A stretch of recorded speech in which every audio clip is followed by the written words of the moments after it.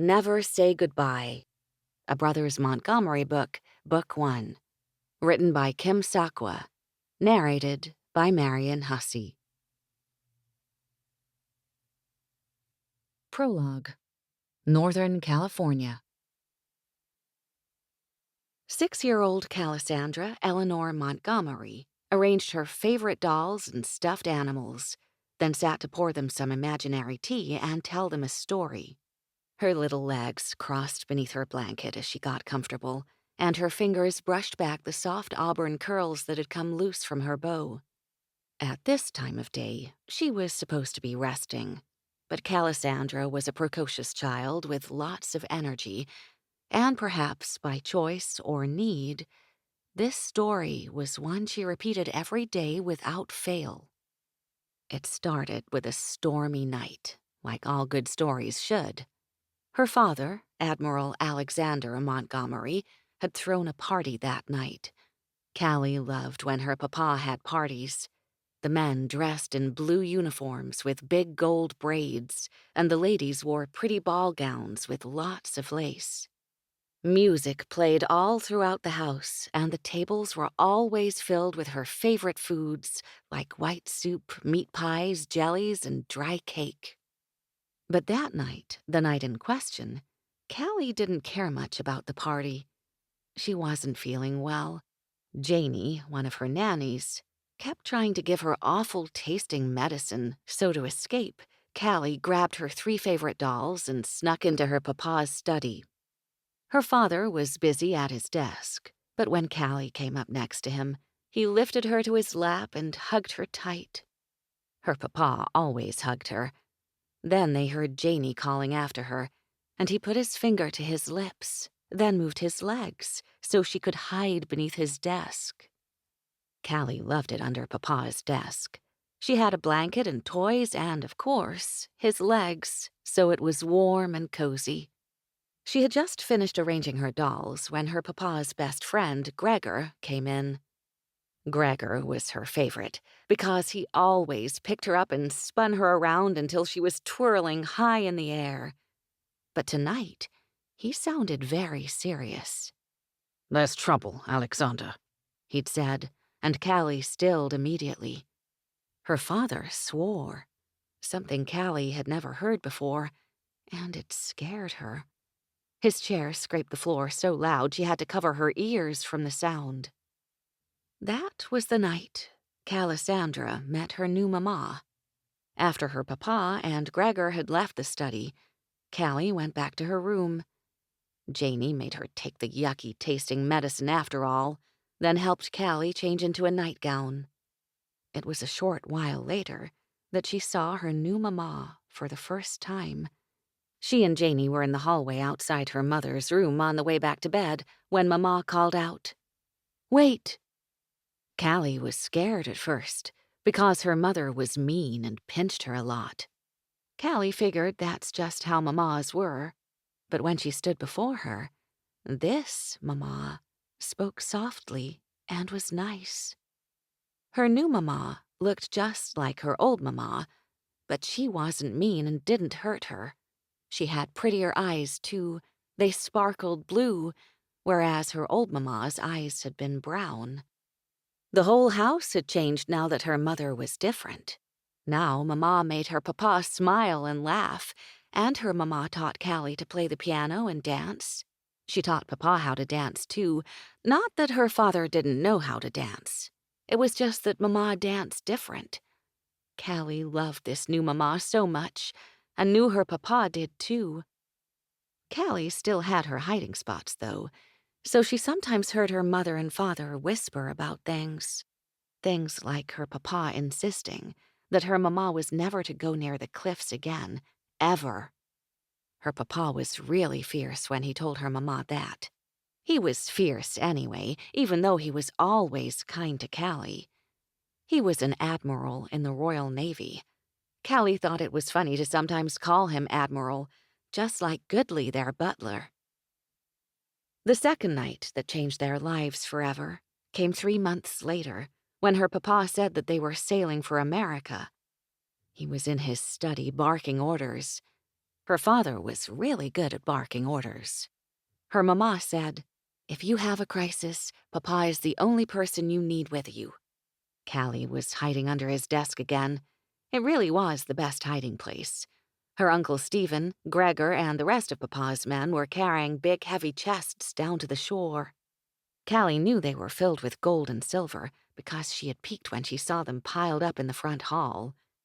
She had also seen the things that were really important to her Papa in the trunks, like the instruments he used to make maps and to measure the stars. Janie and Beatrice were upstairs packing like the dickens so they could take their things with them, and her mama, well, she was looking for her. Her mother had come in earlier to tell Papa she had a bad feeling, but that wasn't anything special. Callie's new mama always had bad feelings, and Callie had to cover her mouth because she almost laughed when Papa said, Really? You? A bad feeling? Mama didn't say anything, but Callie knew she was rolling her eyes. She knew everything about her new mother now. Ever since that night with the yucky medicine and new Mama arriving, they had spent so much time together that Callie almost forgot there had ever been a time when she wasn't there. 20 minutes, Amanda, Papa said. That ship, we're on it. If there's anything you can't live without, you'd better fetch it now. Callie figured the one thing that her mama was trying to fetch was her. She'd seen the ship her Papa was talking about, too. It had been anchored offshore all day. When her mother came back a few minutes later, she told her father that she needed to talk to him, but he said it had to wait. Callie was starting to get a bad feeling all of her own because her mama had sounded so worried. So, while they rolled up maps and started tossing big leather books in another wooden chest, she snuck out of her Papa's study. Callie hid in the hall behind the tall clock until she saw her mama come out. She called Callie's name, looking up and down the hallway before she started walking outside toward the stables. Callie ran to catch up with her. She had just come through the gates when someone grabbed her from behind and covered her mouth so she couldn't scream. That was when she saw her mother up ahead, slung over another man's shoulder. Her father was going to be furious, especially when he realized they were being taken to the cliffs. He was going to roar. Rain and lightning started just as the two men carrying Callie and her mama set them down and made them walk backward toward the opening of the tunnel that led right out to nothing. Callie knew it was a 300-foot drop to the sea because her Papa had told her so. She didn't know how far 300 feet was, but she knew it was too far. Callie hoped he was fibbing, but she knew better. Her father never lied. The big, ugly man had a gun, and the shorter one, the one who'd grabbed Callie, had a saber. Mama started crying, pleading with the men to let them go, or at least just Callie. She offered them anything they wanted, just so long as they let her daughter go. Callie started crying then, too. She was so scared, but she knew her mama would do anything for her. The bad men didn't care, though. They just laughed. That was when her mother took her chance. While they were laughing and not paying attention, she grabbed Callie's hand and whispered that there was a ledge just beneath the opening and to hold on to her tight. Callie didn't have time to wonder how her mama knew about the ledge. She just did as she was told. Her mother stepped over the cliff's edge, and Callie went with her as they dropped down to the ledge that really was there, and not even that far down. Callie had no idea how strong her mama was until that night. She kept Callie safe and secure, pressed super tight between her body and the wall of the cliff, while she held on to the rock above her head.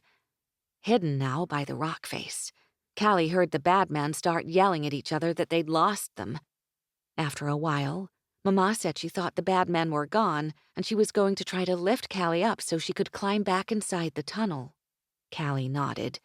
But before her mother could get a grip on her, lightning struck so close that Callie startled and slipped from the ledge. Her mama cried out and grabbed her with one hand, just in the nick of time. Her wrist hurt badly where Mama was gripping it, and her shins were scraped from her fall. But as Callie peeked down at the swirling water and sharp rocks below, she knew this was better. That was when Callie heard her Papa roar from above. She couldn't see his face, but Callie had never heard him roar like that before. She twisted around to see his hand clutched around her mother's wrist and her hand clutched around his. Over the whipping wind, Callie heard him tell Mama he was going to lift them out. Callie could hear Uncle Stephen, too, and when she craned her neck, she saw he was lying on top of her papa's legs so Papa wouldn't fall.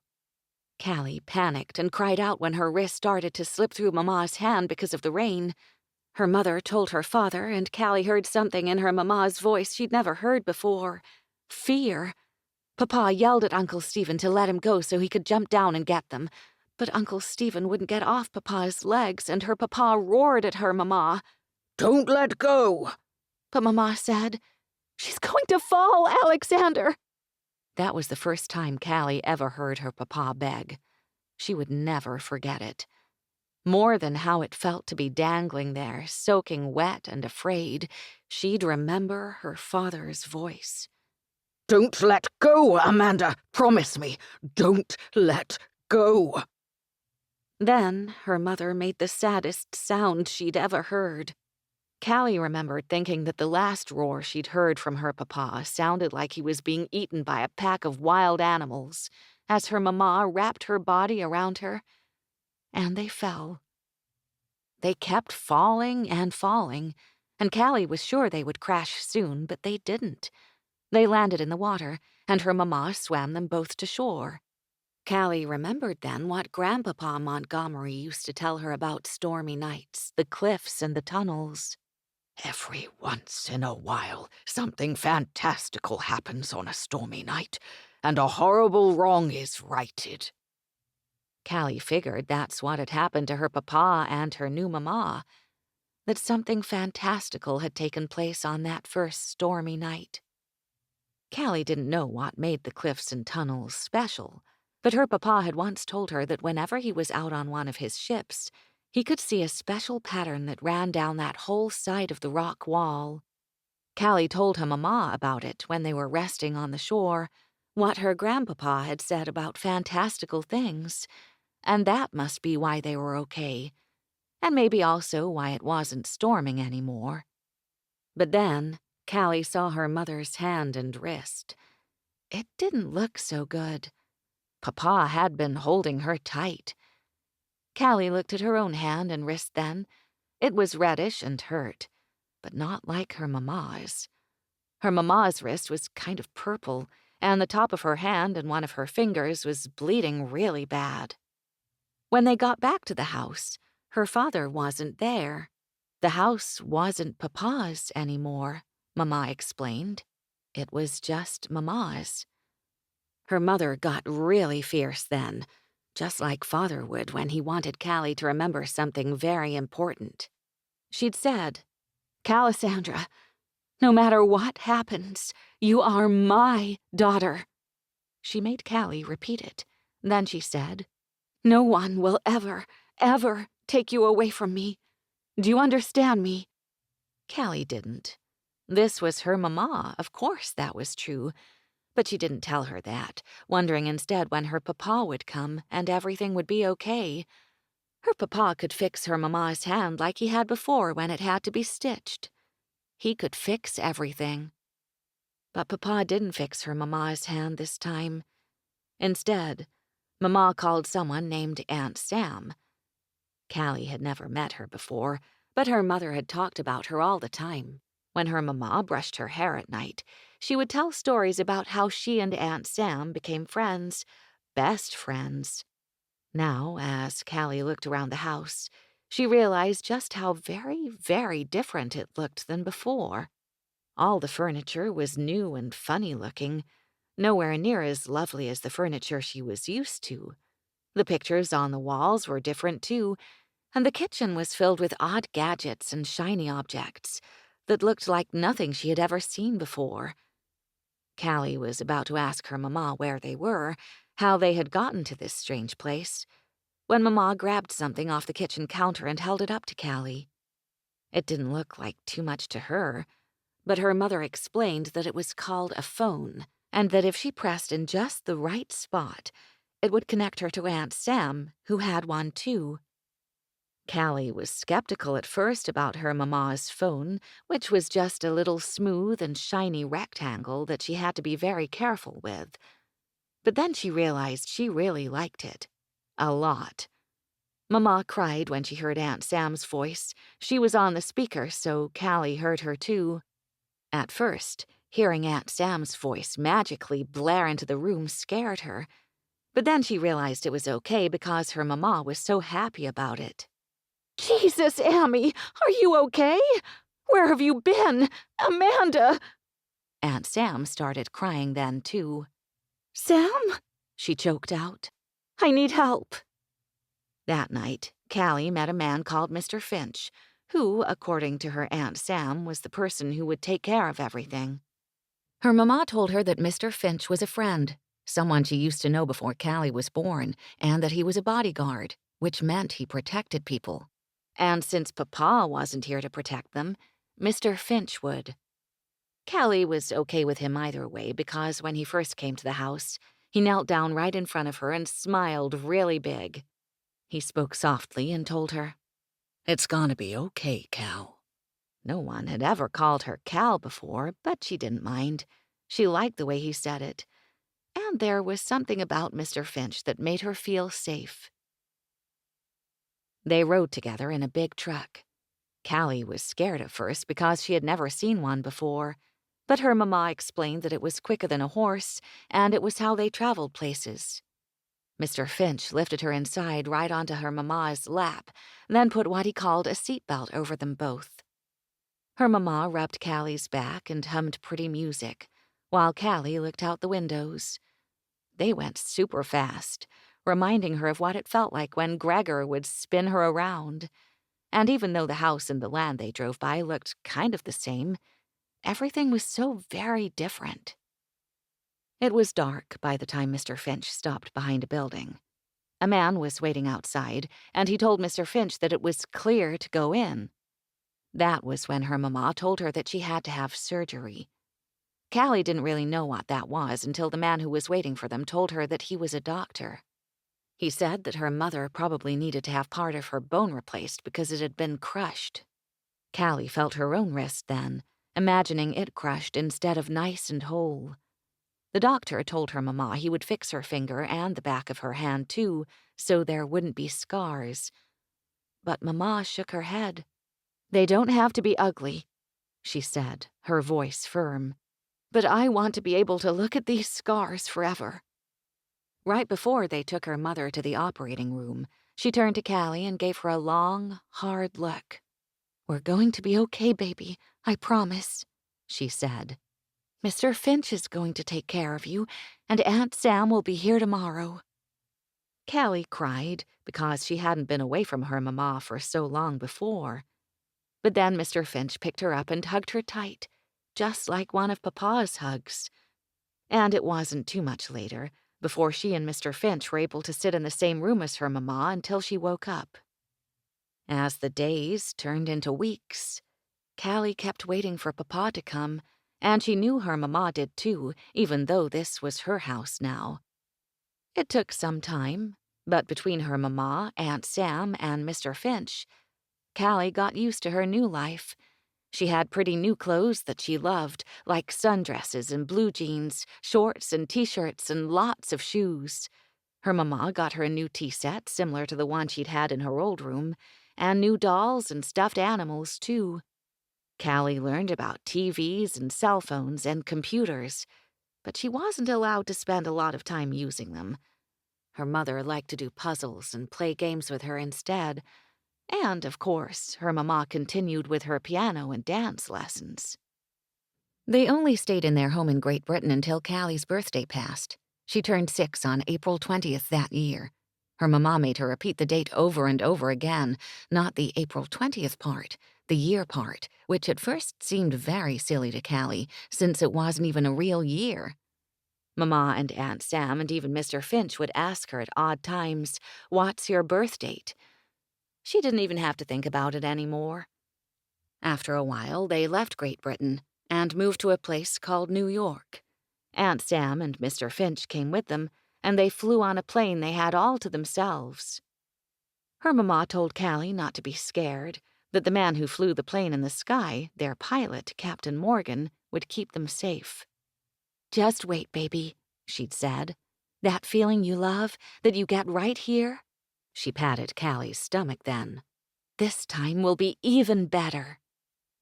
Her mama was right, too.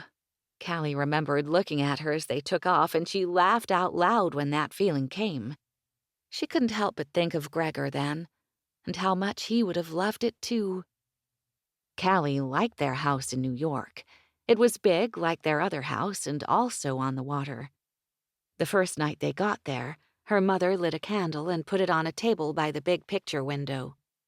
Callie asked her what it was for, and her mama picked her up and stood so they were both looking out at the ocean. "Your papa was taking us to America, Callie, that night we were separated." Mama rarely cried in front of her, and if she did, it was really quiet. Tears would run down her face, but she'd pretend they weren't there. When she was able to speak again, she said, "I lit it for your papa, Callie." Then she placed her hand to the glass. "We made it, Alexander. We're here." Mama's voice caught on a sob then, and Aunt Sam took her from her mother's arms. They stayed in New York only for the summer, before moving to a place called California, where Mama had lived when she was a little girl. Aunt Sam and Mr. Finch came with them again. Callie asked her Mama if Aunt Sam and Mr. Finch would live with them always, and her Mama smiled before telling her that even though Aunt Sam and Mr. Finch had their own lives, they had always been very good friends, and good friends helped each other in times of need, so they would be around a lot. Callie liked that. In California, Mama's belly grew big, and she told Callie she was going to have a brother. Her mother used to cry before, a lot, but now she cried even more. Not during the day, but at night when she thought Callie was asleep. Callie didn't like hearing her mama cry, but she knew it was because she loved her papa so much. Her mama didn't think they were ever going to see him again. But Callie had been watching a lot of movies, and she knew her papa was better than all those superheroes put together. He would be able to find them no matter what. It was when they moved to California that Callie learned her mama was a famous songwriter and that people all over knew who she was. Callie went to a fancy school where she had to work really hard. One day at school, the fourth graders put on a performance about something called the American Revolution. Callie would never forget sitting there looking at the stage and all the scenery and decorations.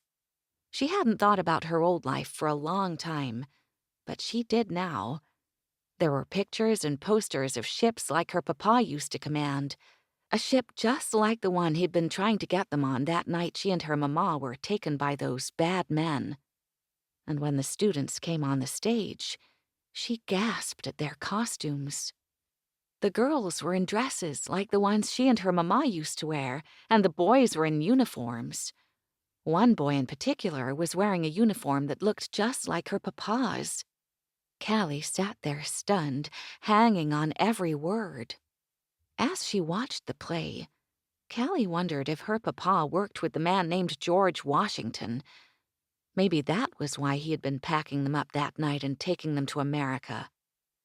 Callie thought about that book then, the one that had made her mama cry. They were still in their home in New York when she found it. Callie had opened it to the very same page later and gasped when she saw her papa's name written there. Alexander Montgomery. It said her papa had been found guilty of reason and had to write a sentence about death. It had taken her a long time to sound out all those words, and she didn't understand what they meant. But shortly after that, Mama decided they should move. She told Callie that Papa wouldn't be able to find them after all. Callie didn't believe her Mama. She didn't tell her that, of course. But Callie would never believe her Papa couldn't find them. Never. Chapter 1. January 31st, 2 a.m., St. Anna Private Hospital, Northern California. The security guard didn't stand a chance. Alexander Montgomery watched as 3 of his men disarmed him, then showed their credentials. At the present hour, the hospital corridors were all but deserted. A nurse pulled out her cell phone to record Alexander's 15-man entourage as they passed. Her phone was taken and destroyed as she was ushered away. They separated at the bank of elevators. Alexander's group was made up of his brother Stephen, Dr. Evan Childress, tech specialist Michael Bowers, and his attorney Christopher Bennett. The nurse, stationed behind the desk, reached for the phone as they commandeered the west wing of the 8th floor. Alexander couldn't be sure what shocked her more, him and his men, or the 2 hospital board members accompanied by head psychiatrist Dr. J. Myers approaching from another corridor. She dropped the phone and sat in silence. Smart woman.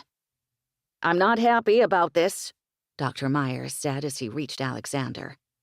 "Dr. Myers," Alexander began, "I can unequivocally assure you no one is unhappier than I." He looked to his attorney, Chris, who withdrew the necessary paperwork. After a careful inspection, the documents were signed. Under almost any other circumstances, Alexander would have felt victorious. This was none of those. "Where is she?" He followed Amanda's doctor down the hallway. Considering the press she'd had over the past 9 months, and that she was a celebrity in this century in her own right, Amanda's room was the only one occupied on this hall. 3 men stood at the end. At first glance, they seemed harmless, perhaps visitors loitering outside a patient's room. But they weren't harmless, or visitors. Until 12 hours ago, they'd been Amanda's private security detail. Now, they worked for Alexander. "Finch."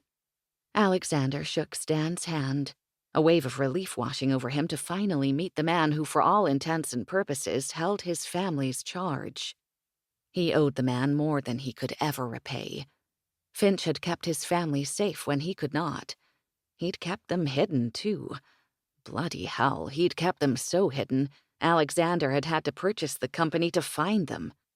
It was the 6th of such businesses he'd acquired in his effort. Amanda had been signed into the hospital under an assumed name. Alexander hadn't even known she was pregnant until the papers were signed and JDL security had become his. Since landing in the 21st century 7 months ago, he'd done nothing but try to find his wife and daughter. Why he'd thought it would be as simple as walking through the front doors of his estate escaped him. Amanda and Callie weren't even there. Nor was anyone, for that matter. He'd learned later they had left only the week before, closing the house for the time being. He didn't realize how lucky they in fact were to be alone while gathering themselves in their new current circumstances. He, Stephen, and Gregor had spent days searching for, finding, and digging out the chests of gold and silver bullion, jewels, and other personal items they'd buried in the tunnels. Then there had been the 3 goats they'd experimented with while trying to determine the best place to actually jump from. Since he and Amanda could never be sure of the portal opening that she had originally come through, he decided it was best to go with the one from which she left. It wasn't hard to locate the exact spot where Amanda and Callie had fallen, a moment Alexander would never forget, one forever imprinted in his brain.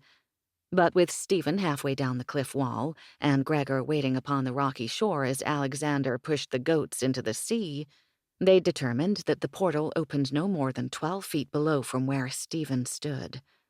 They tested again and again with various small game, until they were sure of the exact location of the portal before making the leap themselves. Shaky and amazed that they'd actually made it, the trio quickly realized that the 21st century was even more different than the 18th than they'd ever imagined. They hadn't calculated it would take so much time to acclimate to their new surroundings and the advancement of science, all sciences. Thankfully, the Abersoch property had been updated by its previous owners over the centuries, which gave them a softer introduction into what he now knew of modern technology in its truest form. Disturbing, would be putting his reaction to the new order of things mildly. It was one thing to listen to Amanda speak of how things were in her time, in the great fantastical future, as they jokingly called it while they were together. It was something else entirely, though, to experience them firsthand. Stephen managed with the changes quite well, and Gregor's eyes lit with each new gadget, large or small, they happened across, be it light switch or automobile, electric knife or jet. Having been a spy during simpler times had its advantages. They'd cracked Amanda's safe, which was, thankfully, exactly where she had told him it would be back in his own time. On a lark one evening, Amanda had taken him on a tour of his own home, gleefully pointing out how things were different in her time. It took only a small amount of the explosives Alexander had packed in one of the chests to open the safe. Inside, they found she'd left behind multiple passports, all with varying aliases and addresses, both for her and for Callie. All of the information was bogus. He did, however, find the remnants of a receipt in Amanda's nightstand drawer that brought him to the bowels of London, to the establishment where Stan had taken her to purchase their illicit traveling papers. Stan, he later learned, was a longtime friend of Samantha's and had a reputation for being what people in today's world called a cleaner, someone who could and would take care of anything and everything for his employer. He'd have known Amanda, too, Alexander realized, if they all went to college together. He wondered how much Amanda remembered of her time with them. The seedy back alley storefront was just that, a front for anyone plying in the trade of secrets. Its patrons ran the gamut from legitimate blokes working for various intelligence agencies to the dregs of society using it for things like black market trades and human trafficking. As such, it was a hive of activity and under constant surveillance. Alexander had thought he, Stephen, and Gregor had done pretty well with their futuristic present-day disguises, but looking back now, he realized how off they'd been. They must have stuck out like sore thumbs. As a result, they'd been tailed back to the estate by Michael and Trevor, who at the time worked with and sometimes for what the Crown now called the Secret Intelligence Service, or MI6. Alexander and the boys had had their obligatory pissing match, then threw their cards on the table. Alexander won them over, so Michael and Trevor helped him obtain all the necessary identification and travel documentation for himself, Stephen, and Gregor. More than that, the boys taught Alexander and his cohorts what they needed to know about current weaponry, wireless gadgetry, and military-issue surveillance equipment. In turn, Alexander taught them how he trained in hand-to-hand combat and the fine art of mind-bending without all the textbook bullshit. He tried to pay them in cash, even gold, but they'd refused. Instead, they'd been impossible to shake and joined what he now considered to be his merry band of brothers in the new order of things. Michael and Trevor themselves were actual brothers and essentially orphaned. Having only each other, they'd somehow gotten it into their heads that they'd join forces with Alexander, Stephen, and Gregor. He referred to them as the boys, and in all honesty, was rather fond of them. It was Michael who'd introduced him to most of the men who worked for him now, all retired military, British and American alike, not to mention a random spray from other countries. The more they brought within their circle, the more that stayed. They'd followed Amanda's trail and found she'd paid cash for everything. But as that was the only trail he'd been trained to follow, it had been simple for him. Not easy, only simple. They found the doctor who'd repaired her hand, the stores where she'd purchased clothes for Callie, the skeleton staff she'd hired for the estate, the document lab, and Captain Morgan who'd flown them to the States. Lastly, the New York estate where they'd spent the summer. Then they'd vanished. Literally. Stan was that good. Alexander had used the resources at his disposal, his new band of brothers, and an exorbitant amount of money to buy JDL. The purchase included a training facility and compound in Northern California. It was constantly bristling with activity: combat training, weaponry, explosives, surveillance. Providence that it's where he'd ultimately found his family. It was because of Amanda he decided to make the business of security his actual business. 1, he needed to find her, and 2, it was lucrative. Half of his current employees worked private security like Stan. The other half, they were hired mercenaries. He shared a look with Stan now as the guard changed, never more grateful to resume such an awesome duty and responsibility. The care of his family, Amanda, Calisandra, and their newborn son. He just pushed the door open when Dr. Myers stayed him with a hand. Mr. Montgomery, you've taken steps to provide medical and psychological supervision. As you're now aware, our patient suffered a traumatic nervous collapse. She needs time, not just to recuperate physically from the delivery, but she'll require specialized care to address her memory loss as we— Dr. Myers, Alexander said, cutting him off. He wasn't an idiot. He motioned Evan forward. May I introduce Dr. Evan Childress? No other explanation was necessary. Dr. Evan Childress was a world-renowned psychiatrist. He'd consulted for Art Fisher and JDL over the years.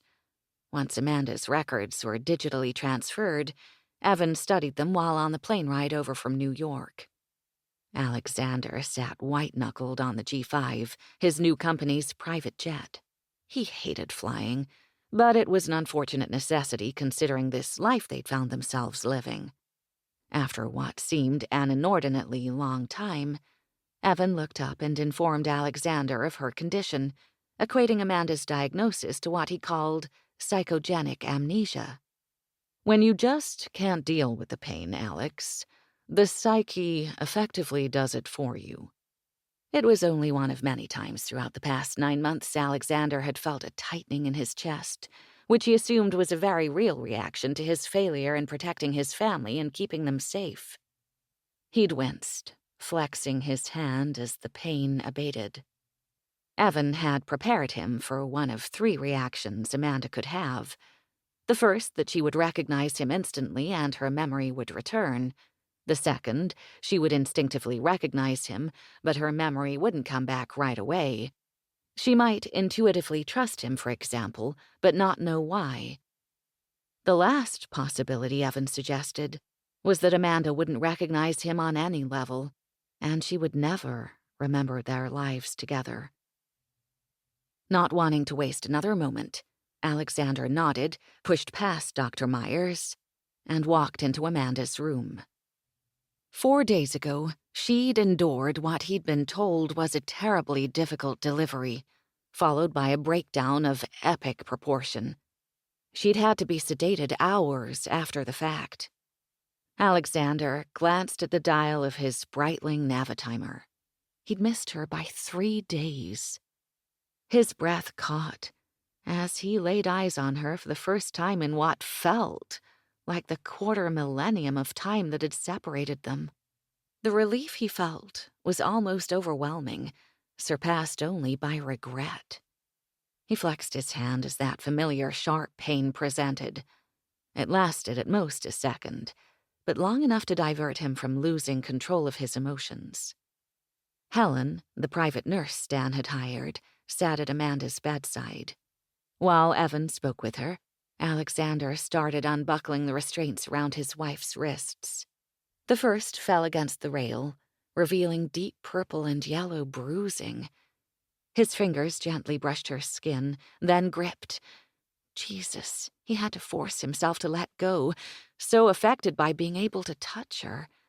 She made a sound and tried to roll over as he started on the second of her manacles. Then her eyes shot open. Who? Where?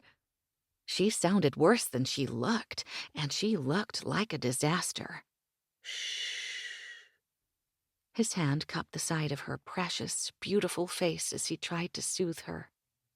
You've been discharged, Amanda. I'm taking you home. Her free hand started frantically scratching the leather around her other wrist. He knew what it felt like to be trapped, and let her help. "My son," she said as she tried to sit up. He'll be here in a minute, Alexander told her as he helped her. She grabbed his hand, big cornflower blue eyes wincing in pain as she begged, "Take them off, please." She covered her face as fat tears fell, but he didn't know what she was talking about. He looked around the room, and then down at the end of the bed. Jesus Christ! They had her ankles locked down. He was so angry he almost ripped the bindings holding them to the bed rail. Then he lifted her out of her prison, giving her a reassuring squeeze once she was safely cradled in his arms. Bloody hell, sweetheart, he whispered as he started for the door. I'm sorry. My daughter's British, Amanda told him drowsily. I know, he said grimly, realizing his wife didn't remember him. Was it option 3? Alexander stopped at the desk again. His son had been brought up from the nursery. They checked his bracelet against Amanda's. Satisfied they had a match, the nurse placed him in Stephen's outstretched arms. Amanda stiffened suddenly. Where are we going? I'm taking you home, Amanda, he reminded her. Xander, my baby. I have to get my baby. He's right here. Alexander turned her so she could see him. See? Her eyes filled with tears again. Thank you. He wanted to cry with her. He didn't, and considering how grievous the past 278 days, not that he was counting, had been, made it terribly difficult. She sighed and put her head back down. It was close to 4 a.m. by the time they arrived at Amanda's. She'd slept in his arms the entire ride over, burrowed herself into the crook of his neck, just as she'd always had before. It buoyed his hopes that perhaps she did at least instinctively remember him, and it felt amazing. He couldn't hold her tight enough and rocked her. Bloody hell. Just because he could. Sam, Amanda's best friend, was waiting outside the front doors. They'd never met, but Amanda had talked about her frequently. Amanda had known that he and Stephen believed her when she'd finally revealed she was from the 21st century. She knew, too, that they would protect her with their lives. Stephen had also been present for a lot of Amanda's stories about the future, most of which included Sam. In fact, Alexander had been furious at first that his wife spoke so often of another man. When he finally voiced his anger, Amanda had used one of her favorite phrases. "Really, Alexander?" She'd rolled her eyes, too.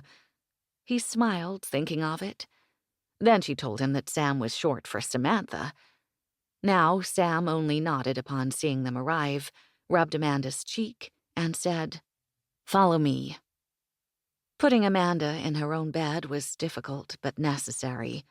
After speaking with Evan and Helen, he reluctantly left Amanda in their care. Time to find his daughter. Sam cornered him in the hall as the door snicked shut behind him.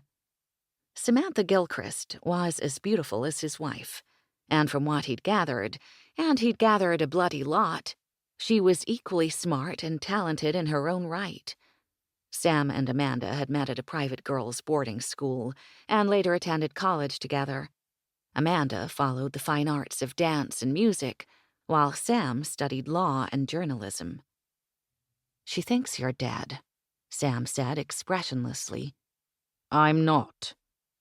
Alexander wasn't surprised by her tone or lack of emotion. Amanda had often said Sam warmed up slowly, if at all. The result of something that had happened to her back in college, apparently. Amanda had seemed so torn up about it that Alexander pressed for more information. Eventually, Amanda divulged, begrudgingly and quite sparingly, that Samantha had been taken advantage of, attacked in some manner by a man who was a classmate of theirs, though beyond that she'd never expounded. At the time, he'd been furious on behalf of his wife's closest friend, but Amanda had smiled softly and patted his hand, telling him that it was okay now, that it was well in the past. Then she chuckled at her own unintended joke. Samantha, she said, was shrewd, yes, but if you were lucky enough to gain her trust, her friendship and love was a gift like none other. Duh. You missed her by 3 days, Samantha. Story of our lives. Always just this side of too late. Don't be pathetic, she shot back. You're here. I'm not sure how, and I'm not sure I want to know. Hearing Amanda's side of the story was absurd enough. A look crossed her face. If anyone finds out, we've covered our tracks, destroyed everything we can. Dr. Childress has already convinced me that it's in Amanda's best interest to let her draw her own conclusions. He knows? Her expression was incredulous. Yes. Alexander didn't find it necessary to expound at the moment, if ever. To her point, however, there were a handful of people who were indeed aware of how he and Amanda had met, and also how he had lost her and his daughter. He couldn't be expected to keep something like that to himself. Amanda clearly hadn't. So, until she remembers? If she remembers? Until she remembers, Alexander said pointedly. I'm the new owner of JDL Security. On the ride home from the hospital, he decided to change the name to Calder Defense, the first 3 letters of Callie's name and the last 3 of Sanders. Amanda's a client, and my brother's her new detail. Which granted Alexander access to her and his children's lives, he decided, even if the cover was a bit of a stretch. He was relying on his wife's love of family, immediate and extended, so this was right up her alley. Wait, Samantha said, putting up her hand. You bought JDL? Yes, and all their subsidiaries. Your fortune traveled with you?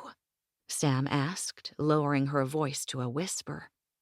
If she only knew how long his men had worked to bury everything deep within the cliffs. It multiplied, actually. He'd been shocked to find his gold and possessions were worth over $1 billion in today's market. He'd gladly give it all away for his wife and children. Where's Calisandra's room? You're going to wake her up? Damn right I am, he said, a little louder than he'd intended. Samantha's initial surprise was quickly followed with a nod of understanding, and she led him to the room down the hallway on the right. His hand splayed the solid wood panel, a moment before covering the large pewter lever that opened her door. Alexander stood in the threshold as his eyes adjusted. Soft light illuminated her entire room. It was a little girl's dream. An immense 4-poster bed sat against the wall facing the doorway where he stood. To his left were bookshelves and a desk. To his right, large picture windows overlooked the sea. One corner was filled with a dress-up and play area. The other held a small table and chairs. The table was set for tea, and dolls and stuffed animals filled the chairs. It brought tears to his eyes. Amanda had done a remarkable job under the circumstances. That Amanda held on to her sanity as long as she had was astounding. He'd come close to losing his mind himself. He sat on the bed next to his daughter. She was facing the other way. His hand covered her little back. Calisandra. His heart nearly turned over in his chest at her whispered response. Papa? Then she rolled over, rubbed her eyes, and her sweet little face fell in shock. He grabbed her with both hands and pulled her in, rocking her as he buried his face in her neck. I knew you'd find us, Papa. He was so overcome with emotion he couldn't speak. It took him a solid minute to choke out. I'm sorry it took so long, Angel. Are you crying too, Papa? Callie's little hands framed his face. I am, he confirmed, nodding his head. You never cry, Papa.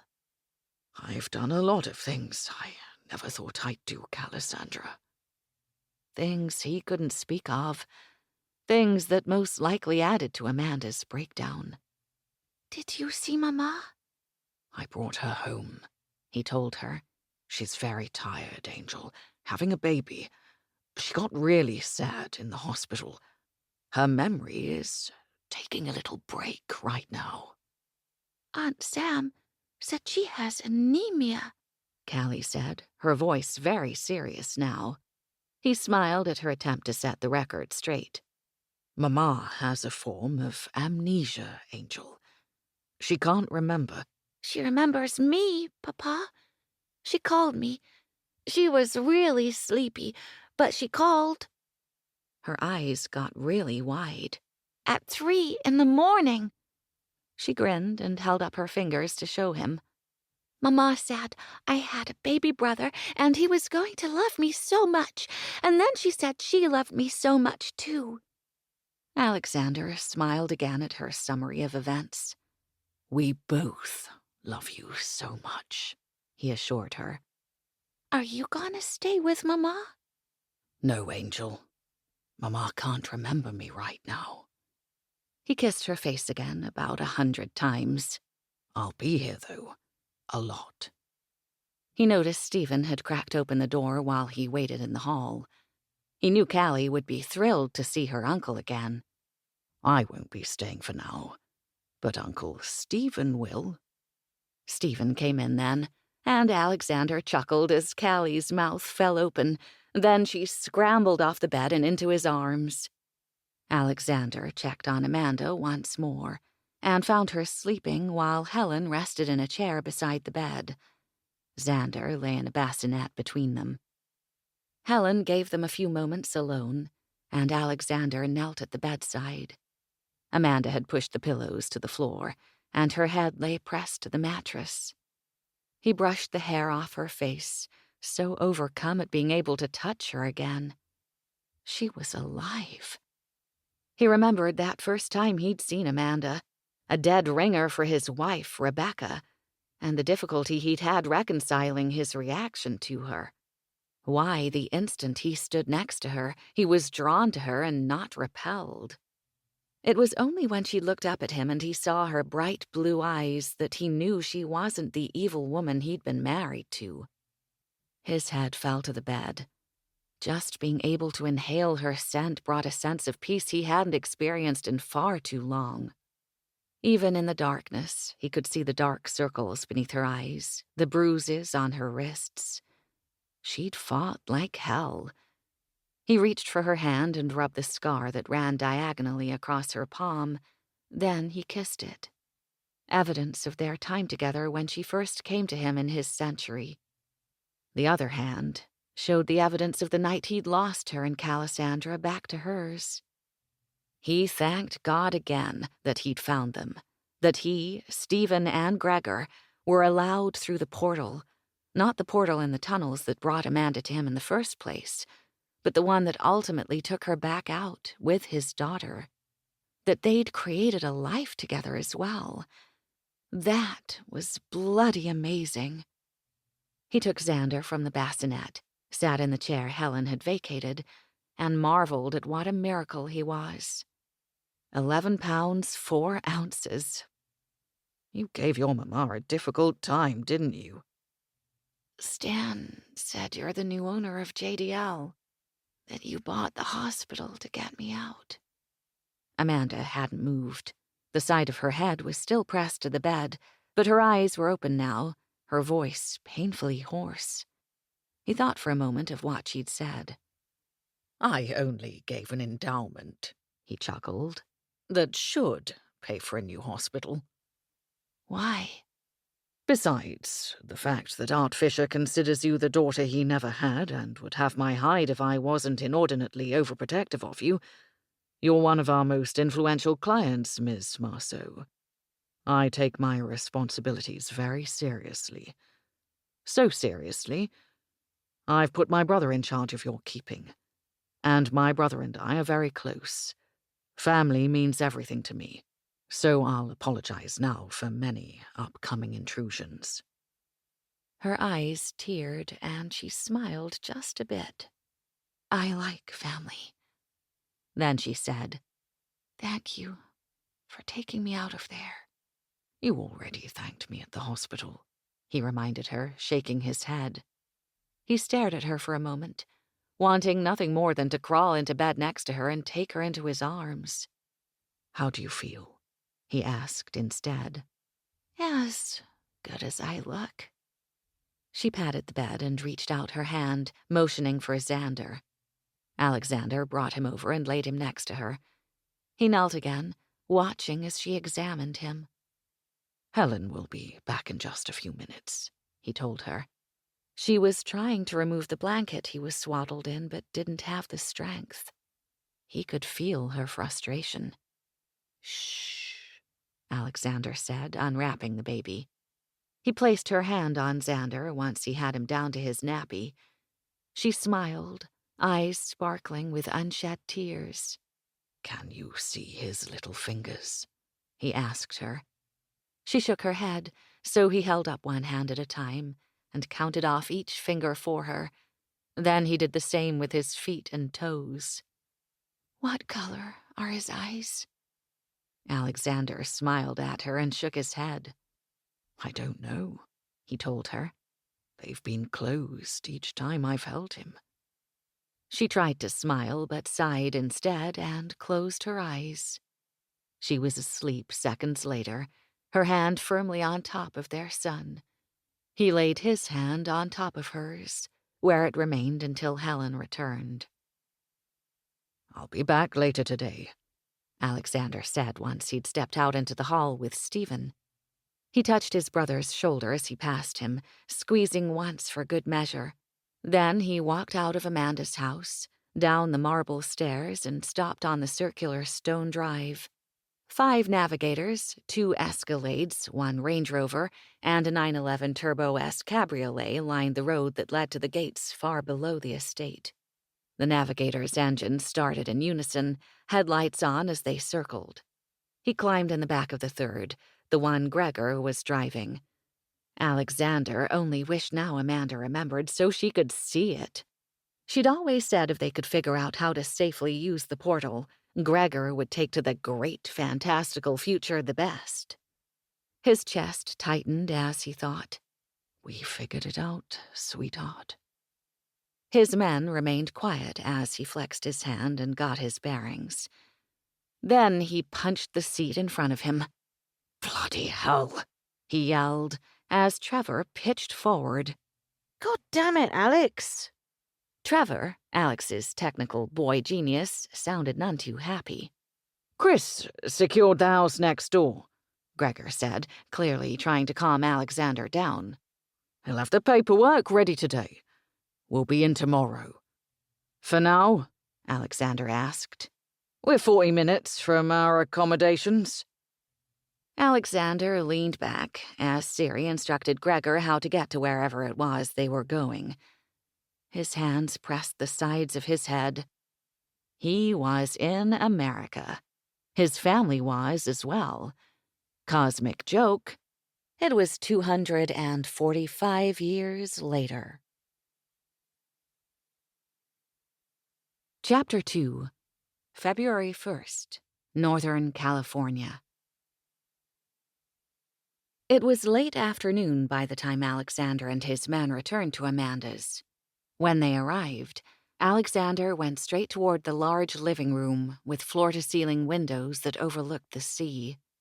Samantha was seated on a white ultra-suede stool, her hands atop a glistening marble countertop. A nightclub-sized bar filled the area to his right. Amanda had impeccable taste. Her home reflected that. "How is she?" Alexander asked Samantha, who turned, her eyes narrowed slightly. "She is resting comfortably right now. I, however, am becoming irritated with your brother." Alexander turned to look at Stephen, sitting on another stool, positioned so he could see the entirety of the room and the estate's front doors. Files and paperwork were spread before him, as well as his iPhone, two-way radio, and SIG. How their lives had come to this was, well, it just was. "I only asked you a question, Samantha," Stephen said bitingly, as he gestured to Stan, who had appeared just inside the room. Stan nodded and did a quick pivot. Stephen was great under pressure. God bless his brother. "A personal question," Sam said coolly. "Why it's your business, Stephen, I'm not sure. But no, I'm not seeing anyone." Ah, now Alexander understood. Amanda had always said Stephen and Samantha would suit. This must be the result of his brother's 200-plus-year fascination with Miss Gilchrist.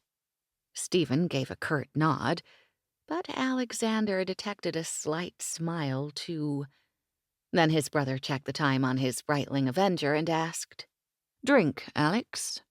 See if there's any Macallan." Samantha laughed knowingly, and when Alexander walked behind the bar, he saw it. The bottle was right there, already opened. A beautiful yet utterly masculine cut crystal rocks glass sat beside it.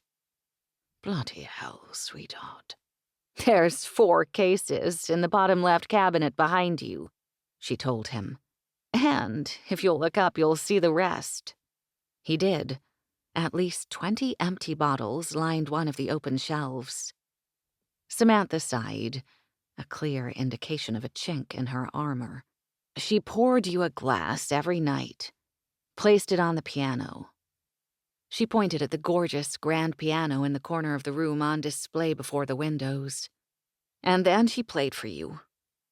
Sam got up and shook her head, and tears laced the words that followed. "It was heartbreaking." She walked behind the bar, grabbed another glass, poured some Macallan for herself, and knocked it back. Impressive. Their eyes locked, and as the proverbial ice melted, her shoulders sagged in resignation. "I can't believe you're here. Or you," she said, looking at Stephen. "And Amanda told me about Gregor, so him too. Jesus!" It must have just hit her. "He drives one of your navigators." Alexander actually chuckled. If anyone was born to live in the 21st century, it was his best friend. "Gregor loves to drive." He shook his head. "There's not a vehicle he's come across that he hasn't mastered in a day." Alexander remembered the first time Gregor had driven an automobile, an Aston Martin on the estate in Great Britain.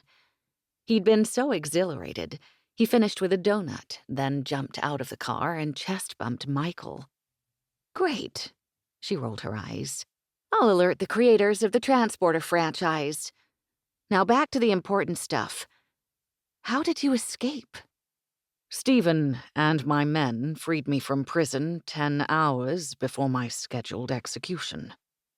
He had to admit it was a good line, and somewhat relished the look of shock on Sam's face.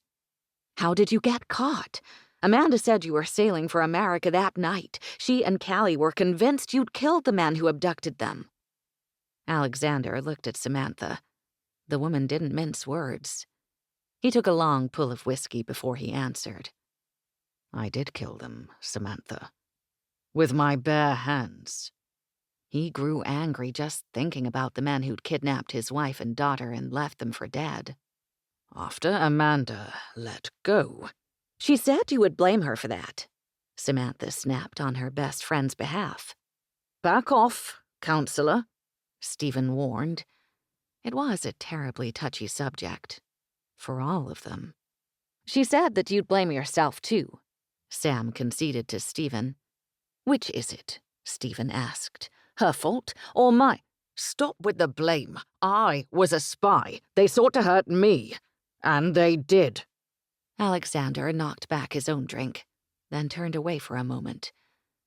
That evening was a living, recurring nightmare in his head.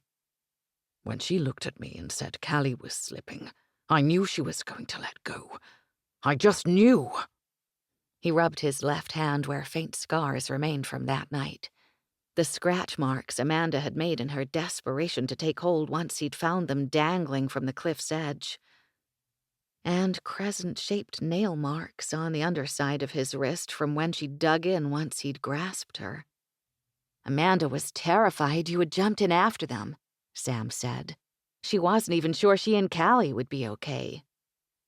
In fact, Alexander had tried to jump after them, and he was about to open his mouth to say as much, but Stephen swore and got up to pour his own drink.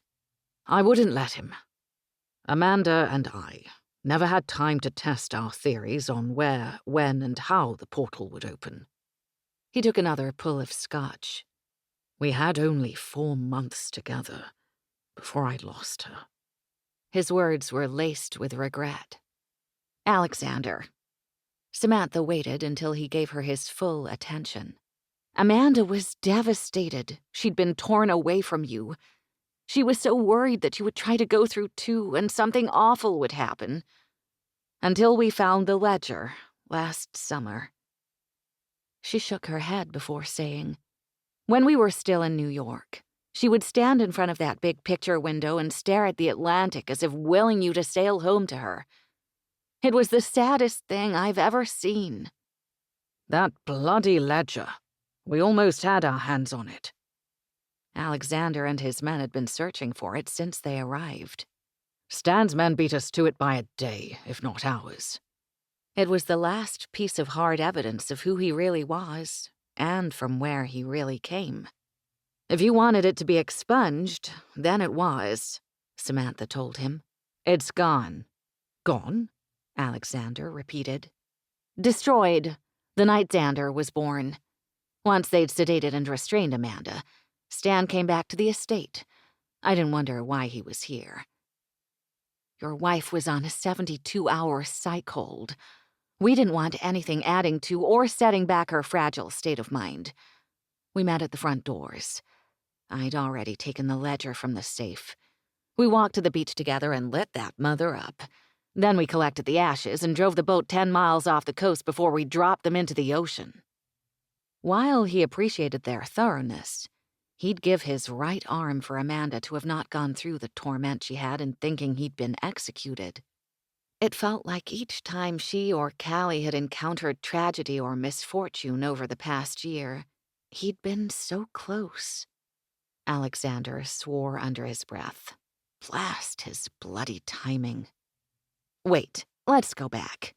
How did you get caught? Samantha asked. You should have at least made it to America, based on what Amanda told me about those men that night. After searching the water beneath the cliffs, Stephen jumped in. He stood on the rocks beneath the ledge and waited. Stephen didn't say for their bodies to wash ashore. He didn't want Amanda and Callie to be alone. 12 days and 12 nights he stood sentinel. The only reason he left was because they'd dragged him away in chains. He begged me not to leave. My brother kept vigil for 6 more days, Alexander said. Then he and our men came to the same conclusion I already had. Amanda and Cassandra had somehow made it through the portal. Together. Amanda said you knew there was something about that cliff that made it different. When I was just a boy, my father showed me the odd pattern that ran up the entirety of the rock wall, Alexander said, remembering. He often told me tales. But they weren't tales after all. He shook his head. They were real. What kind of tales? Sam asked, her glass empty, but still in her hand. He'd say that sometimes one of our ancestors would, by a twist of fate, have a terrible wrong righted. So, Rebecca was your wrong, and Amanda righted it. Simply put, I suppose so. You know, Amanda had a fascination with you before she even met you. Did she tell you? He tilted his head. Very little surprised him anymore. This, however, did. Warmed his heart, too. No, he told Samantha. I had no idea. Without jumping too far ahead and leaving off much of the story, Sam said, She found an accounting of your ancestral history, your military rank, your marriage to Rebecca, the birth of Callie, the death of your son, that all mysteriously ended in 1774. When Amanda returned from the British Isles with Callie, she eventually told me everything. It wasn't easy getting the story out of her, and there was the matter of her wrist. Alexander's hand flexed at the mention. He tried to hold on to her even after she'd let go. He'd crushed her wrist in the process. It was now healed post-surgery, and worked just fine thanks to titanium and the wonders of modern medicine. He walked out from behind the bar and to the large picture windows facing the sea. He turned back to Samantha and shook his head. Losing Amanda and Callie changed everything. He circled the piano, then fingered the coaster before setting his drink on it. When he looked at Samantha, she nodded, confirming it was where his wife had placed his drink each evening. She played the most wonderful music I have ever heard. He could picture them at home, their home in 18th century Great Britain. He smiled as he recalled one of many evenings he and Amanda would sit upon the piano bench after Callie had been put to bed, and his wife would play and sing to him. She was amazing. God, I've missed her. She made me laugh more than I ever had before. He brushed his fingers across the keys. Amanda changed our lives. My life, in a way. Are you talking about me? Amanda was standing in the doorway. They all turned to look at her. She stood within the massive entrance to the room as if she belonged there. Star that she was, a presence of her own. Tall, with auburn hair and breathtaking cornflower blue eyes. She was gorgeous, even 5 days after giving birth. Fresh-faced, hair straightened and pulled back, wearing a soft gray cashmere lounge set. She had Xander tucked up tight to her chest, and Helen stood less than a pace behind her, lips pursed. Amanda was obviously in charge, and Helen none too happy about it. Stan appeared next. Sam spoke first. You look pretty, sweetie. For a mugshot, Amanda replied dryly. Mama! Callie hollered, coming running across the foyer from God knows where with Rosa, Amanda's house manager, hot on her heels. Callie came to an abrupt stop at the sight of everyone and wrapped her arm around Amanda's leg before pressing her face to the side of her long, lean thigh. Amanda looked down at Callie and smiled. Hi, baby, she said, rubbing her head affectionately, which caused the cuff of her sleeve to move, revealing still dark purple bruising. When Amanda brought her arm back up, she readjusted her sleeve to cover her wrist. Hi, Admiral, Callie said before sticking 2 fingers in her mouth. A rank Alexander in fact carried, and one she had often called him, as had been his man Goodley's practice. Callie had loved Goodley and had mimicked most all of his salutations. Hi, Aunt Sam. She giggled softly, her shoulders scrunching before she looked at Stephen and said, Aboon? Callie called her Uncle Stephen, Avoon, short for avunculus, the Latin word for uncle, though her pronunciation made it sound like Aboon instead. It was adorable. I'm going to New York, Amanda announced.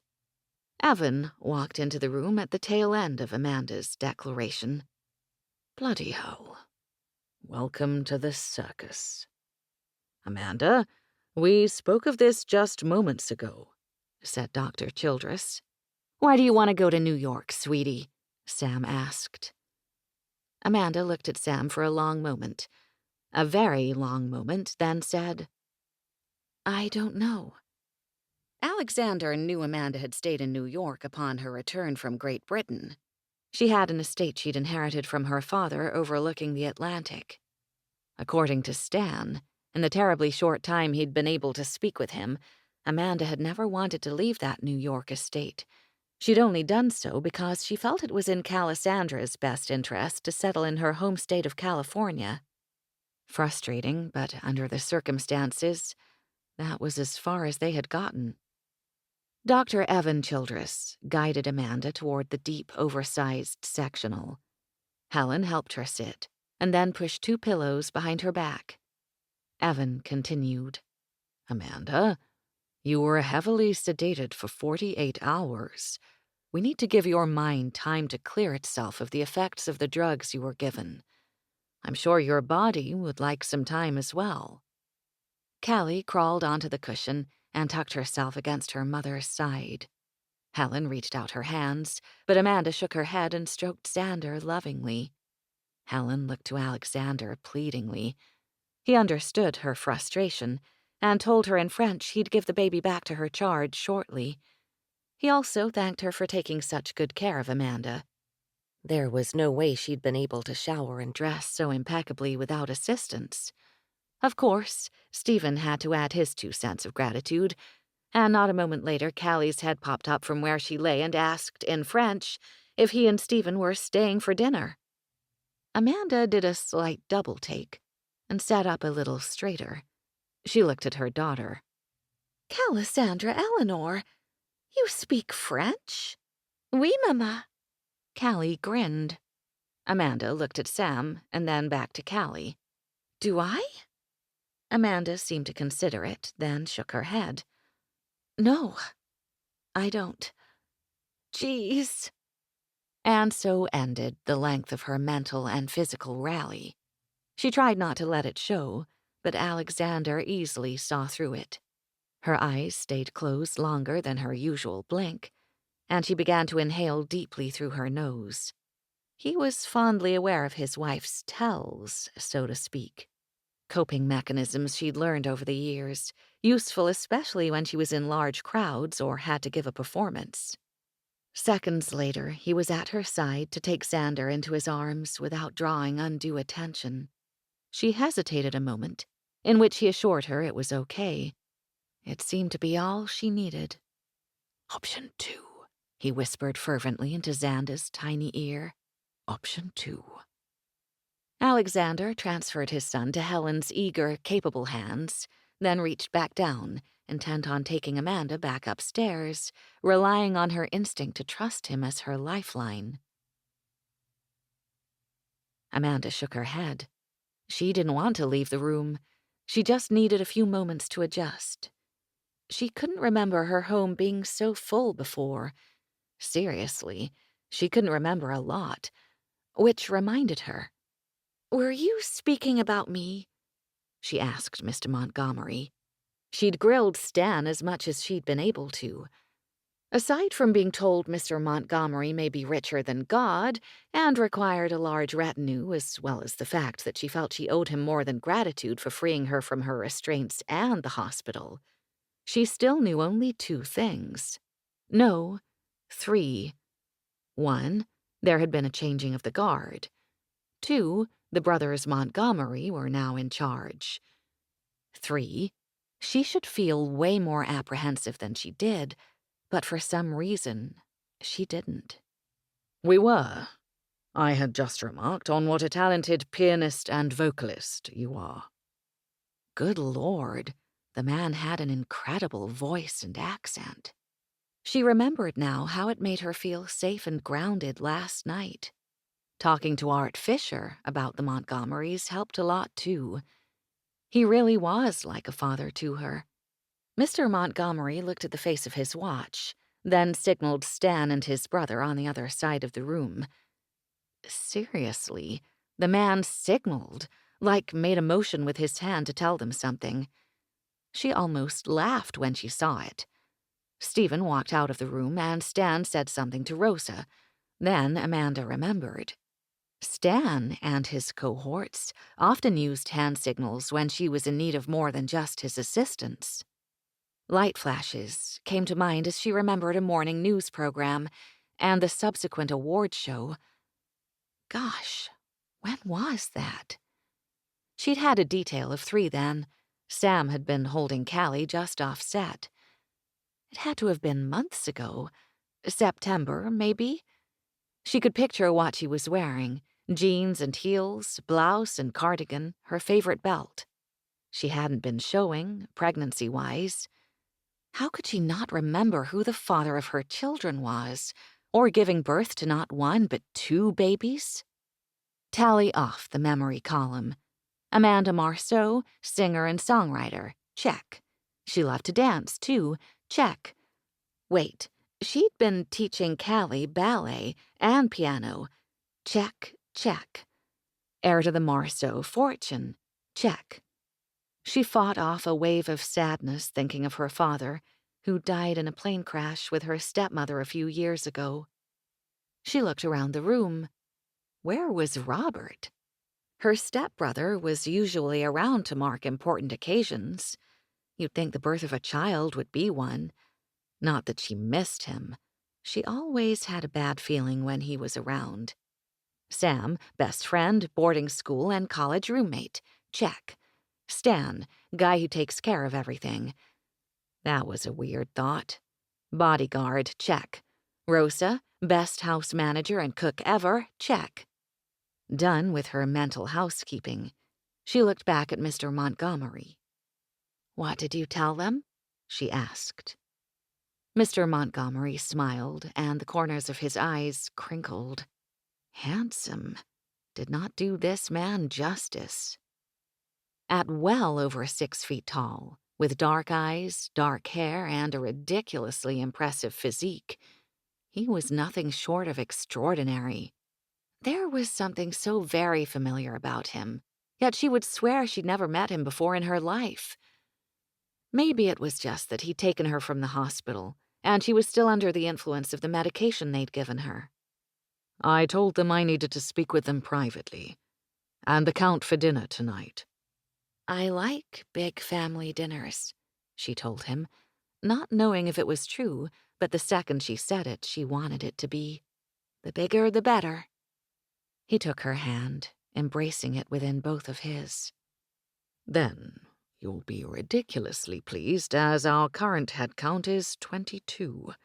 However, only 14 of us will actually dine together, and that number includes Xander. He looked at the scars that marred the back of her hand. Your house is entirely wired, Amanda, as I'm sure you're aware. As am I, and all of our men, he told her, pointing to his left ear. We're all just a call away. He walked from the room, and Evan followed him, which left only the girls and Xander. She hugged Callie closer as Sam joined them on the sectional. Then she reached back out for her baby. Helen deposited him back in her arms. Sam stroked Amanda's forehead. "How are you, Ammy? Really?" Samantha was the best friend ever. Memory loss aside, that she knew. And that Sam only used Ammy when it was really important. Sore, tired, and missing some things. She rolled her eyes toward her forehead. "Like upstairs?" Sam laughed. "It'll come back, and you'll be feeling better in no time. You just need some rest." Amanda woke up later, with neither Xander nor Callie anywhere to be seen, but Sam was reading next to her, and she could hear male voices coming from the bar. The sun was making a beautiful, picture-perfect descent outside. Geez, she must have slept for a good few hours. "She's up," Sam said. "Good, let's eat." Mr. Montgomery's reply carried from across the room. He was at her side a moment later and reached down to assist her. He wrapped an arm around her shoulders and helped her from the sofa. "Can you manage?" he said quietly in her ear. She turned her head and told him just as softly, "I'm going to try." "Then let's do this, sweetheart." That startled her. Sweetheart? She remembered he'd called her sweetheart in the hospital. There was nothing placating or sexist in the way he said it. It was as if he'd dubbed her that nickname and it fit perfectly, which was a really weird thought. Maybe she was still under the influence of what they'd given her in the hospital. She'd been home only a day now. She did feel oddly comfortable with him, though. She couldn't say why. She just did. Mr. Montgomery stayed by her side as their large procession slowly made its way to the kitchen. "Why did Callie call you Admiral?" Amanda asked as they continued down the hallway. "It's my rank," he said, not looking at her. "You're really an admiral?" she asked, not knowing quite what being an admiral meant, but just that it was impressive. "I was." "Wow. Here in the States?" He looked at Evan before he answered. "British Royal Navy." "Admiral of the White," she added without thought. Where did that come from? "Wait, how do I know that?" she asked. "You're terribly smart, Amanda," he said, suppressing a smile. She put a hand on his chest when he would have ushered them forward. Was her memory wrong? "No, I mean, you are an Admiral of the White." Admirals of the White don't exist any longer. Amanda shook her head. "Maybe I'm getting confused. My father bought an estate in Abersoch years ago. As a young girl, I loved to travel there. Honestly, it was one of my favorite places on Earth." Her eyes widened with realization. "You share a name with one of its ancestors. I wonder if you're related." Mr. Montgomery only stared. The man was utterly still. Then she realized how quiet it had become. She looked at Sam for a cue. "What? Don't you remember?" Amanda had definitely talked about it with her best friend before. She'd been fascinated with the Montgomerys as a teenager. "Come on, Sam. I researched everything I could on that castle. Oh, and I remember now. That story I found. So intriguing, but so sad." Amanda was on a roll now, her memories of being a girl poring over books in the estate coming back to her. "It was about one of the original descendants' great-great-great-grandsons, Alexander Montgomery." She jabbed Mr. Montgomery's chest playfully. "Isn't that incredible?" Yes, incredible, Amanda, Mr. Montgomery said, nodding. Amanda was so excited to have remembered something like that, she didn't mind being pulled along once again as they made their way to dinner. Instead of stopping in the kitchen, however, they continued through the French doors to the terrace. The long, glass-topped wrought iron table was impeccably set. It looked beautiful, linen placemats with china plates, silver cutlery, crystal glasses, and cloth napkins displayed perfect settings.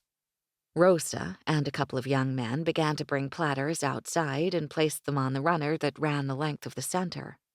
Mr. Montgomery pulled out a chair for her as everyone took their seats. "Good?" "Very," Amanda said, sinking down into the chair. Helen came in with Xander, Stan too with Callie on his hip. Her previous entourage of 4 had become an entire troop. Mr. Montgomery and his men had seemingly taken over, but if Stan and Sam were okay with them, then she knew she had nothing to worry about. Geez, even overprotective Rosa seemed okay. Mr. Montgomery took the seat next to her at the head of the table, looking like he belonged there. His brother sat to his left, Sam next to him, and Evan took the other seat next to her. Callie was at the other end, where Stan, Rosa, and Helen were talking with 4 men she hadn't yet met, but one looked vaguely familiar, though she couldn't figure out why. "Amanda," Mr. Montgomery said, "may I introduce Gregor, Chris, Trevor, and Michael?" Each bowed their head in greeting. "Gregor holds the keys after my brother and me. Chris is my attorney and head counsel for Calder Defense. Wait." Amanda put her hand on his forearm. "I thought you bought JDL from Art Fisher." Something seemed off, and she felt a moment of panic for the first time. "You're correct, Amanda," Montgomery said, assuring her. "I did purchase JDL. I also changed the name." She looked to Stan, who nodded and smiled in relief. "Carry on, then. Admiral?" He grinned and gestured to the two men he'd yet to introduce. Trevor, tech genius from London, and Michael, weaponry expert, also from London. Brothers, and both of whom I stumbled upon and have yet to shake since. She leaned in. "Stumbled upon?" Seedy back alley storefront outside of London. "What on earth brought you there?" she asked, intrigued. He paused, as if searching for the right words. I was tracking someone. "And just what did you come across at this seedy back alley storefront?" Amanda asked. She watched as Montgomery looked to Evan, who gave a curt nod. Strange. The storefront was just that, a front. It hid a high-tech document lab, he said. Her eyes narrowed for a moment. She felt like something was there, and she just couldn't grasp it. She looked at Sam. "What is it, sweetie?" Sam asked. "Remember something?" Amanda shrugged and shook her head as nothing pressing came to mind, then gave her attention back to Mr. Montgomery. He wouldn't get off so easily. "So tell me, Admiral, what kind of documents might one procure from such an establishment?" The persons, he corrected, I was searching for, had purchased birth certificates, passports, and adoption papers. So those, as well as any and all corresponding and essential background files that would be necessary to accompany such documents. "Ooh, that sounds intriguing. Did you find them?" I have. "So what's the story?" Still unfolding. "Well, it sounds fascinating. Will you keep me posted?" I will. She sensed she'd reached the limit of his disclosure and moved on to another of her curiosities. "By the by, Admiral," she said, injecting a bit of Brit as she raised her brows and motioned with her head toward Trevor and Michael at the other end of the table. "They're terribly young, aren't they?" He grinned. Yes, they are. Trevor's only 22, but when you add genius and mean it to any title, it's usually a gift and comes with such implications. He's particularly mouthy, however. She laughed. "And Michael?" Michael is almost 27. He just looks like a boy. Mouthy, too, in a different way. Platters started being passed at will. Rosa had made an exceptionally special meal. Lamb chops and bronzini, potatoes and rice, vegetables, salad, and baguettes, all but spilled from their serving pieces. Conversations began, were interrupted, and restarted too many times to count. It was table pandemonium of the best kind.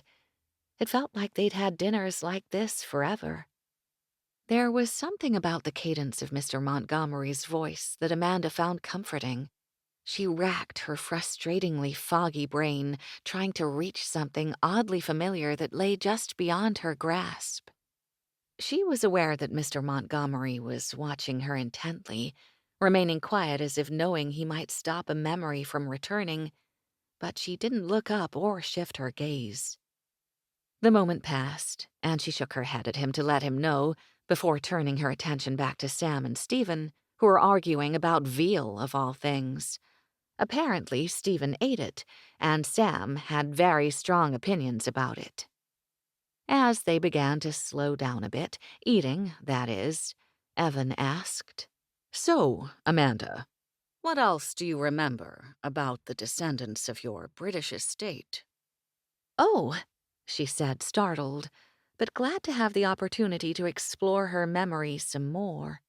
"I remember I was so excited when my father bought that rocky coastal estate, and finding the story of Alexander, Rebecca, and Cassandra, well—" She trailed off, suddenly thinking of something else. She noticed everyone looking at her and continued, "It's just odd, recalling something like this so readily, yet missing such larger, more important facts of me, my children."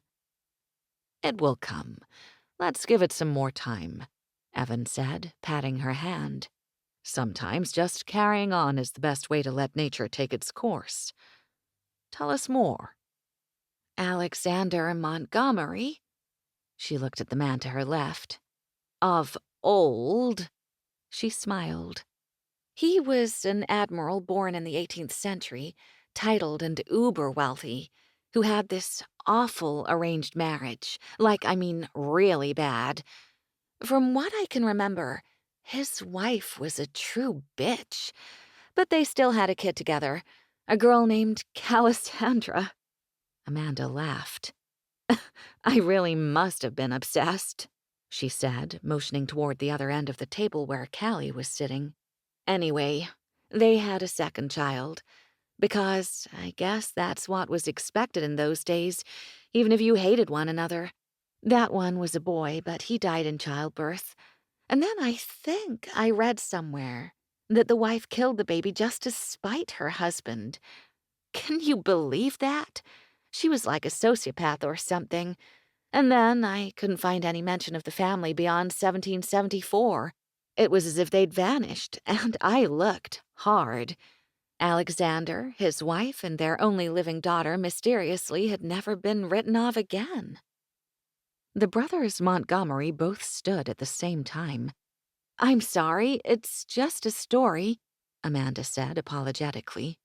It's not you, Amanda, Mr. Montgomery said as everyone started to clear the table. She looked at Evan, who patted her hand again. You're okay, he assured her. You'll be okay. That was just what she needed to hear. She leaned back in her chair and closed her eyes. It wasn't long before coffee, dessert, and after-dinner drinks were brought out. The mood was light again, and Stephen was laughing at something his brother said as he filled sherry glasses with Coburn's or Grand Marnier. When he placed a hand on her shoulder, she looked up and shook her head. It struck her then that she and these two brothers were connected in some way. If not before, then surely now and moving forward. Maybe that's what she was feeling. One of those karmic relationships in life, where you meet someone and know you're somehow connected and meant to be together. Callie climbed into her lap as large pieces of coconut cake and fresh fruit made their way around the table. Mr. Montgomery walked to the far end and took Xander and his bottle from Helen's arms. Amanda couldn't nurse him since they'd given her a heavy concoction of drugs at the hospital. She thought he would bring him to her, but he simply sat back in the seat next to her and began feeding the baby himself. Amanda couldn't remember a better night, ever. She kissed Callie's forehead and shared a smile with Sam. Then everyone's phones went off at the same time. All eyes save hers looked to Mr. Montgomery. Bloody hell. He slammed his hand down on top of her phone and then picked up his. I'm on it.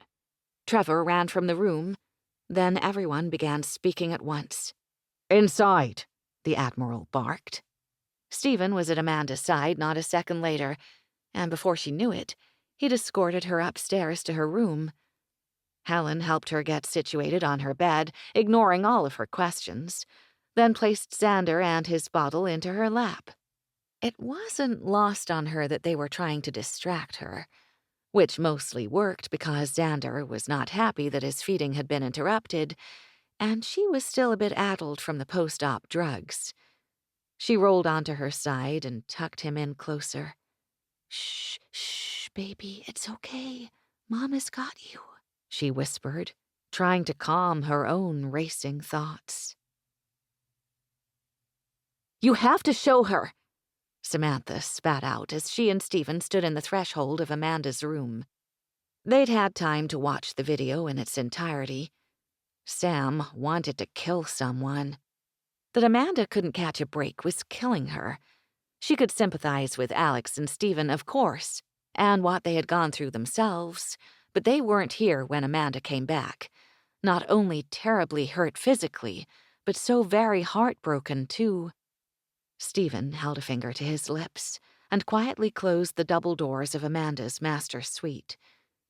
There was no mistaking the uncanny resemblance between the two brothers. Both were ridiculously good-looking. Stephen, however, was lankier, his features more severe. He pulled her father into the hallway. "No," was all he said, leaving no room for argument. What Stephen Montgomery failed to realize was that she had a degree, and a prestigious one at that, in anything litigious. She was about to tell him just that, when he spoke again. "I know you excel in argument," he said, looking at her straight on. "However, I beg of you, not now." Internally, Sam relented. He wasn't just giving orders. The man was in pain. She could see that. "I can see how much you and your brother care for Amanda." "Care for her?" Stephen sounded insulted. "My brother and I love that woman. Our family and the soundness of its members are of paramount importance. In fact, it's the only thing that matters to us." Your presence here obviously confirms that, Stephen. What I'm trying to tell you is that it's better that she learns of that video from us. Alexander came up the stairs, his mouth a grim line. "Trevor's working to find the IP address and obliterate wherever it came from." The video had already gone viral. Its creator had titled it, "Amanda Marceau, Talented, Beautiful, Wealthy, Crumbles." It showed the entirety of Amanda's breakdown, holding Xander for the first time, her joy and sorrow combined as she looked down at the baby. Her softly whispered, "I'm so sorry. I wish you could see our son." Since she'd been back in the 21st century, Amanda had been overcome with guilt that she'd taken Callie from Alexander, and she'd told Sam about it again and again. It consumed her. No matter how many times Sam tried to tell her that she hadn't been given a choice, that there was nothing else Amanda could have done, just knowing that Callie was the light of Alexander's life and that they'd ultimately left him alone was a devastation she'd lived with every day. And now to have a new baby, a son, fully aware that Alex had lost his first with Rebecca. It must have been too much for her friend. In the video, Amanda snapped, screaming again and again, the culmination of a series of misfortunate, dreadful events. Sam watched herself on screen trying to console her, but Amanda only became more agitated. Then the video showed Stan muscling into the room, yelling at the doctors and nurses to treat Amanda with care. And seeing him like that took Sam back momentarily to the moment in college when Sam had appeared in much the same way to support her, to help her. It's not that the doctors and nurses weren't treating Amanda well. He was only trying to protect her, and his helplessness showed. Stan liked rules, was a stickler for protocol. Cross him, and you'd regret it. Turning her attention back to the screen, Sam watched as little Xander was forcefully taken from Amanda, and the video ended with her restraint and sedation. Sam remembered the call she'd gotten from Stan when Amanda had awoken much later. He'd said she was in a semi-catatonic state, that something was very wrong. It was then that Dr. Myers had briefed him on Amanda's memory loss and its compartmental nature. She swallowed a breath and looked to Alexander now, who rubbed his forehead, clearly stressed. "Chris said getting anything off the internet is a beast, but everyone has a price. He's drawing up paperwork now. Has she seen it?" "No," Sam and Stephen answered at the same time. Then Sam said, we have to tell her, Alex. This won't keep, trust me." Alexander scrubbed his hands over his face. "Cannot one thing go our way?" "Grow up," Sam snapped. "No one said life was fair, Stephen covered her mouth and pulled her back against him.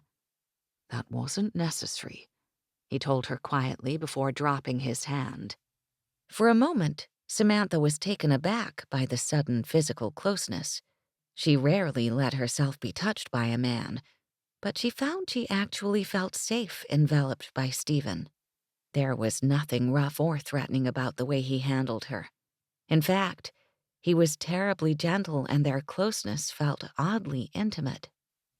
"You're right," she conceded. "I'm sorry, Alex. But she really needs to know." Alex remained quiet.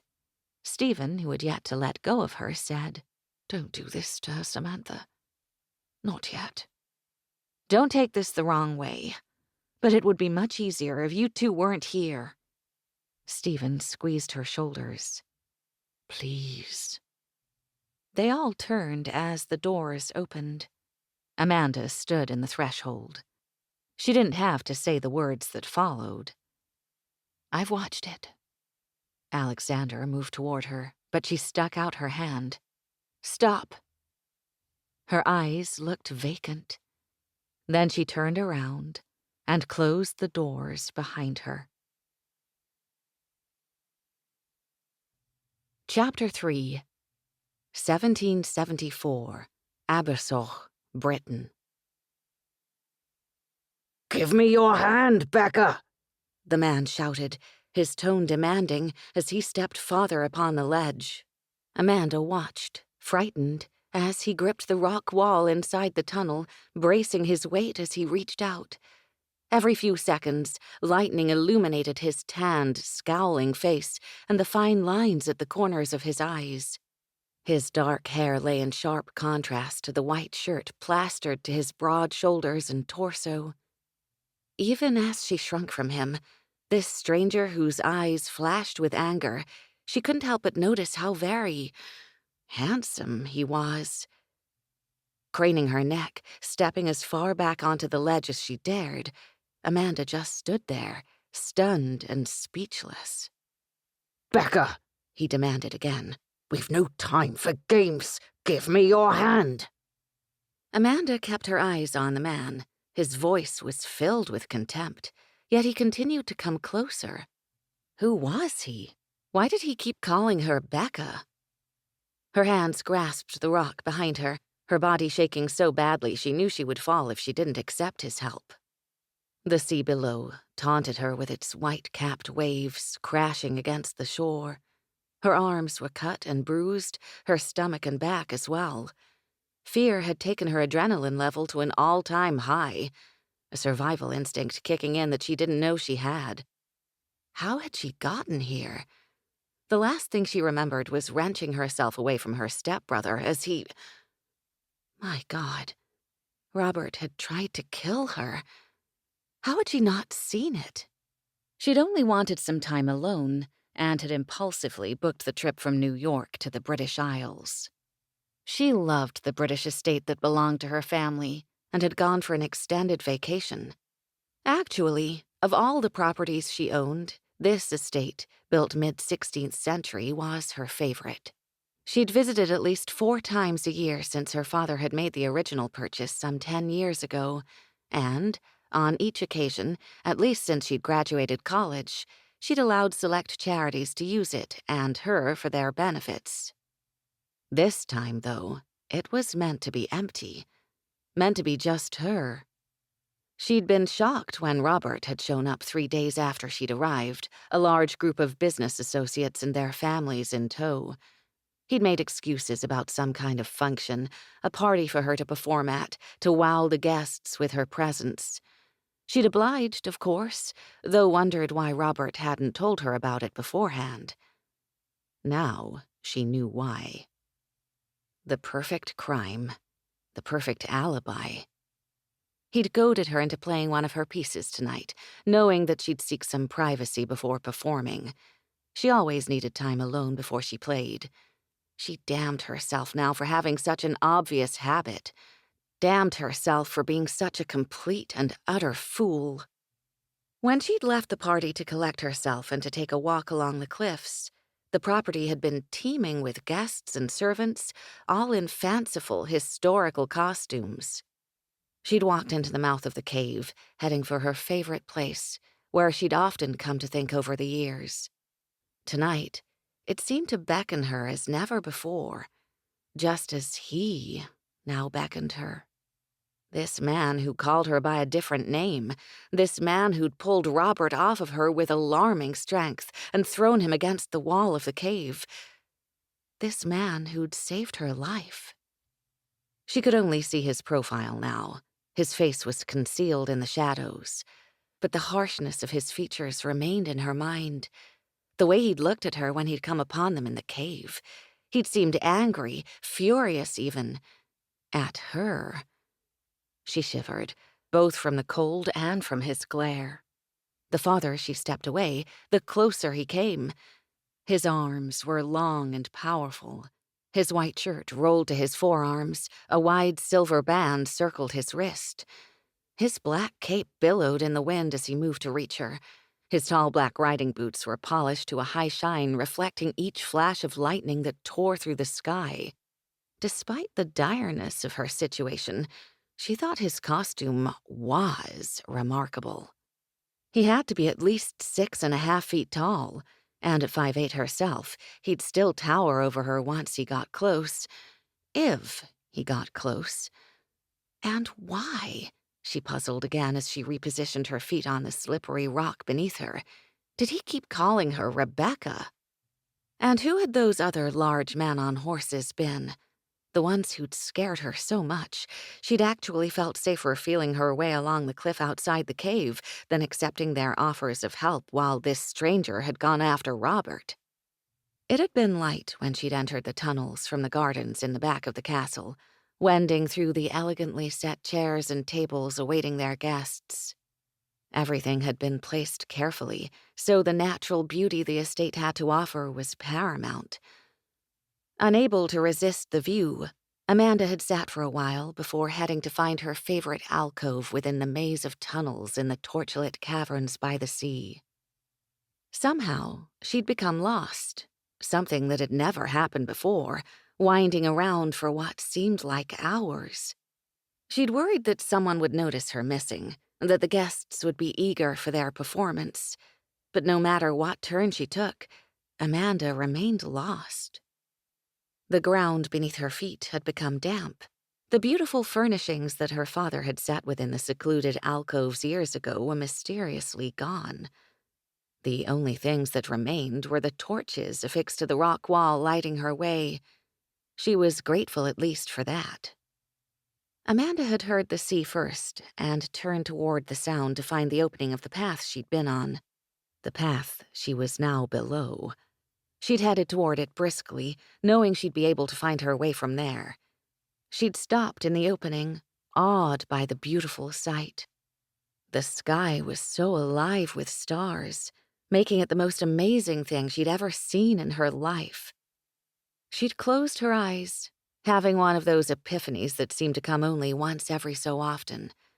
Those times when you just know something is so very right, so right you feel it entirely, and commit it to memory forever. It felt as though she'd belonged right there, in that very moment, and at that very time. As if all the answers were there for the taking. Amanda forgot about being lost, forgot about the party waiting for her, forgot about Robert even, and how he'd been acting odd as of late. And as feelings of peace and contentment rolled through her, lightning tore through the calm night sky. She'd laughed, wondering if it meant to prove or disprove her point. Then she'd felt hands as they grabbed her, saw the venom in Robert's eyes as he looked at her, into her. She'd fought with everything she had, fought against the man she'd thought would be, if nothing else, protective of her forever. She'd heard horses then, the shouts and echoes louder as they came closer. Robert had been pulled off of her as she stood shaking, staring at the 4 men who sat atop the largest mounts she'd ever seen. The men had been huge, each wearing long-sleeved shirts and black capes secured by gold-braided ropes at the neck and tall black riding boots. She'd been grateful at first, but then she saw their expressions, and her fear came back with a vengeance. They looked at her with disgust? The men had kept coming closer with each backward step she took. Their looks so menacing they terrified her. She didn't know them, but they seemed to recognize her. More than that, they seemed to despise her. But how on earth was that possible? She'd never seen any of them before. Had Robert hired them? Was all of this because of Robert's greed? Did he really need more than what her father had generously provided? It had always been clear that Amanda would get the estate when her father died. What had Robert thought would happen? Was her life worth the pittance he'd inherit upon her death? As the man on horses watched, Amanda had stepped closer to the opening and her feet slipped against the slick rocks. She'd only fallen a short distance, but her dress had caught and snagged on the rock wall behind her. She'd felt sharp cuts on her hand and stomach as she'd clung with all her might at any hold, all of them small and slippery. The ledge was no more than 2 feet wide, but she'd caught a glimpse of another cave's opening to her right. Quickly, judging its distance, Amanda knew she could make it with a calculated leap. She turned as slowly as possible, pressing into the wall as she made her way to safety. Then she looked down. Amanda had begun shaking so badly she couldn't hear the calls from above, only the rushing water eddying below her. Cast within the shadows, she thought perhaps the man above couldn't see her anymore. Hopefully, they'd think she'd fallen. It had seemed forever went by until she regained her courage. Amanda took a deep breath and moved toward the opening she'd clocked on her right. She'd almost made it, too, when he arrived. The man who called her Rebecca yelled at her as if he knew her, hated her. He stood in the opening that a minute ago had been her escape. Now it didn't seem to be freedom before her, but surrender instead. "What game is this, Rebecca?" he demanded, his hair blowing back from the wind. My God, he was the most fearsome yet compelling man she'd ever seen. "Becca, I'll not ask again. Give me your hand," he demanded once more, somehow even angrier now. Looking at his hand, she hesitated. She knew she had no choice, but an odd sensation settled over her at the same time. She knew that if she reached for him, it would be more than her life she owed him. If she reached for him, it would be far, far more. "Your hand, Rebecca!" he yelled as a flash of lightning tore through the sky. Emboldened, she looked directly at him and saw something inexplicable pass through his eyes. The anger abated just for a moment, as his eyes shifted into an expression of what? Confusion? A softening of some sort, anyway. That was enough for Amanda. She reached out, her hand shaking until he grasped it, and at that moment their eyes locked again, and the lightning storm seemed to electrify them both. He pulled her back with such force they fell through the mouth of the cavern, and Amanda collapsed on top of him. Momentarily forgetting where she was and who he was, she wrapped her arms around his waist and pressed herself against him, the full relief of her rescue taking over everything else. For a moment, he embraced her too, but only for a moment. Roughly, he pushed her away, startling Amanda.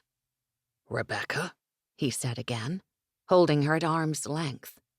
Remembering the anger that had flooded his eyes moments before and the intimidating men on horses, Amanda leapt up, backing away. Then she ran through the cavern, suddenly more scared than she'd been in her life, even more than when she'd clung to the cliffs only moments ago. Her heart was racing, and not just in fear. He scared her, but something about the way he'd looked at her scared her more. It had been like he'd stared into her soul and was confused about what he'd found there. Amanda could hear his footsteps echoing behind her as she ran. She turned as the tunnel split, running down the darkened path, a scream escaping her lips as his hands grasped her shoulders. She tried to fight, but he was so strong. Then he whirled her around so fast it took her breath away. They stood in the darkness, facing each other, this handsome, terrifying stranger. His tone angry again, he asked, "What game do you play, Rebecca?" She was too frightened to answer, too overcome by his anger, his forceful hold, his features, his face a mere inch from hers, his breath warm upon her face. She shivered. "Answer me, Rebecca, now!" he demanded, shaking her as if to drive the answer out. Amanda felt a tear fall from the corner of one eye, and she squeezed both shut to prevent any more. As she did, the man swore under his breath. "What were you thinking, Rebecca? No matter how much we despise one another, Cassandra deserves a mother, even one who doesn't care." Amanda remained frozen still, this time out of confusion. Who did he think she was?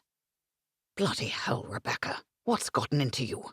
You're never at a loss for words, and always have an excuse for everything. And running away, now?" he said, his voice low but his tone menacing. "Guests, your guests, are already beginning to arrive for the festivities, an affair you insisted upon. Personally, I hate these gatherings, Rebecca, and you know that. I think you actually enjoy that I hate them. Well, you win," he spat. "I loathe pretending to appear complacent while you flaunt yourself and dance with every willing partner. You know it's only for Cassandra, the only good thing to come out of marrying you, that I even continue the pretense of caring for you in public. We haven't shared a bed in years, and I know you've sought others." Amanda tried to speak, to protest. He clearly thought she was someone else, but he was on a roll now, his dark eyes flashing with anger, not appearing to even see her as he ranted. "No, Rebecca, I won't be the one gossiped about, at least not about infidelity. Cassandra will still have one parent she can respect. She's the only one I care about, which is more than you can say. And for her, I won't play this foolish game in which you so love to engage," he said, his voice dripping with distaste. Amanda shook her head, a gesture of denial. "I play no game," she cried in a whisper, once he paused long enough for her to speak. She clutched his arms in her desperation to make him believe her. He seemed to react to that. His eyes softened, and he seemed to be about to speak again, when the sound of his men approaching caused them both to turn. The tunnel was suddenly cast in light, and Amanda shivered as he stared at her, deeply, intently, as if searching for something in her eyes. Then he grabbed her hand, and she muffled a cry as he squeezed it harshly, pulling her out of the tunnel and onto the lawn. One of the men approached, leading a horse by the reins. Amanda stared at it, then at the men. For a moment, she forgot her fear as she looked around the estate's great lawn, still familiar, but not quite as she'd left it. The manicured grounds were being illuminated by at least 4 groundskeepers she'd never seen before. They were tending to the lampposts, one by one setting them ablaze. Horse-drawn carriages, several of them, were making their way down the long drive toward the estate. Amanda rubbed the back of her head, wincing as she felt a bump. "Did my staff hire you and your men for tonight?" she wondered aloud, turning to the man who'd saved her before she could stop herself. "I know it's a costume party, but seriously, your outfits are amazing." She touched the fabric of his breeches at the hip, then rubbed part of his linen shirt between her fingers. "Actually, I'd swear they're authentic." The man looked confused and then scoffed, muttering something under his breath that she couldn't quite catch. Fine, be that way, she thought, suddenly much less afraid now that she was back on solid ground and with so many other people milling about. "Alexander," the man with the horse said, and the man who'd saved her turned. "It's getting late." Ah, so that was his name. Alexander. It suited him, Amanda thought. Alexander's expression tensed again, and he nodded to his friend. "Thank you, Gregor. Rebecca, get on," he spat out, looking at her expectantly. Amanda didn't move. "Get on, Rebecca," he repeated through clenched teeth. Your guests have already begun to arrive. Amanda looked back and forth between the horse and Alexander, and then toward the group of men, Gregor in front.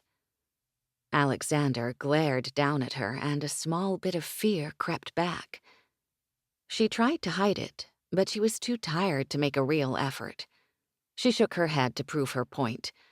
She was not getting on that thing. For starters, she didn't know how. His men looked even angrier than he, like they despised her even more than Alexander, if that was at all possible. Leave her, Alexander, another one of them said. We'll see she gets back. Suddenly, Amanda didn't want Alexander to leave. She gasped, grasping his forearms with her hands. He was frightening, yes, and a stranger still, but at least he'd saved her life. Go ahead, he ordered his men, keeping his gaze fixed upon hers. We'll follow shortly. His men grunted in unison, then turned and left in the direction from which they'd come. Once again, they were shrouded in darkness. Take the mount, Rebecca. I'll walk back, he offered, as if the only thing holding her back was that she didn't want to ride with him. He turned then, leaving her alone, and began walking. Amanda had to hold back a laugh. Okay, so he wasn't going to hurt her.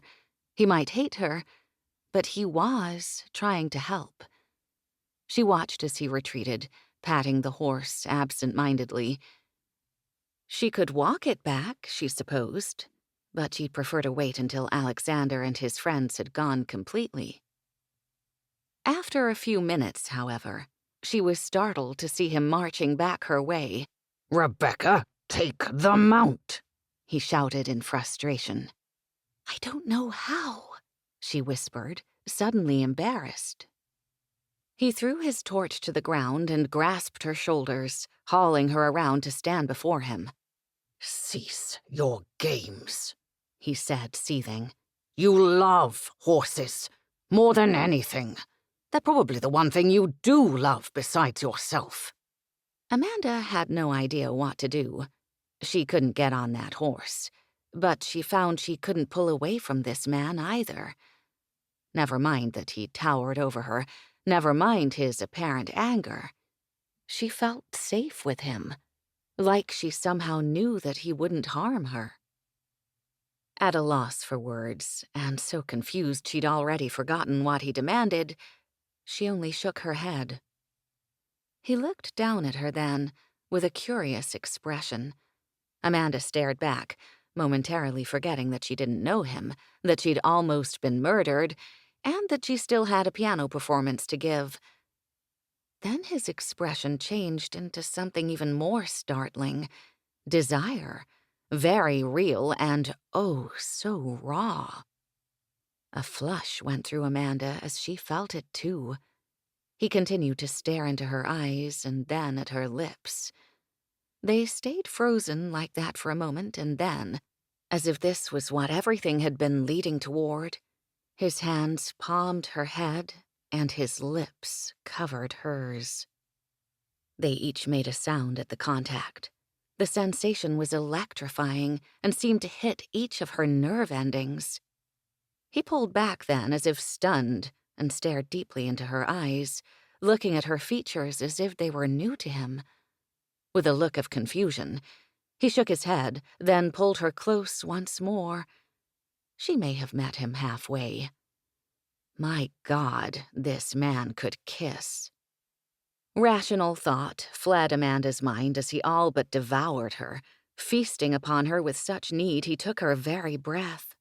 Lost in sensation, he pulled her against his body, crushing her breasts to his chest. A groan escaped his lips as she wrapped her arms around his neck and kissed him back. Alexander, suddenly, seemed to be an anchor, not someone to be afraid of, and she found in him, what? Salvation? Was this where fate had been leading her ever since that moment in the opening of the cave? The moment when everything had felt perfect and right? Whatever it was, this kiss felt like none she'd had before. demanding, powerful, and so consuming she didn't realize her feet dangled above the ground as his hands moved up to cover the back of his head. Too late, she was lost again, lost in his strength and his thick hair now tangled between her fingers. Suddenly, he pushed her away, swearing under his breath, "Damn you." It was all he said. Then she remembered that he hated her, or the woman he thought she was. For some reason, that realization hurt more than the others she'd been crassly exposed to tonight. Before she knew it, he picked her up roughly and placed her on the saddle. She grabbed the knob, terrified of falling, and when he came up behind her, she breathed a sigh of relief and leaned back against him.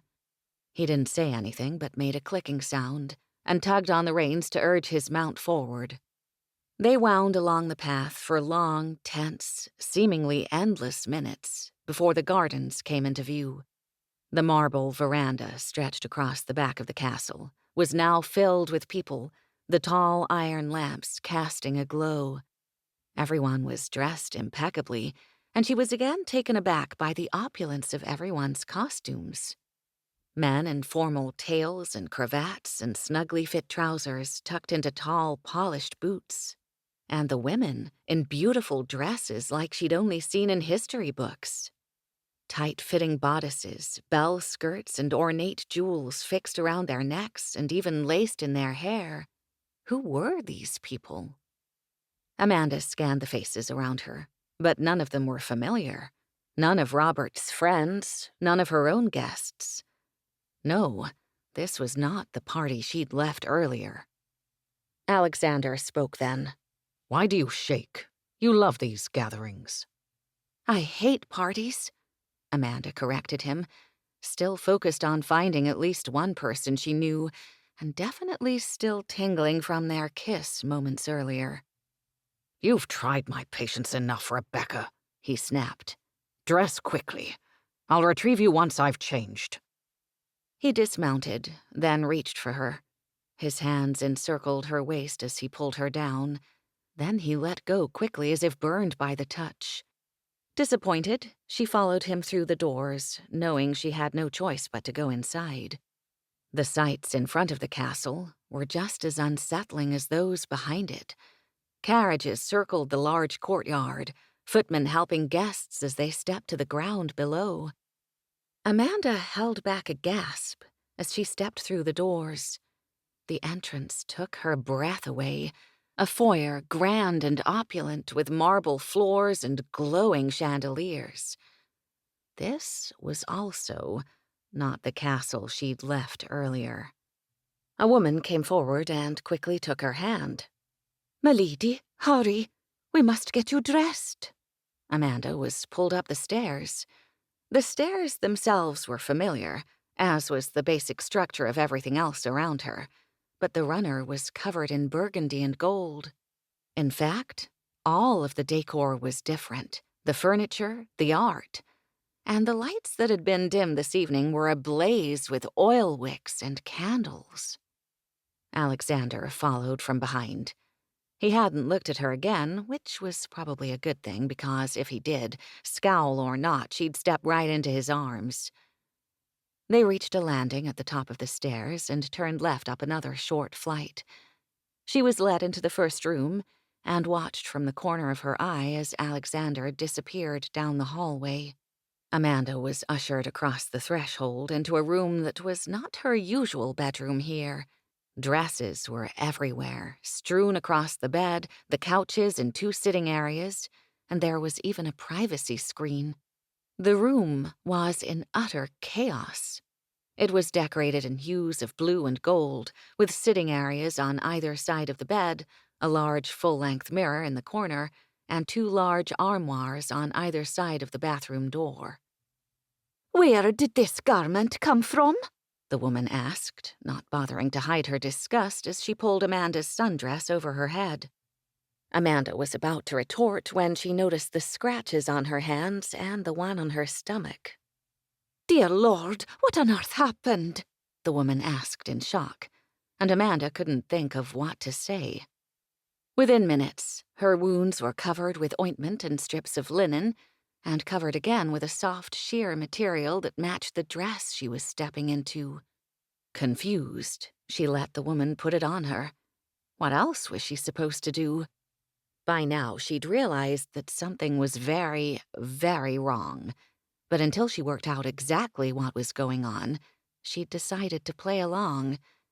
It could be worse to fight back. The ties were secured behind her back and her hair roughly brushed before being plied with jewels and ribbons. Then her feet were encased in heeled shoes that buttoned on the sides. "Check yourself quickly," the woman hastened. "Then choose a necklace." Amanda walked to the mirror, looking at her reflection. The gown was beautiful, blue and in style with those she'd seen earlier. Her hair looked wonderful, pulled back, but too severe and with far too many stones set in it. It simply wouldn't do. She pulled the jewels from their placement and loosened the ribbons. Her hair fell gently around her face now, wavy lengths cascading down her shoulders. "My lady, you instructed me earlier to fashion your hair as such. I apologize 'twas not to your liking," the woman offered, her voice shaking, almost like she was afraid of Amanda. What was going on? Another woman came in. "Mother? Alice?" She quickly corrected herself when she saw Amanda. "Cassandra is asking for you." The new girl, obviously Alice's daughter, looked at Amanda cautiously, like she was waiting for Amanda to berate her and praying she wouldn't. "I'll be just a minute," Alice called over her shoulder. "Come, Lady Rebecca, we must choose a necklace." Amanda turned, looking at the jewelry Alice held. She was Rebecca to these women, too. There was something familiar about that name now, something she hadn't had time to realize when she was fighting for her life on the cliff, but that now tugged at the edge of her brain. Alexander and Rebecca. Where had she read those names in conjunction before? Amanda saw then that Alice and her daughter were still watching her, Alice holding out the necklace. Amanda only shook her head. She wouldn't wear any of these pieces. Not only did they look as though they weighed 10 pounds, they were truly gaudy. "No, thank you, Alice," Amanda said, patting her arm. "They'll weigh me down." Alice looked at Amanda like she'd lost her mind. Then she turned in surprise as the door opened again. "Cassandra, I'll only be a moment. Go now, quickly," Alice said. Amanda looked to the door then, too, and an angel stared back at her. The child could be no more than 5, and Amanda knew at once that she was Alexander's daughter. She had his dark eyes and determined mouth, though oddly, her hair seemed to be the exact shade of Amanda's own. The little girl bit her lip and then turned to leave. "Wait!" Amanda cried out. She didn't want her to leave. She looked so scared. And feeling the exact same way, Amanda suddenly needed to help her. Cassandra came back then, her face cast down as she approached. Her nightgown had a soft ruffle tied at the neck, while another danced around her little toes. They were the sweetest toes she'd ever seen. Cassandra stopped when she stood right before her, acting like she had no choice and bravely accepted the challenge. Amanda bent down, but still the child didn't look up. This little girl was scared. Of her. Hoping to ease her fears, Amanda sat on the floor, and gasps sounded behind her as Alice and the other woman watched. "Cassandra?" Amanda spoke softly, coaxing her to look down at her. "Oui, Mama," Cassandra whispered hesitantly. Amanda almost fainted. First Rebecca, and now this? Mama?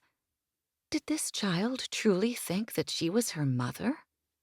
Obviously, this child was not hers, but she most certainly was Alexander's.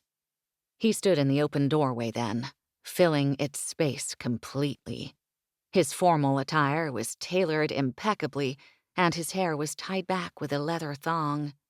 The features of his face were strangely comforting, ranging somewhere between confusion and anger. At least that hadn't changed, she mused, biting back a smile. She looked at the little girl and reached out to hold her tiny hands. "Cassandra, it seems I'm in a bit of trouble," Amanda said quite truthfully. "Do you think you could help me?" Cassandra looked up tentatively, her eyes barely making contact. "Oui," she whispered. It was then, when Cassandra looked up at her eyes so earnest, that everything clicked into place. Well, everything except for how Amanda had ended up in this place. As she looked around the room, at the ornate furnishings, the old-fashioned dresses, at the fearful maids, she realized the significance of the names Alexander, Rebecca, and Cassandra. Amanda had been so fascinated when her father first brought her to the rocky English coast estate. She'd researched everything she could about it. She'd found a few ledgers and journals with miscellaneous records, some familial and some legal in nature. She'd read them over so many times, she'd committed much of the information to memory. The most intriguing story she'd found was of the original owner's great-great-great-grandson, Alexander Montgomery. He'd been born in 1738, titled and uber-wealthy. He'd become a Royal Admiral of the White, whatever that was, and upon returning from his last commission had suffered an arranged marriage in 1767. And suffered, according to the records, was putting it mildly. From what Amanda had found, and unfortunately there wasn't much, his wife was the cruelest of the cruel. Their first child, recorded as a girl, Cassandra, and their second a boy, not named because he died during childbirth.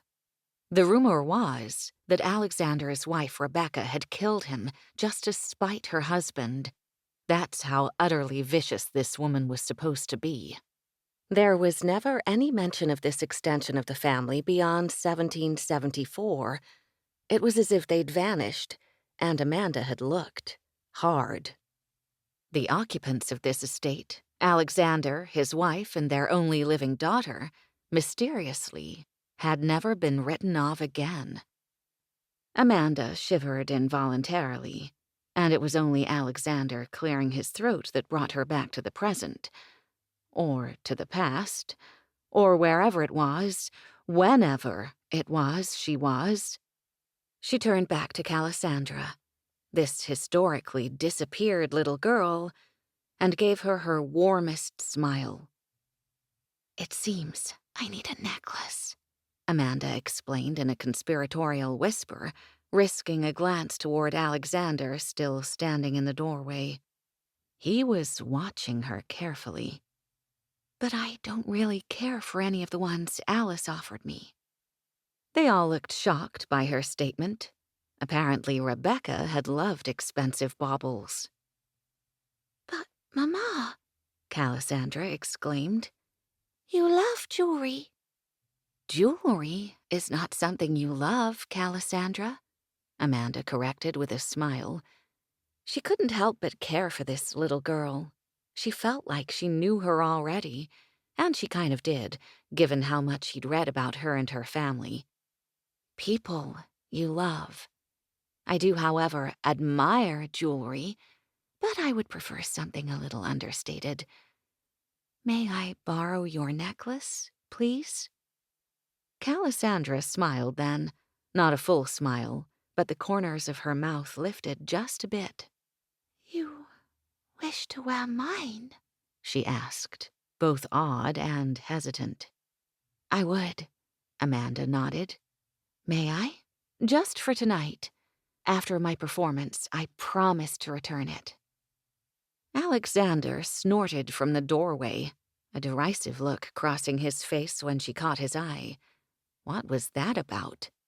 She turned her attention back to Cassandra, who bent her head to let Amanda unfasten the simple silver chain that held a heart-shaped locket. She placed it around her neck, and still sitting on the floor, looked up again at Callie. "Well, what do you think?" she asked. "I think you look more beautiful than I've ever seen, Mama," Callie whispered. "May I have one of your hair ribbons, too? You can tie it around my wrist." Callie reached back and gently pulled one free. "I can't tie, Mama." She shook her head and bit her lip as if she waited to be reprimanded. Amanda turned her around and sat Callie on her lap. They both faced Alexander now. "I'll teach you," Amanda said, hugging her against her chest. "Just a simple loop," Amanda explained. "Would you like to learn?"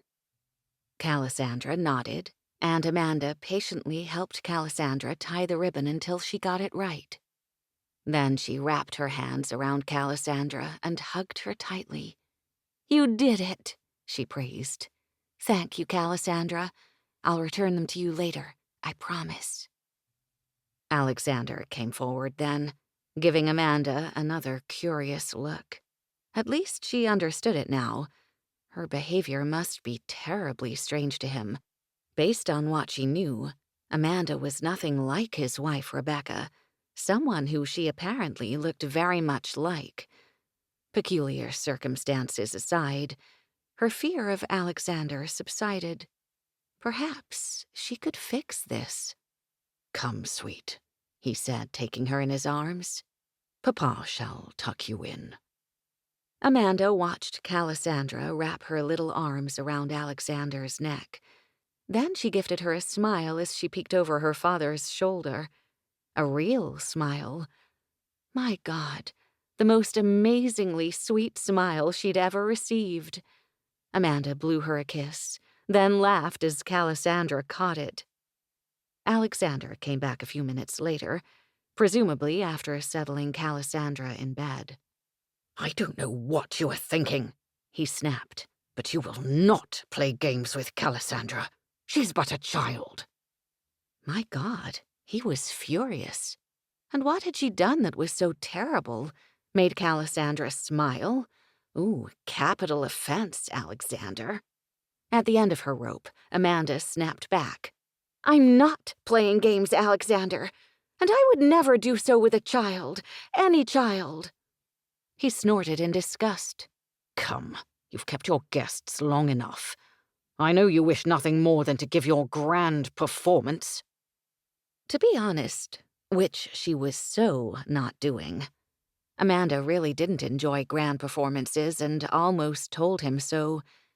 Instead, she kept telling herself to play. "Just play, Amanda, and then it'll all be over. You obviously hit your head harder than you thought, and this is just some weird hallucination or dream. Serves you right for being so obsessed with reading about mysterious disappearances."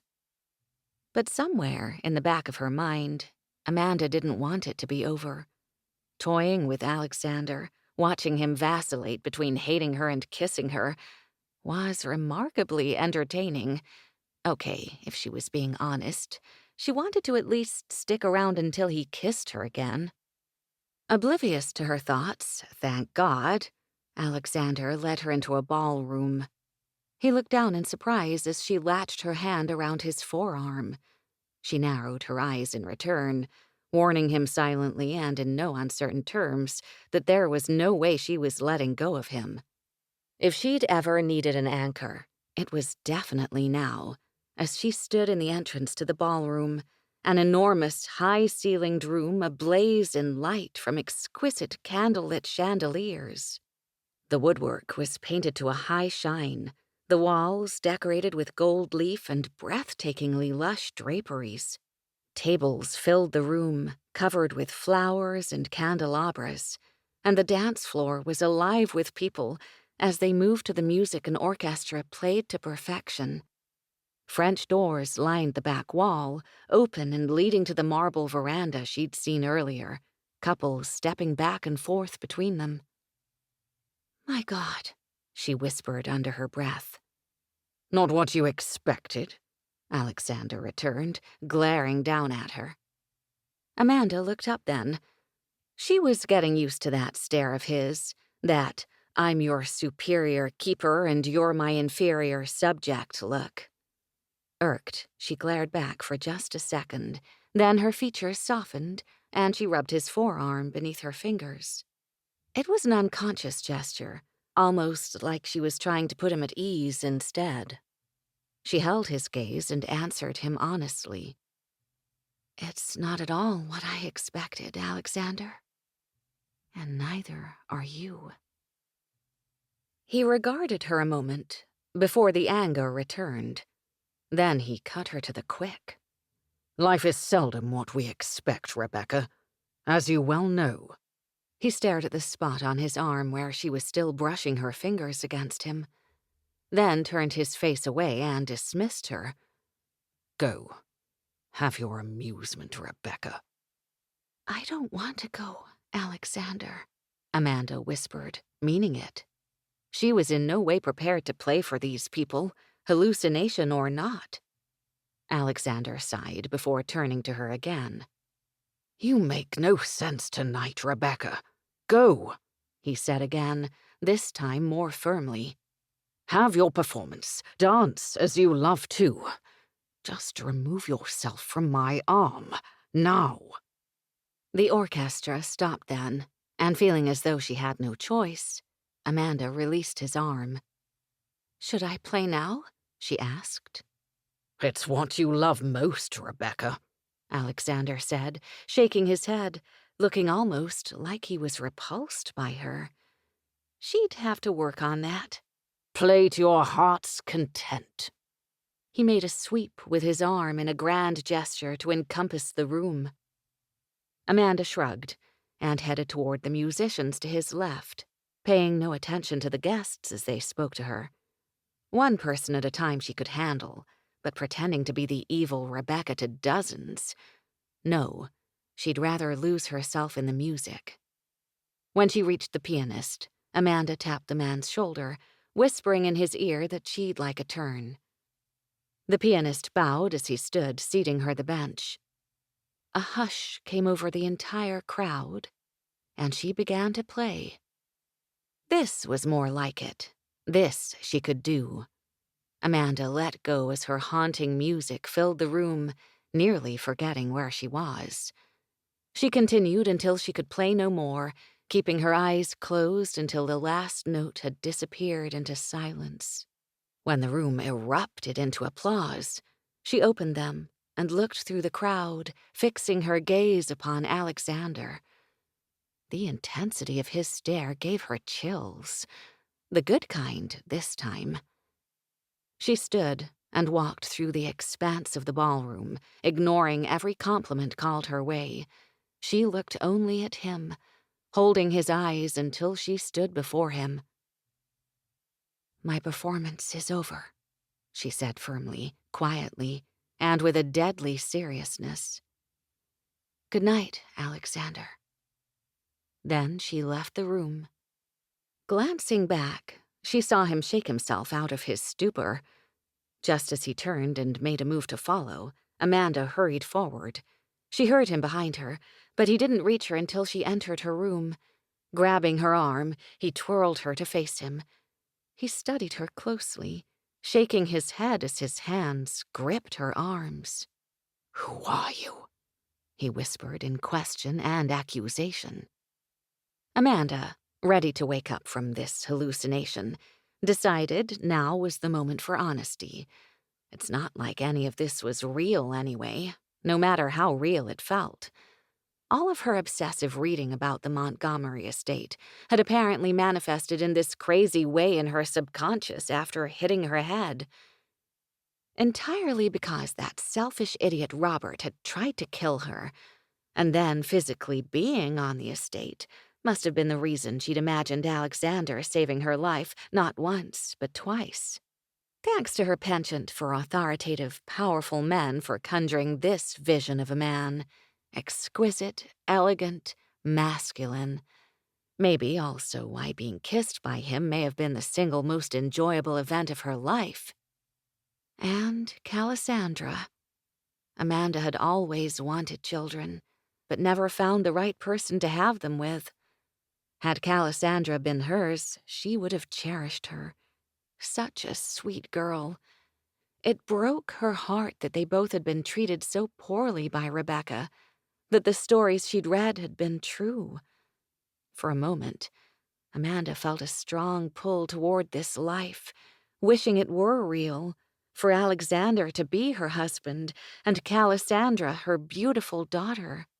Wanting to touch him one last time before this was over, Amanda fingered his lapels before flattening her hands against him.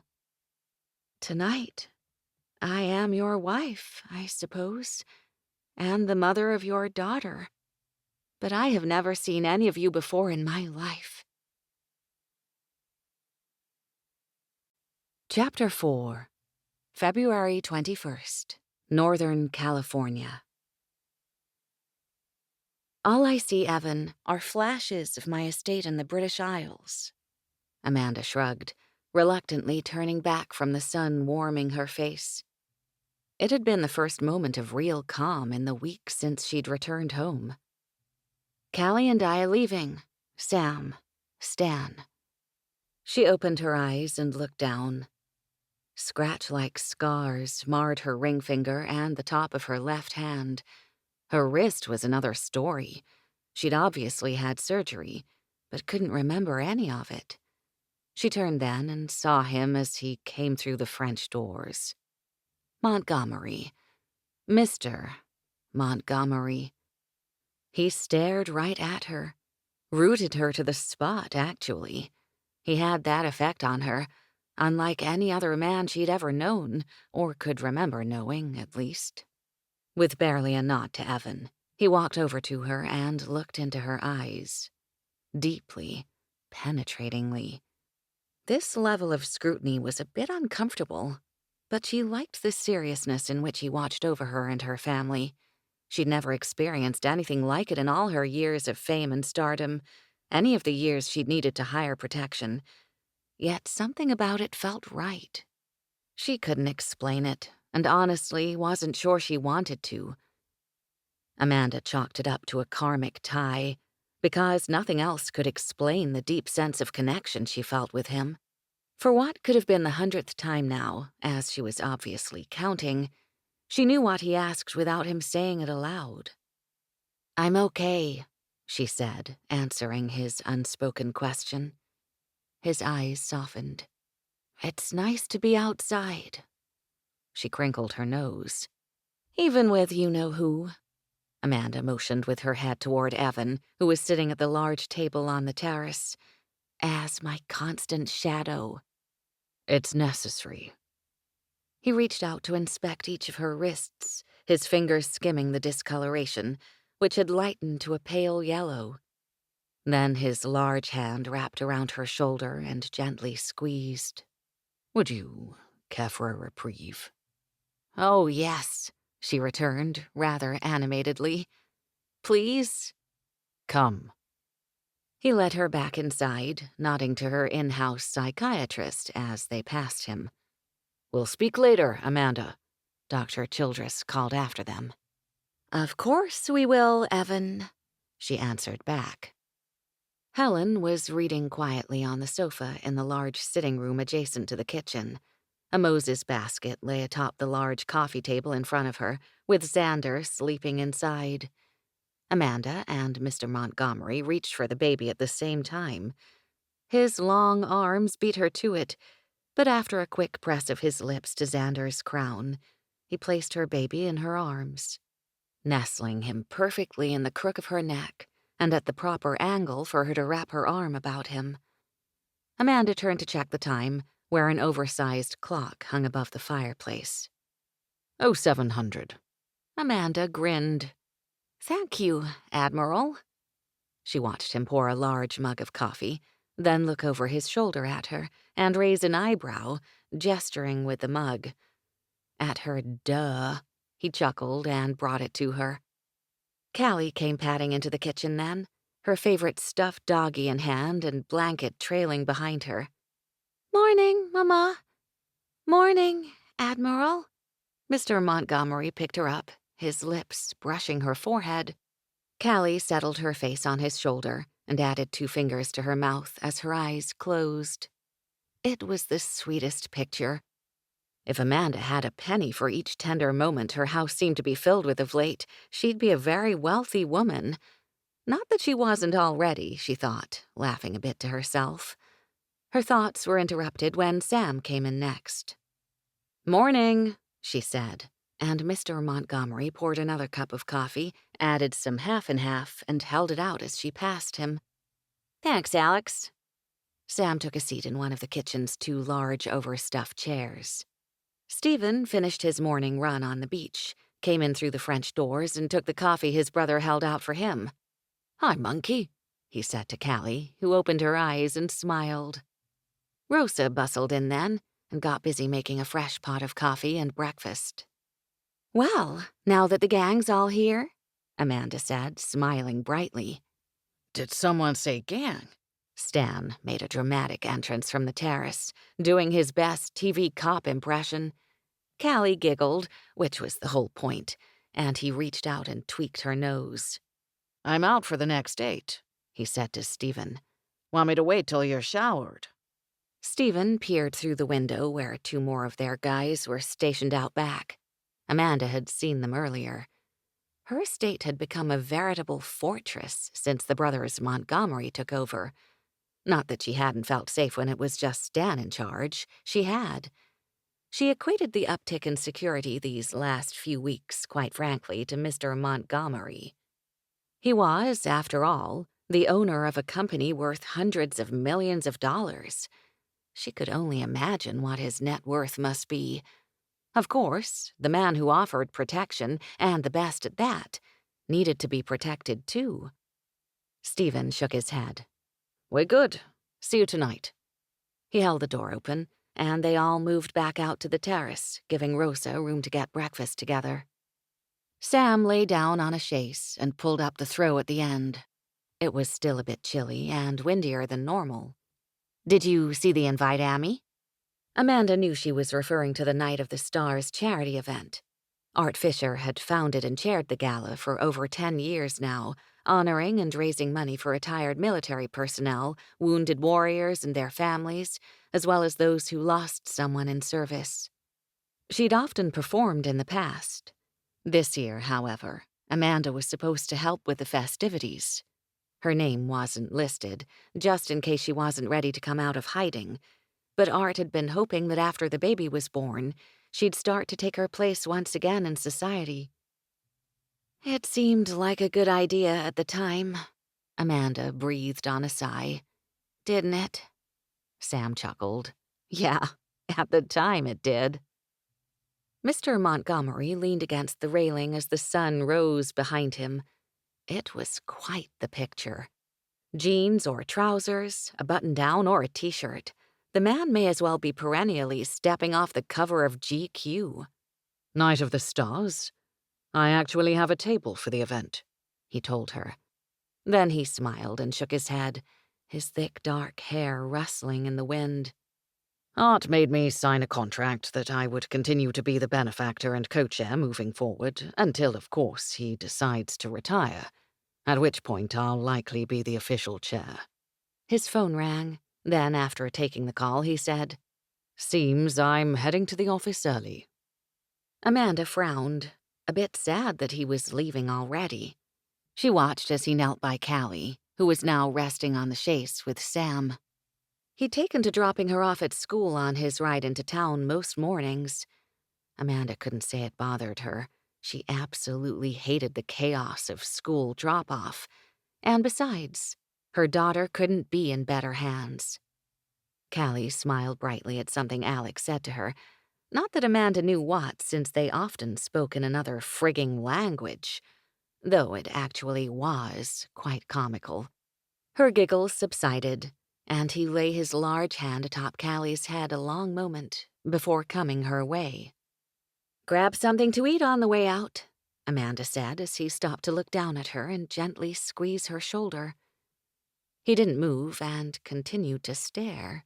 She finally rolled her eyes and smiled again. "I'm fine, really." He smiled back, nodded, and went back inside. Stephen walked him out, and before she knew it, they were having breakfast and getting Callie ready for school. Then the day passed in a whirlwind. While Callie was at school, Amanda went down to her dance studio. It was just in the lower level of the house, but it was the first time in the week since she'd been home that she'd done something like this. Turning on some music, she smiled as One Republic's Secrets started playing. She hit the auto-repeat button and lost herself in the music for close to an hour, wondering just what her secrets were and when she would remember them. Later that afternoon, Amanda drove with Stephen to pick up Callie from school, elated to resume some semblance of her routine. Evan's constant assurance to pick up where she'd left off and continue to let nature take its course helped. They ribbed one another, but she really did like him and knew he wanted only what was best for her. Callie was so happy to see her when her class came outside, she ran the entire way to the car, where Stephen lifted her inside and buckled her in. Amanda wasn't sure how the name Stephen translated to Aboon with Callie's speech impediment, but it was really cute all the same. "Can we go swimming after I finish my homework?" Callie asked. Of course, sweetie. Amanda cupped the side of her face. Now, tell me what you learned today. A few hours later, they did just that. Sam joined them, of course, but so did Stephen. And then when Stan came on shift again and Callie asked him to come in, he didn't resist. It was a veritable late afternoon pool party. There was only one person missing. Mr. Montgomery, she self-corrected.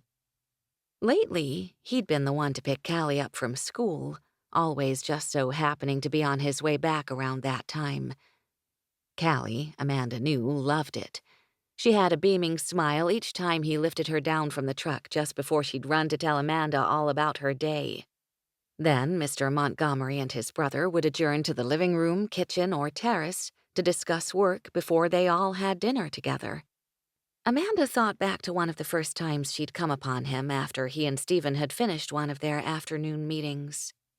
She'd just come downstairs to find him sitting at the bar and found she liked that he was so comfortable at her house. Geez, there were times when she thought he was more comfortable in her home than she was. And again, she'd noted how much she was drawn to him. It was more than just that he was incredibly handsome, but she didn't know what. Yet. She'd watched him then for a moment before he sensed her standing there. He always caught her when she was looking. "Rough day at work?" she'd asked casually in an attempt to hide her embarrassment. He'd smiled and fingered the files in front of him. It's not the work. It's the contracts I seem to have a problem with. He'd rubbed his eyes and motioned to the stool next to him in invitation. She'd needed no further prodding, happy for his company, and took a look at the documents.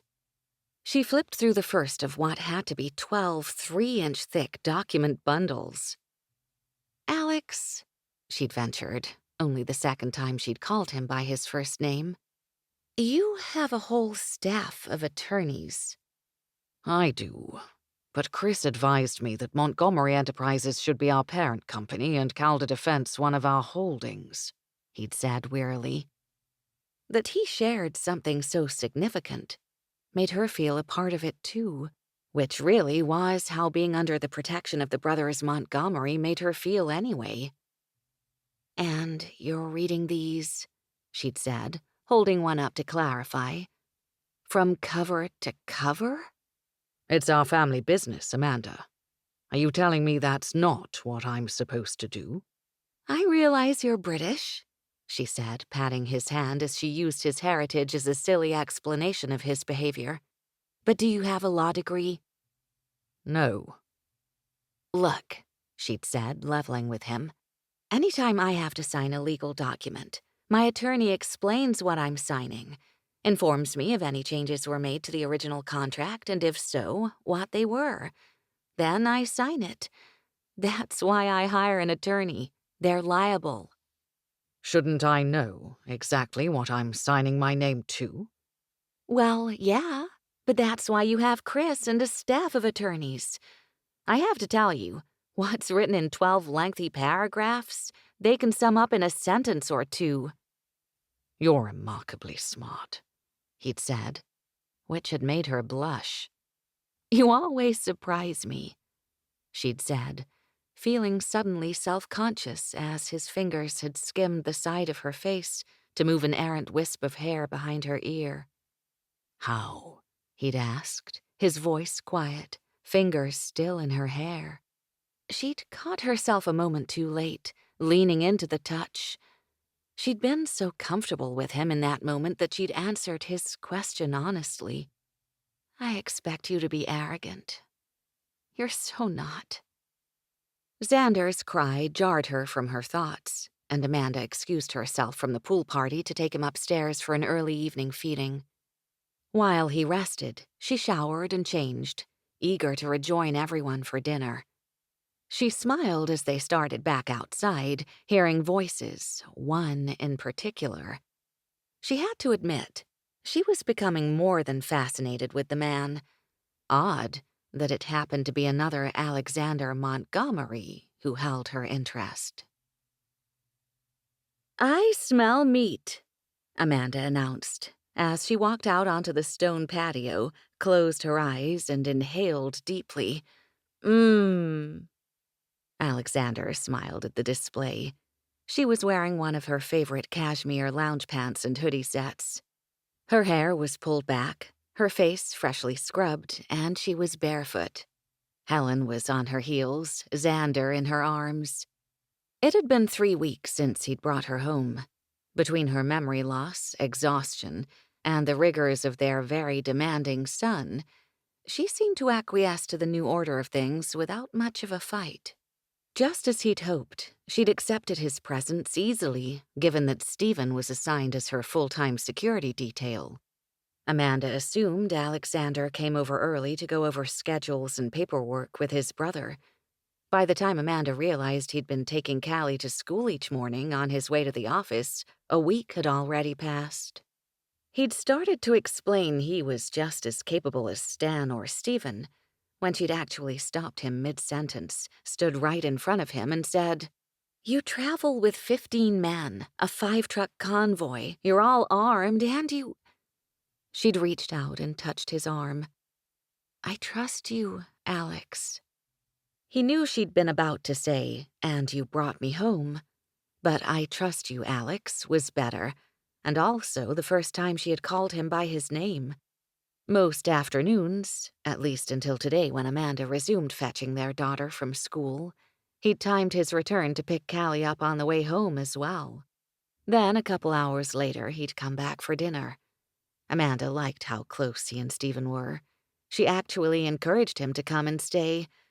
It was brilliant. What's for dinner? Amanda asked. He rolled his eyes at her. Really? If he was grilling, it was steak, and she knew it.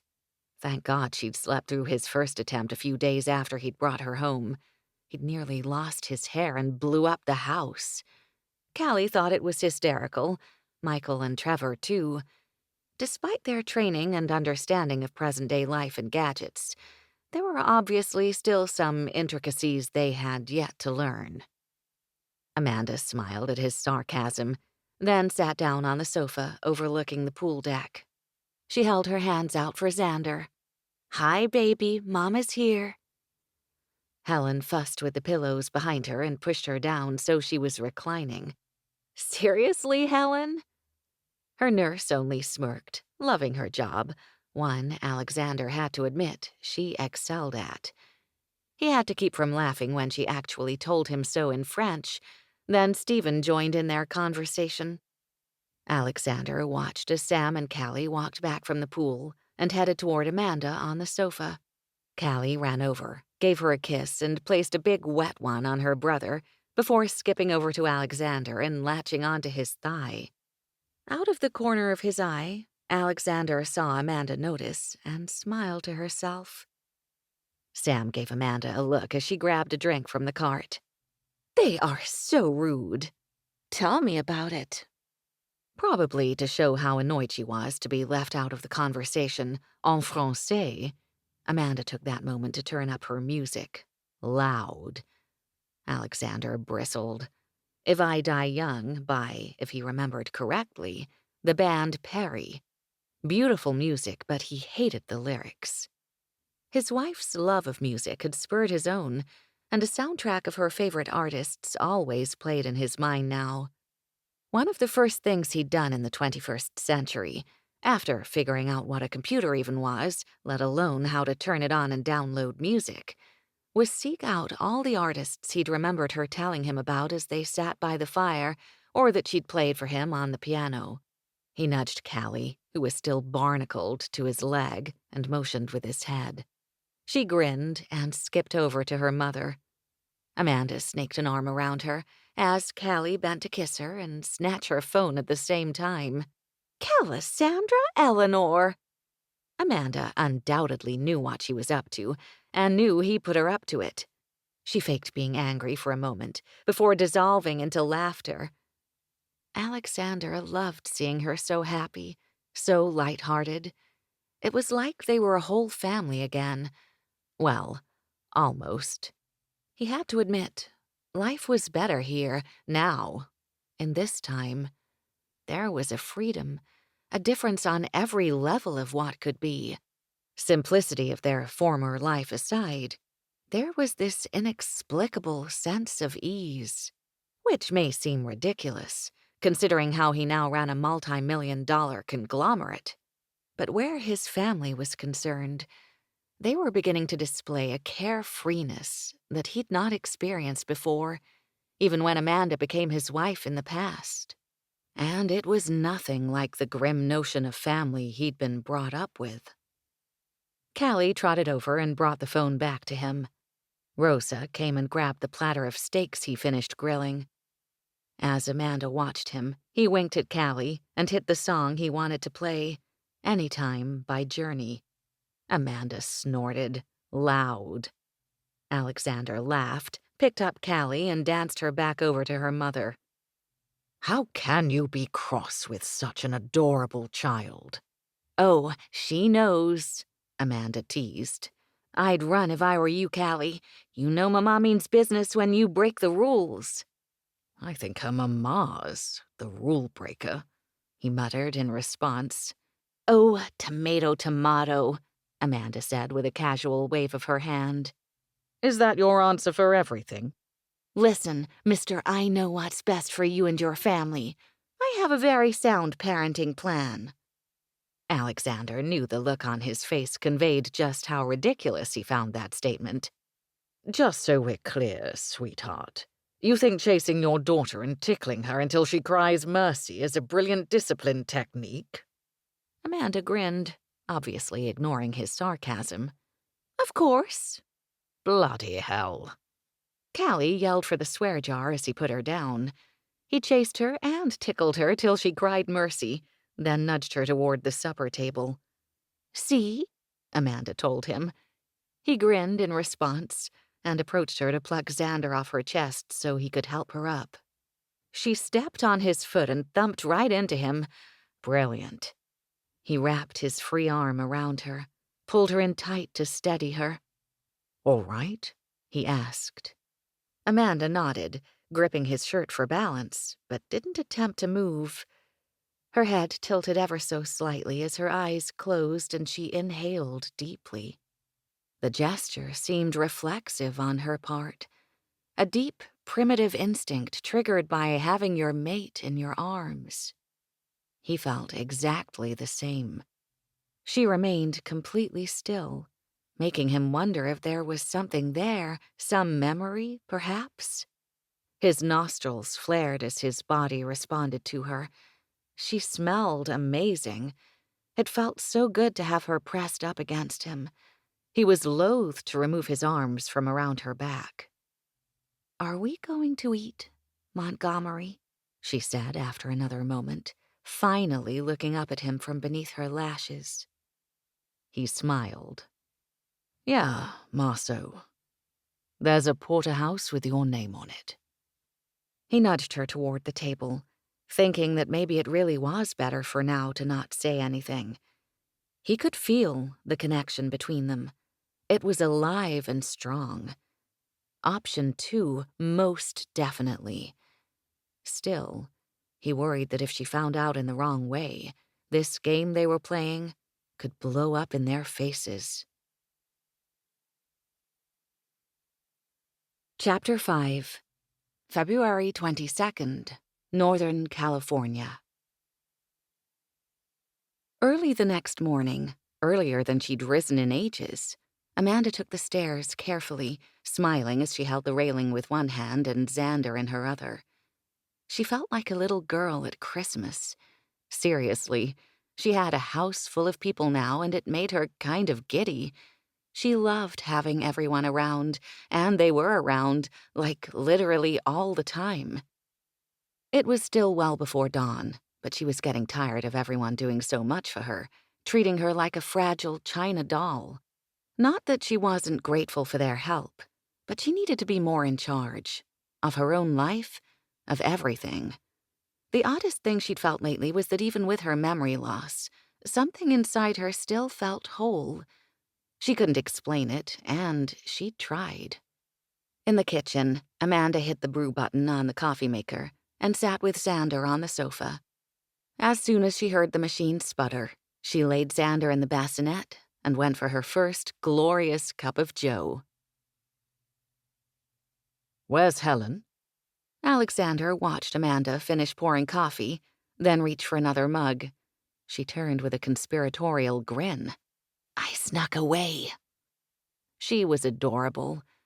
Alexander took the coffee Amanda held out for him. He meant to chastise her for being up and about with no help, like she should forevermore be wrapped in cotton and protected. But her smile disarmed him. That and the fact that she was wearing pajama shorts and her beautiful long legs and prime rear end had been the first thing he'd seen when he walked in. Instead, he took a large sip, placed the mug back on the counter, and asked her why she was up so early. It was barely 5. She'd already brushed out her hair and put it up.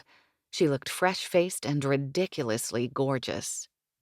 I guess I'm starting to feel better, Amanda told him. My head's clearer. I feel rested. She shrugged. And really, between Helen, Rosa, Sam, not to mention Stephen, Stan, and you, there really isn't much for me to do. It felt so good to wake up before everyone today, tend to Xander by myself, watch Callie sleep. Geez, I even brushed my teeth and hair all without anyone standing over me like I'm going to break, mentally or physically. Aside from the security detail outside, the house was still quiet and empty this early.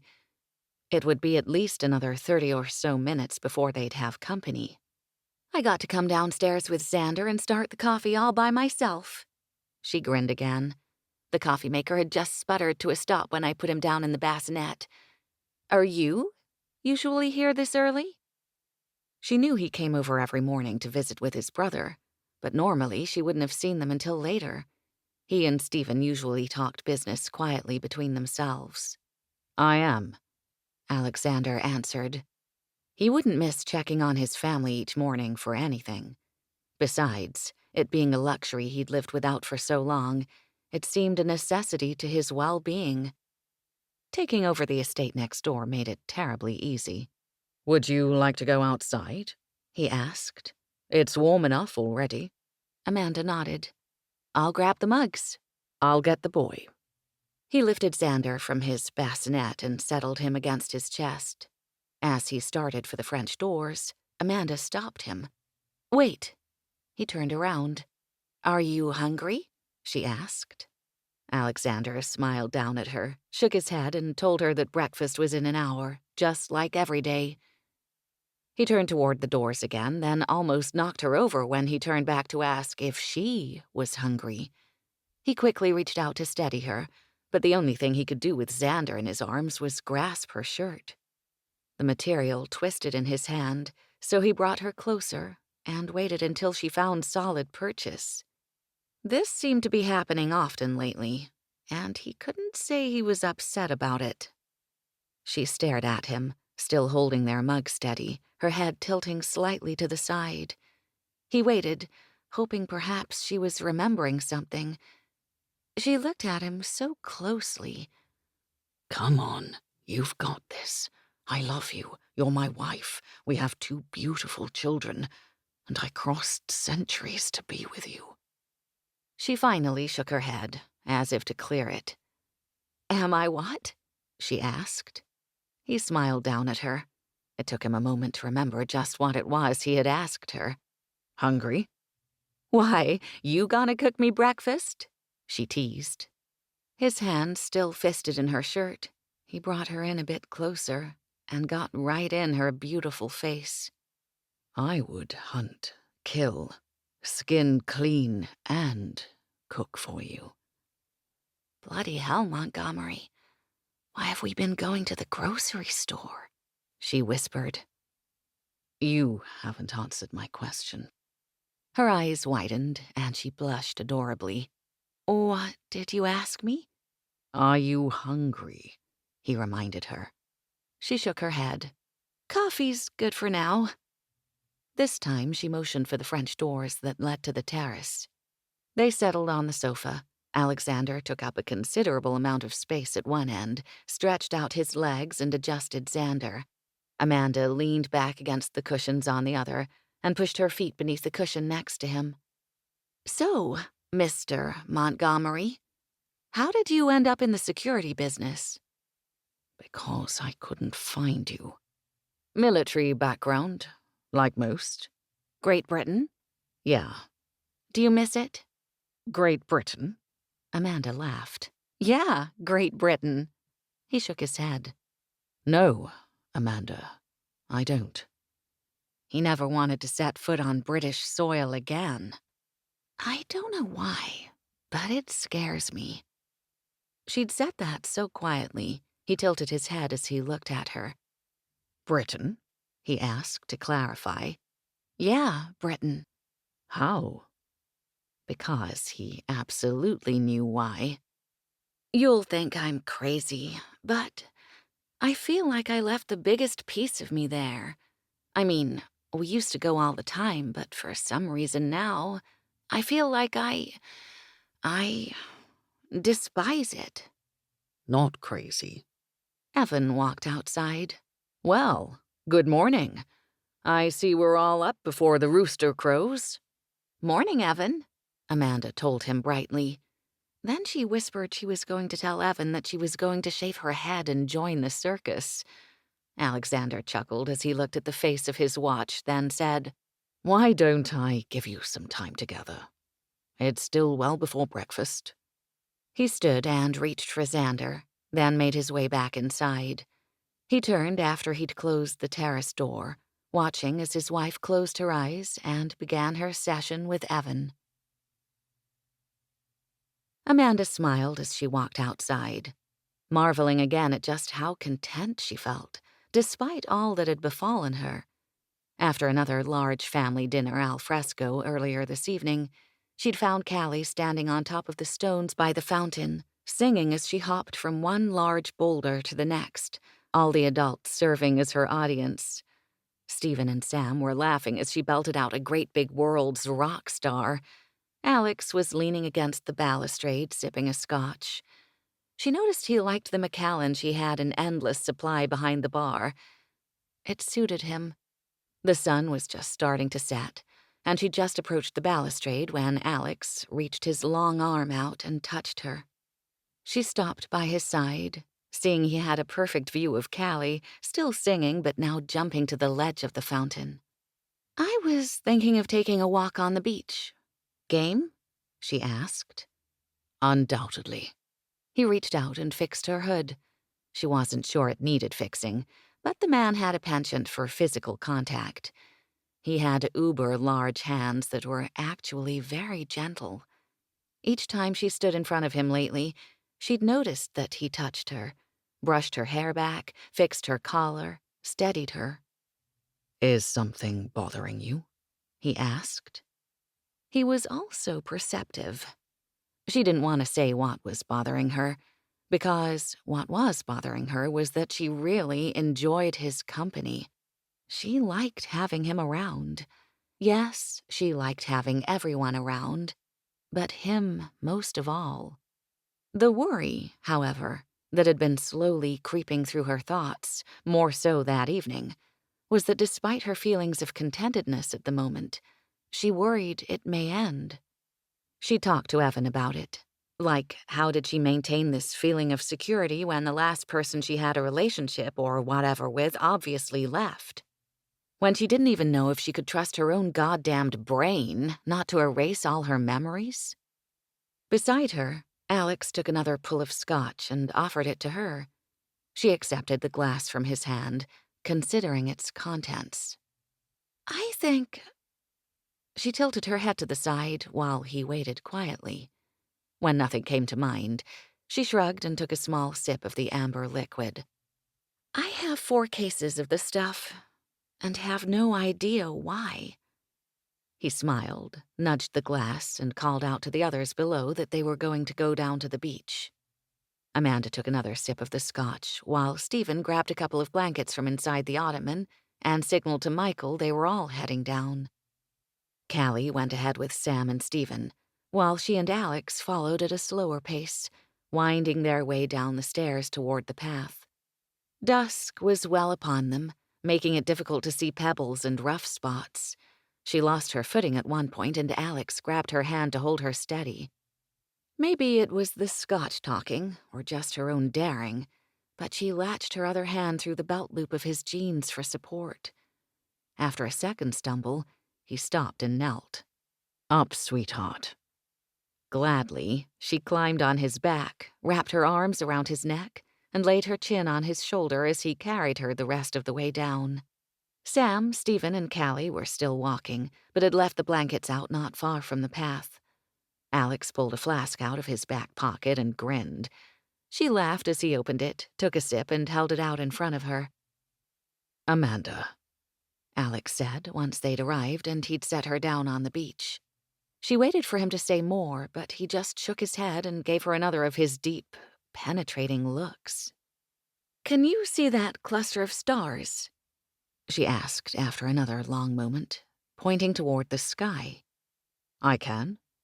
I can't remember what it's called. It's right on the tip of my tongue, but I just can't retrieve it.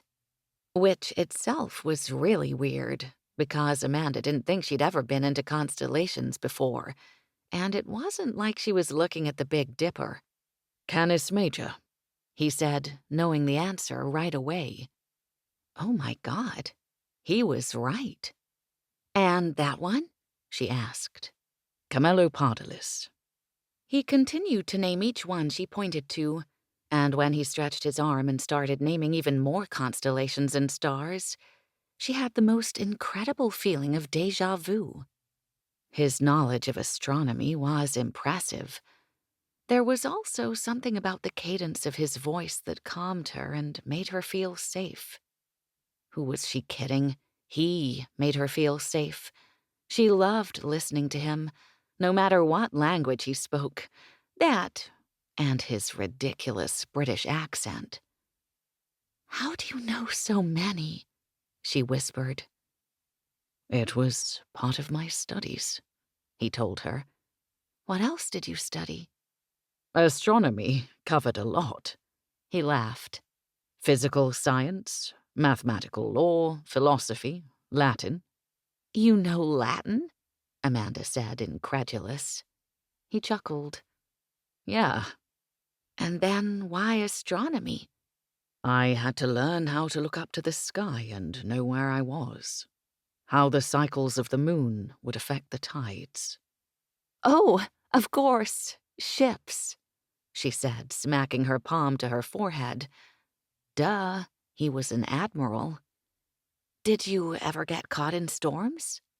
Often, he said, chuckling at her gesture. Were you scared? I didn't have time to be. I had men depending on my knowledge and instincts to get them to port or safely home. She nodded. Determined. What about it? It describes you perfectly. I'm human, Amanda. I've had my moments. She laughed then. I'm not so sure about that. Are you sure you're not a superhero in disguise? He sighed. Superheroes don't always win. She shook her head, vehemently. They do, Alex. They might struggle and even seem to lose ground, but they always win. In the end, they always win. Chapter 6, February 28th, Northern California. Did you see Papa? Cassandra asked sleepily when Amanda checked on her shortly after midnight. So stunned by Callie's innocent question, Amanda pivoted her head as if she'd been struck. Papa? Who, Callie? Amanda asked, to be sure she'd heard correctly. Callie rolled over as she whispered, The Admiral, Mama. Alex? What had given Callie that idea? That he was her father? She supposed he had been around a lot, like all the time, and had been very affectionate with her daughter, but she'd never heard her call him Papa before. Poor thing. All of this must be so hard on her, too. Her own mother barely remembering things. It's no wonder that she'd cling to him. Didn't she herself admit she'd latched onto him, too? Amanda sat down on the edge of Callie's bed, her daughter still looking at her with her bright, earnest eyes that Amanda had always loved, though she could never see herself in them. Suddenly, Amanda froze. Those eyes. Surely they couldn't be. No, could they? Amanda let herself consider just for a moment, for a crazy, in no way is this possible moment, that Callie wasn't mistaken, that Mr. Alex was her father, her real one. She rewound as far back as she could. The hospital. He'd written a check for her release, AMA, against medical advice. The way he touched her wrists, the reverent sweep of his thumbs as he brushed over her bruises once he'd removed the restraints before his large hands clutched her. In the moment, she'd been so woozy she'd barely noticed, but now she could almost feel the caress and possessiveness of his grip as she pictured it. How he'd almost ripped the manacles from the bed rails that secured her ankles. Bloody hell, sweetheart, he'd said. I'm taking you home, Amanda. The way he'd held her in the truck on the ride back. Sure, she'd been under the influence of drugs and traumatized and exhausted, but he'd held her. On his lap, in his arms. She vaguely recalled now burrowing into his neck. Why had she done that? He'd rocked her, and she'd felt safe, really safe. When she'd awoken at home that night, he'd been there, at her bedside, holding Xander. Her son looked like him too, same coloring, same hair. No wonder Alex was so easily affectionate with Callie and Xander. And no wonder Callie was so comfortable with him. Could it really be true? From the moment Amanda remembered meeting him, Callie had always called him Admiral. Then her mind whirled again as an image, barely a second's worth, of Alex on the cliffs of Abersoch, wind-blown and reaching for her, flashed through her mind. Mama, did you? Callie said again, jarring Amanda from her swirling thoughts. She pasted on a smile and brushed the hair from Callie's face before kissing her brow. Yes, she had his eyes, Amanda realized again. How had she missed that before? Callie had an uncanny resemblance to her. People had always remarked on it, but the similarities stopped at her eyes. Looking at her now, something else crystallized in Amanda's mind, causing her heart to break just a little bit. Callie was not her biological daughter. Out of nowhere, she realized that was true, and yet she loved her like she was. It seemed crazy.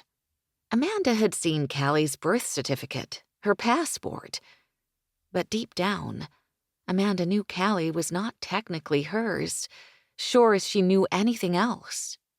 In fact, 6 years ago was when she'd won her first Grammy. She could remember the awards circuit from then clearly, and she'd been dating someone who turned out to be a real jerk. She'd let herself forget all of that, but there was no denying it. Callie even had that similar strange cadence to her speech that Alex had. How had she been so blind? "I did, sweetie," Amanda said, turning to Callie, keeping her voice light. "He just left." She tucked the covers more tightly about her and kissed her precious little face again, realizing just how much she loved this child. His child. "I'll see you in the morning, baby." As she leaned against the back of Callie's bedroom door, reeling from too many thoughts and emotions to count, what she couldn't fathom was why they hadn't told her. None of them. Why? She'd seen movies and read novels where characters had amnesia, but not one had a scenario that included keeping that person in the dark. Unless they were trying to gaslight them, or worse. Was something nefarious happening? She shivered, terrified for a moment. What else were they not telling her? Callie's innocent question spurred Amanda's next move. In fact, a series of moves that would forever change her life as she'd known it, or at least as she thought she'd known it. Cue the gears moving in her head. Not a firm landing yet, or anything close. Just another piece of the puzzle that belonged on the board, but was still set to the side. 2 hours later, after Amanda had torn the house apart looking for evidence of Alex before he'd taken her from the hospital, or any kind of relationship she might have had with him, Amanda picked up her phone and dialed, tapping her foot, frustrated and still thinking of more places to look even as the phone rang. There had been no evidence. Nothing made sense. Nothing explained why no one, Sam especially, told her Alexander frigging Montgomery was the father of her children. Or, if this ridiculous but increasingly plausible idea was the truth, then why were there no pictures of him or them together anywhere, even in a drawer or an album? She checked. Everywhere. No pictures, no love letters, cards, mementos, an old t-shirt of his in her closet buried under her things. Nothing online, nothing in the house. Nothing at all. "Derek," she said when her longtime private jet pilot finally answered. "Amanda?" Captain Morgan said, obviously surprised to hear from her at 2 a.m. "Are you in town?" "I am." "I need to go to Chicago. I'd like to leave as soon as possible." She heard fumbling in the background. "I'll call the guys and have her ready by 4. "Good," he said, and Amanda breathed a thankful sigh of relief. Captain Morgan, always reliable. "Perfect. Thanks, Derek." It would take an hour to get to the small private airport where they kept her G5 anyway. She had one more call to make. She knew it would break the new current protocol, but at the moment she didn't really care. She needed to take control, and this seemed like the right move, the only right move. Stan's voice was clear as a bell when he picked up. "You okay?" "I need you to pick me up." "Amanda?" "I need to get out of here, Stan. Please." "I have to tell him," he said. Stan had been with her longer than he'd been with Montgomery, so Amanda knew that if she pressed, he'd be loyal to her, though it would pain him. Stan loved rules. "No," she said firmly, "you don't. In fact, when we get out of here, you need to tell me. I still don't know what's going on, but I'd bet my last dollar that you do." "Amanda, I have to let Alex know. He's my boss." "I'm taking the kids and Rosa regardless. If you don't come, I'll go alone." She hung up the phone and glanced at the clock again. 2:07. She knew Stan well enough to know he'd be here by the time she was ready. He'd never let her leave alone, too worried for her safety. In this house of cards, Stan was the only person she still trusted, and even that with caveats, considering the circumstances. Why hadn't anyone shared the truth with her? The question had run across a marquee in her head all night. They'd taken advantage of her good nature. It made her mad, and made her feel like a frigging idiot. She'd begun to bond with him. Geez, she'd felt like they were becoming friends. Friends who liked to be with each other. A lot. Who gave each other longing glances. Don't think she hadn't noticed. What? Was she deemed too delicate to handle the truth? Well, screw that. She refused to be the Amanda who needed to be treated with kid gloves. Bring it on, people. Now she'd take the upper hand. She was taking charge. Filled with renewed determination, Amanda grabbed a weekender and started packing, not sure how long she'd be gone, but knowing that staying here right now was not an option.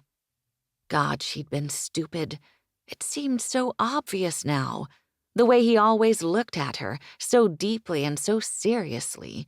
The way he always touched her when she was in front of him, brushed her hair back, fixed her hood, or checked her bruises. The way he spoke to her and, she hated to admit, how his voice made her feel. And what security company CEO was around that much, took that much personal interest in their clients, no matter how famous they were or how much they were worth?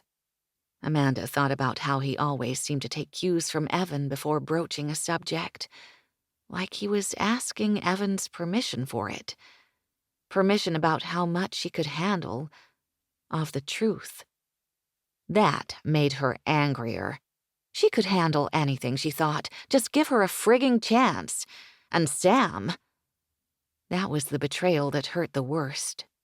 Why on earth couldn't her friend, her best frigging friend, give her a clue? The next time she called her that cutesy name, Amy, she might just slap her. Over feeling like a victim while waiting for her memory to return, Amanda marched past Sam's room, her anger turned to fury that she'd kept something this monumental from her. 15 minutes later, she had Callie and Xander packed. It was only a 3.5-hour flight, so whatever essentials she didn't have for the baby she'd send for. Amanda was smart enough to wait in the foyer, avoiding the men who were stationed outside.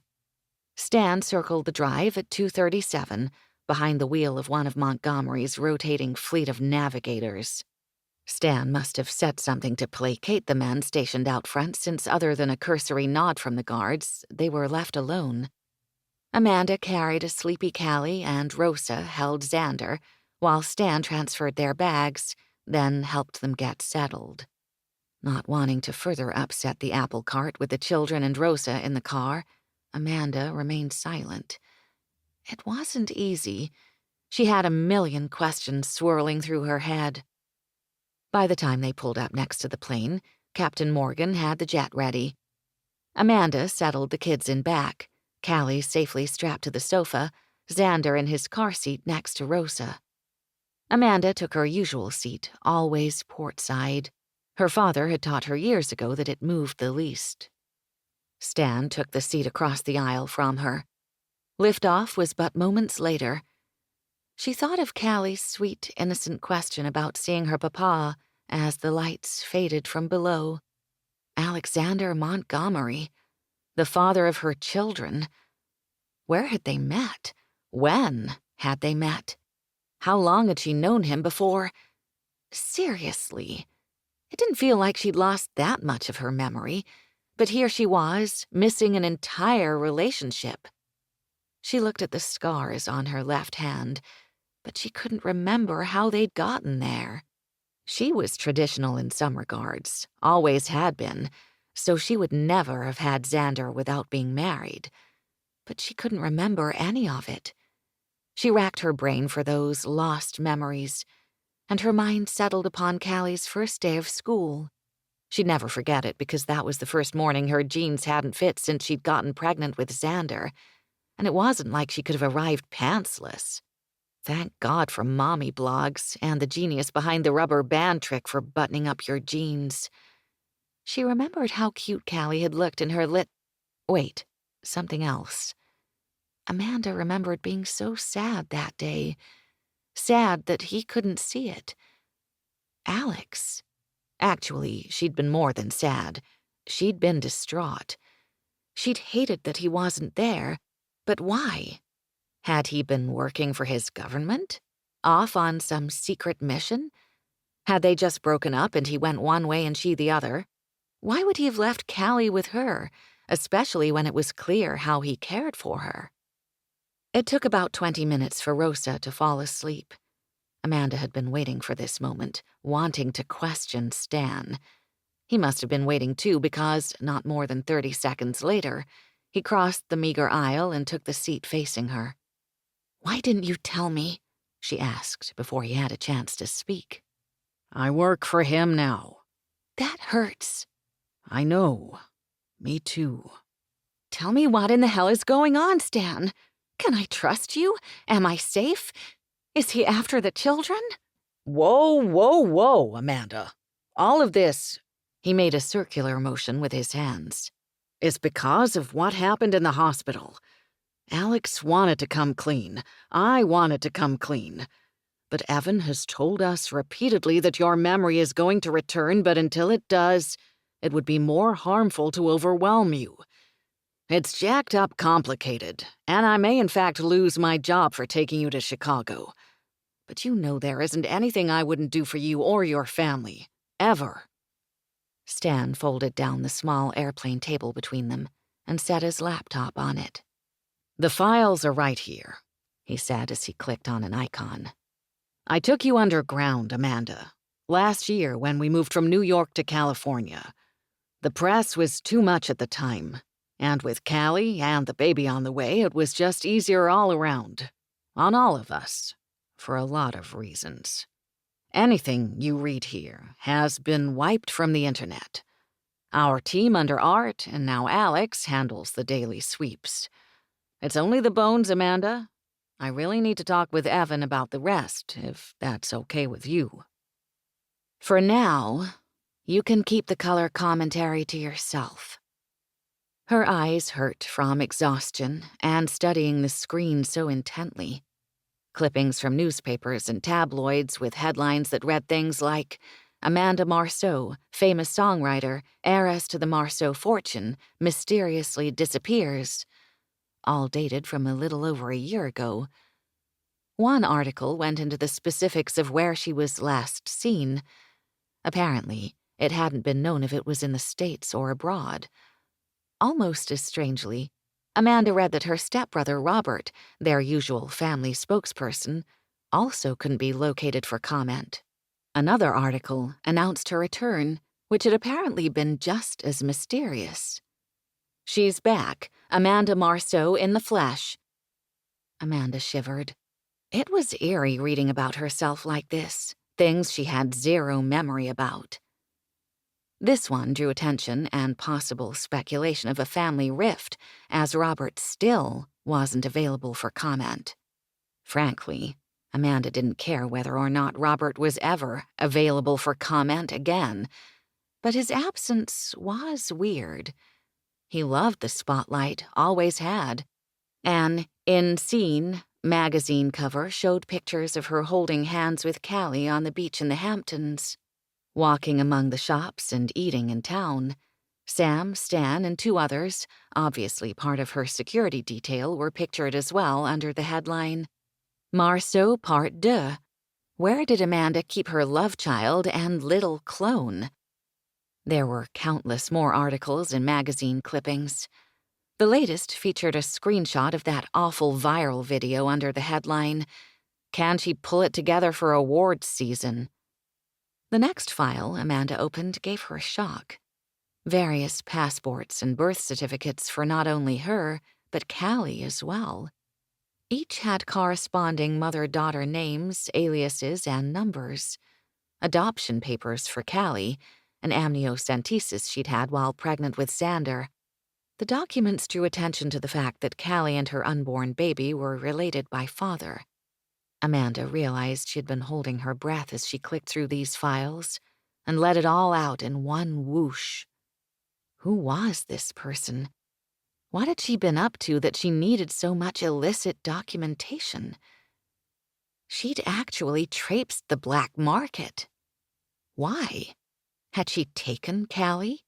And now that he knew she couldn't remember, was Mr. Montgomery making his move, coming after them again? But then Sam surely would have said something. Stan, too. Forget that. Art would have killed him if... Did they know? Maybe he cleverly worked his way back in. So many questions, and as of now, so few answers. Still, how had Callie come to be hers and not Montgomery's? They'd obviously been on the scene alone together sans Alex last year. What the hell had happened? They landed at 9:30 a.m. Chicago time. Amanda gathered her children and what remained of her loyal retinue. They climbed into the waiting Range Rover at the private airport outside the city proper.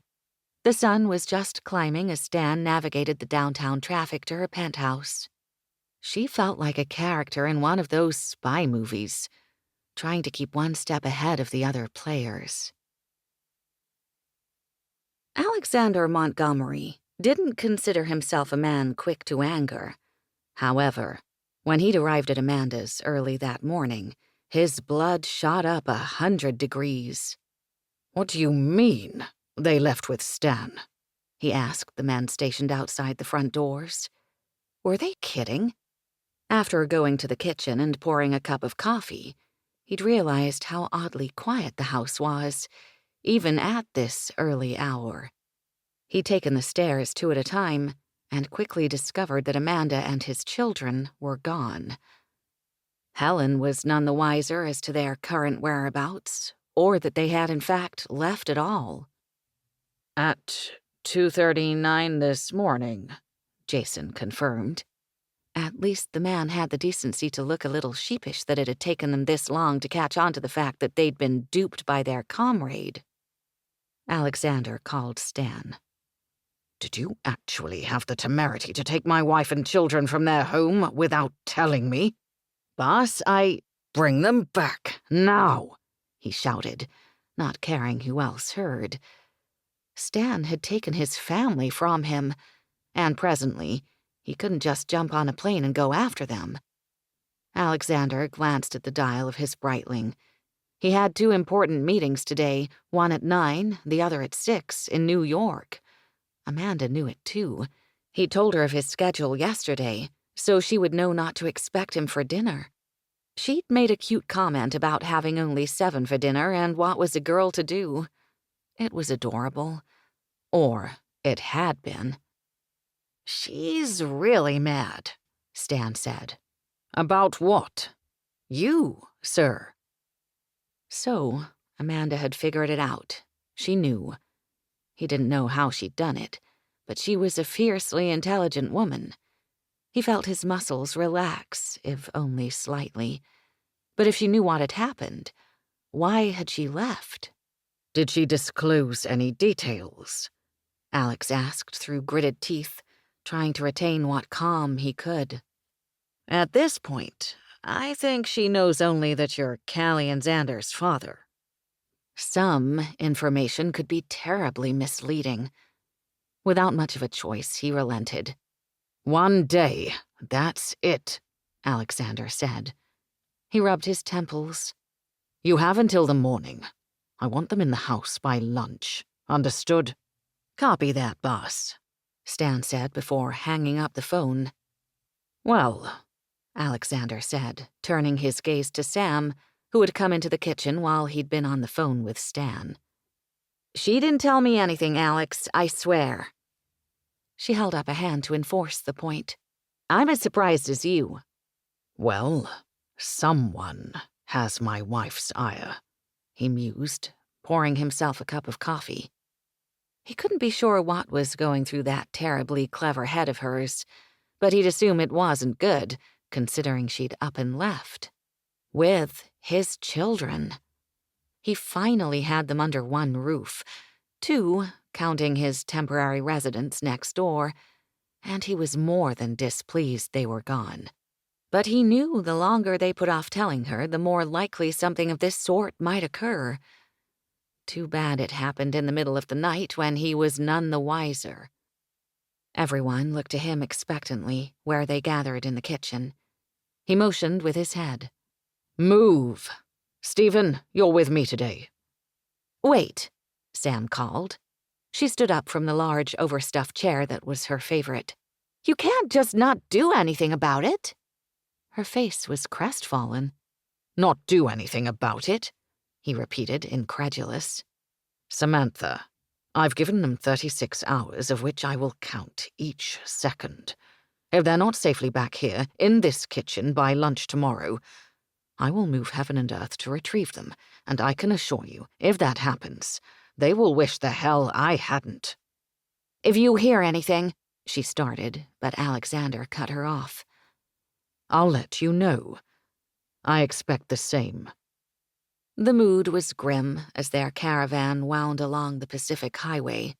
Alexander's mobile command center, a black XL Navigator, drove as always in the middle of 4 others. All of the trucks in their fleet were customized to some degree, but his was completely tricked out, as they said in 21st century lingo. A sectional in the back wrapped around the cab with ample legroom in the center. Computer screens and outlets for countless gadgets were everywhere. Always driven by Gregor, with Trevor riding shotgun, he and Michael sat in back. Stephen was with him today, too. Calder Defense's offices occupied what had been JDL Security's pièce de résistance, a stunning, state-of-the-art 18-story glass building with ocean and mountain views. A new logo was now affixed to the building, which looked amazing. While there was a perfunctory street entrance, this particular facility was equipped with underground parking. They packed into 2 of the 4 elevators in the garage and arrived seconds later to the top floor, which housed their personal offices. Katie, he said, nodding to their receptionist, who'd worked under Art's tutelage for well over 10 years. She greeted him in kind and handed him a clean schedule, identical to the one she'd sent to his phone. Sure, she looked like the typical modern-day professional working at any office, but Katie, like all of their employees, had military training. So, while she could smile and answer the phone, emails, and arrange any number of tasks, she was also trained in Krav Maga and a skilled marksman to boot. Should trouble darken their doors, Katie was a brilliant first line of defense. Stephen hadn't been here since he'd had their new furniture delivered, so, momentarily distracted from his runaway wife and children, Alex eagerly ushered his brother inside his corner suite with stunning views, eager to point out the improvements. Alexander left Stephen behind his desk a few minutes later, where he was diving into some new instructional videos Trevor had put together for him. There was never enough for them to learn, including ever-evolving technologies and current business practices. When this business with Amanda was over, Stephen would take Alex's place at Calder Defense, or somewhere within the confines of Montgomery Enterprises. Whatever he wanted was okay by Alexander. He only wanted his brother to be happy, and as Stephen felt guilty, misguidedly so, for what had ultimately happened that day they'd lost Amanda and Callie, his brother's well-being and satisfaction was paramount.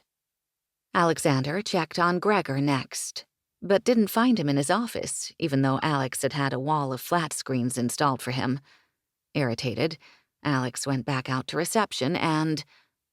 Bloody hell, Gregor! Alexander stopped halfway down the hall. Gregor was leaning over the counter of the reception desk, trying once again to charm Katie. Alex grabbed him by the collar as he passed and pushed him forward. I'll call you later, Katie, Gregor said, trying to turn around and look at her.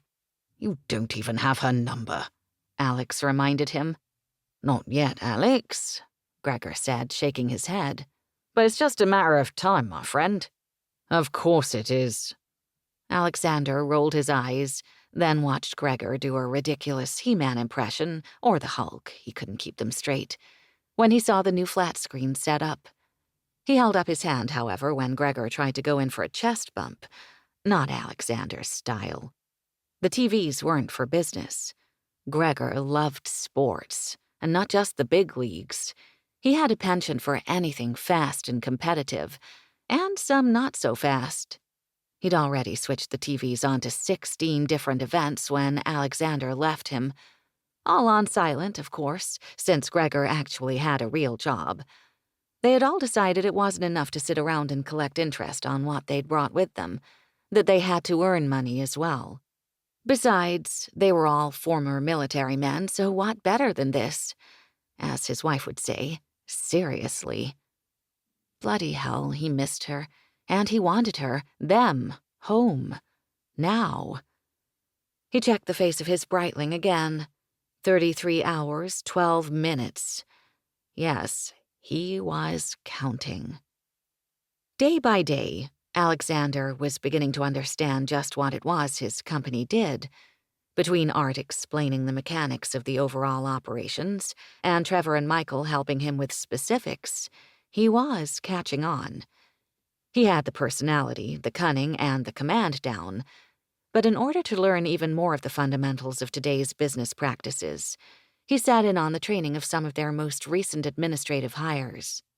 All of them wounded warriors. Just because someone was disabled or disfigured didn't disqualify them from performing a job. Comrades beget comrades. And what better than something within the realm of the security and surveillance business? He wasn't learning code or anything of the sort, but understanding which buttons to push and when had helped. After a few more perfunctory hellos, he entered his office, a large space filled with a massive desk and a sitting area. Large couches and chairs, a 60-inch plasma TV, and a table for smaller meetings. He had his own bathroom, which was outfitted with a shower, 2 sinks, a comfortable chaise and table, and a private toilet room as well. Stevens and Gregor's suites were the same. Settling behind his desk, he looked at the stack of paperwork in front of him, mostly contracts that needed his signature. He was just about to call Chris, who was in New York waiting for them, when Stan checked in again. It was his hourly, perfunctory text. Amanda and the kids are well. At least he was giving him that, bare minimum though it was. They left for the private airport after his call with Chris. They had a 6-hour flight, a 2-hour dinner meeting, and then 6 hours back, including travel to and from airports. They'd be exhausted and back in California around midnight. "Well?" Alexander asked Trevor. He hadn't seen him since they'd arrived at the offices earlier, and now in the truck, he wanted to know what he'd been able to find. Trevor held up his laptop and shook his head. "Stan's disabled his tracker. I must have done the same to Mrs. Montgomery's and Callie's as well." While Alexander knew Amanda and the children were safe, Stan would make sure of that. He preferred to know exactly where they were at all times. Was that too much to ask? He feared the unfathomable for so long and thought the trackers he'd put on their phones would have been enough. But now he wished he could have them all chipped, like he'd heard people did with pets. Leave it to Stan to give her the modicum of privacy she needed. Still, Trevor pointed out excitedly, Stan hadn't disabled the systems on her Range Rover or that of the penthouse in Chicago. The team knew when she arrived safely at her residence and when they were buttoned up snugly for the night. When their caravan arrived at their Manhattan operations, they were filmed by a few news crews entering what was now Montgomery Enterprises, Inc. headquarters, which had been happening with increasing frequency lately now that the acquisition had made headlines. The meeting was over by 10, and then they headed back home. It was a long day, but at least as they settled on the plane, countdown was at 23 hours, 6 minutes. Back in Callie, Alexander walked through his foyer, passing the long hallway to the left that led to the kitchen. He continued beyond an enormous powder room, then entered the living room. It was a beautiful house, but what he wanted was a home with his wife and children. He poured a scotch and then stood in the terrace doorway that faced Amanda's property. He hated seeing it so darkened, devoid of his family. Early the next morning, he hit the lights in the gym, taped his hands as he'd been taught, and instructed Siri to play Dream On repeat. Then spent the next hour beating the hell out of the bags that hung from the ceiling in a line. He lay spent on the floor afterward, wondering how life could change so very drastically in what was relatively such a short period of time. The remainder of the morning involved pacing the courtyard, foyer, and terrace on Amanda's property. Lunch came and went. An hour later, Alexander, his men, and Samantha boarded the Calder Defense jet, intent on bringing Amanda home. I am so coming to get you, sweetheart. Chapter 7, 1774, Abersoch, Britain. Amanda stood before the window in Rebecca's room. The sea churned, as did her thoughts and emotions.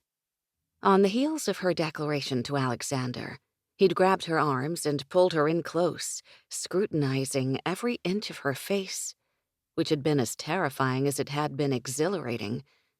Then he'd abruptly let go and turned away. But really, what had she expected him to say? She'd told him she'd never seen him before in her life, and while that was 100% true, to him, she looked just like his wife.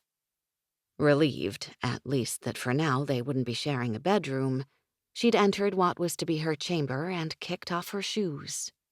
As she fought with the buttons of her dress, Alice returned to help her out of it, and then into a long nightgown, a sheer white confection with ties in the back.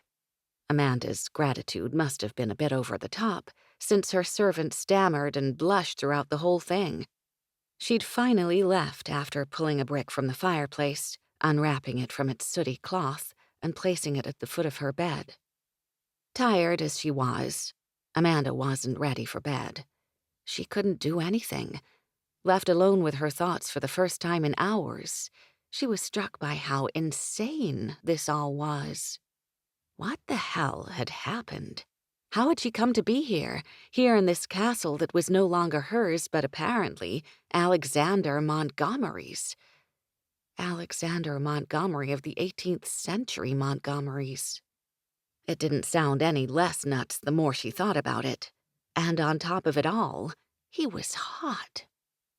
The longer this hallucination went on, the more Amanda was starting to feel that it wasn't a hallucination at all, that she somehow had fallen back in time. Everything was so real.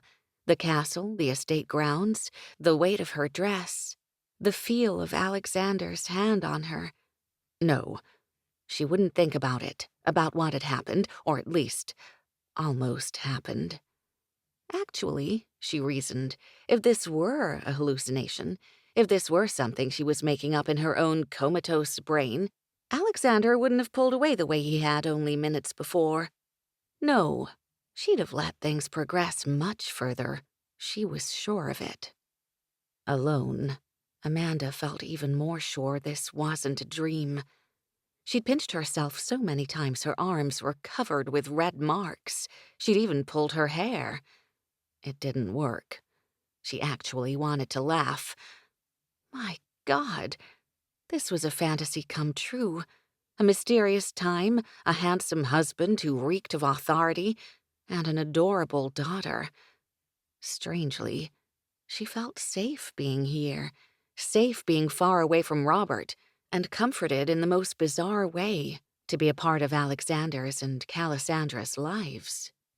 She'd read so much about them already, it was like she did know them, on some level. Seriously, though, it was a dream. It had to be. She pinched herself again. Ouch! Do your hands pain you? She turned, startled by Alexander's voice, soft-spoken as it was. Her heart started beating faster again. How could she reconcile, justify, rationalize her reaction to him? She didn't belong here, wherever here was. No matter how oddly safe and comforted she felt playing as Alexander's wife and Calassandra's mother. Would he want to sleep with her? Would he notice the difference? He was leaning against the doorframe, dressed in just trousers, his hair free of the leather tie that had held it back earlier. His broad chest, even in repose, was impressively sculpted. His powerful arms showed a marking across his left bicep she couldn't quite make out. A tattoo? She wanted to be wrapped in those arms, to lose herself in his strength, to lose herself in him. She'd never felt anything close to the attraction she felt for this man, and it had come on so quickly, so strongly. And this man couldn't even stand her, or the woman he thought she was. "My hands are the least of my worries," she answered, turning to look out the window again and avoiding his stare. Rebecca? She wanted to tell him that wasn't her name, but couldn't. Not yet. "Yes, Alexander?" When did you learn to play the piano? "When I was 5, she said. She'd tell as much of the truth as she could. Would telling the truth bring more harm? Did he know something was different? He must. It would account for his odd he likes me not behavior. Amanda heard him move closer, felt his heat when he stopped just behind her. "Should I be scared, Alexander?" she asked, knowing she was putting her trust in him. He was all she had, after all, for whatever reason, and she was comforted by that, by him. You've never been scared before, Rebecca. What scares you now? "Everything," she whispered, pressing her forehead to the glass of the window. I don't have the heart for more games, Rebecca, he said, his voice turning to a sneer. "I don't play games, Alexander." And truthfully, she wouldn't know how. She felt his hands then, as they brushed through her hair, pushing it over her shoulder. He had large hands, gentle hands. But the man's actions were so confounding.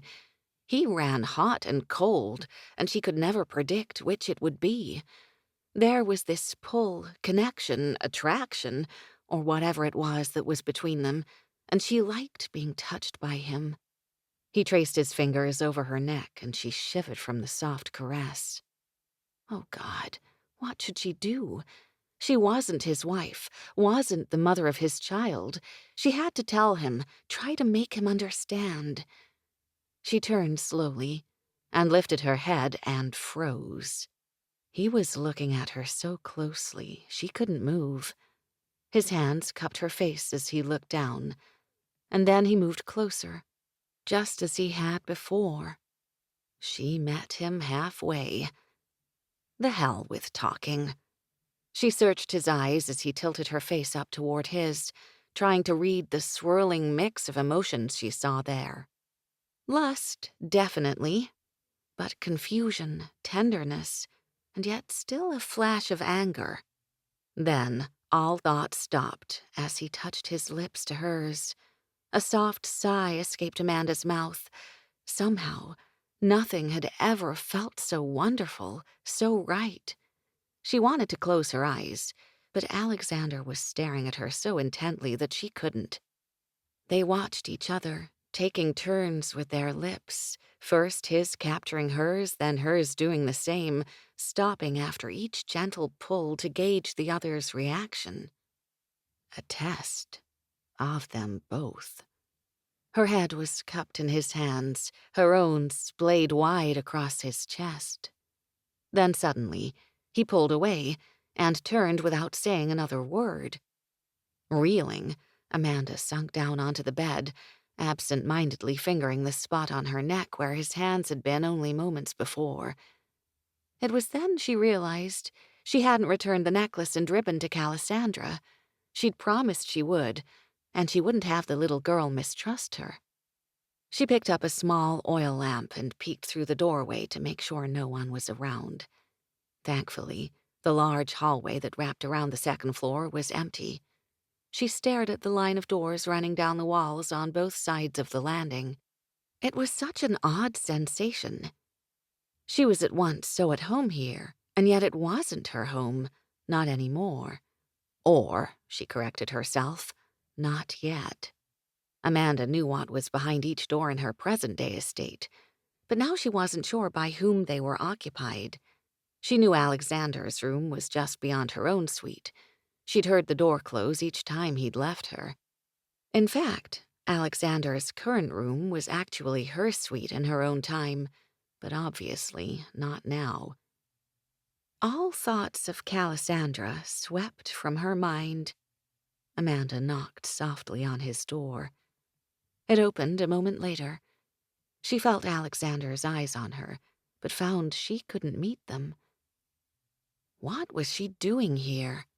Staring down at his bare feet, she realized even they were beautiful.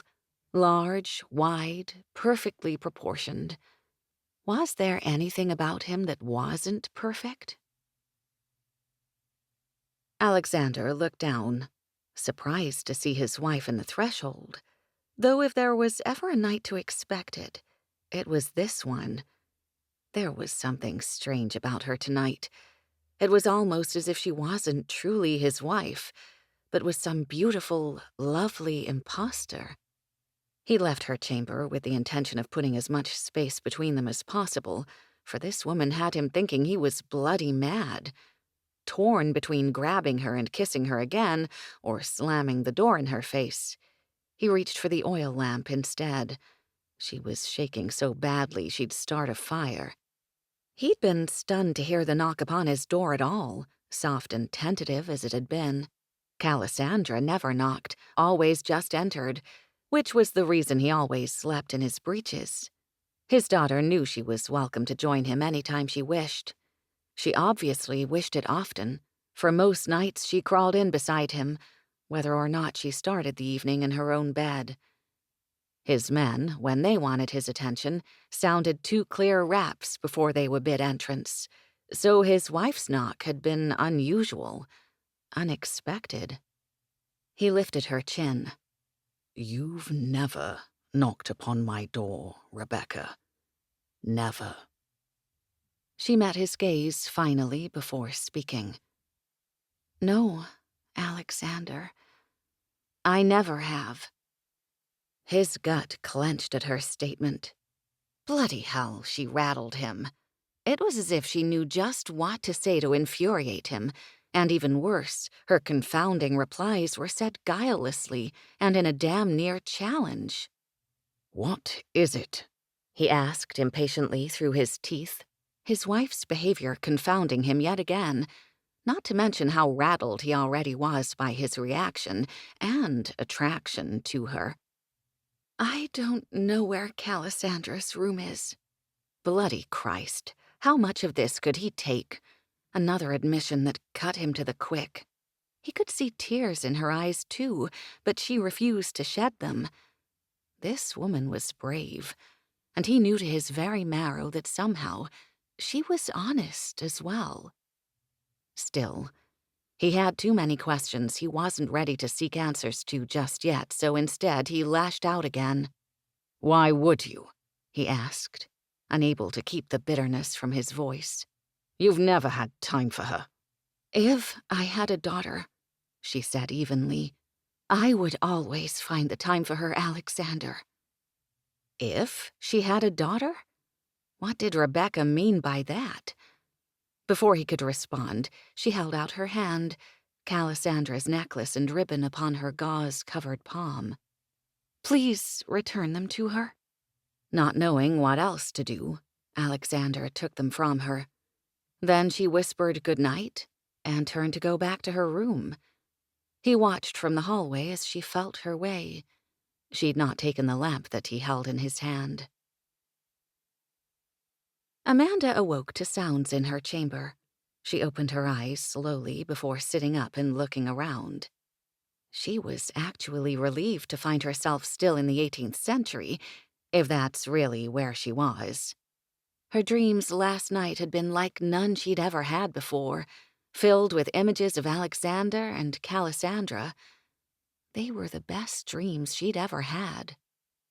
Alice was in the room too, opening the drapes, sunshine blazing through the windows as each was pulled aside. It was a beautiful room, but it wasn't hers, and none of the things inside of it were hers either, which was somehow creepier than being here. Alice helped her into a burgundy dress with delicate gold braiding and ties. This one was much more comfortable than the one she'd worn the night before. No bell hoops in the skirts, and it fit loosely, as did the shoes, each just a little too big. Alice said nothing of her ill-fitting clothing, so when she turned around, Amanda removed the shoes. The hem of the dress covered her feet.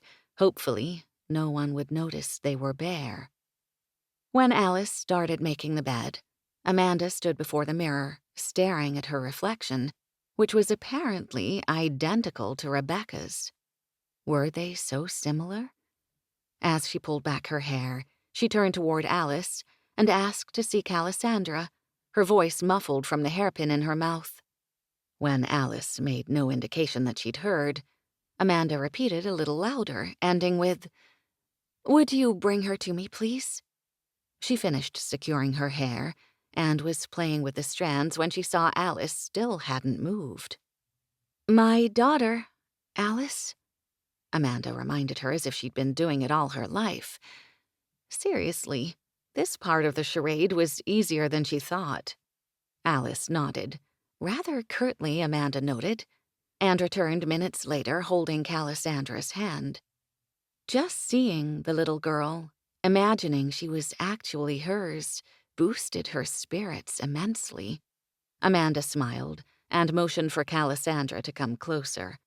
Callisandra was only a little hesitant as she moved forward to the bench where Amanda sat before an ornately crafted vanity. As soon as she was close enough, Amanda picked her up and hugged her tightly. "Good morning, sweet baby girl. I missed you," she said, even more surprised to find she really had.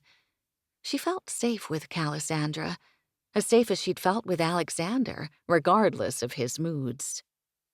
"Your hair looks pretty, Mama," Callisandra said tentatively. Amanda closed her eyes as she hugged Callisandra closer. When she opened them, Alexander was staring at her from the doorway. She looked him over from head to toe, unable to stop herself. His features seemed softer today, his hair still damp from a bath, water probably dragged in from a well somewhere. Gone was the running water, the plumbing her family had installed. There were only basins filled with fresh, warm water and a commode she'd grimaced through using in the middle of the night when she could hold it in no longer. This morning, Alexander wore a white, long-sleeved linen shirt, the neck slightly opened and parted from ties that hadn't been fastened, and black trousers tucked into tall, polished boots. Over it all was a devilish knee-length black cloak, which only enhanced his dark looks. Finished with her inspection, Amanda dragged her gaze back to his face, blushing as he raised a brow. Was that amusement she saw in his eyes? Then she watched as he gave her the same once-over, and just as closely. Alexander stood in the doorway of his wife's bedroom, though the woman he stared at appreciatively was not his wife. It couldn't be. Whatever sorcery had transpired the night before, he was glad for it. Bloody Christ, his entire body had responded to her inspection. He'd never responded to Rebecca like that before, and not that she wasn't beautiful, she was. But Rebecca's beauty was only skin deep. But this woman shone from beauty so deep, bloody hell, it blinded him. And as similar as they were, today the differences were startlingly clear. Her hair was a shade or two lighter than Rebecca's, thicker too, and shorter, falling between her shoulder blades. Her skin was paler, exquisitely flawless. Her nose was straight, devoid of the small bump that had marred it before. Her lips were fuller, softer, and sweetly innocent. And then there were her eyes. Her eyes were the most startling shade of blue. They took his breath away. This woman's neck was long and graceful, and her body slim. Her breasts smaller, yet so full, he could still feel them crushed against his chest as he'd held her in the tunnels. Though he couldn't see her legs, he knew they were longer, for she was, in fact, taller. He'd noticed it when she'd stood barefoot before him last night. And she stood barefoot again, her toes peeking from beneath the dress she wore, toes painted with the color red. He'd never seen that on a woman before, and he found he liked it. He could make no sense of the reality before him. Where had the real Rebecca gone? But he found he didn't care. He kept his face expressionless as he brought his gaze back to hers. She hugged Callie as though her life depended on it. She hid behind her just as he did. But the warmth in her eyes held no manipulation, no malice. "Papa, doesn't Mama's hair look pretty?" He looked at Callie mama as he answered. Yes, Angel. Your mamma's hair looks very pretty. Callie, go with Alice now. I'll come see you before I leave. Callie hugged the woman holding her more tightly, rewarded for her efforts with tickles that sent her into a fit of laughter. "Listen to your papa, silly goose," she said as she laughed with Callie. "I'll spend the day with you after we've talked, all right?" Callie nodded, and then took Alice's hand, following her out the door. And then there were two. We must speak, Alexander said at almost the exact same time as Rebecca spoke. "There's something I need to talk to you about," she began, before quieting. Alexander was stunned to find they'd virtually spoken the same words. Somehow he'd not expected her to do so. It was a foolish thought, for if he knew anything about this new woman, it was that she was both forthright and honest. Before he could say anything, she stood and walked toward him, stopping a step or two before she reached him, laying her hand upon his arm. "Listen, Alexander, I'm not sure where—" But he couldn't wait any longer. They could talk any time. Kiss now, talk later. He had to have her. It had been some time since he'd been with a woman. He didn't like taking lovers, and he never slept with the same one more than once. But his body was responding as if it was just yesterday. With those thoughts in mind and little else, he started moving forward, and she back toward the wall, bracing herself against it and into him. They moved in perfect symmetry, mouths fused, hands finding purchase. His behind her back and cupping her head, hers on his chest and tangled in his hair. Just as he was about to press his entire body to hers, she reached out, grabbed his shirt, and pulled him in.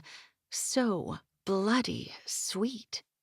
Truthfully, he hadn't meant to kiss her at all, but when she'd come to him and placed her hand on his arm, when she began speaking and his eyes fixed on her mouth, he'd thought of nothing else. The act was completely brash, but seemingly predestined. From the moment they touched, it had been like dry tinder igniting. Her clever mouth nearly had him out of his mind. In the minute they'd been lip-locked, she'd kissed him practically 100 different ways, each one deliberate in its delivery. He'd never met a woman who kissed like that, who took charge the way she did. Suddenly, he wanted to kill every man she'd ever practiced on. Jealousy gripped him as she sucked his bottom lip, taking a bite before plunging back in to swipe the roof of his mouth. She grabbed his shirt, fisting it in her hands, and pulled away. "If you kiss anyone but me again, I swear I'll kill you," she warned breathlessly. Alexander was so stunned by her words and the fierceness of her expression, he threw his head back and laughed. Bloody hell, he laughed. She was obviously feeling the same as he. Looking back down at her, he saw that she wasn't quite so charmed. "I don't know what you find so amusing," she said, her mouth pulled in a scowl as she glared at him. Presently, Alexander returned. You This woman was infuriating, but he found that he liked it. Seeing a devilish determination in her eyes, for what he didn't know, he brought her flush against him once more. He pulled her top lip between his, biting and then brushing his tongue beneath it. He felt her knees buckle, and the knowledge that she was responding to him this way thrilled him. Alexander chuckled again, pulling her closer. This time she didn't seem to mind his laugh so much. In fact, her reaction was empowering. Her hands fisted his shirt again, her short breaths warm now upon his neck. Then she burrowed in deeper and sighed in pure contentment. He palmed her head and pulled her away. "Tell me who you are," he demanded in a whisper. "Oh, now you want to talk," she said mischievously. "Truthfully," he said with a grin, "no." She smiled, then frowned.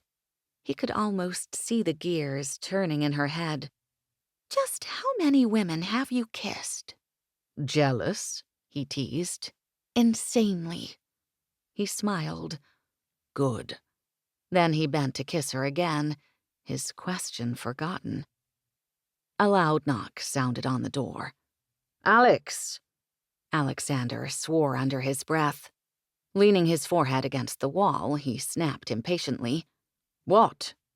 The door opened, and Alexander turned, fixing Gregor with a look of supreme irritation. Then he noticed his man's mouth agape in shock. Alexander couldn't blame him. He'd never stood in his wife's room before, let alone embracing her as he did so. "I must speak with you," Gregor demanded after a moment. "Privately." Alexander bent his head and whispered to the mystery woman. "Don't move from this very spot." She nodded against Alexander's neck, then braced the wall with her hands as he stepped away. Alexander tore himself from her gaze and followed Gregor into the hall, crossing his arms over his chest as he waited for him to speak. Gregor's words were hushed. "We found her body, Alex, below the cliffs. She had marks around her neck and was dressed in riding clothes." "Whose body?" Alexander asked, momentarily stunned with such information. "Rebecca's body." Bloody Christ! How could he have forgotten? He'd been so mesmerized with this new woman that he'd barely given thought to just what in the hell was happening. He ran his hands through his hair, trying to assimilate this disturbing news. "Are you sure it's Rebecca?" Gregor narrowed his eyes. "Aye." Alexander stormed back into the room, his look murderous as he turned to the woman who robbed him of his wits. He blamed her now for his foolishness as well as his weakness. "Have you anything to do with this?" he demanded when he stood before her again. She cowed under his gaze, looking confused, shocked, and hurt. He had to admit to feeling the very same swirl of emotion. "With what?" she finally asked, her voice small, meeker than he'd ever heard it. "Are we back to games?" Alexander said, almost sneering now, feeling his eyes narrow. What happened?" she stammered, her fear appearing genuine. "It seems my wife's body has been found," he ground out through his teeth. "And as you," he said, jabbing his finger at her, "are not she, I ask you again, have you anything to do with this?" The woman just stared at him, shaking her head mutely. Furious that he'd been duped, Alexander grabbed her arm and pulled her roughly from the room. He led her down the hallway, where he all but threw her into his chamber. "Let her be scared," he thought, as he turned his key into the lock, closing her in. Alexander brought his mount to a halt beside the outcropping of rocks along the shore's edge.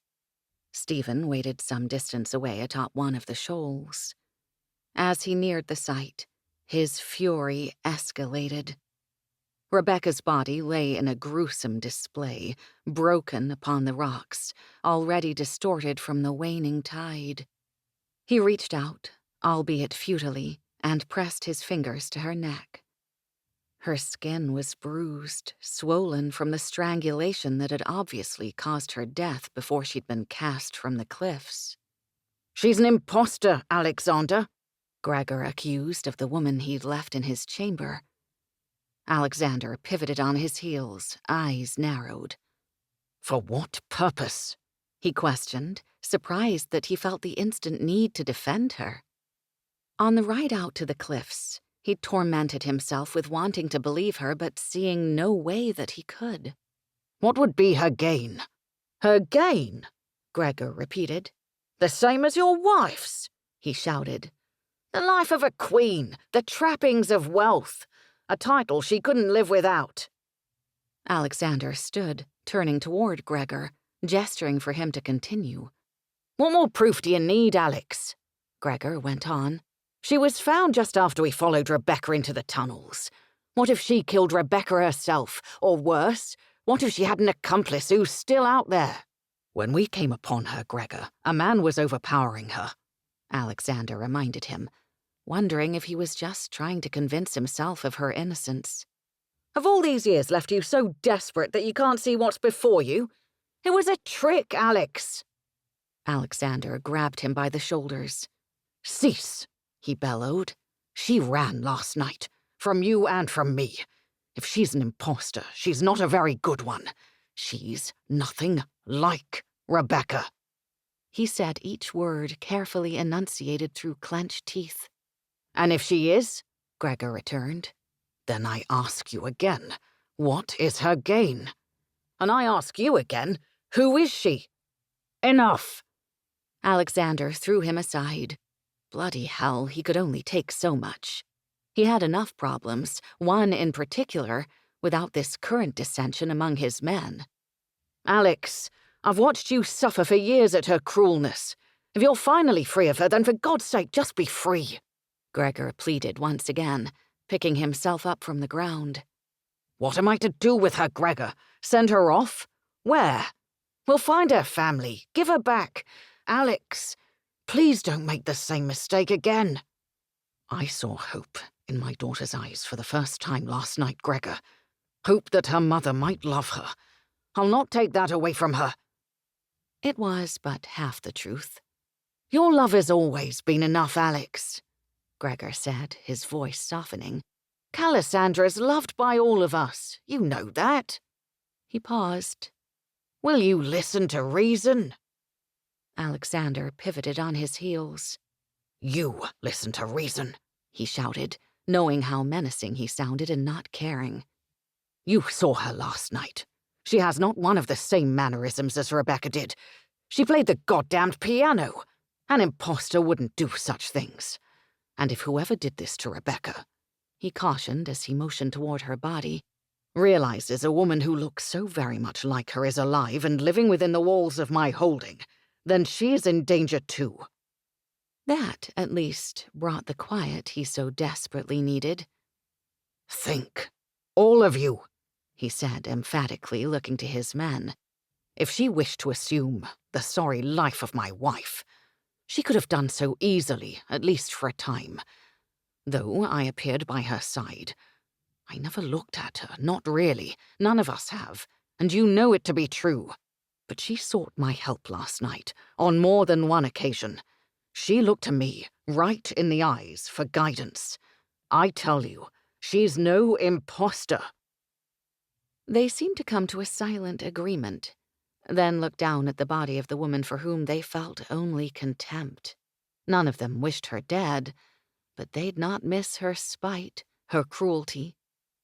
They waited until dark before moving her from the shore and buried her behind the chapel. Stephen said a prayer as they covered her grave. They left the area completely undisturbed. No one must ever know what happened.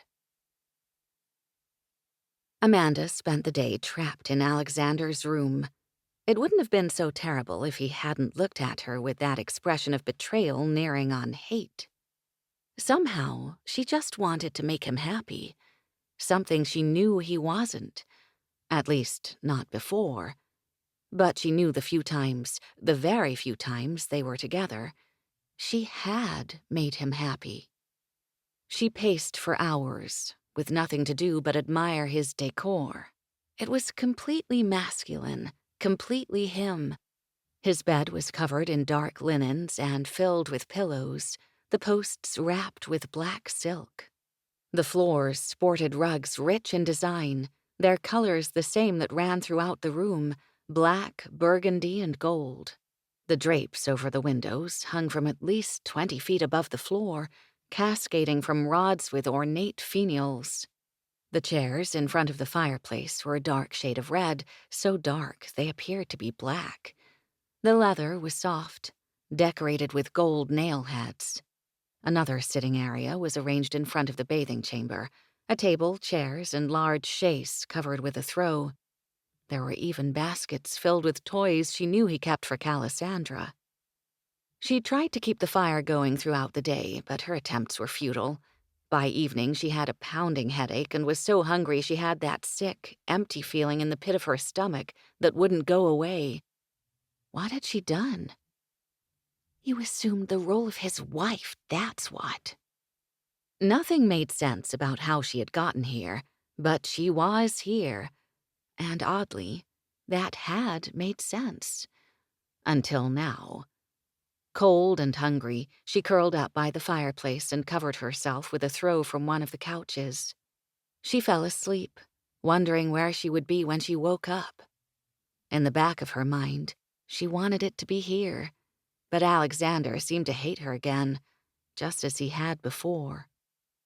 Her dreams weren't pleasant like they'd been the night before. They were nightmares of the man who despised her. Again. Alexander kissed his daughter before heading to his chamber. He told her before he left that morning that her mother was feeling poorly. Her crestfallen expression had made him add that perhaps tomorrow they'd have some time together.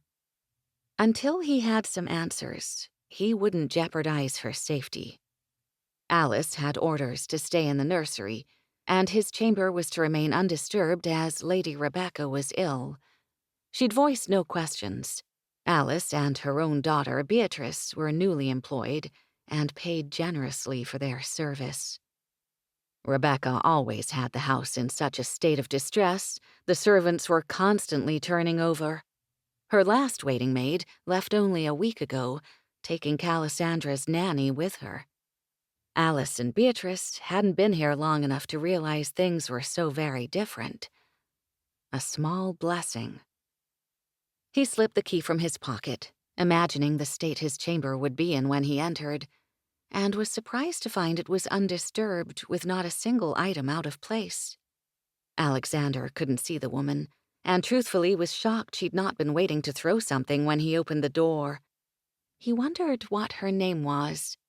Wondered, too, if it was her lover that he'd rescued her from in the tunnels. She'd kissed him eagerly enough, though. Bloody hell, she'd kissed him almost witless, each and every time. The room was completely dark, the fire long since gone. He lit an oil lamp and searched his chamber. He found her shaking on the floor in front of the fireplace.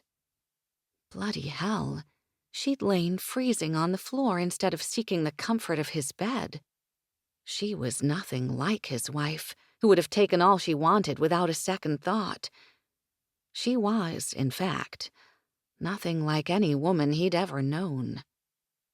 She sat up as he neared her, and he plucked her from the floor almost violently. He was furious, but this time with himself. She wrapped her arms around his neck as he cradled her, pressing her face to his shoulder. Her silent tears soaked his shirt. He tightened his hold as he moved toward the bed. Bloody hell, she was chilled to the bone. Holding her easily with one arm, he pulled the duvet back and carefully placed her on the mattress before covering her with a thick blanket. He saw to the fire next, restoring it to a warm, crackling blaze. Then, unsure of what to do, what to say, he sat on the edge of the bed, bent over with his head in his hands. Did he really want answers to the questions that plagued him? As he pondered just how to proceed, he heard his door creak open, followed by the patter of Calisandra's feet. When she stood before him, he lifted his head, smiling in spite of his mood at his daughter's temerity. "Can I sleep with you, Papa?" Yes, Angel. He reached out to capture her little head in the palm of his hand. You can always sleep with me. She threw her hands around his legs and he picked her up, hugging her tightly as he swung her toward the bed. You get to sleep with Mama as well. "But Mama never sleeps with you, Papa." Alexander turned, looking at the woman in his bed. She does now, Angel. This new woman faced him now, quickly wiping the tears from her eyes. Her hands reached out, waiting to enfold Calisandra. He handed his daughter to her, the action somehow feeling right and safe. He watched as she hugged her just as lovingly as he had, then stood and unfastened his cloak and removed his shirt. Calisandra remained buried in the woman's arms, her face hidden against her chest. The woman watched as he undressed, leaving only his breeches on. He came silently into bed, looking at the two of them taking comfort from each other. "Mama, you're so cold," Calisandra whispered. "and you still have your dress on." She answered his daughter while staring into his eyes. "I didn't feel well today, Calisandra. I was too tired to remove my dress." "Papa said you were ill. Take your dress off, Mama. Sleep in your shift." "I'm fine. Hush now, Angel. Go back to sleep." Alexander sighed. His daughter was right. Sit up, he ordered softly. And she did. He turned her to face the other way and undid the fastenings of her dress, pushing the material from her shoulders. It was then he saw the bruise on her back and those on her arms. Calisandra gasped. "Mama, what happened?" "I fell, sweetheart. It doesn't hurt." She smiled over her shoulder at Calisandra. Alexander knew she lied for the sake of his daughter. He helped slip the dress down, then freed it from her feet. He tossed it to the floor at the end of the bed, smiling as Calisandra giggled. They both lay down again, looking at each other, eyes filled with regret, but both for different reasons. Your name? Alexander finally whispered when he was sure Calisandra was asleep between them. The woman lowered her eyes, but didn't speak.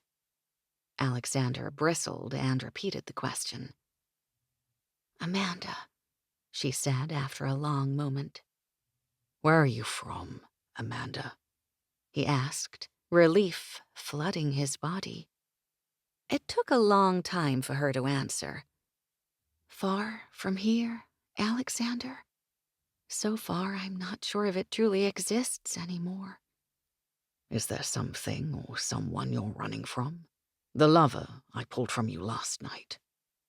The thought not only sickened him, it angered him. No, she said, her face open and earnest. She was telling the truth.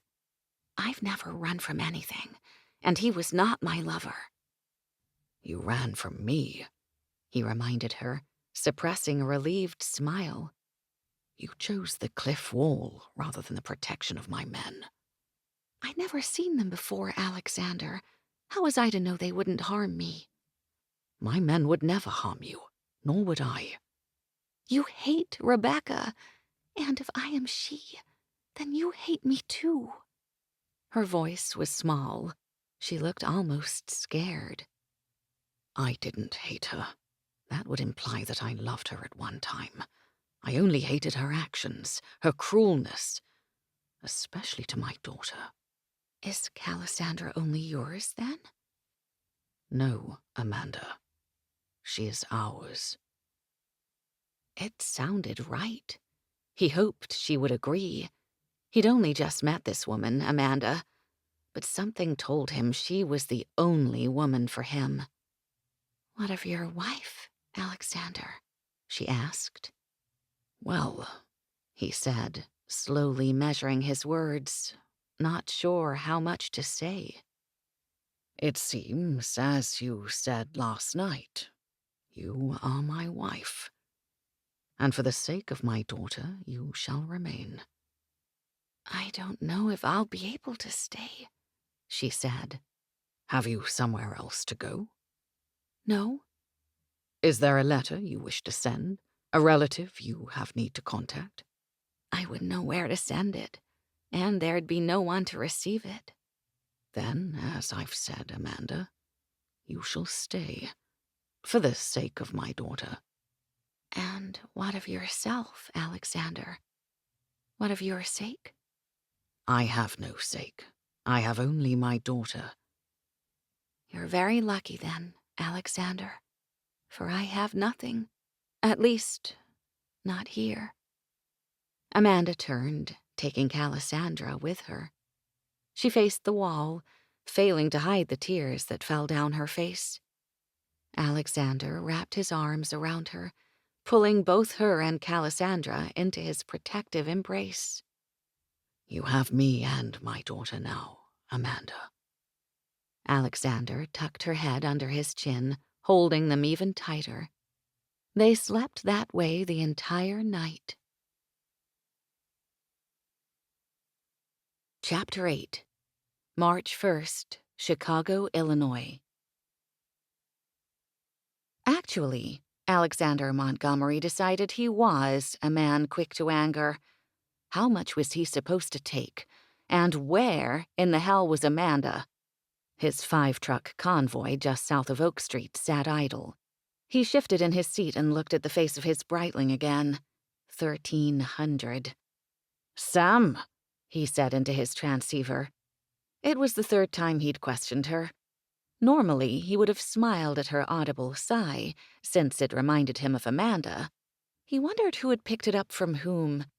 But these past 10 months since arriving in this century had taken their toll, and to have finally found Amanda and Cassandra, to have them virtually in his grasp and now to not, well, he was just done with it all. He wanted to beat the hell out of Evan for thinking it was best to let Amanda draw her own conclusions.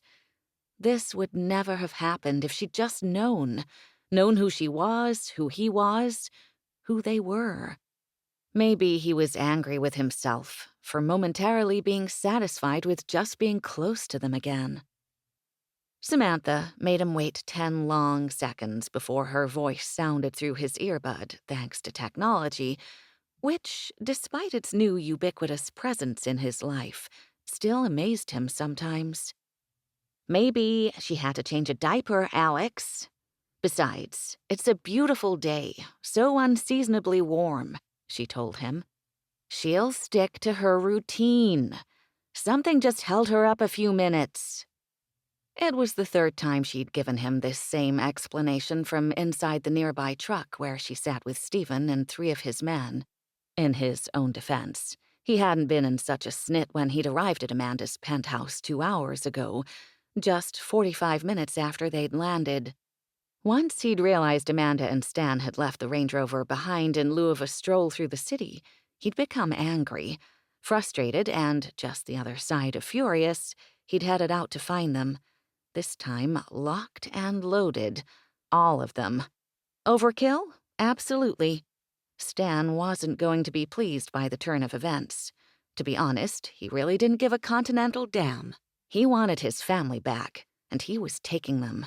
Today. The only thing presently helping Stan's case was that he'd requested 2 men from their Chicago offices to ensure his family's security while taking to the streets. Not that he'd told Alexander that, but the Chicago office had informed him. Some employees were loyal. The hairs on the nape of his neck stood a second before Amanda turned the corner, pushing a carriage with Callie by her side, as though his body had sensed her coming. As he watched them move down the block, his hands flexed and his heart constricted painfully just seeing them. Just seeing her. She was beautiful. Even buttoned up in light winter gear, she may as well have stepped right out of one of the store windows. He watched as she stepped before a storefront, obviously for Callie's sake, as his daughter skipped right up to it and pressed her face against the glass. Alexander tapped the window, and Gregor and the rest of his team merged with traffic, slowly inching their way down Michigan Avenue. Stan and his men saw their convoy approaching, which was exactly how Alexander wanted it, and instantly moved in on Amanda and his children. Trevor, who was seated across from Alexander, gave a thumbs up to indicate that he'd hacked their transmitter frequency and were now able to listen to their verbal communication. Stan and his men must have figured it out immediately, as they went silent right away, switching to hand signals. Alexander tapped the window again, barely waiting for the truck to stop before he got out. The wait was over. Alexander started forward as his men took their positions, effectively shutting down half a city block of prime Chicago real estate. Stan and his men had Amanda surrounded, and he had them surrounded. Alexander listened as Gregor told Stan to stand down. Stan was pissed as hell, said he'd had it handled. Welcome to my world, son. 5 minutes earlier. Callie, come on, sweetie, Amanda called. It was well past lunchtime and she needed to get Xander home. It was unusually warm for this time of year, so they'd stayed out longer than normal. She just turned the corner onto Michigan Avenue when a storefront caught her daughter's attention, and she had indulgently waved her toward it, grateful for a moment of pause anyway. A minute or so later, Callie turned from the window she'd been peering in and grinned. Amanda's heart melted. She held her hand out and waited until Callie grabbed it. Something about being in Chicago, just the two of them, well, Xander and Stan aside, was so freeing. It helped ground her anger and the uncertainty she'd been feeling about so many things. Like who in the hell Alexander Montgomery was and where in the heck had she met him? Why was he gone from their lives for the entirety of her pregnancy, which she also didn't remember, and now back again? The only thing she was sure of right now was that being away from home was the best move she'd made. Of the many calls she'd received, there was only one she'd accepted, Evans. She had no beef with him, and honestly, she liked him. He was professional and kind, and he only wanted to help her and to ease her memory's return in, if at all possible, a constructive way. And, now more than ever, that was something she wanted too. Are we going home today? Callie asked. Amanda smiled down at her and started pushing the stroller again. Callie had overheard the conversation she'd had with Stan last night. Mr. Montgomery, she decided to go back to formalities, had apparently told him to wrap things up and bring her and the children home to California by lunchtime, which was hours ago. She smiled inwardly. Heck, she grinned outwardly. It felt good to fight back. No, sweetie. Geez, she actually had a spring in her step. We're staying until Sunday, just like I said. Callie giggled and covered her mouth with her hands before she told her, He's gonna come, Mama. So you keep reminding me.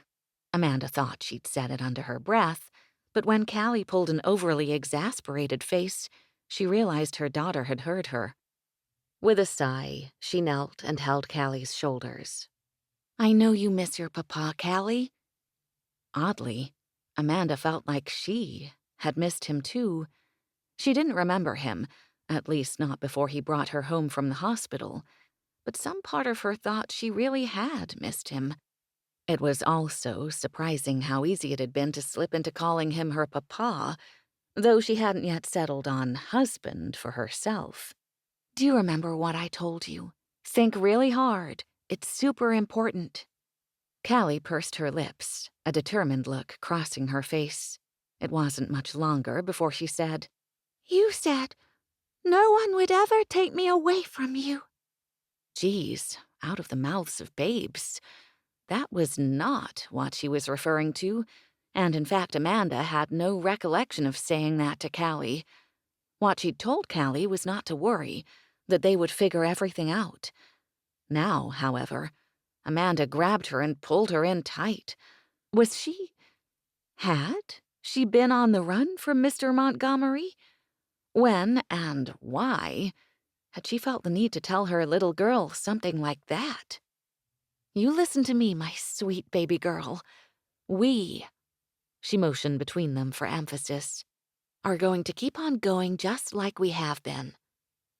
She kissed her cheeks, hugged her tight, and reminded her, "I'm pretty good at making the rules, aren't I?" Callie laughed out loud. "You're good at breaking rules, Mama." "Oh, tomato, tomato. Come on, your brother's fussy." Amanda had just reached down for Xander when she heard Stan swear behind her and Callie whisper, "Mama," as she latched onto her thigh. Stan was telling someone to back off, obviously on his earbud since he wouldn't be saying that to her. She picked up Xander instinctively and Callie said, "Mama," again, this time with more force. "What, sweetie?" she said distractedly while turning to Stan. Geez, he looked furious. The other two men guarding them closed in, really tight. Callie shouted this time, drawing Amanda's full attention, and pointed toward the street. Amanda felt a moment's hesitation before turning, and when she did, she gasped. She'd seen this picture before, last night as a matter of fact. She'd been preparing dinner while Callie sat on the sofa in the kitchen. One second the TV had been muted, then it was blaring. Amanda had startled at the noise, then turned. Callie was standing on the coffee table, her whole body shaking with excitement, remote in hand.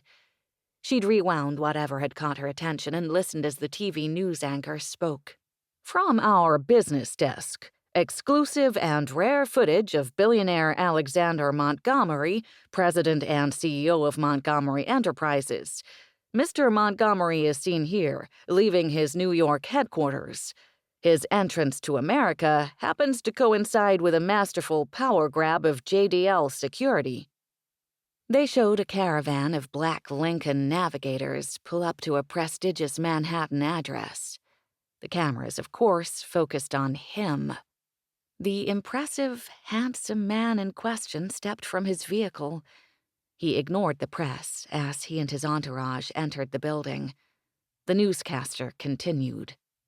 "While still in London, Mr. Montgomery amassed a brilliant staff, hand-picking, if not plucking, some of the savviest technical, military, and medical minds.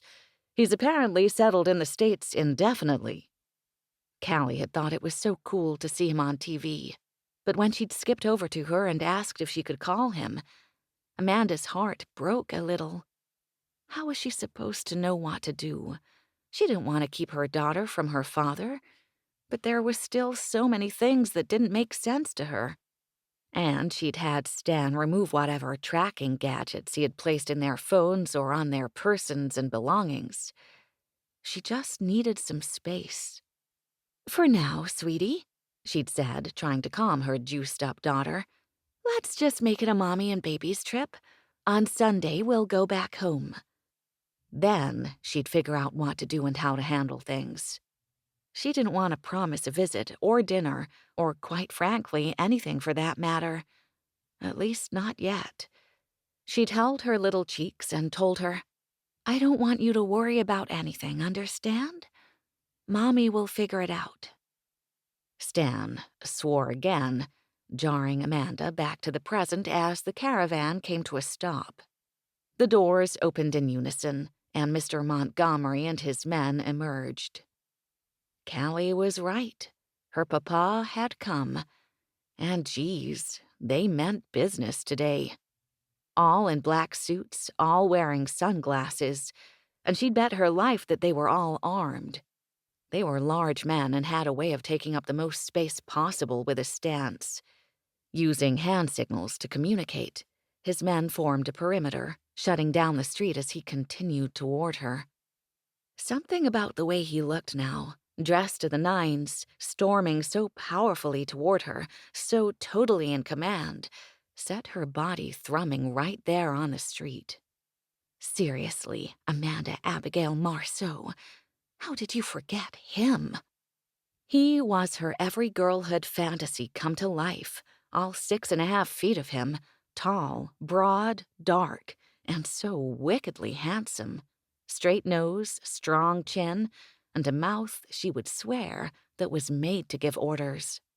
In fact, she watched him order Stan and his man just now to stand down as he walked right up to her, like almost touching right up to her. She had to tilt her head back, which wasn't something she was accustomed to doing, not at her height. He stared at her a good few seconds, his eyes softening just a bit, before saying quite forcefully, "It seems there's a security problem." "What?" Amanda had to wet her mouth. It had gone bone dry at his accent. She did, after all, have a thing for his voice, and apparently, after just 2 days without it, it worked its magic on her again. She tried once more. "What security problem?" "I'm in charge of your security," he shouted as he got right in her face. "And you're my problem." Callie giggled, obviously not afraid of her father in the least as he knelt to pick her up. Amanda was about to tell him to put her down, but he'd motioned with his head and told her, "Move." "Excuse me?" It wasn't so much what he'd said, but how he'd said it. That jerk of the head was one she used, repeatedly, with Callie. "Bloody hell, Amanda. Get in the goddamned truck." He ordered her again as Gregor came forward and grabbed Callie, leading her away. Instinctively, Amanda reached out for Callie with her only free hand, a futile gesture it turned out. She was losing control of the situation completely and started to panic. Sensing her stress, Stan reached for his gun. Okay, so not the right thing to do under the circumstances. But seriously, it was turning into a big boy pissing match and it made Montgomery absolutely furious. She watched as he beat him to it, pulling out his own gun. "I told you to bring them home, Finch. You had your orders yesterday," he shouted, twisting the barrel against Stan's temple. "Old habit, say, Montgomery? Think we're gonna duel right here in the street?" Stan said, which made the larger man snarl. Amanda had no idea what he meant, but had no time to think either. "It's not his fault," Amanda cried, reaching out, positioning herself in front of Stan. "Stop, please. We'll go, right now if you'd like." Shaking, Amanda gave a silent plea to Stan to cooperate as Montgomery said, "Are we done here?" At Stan's. "Yes, sir." Montgomery removed his weapon and waited for Amanda to start forward. When she didn't, he ushered her toward the truck he'd stepped out of earlier. Callie was already inside. Amanda hesitated again, her eyes darting from her daughter to the street. "Amanda, my plane's leaving in 2 hours," he told her. "You and my children will be on it." Her first instinct was to shake her head. "It wasn't an invitation," he informed her, confirming her thoughts about his mouth being made to give orders. He shook his head and rubbed his hand across his forehead, suddenly looking worn and exhausted. "I would never hurt you or our children. Please." He reached for Xander. She clutched the baby protectively, then whispered, "Are you going to take them from me?" He shook his head. "I am not taking him from you. I need you to step into the truck." He reached for Xander again, but she was shaking so severely he had to unfurl her hands from around him. He held her arm as she climbed in and followed right behind her. Still in shock, Amanda took little note of the custom appointments as Callie jumped into her lap. Instead of a bench in the back and seats in the middle, she sank into what looked like a plush leather sectional built around the frame. TV screens, laptops, and spyware were everywhere. Stan sat shotgun. He looked back to make sure she was okay. She wasn't, but nodded anyway. Montgomery sat next to them, taking up a considerable amount of space. He stretched his long legs and settled Xander into the crook of his neck. Then he grinned at Callie, motioning her over. He threw his head back and laughed as she burrowed against him. Then he looked at her. Amanda, Yeah, she wished a lot of things too, but the way he looked at her was so sweet, so endearing in that moment, she just didn't know what to think and cut him off instead. Are you going to put him in his car seat? We're traveling 4 city blocks at 10 miles an hour. He has a better chance of getting hurt on the sidewalk. He gave her one of his deep, penetrating looks then, the one that wasn't guarded. Is there something you'd like to tell me, Mr. Montgomery? Amanda asked pointedly. Yeah, Amanda, he said, leaning forward and gripping her shirt, bringing her in close. I don't care for you to call me Mr. Montgomery. That's it? Seriously, the way the man looked at her went right to her bones. Presently. She shrugged and stared out the window instead. He had such a commanding presence, it was difficult to be so close. As if reading her mind, he made it worse, nudging his large foot in between hers and dragging her closer. She looked at him against her better judgment, and was relieved to see his head was back, eyes closed, hands holding his children. The similarities to Xander were glaring now that she knew to look for them. Same dark hair, same skin tone, and looking at him now, she realized that behind his closed lids, their eyes were the same dark color. Amanda continued staring at him, boring holes into him with her eyes, trying desperately to remember ever being with him, married to him, knowing him. It was so frustrating, but it just wouldn't come. Suddenly, it seemed crazy to have left. The answers to all her questions were right here in front of her. But maybe she'd had to go away to see that he was the only one who could tell her what had happened. Did I leave you? She asked. Or did you leave me? Neither, Amanda. Ugh! She groaned and started hitting the side of her head with her palm, hard. This was just so frustrating. Don't. He grabbed her hand. That won't help. How do you know? She knew she was acting childish, but honestly, she couldn't help it. As composed as she tried to remain on the outside, inside she was a mess. Mostly because when he'd grabbed her hand, he laced their fingers and hadn't let go. Intellect said tread with extreme caution. Her heart, maybe even her soul, said something entirely different. We don't have time for that conversation right now, Alex told her. They just arrived at Amanda's penthouse. Stan opened the door, and Alex waited for her to get out first. Trevor was waiting, grinning from ear to ear. He really was sweet, and she'd missed him. All of them, for that matter. Well, almost all of them. Hi, Mrs. Montgomery, he said, and suddenly Amanda wanted to smack him. Was she Mrs. Montgomery? Really? How dare he just assume she could be that? She had to temper her reaction to the name. Grinding her back teeth helped. Your bag was under Xander's car seat in the stroller. Amanda reached for her tote, keeping her inner commentary inner. He really had been such a sweet boy until 12 seconds ago. Thank you, Trevor. Can you... They're bringing the base from your rover up now. I'll have it ready by the time you're back. Amanda remained rooted to the spot. She knew everyone was waiting for her to go forward, but she wasn't moving. Yet. Then she noticed Samantha getting out of the truck. She was still so mad at her, and on top of what Trevor had just said, she freaked out. Again.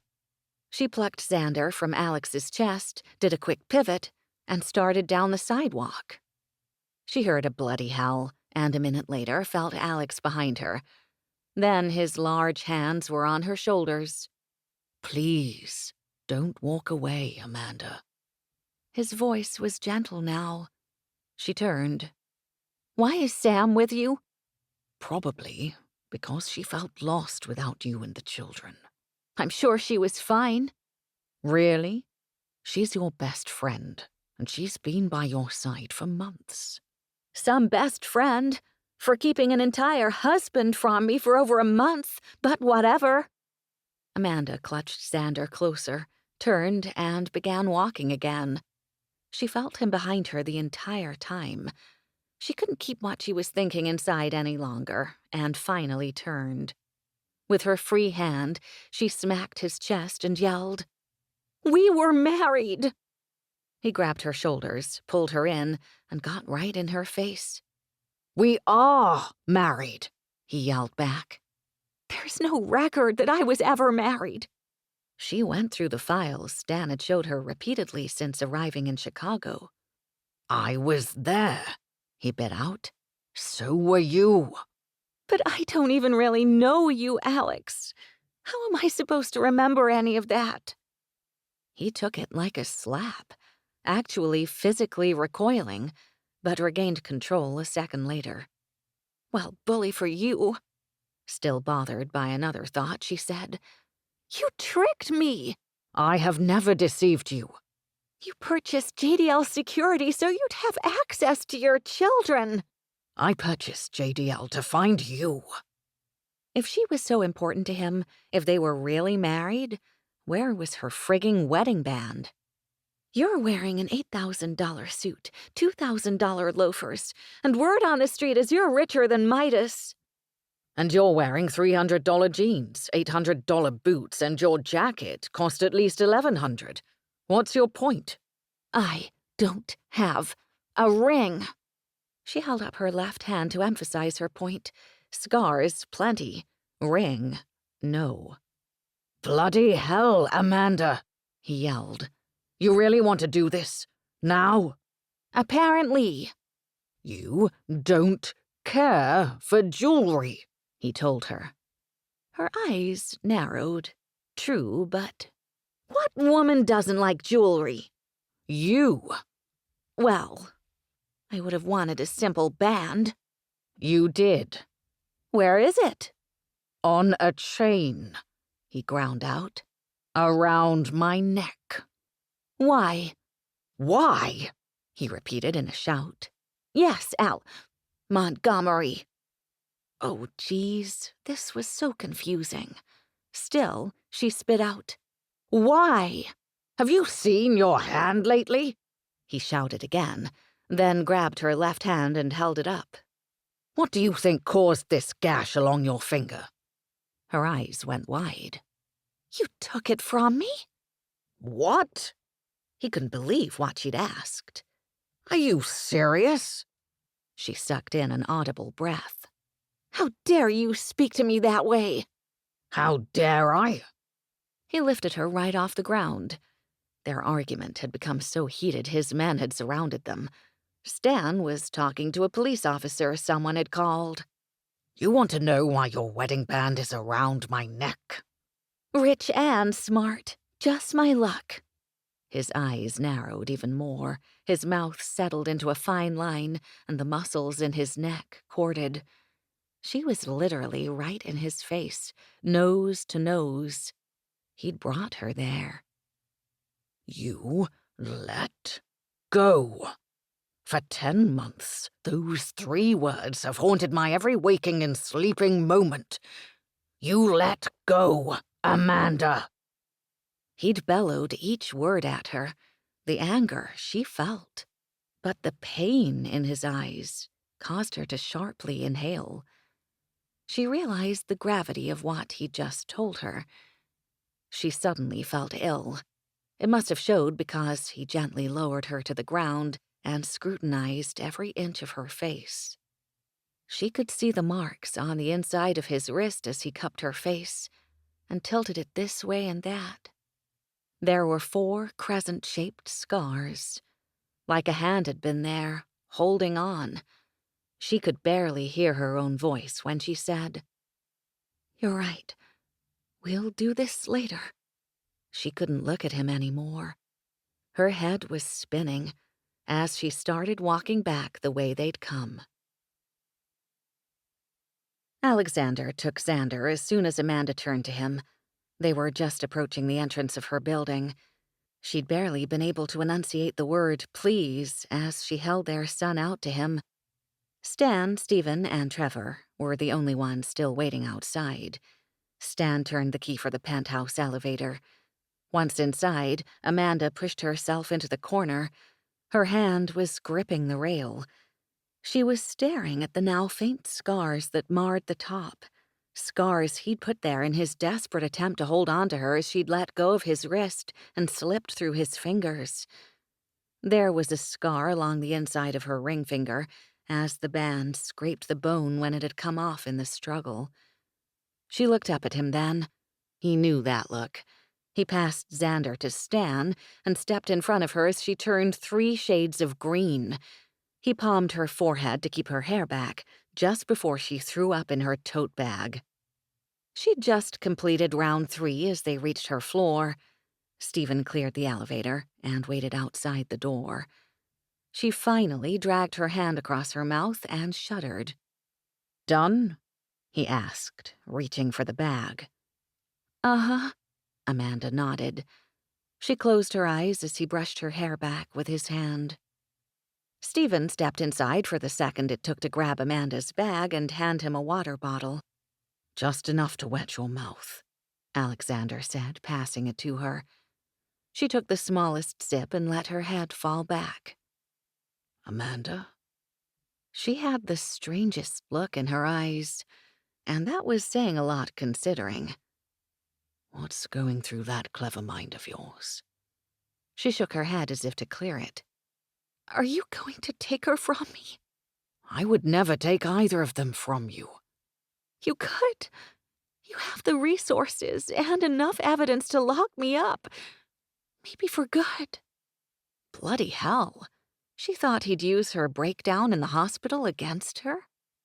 I'm not having you locked up, Amanda. He lied.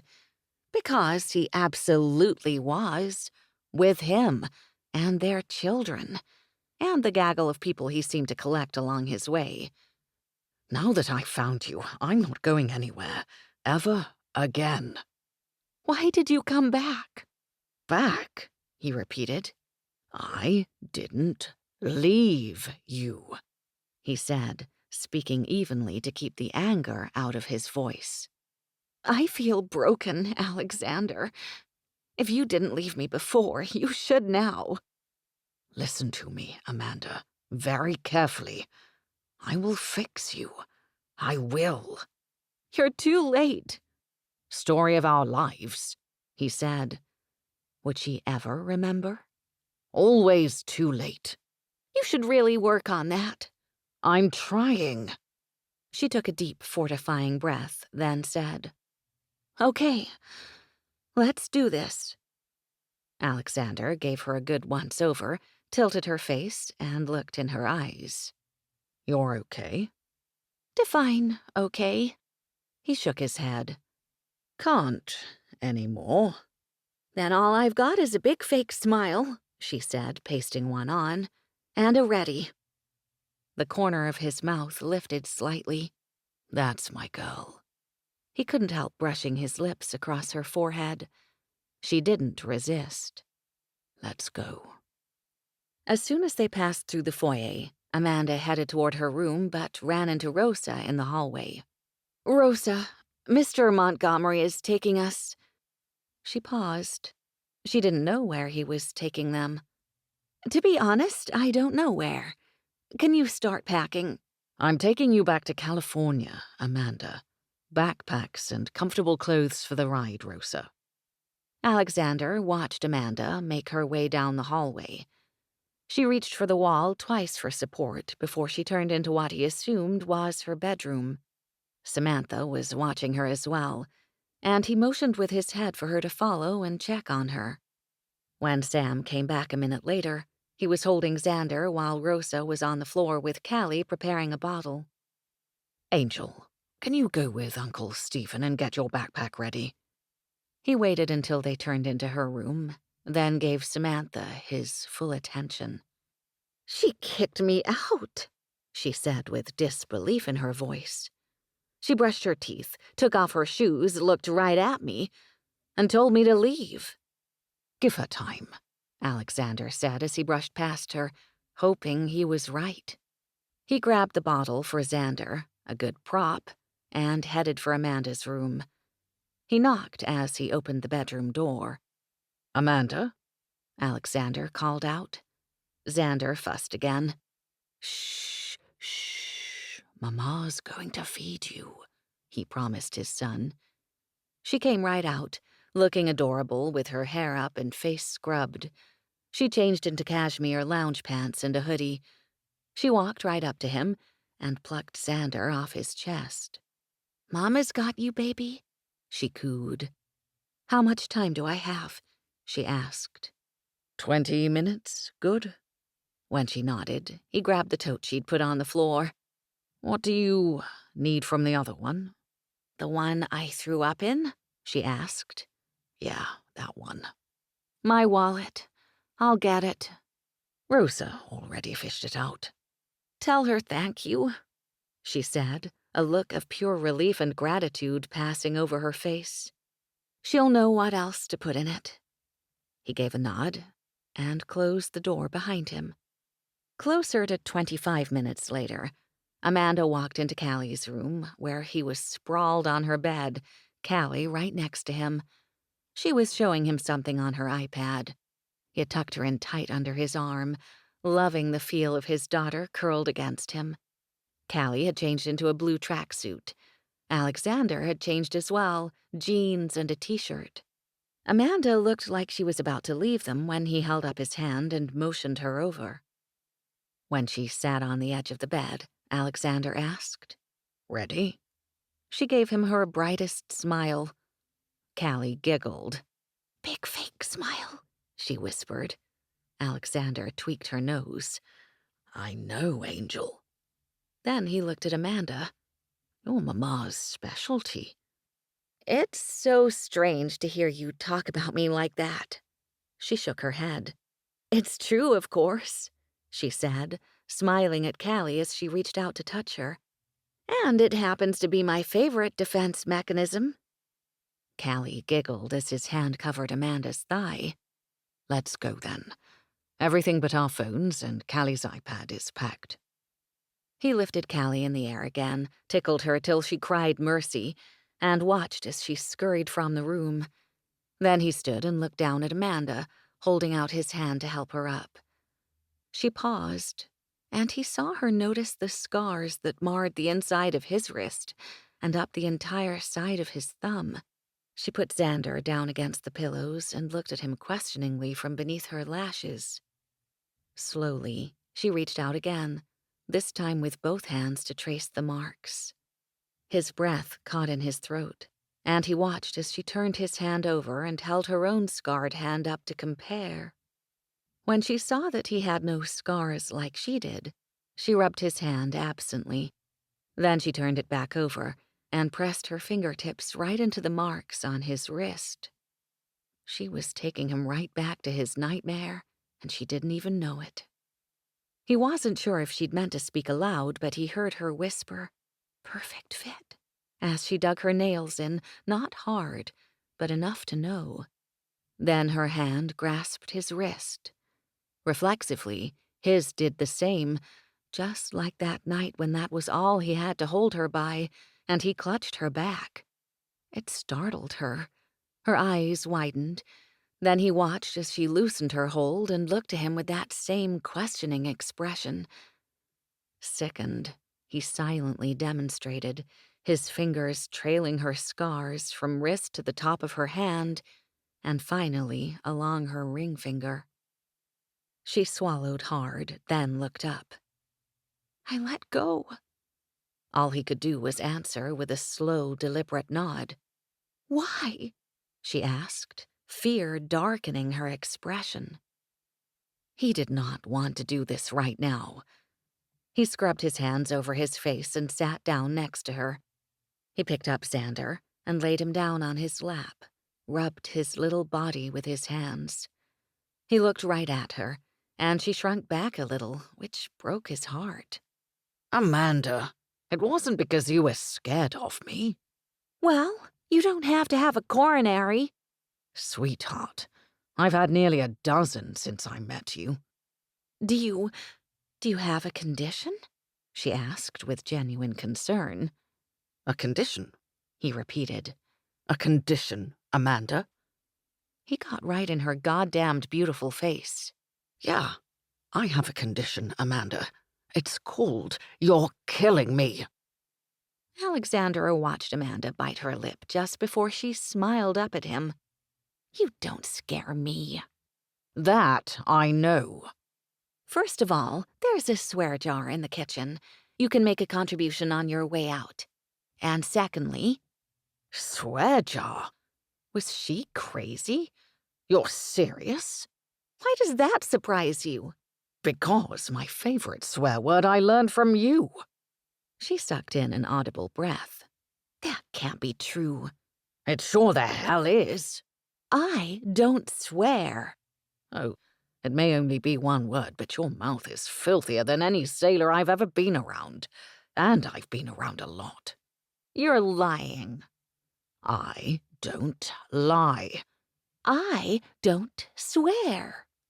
Yes, you do. Well, maybe it's because of you. Oh.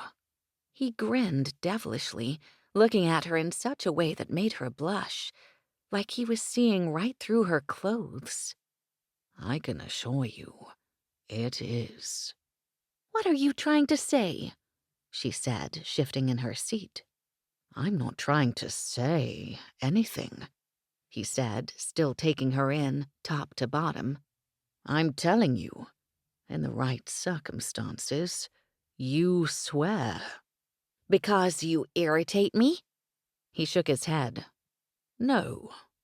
Irritating you is fun as hell. He got right in her face again and gripped her shoulders before running his hands up and down her arms.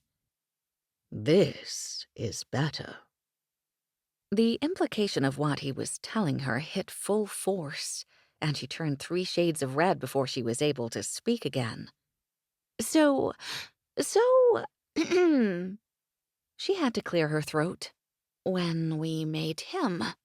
She pointed at Xander, hoping he wouldn't make her say the whole thing aloud. Alexander put her out of her misery. Yes. Their conversation was messing with his head, literally. Secondly, he asked. Secondly, she repeated. After you informed me of the swear jar, you said secondly. I have no idea. Good. Wheels up in 45. Let's go.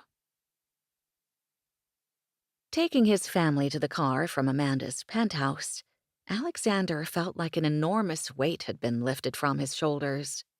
They were going home. Amanda was quiet. Finally.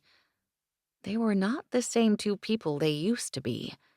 Maybe it was because she'd had her own life in the 21st century, while back in his, he and Callie were her life.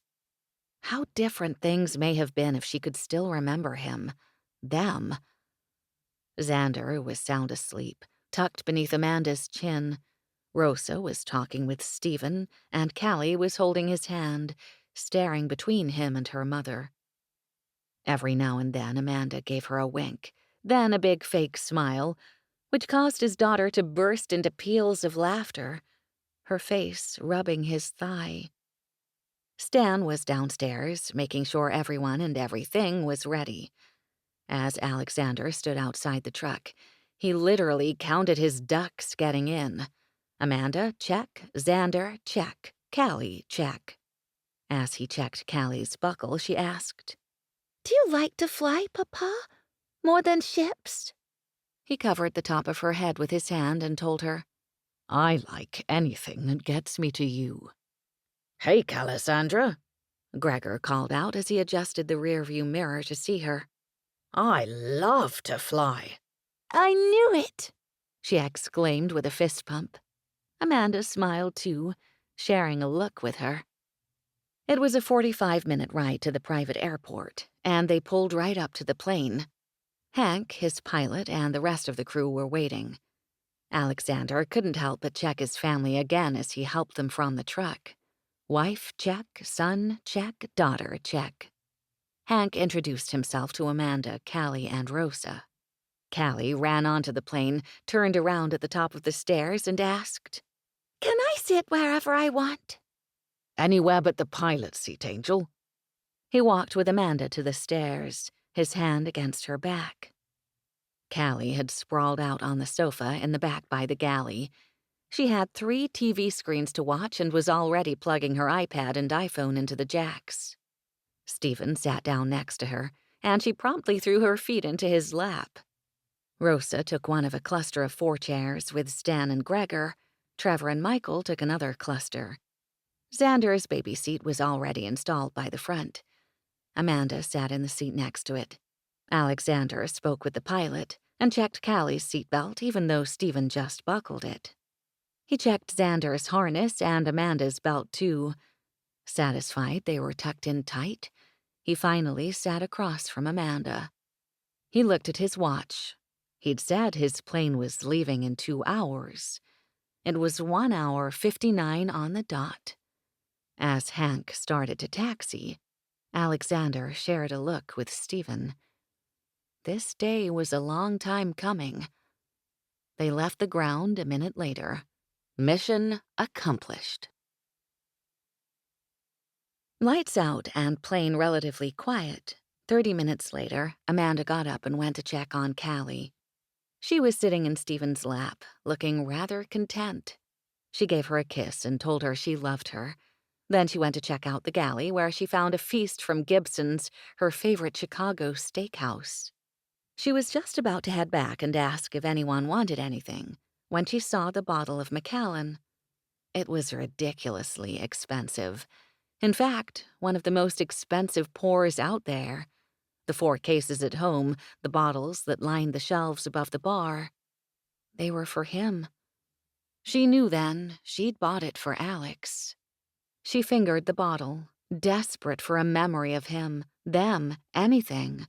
Just as she was about to whack the side of her head again, he was behind her, his large hand covering hers. "Don't," he whispered. "I can't help it." If I thought it would work, believe me, I'd do it myself. She turned and looked up. It seems logical, doesn't it? Let me tell you something about logic, Amanda. Amanda waited for him to continue. And waited. He was just staring at her. "Well?"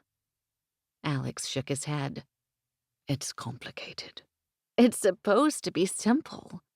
Not when all the variables change. Not when the simplest way from A to B is no longer a straight line. I lived for and by logic, Amanda. "What changed?" That's easy. He smiled down at her. You. "Can I ask you a question?" You may. Her eyes narrowed. "Did you just correct my grammar?" He smiled, only slightly, and her heart hurt just then, realizing how much pain he was in. It was remarkable how well he seemed to push through things. Not on purpose.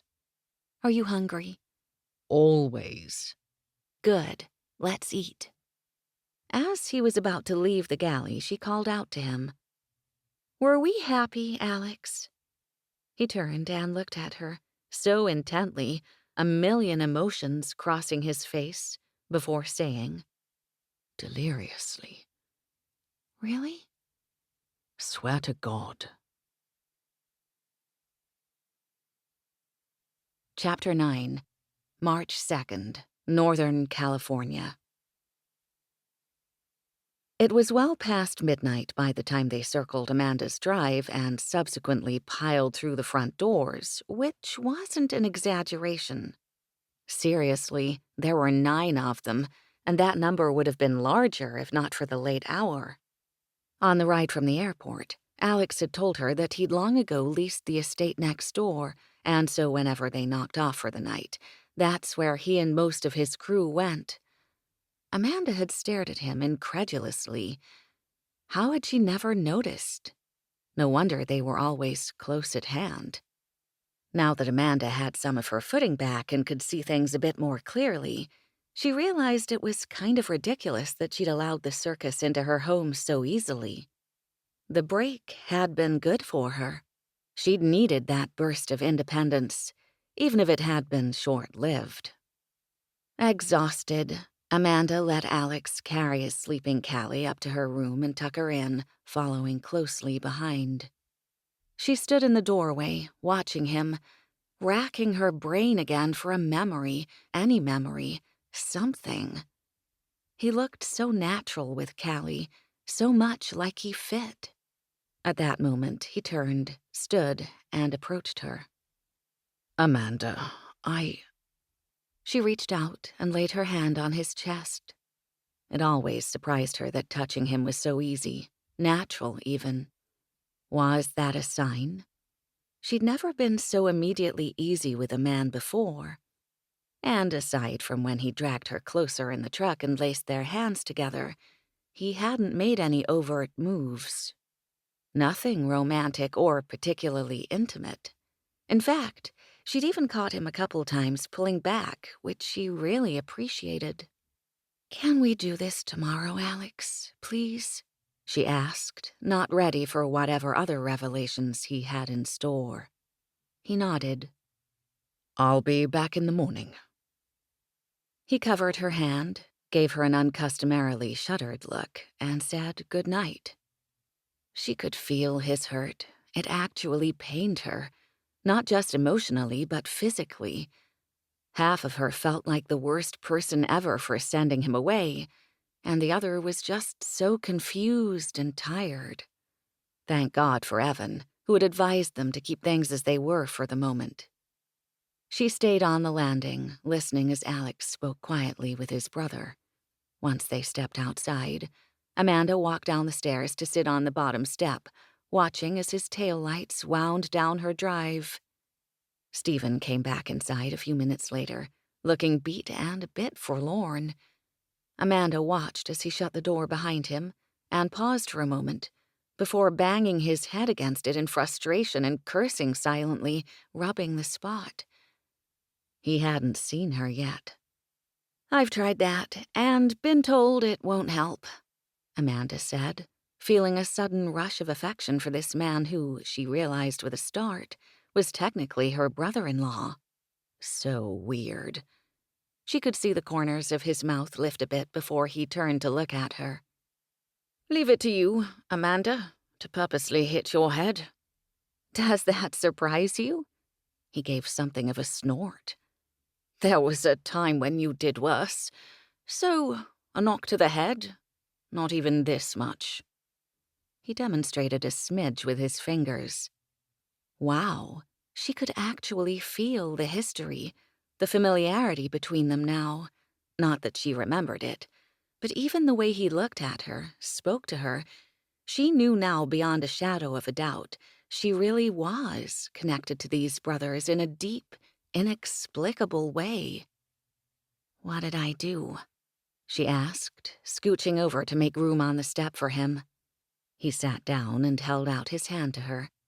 Without thinking, she extended her left hand, but he shook his head. "Oh, the good one." She chuckled. "Lucky me." She rolled her eyes and placed her right hand on top of his. He turned it over and brushed his thumbs across the now familiar scar that ran diagonally across her palm. She had a flash of Alex doing the same when he'd brought her home from the hospital. "Were you there?" she asked. The sound he made was closer to a chortle this time, and he shook his head, looking up to the ceiling before returning her gaze.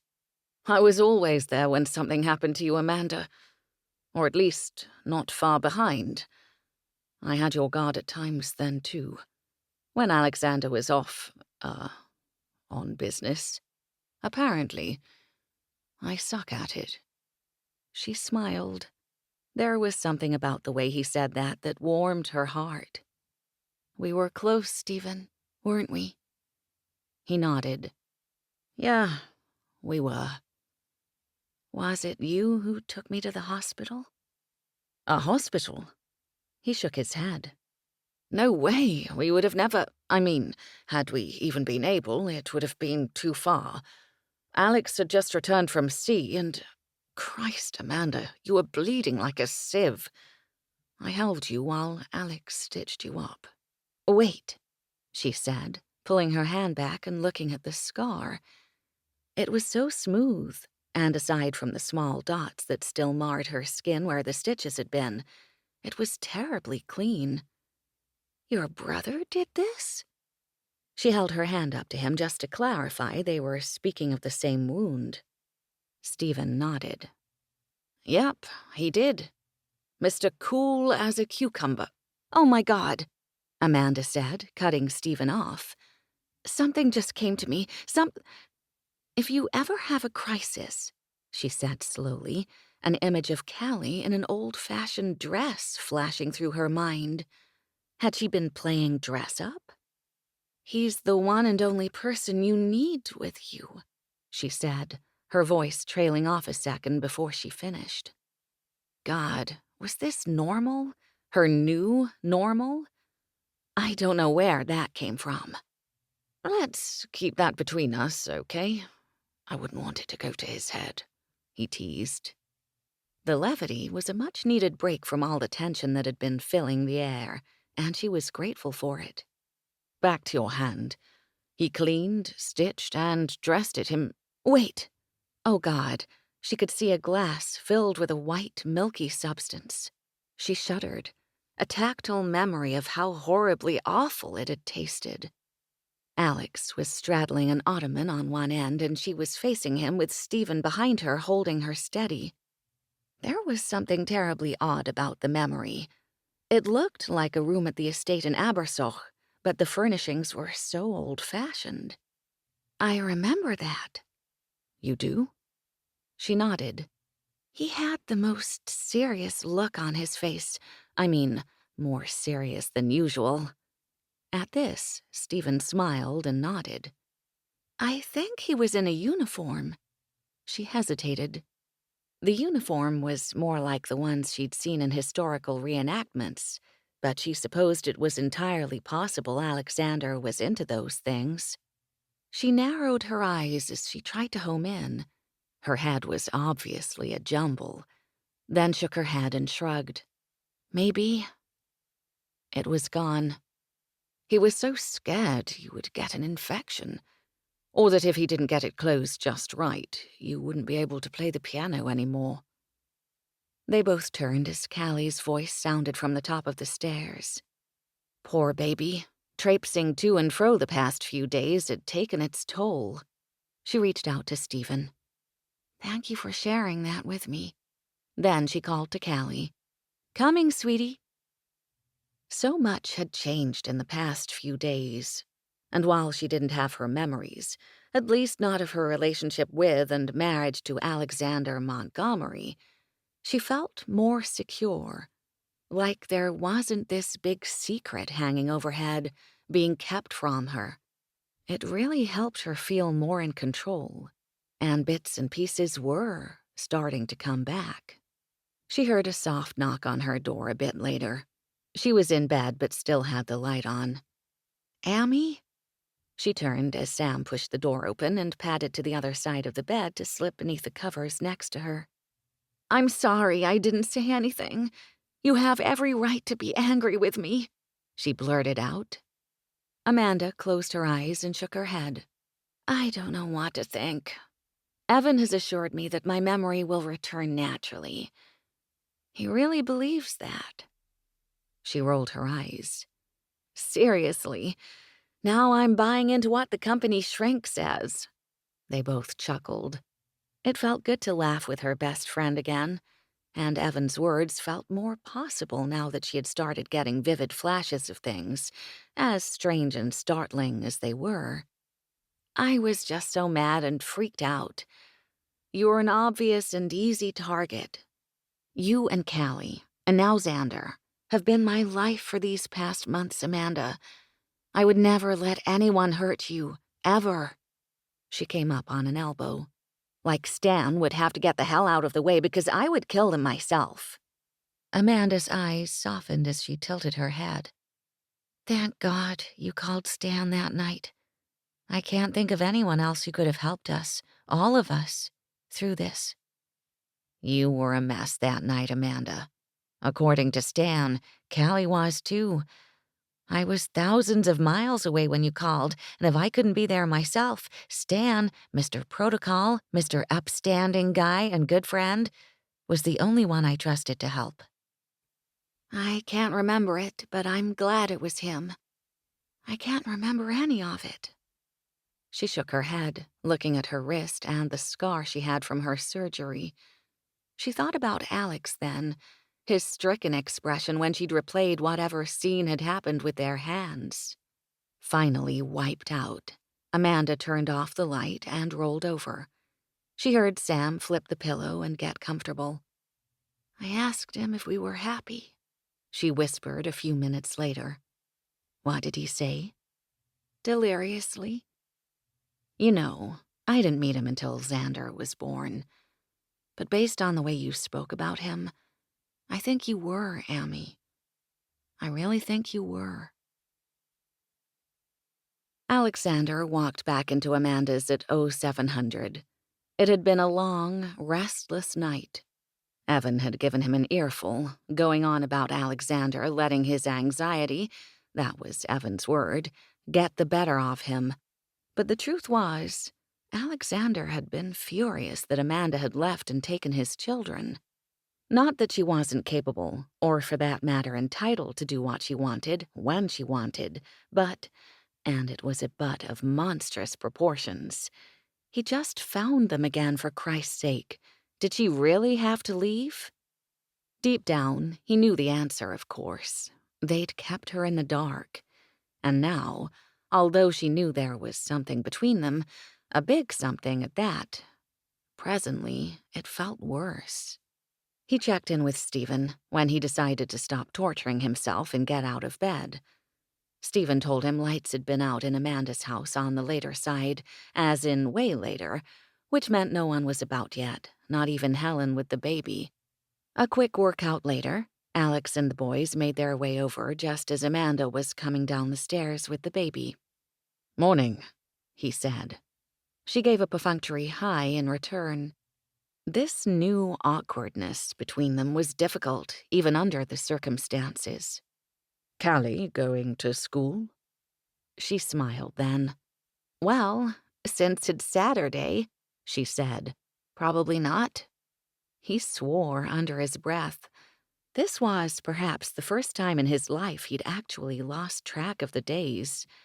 And considering his life the past year, which included 2 different centuries, that was saying a lot.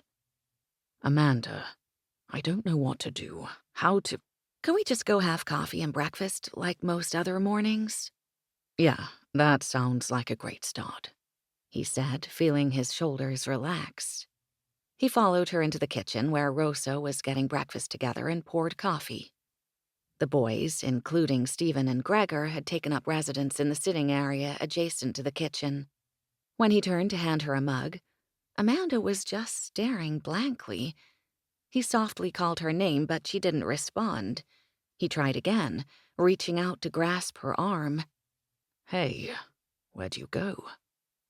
She blinked, looking as if she'd just come out of a stupor. "Where did I go?" she repeated. "Where did you go, Alex?" And so they'd continue, and not in private either, apparently. "I didn't go anywhere, Amanda." He shook his head. "For the longest time, I couldn't go anywhere." "I don't understand, Alex." "Until you remember, you won't be able to." She shook her head, a look in her eye that Alexander knew well. She wasn't going to let this go. No, not good enough. I still don't know really what happened. You said I let go, which means you didn't intend to leave me, right? But his head snapped back as if he'd been slapped. Unsure he'd heard her correctly, he pulled her in closer. "Excuse me?" he said. Bloody hell, he liked her closer. She smelled so good, and her gorgeous blue eyes sparkled from the sun blasting through the kitchen windows, even as they narrowed at him. "I said I didn't think you meant to leave." I heard you, he ground out. It sounded just as bad the second time. I would have never left you, Amanda.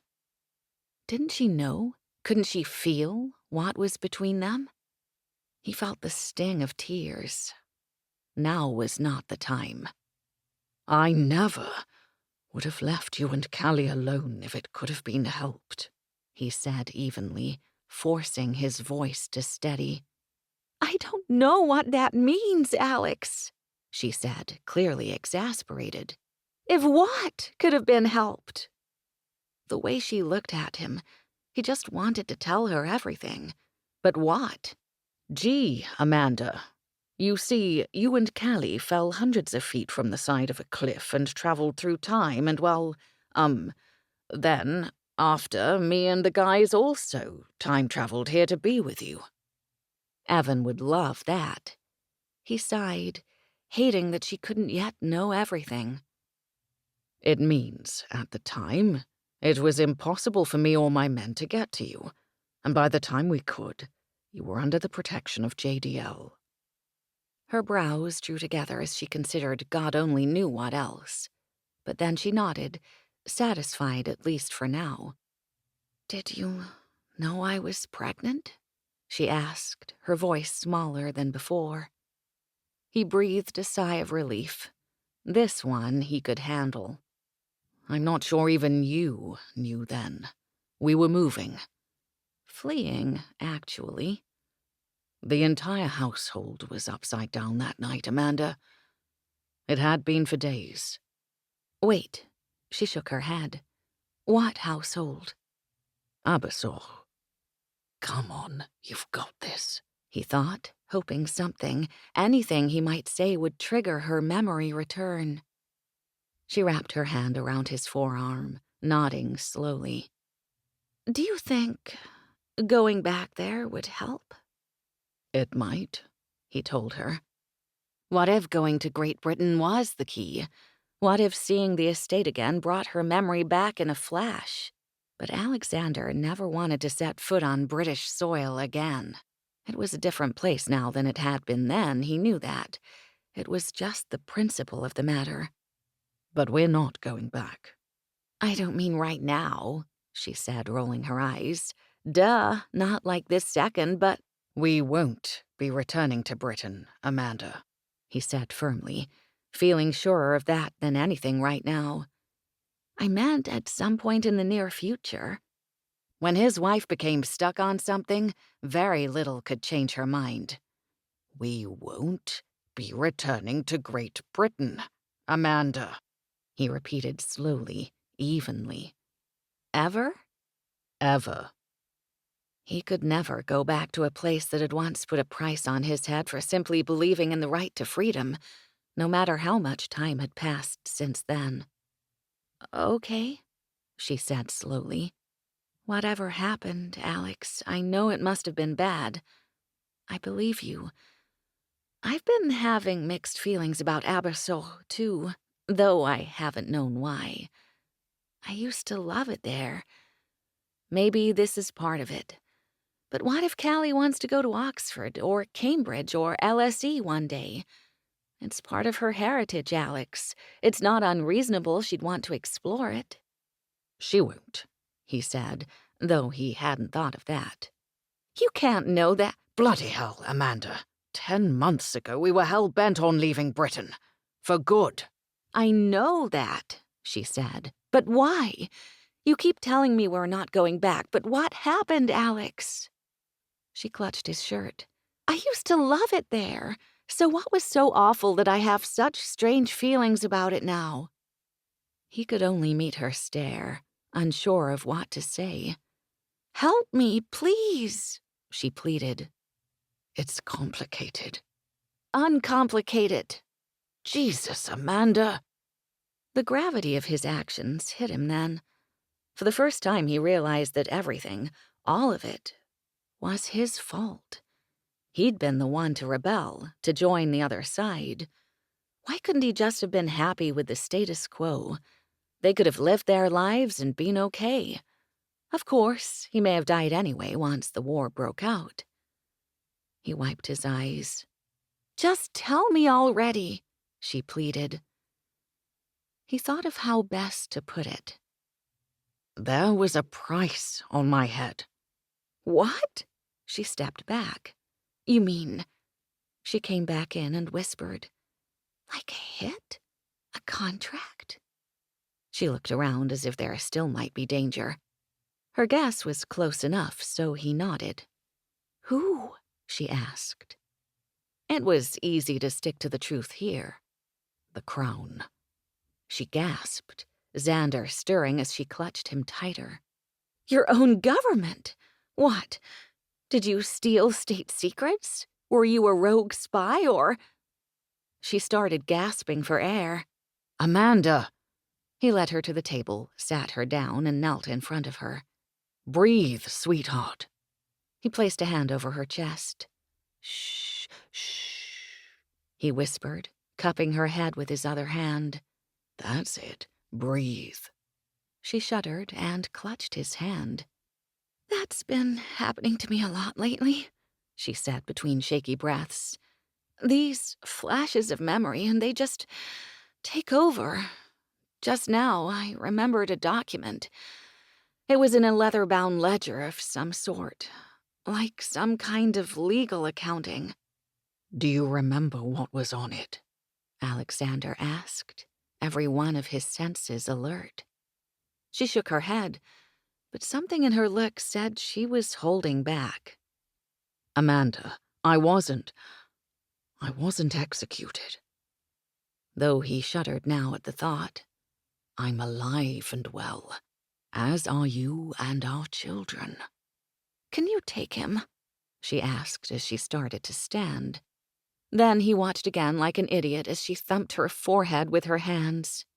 Stop! Callie padded into the kitchen then, latching onto Amanda's leg, and joined right in. Papa, are you going to leave a lot again? I have a new business and responsibilities, Angel. Are you still an admiral in the Navy? Amanda's eyes darted right to his. No, Angel. Are you still a spy? She said, twirling her hair and examining it intently as she did so. He kept his eyes on Amanda as he answered this question, too. No, Callie. Did those bad men take me and Mama 'cause they found out? Wait, what bad men? Amanda jumped in, wrapping an arm around Callie. The men who took us from the house, Mama. Callie told her, then went back to twirling. You killed them, right, Papa? Callie said absently. The bad men are gone, Angel.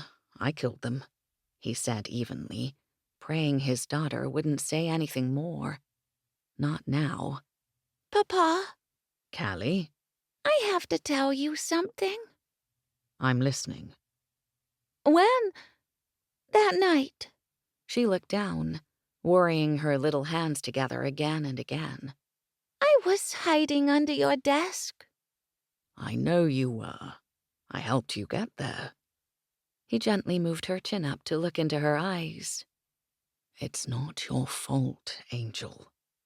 Do you remember what you told Mama when she came in?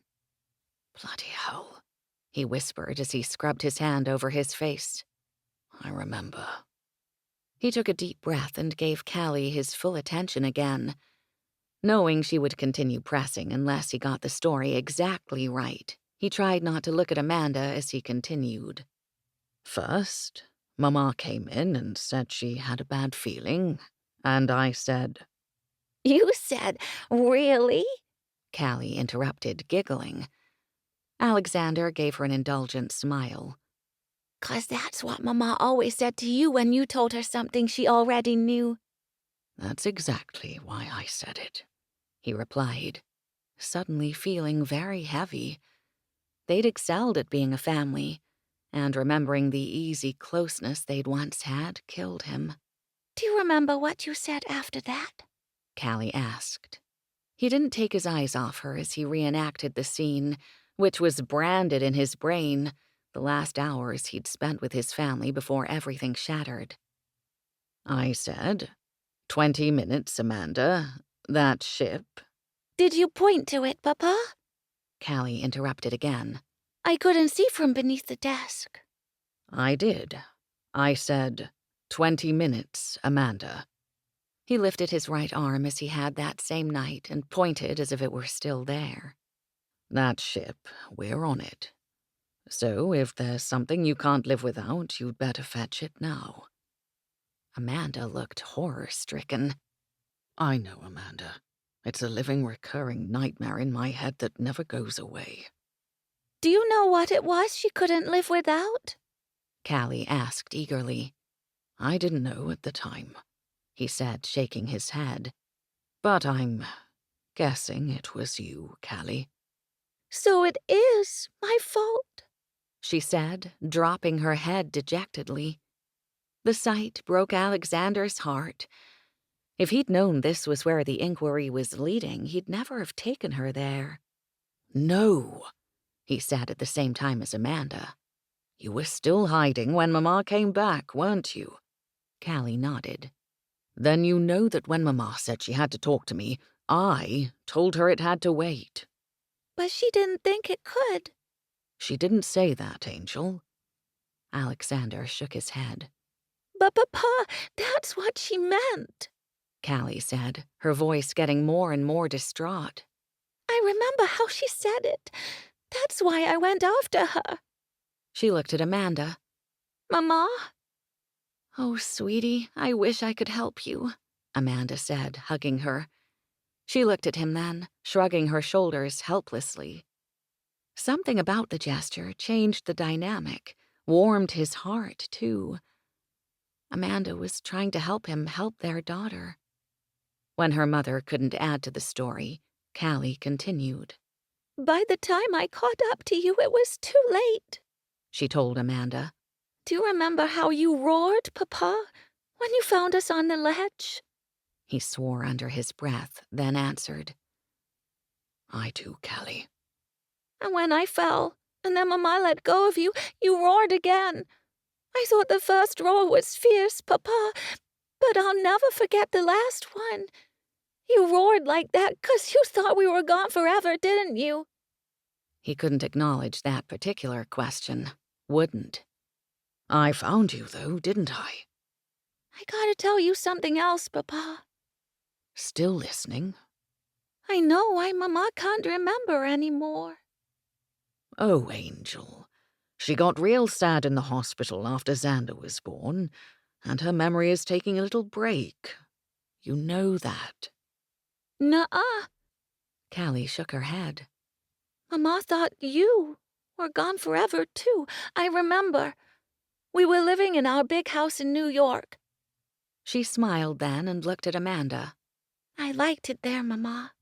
Amanda smiled back, mouthed, "Me too," and started running her fingers through Callie's hair.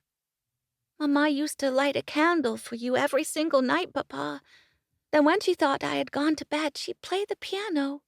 She looked at Amanda again for reassurance. You play the prettiest music, Mama. She turned back to him after Amanda gave her an indulgent smile, which masked the expectant tension in her eyes. But Mama would always cry after, Papa.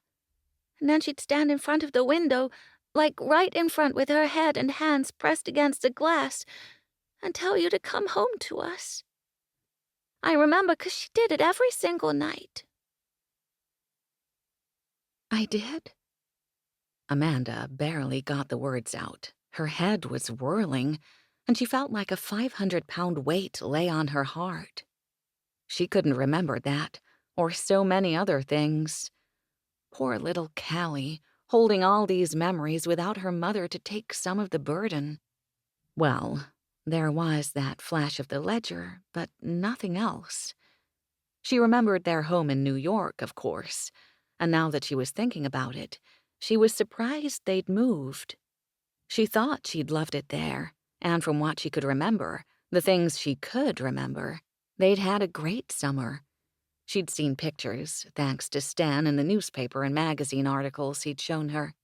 I loved our home in New York too, baby," she said again. "But not after you saw that book." "What book, sweetie?" "The one that made you scream, Mama?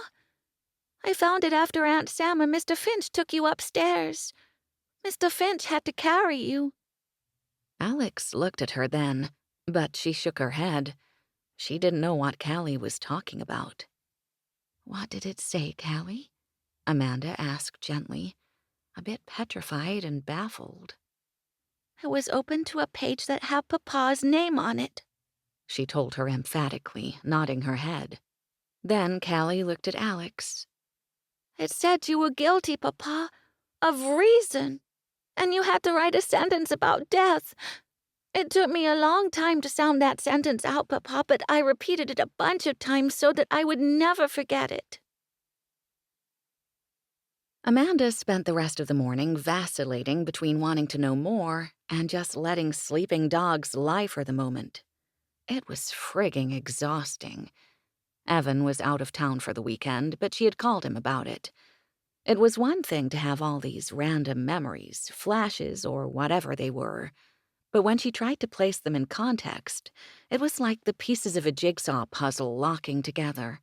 And the picture was sometimes terrifying. After Callie's last declaration, Alex's phone had gone off. He'd looked ridiculously relieved, probably grateful for an emergency. The circus, minus Stephen, had piled out the front doors and hadn't returned for a few hours. She still had so many questions, more now than before. But for the moment, Amanda was happy for the reprieve. There was only so much a person could take in one frigging sitting. When the crew returned, Alex and the boys took up residence in the living room. Later, she passed him in the hall, both going in different directions to and from the kitchen, and Alex reached out to touch her.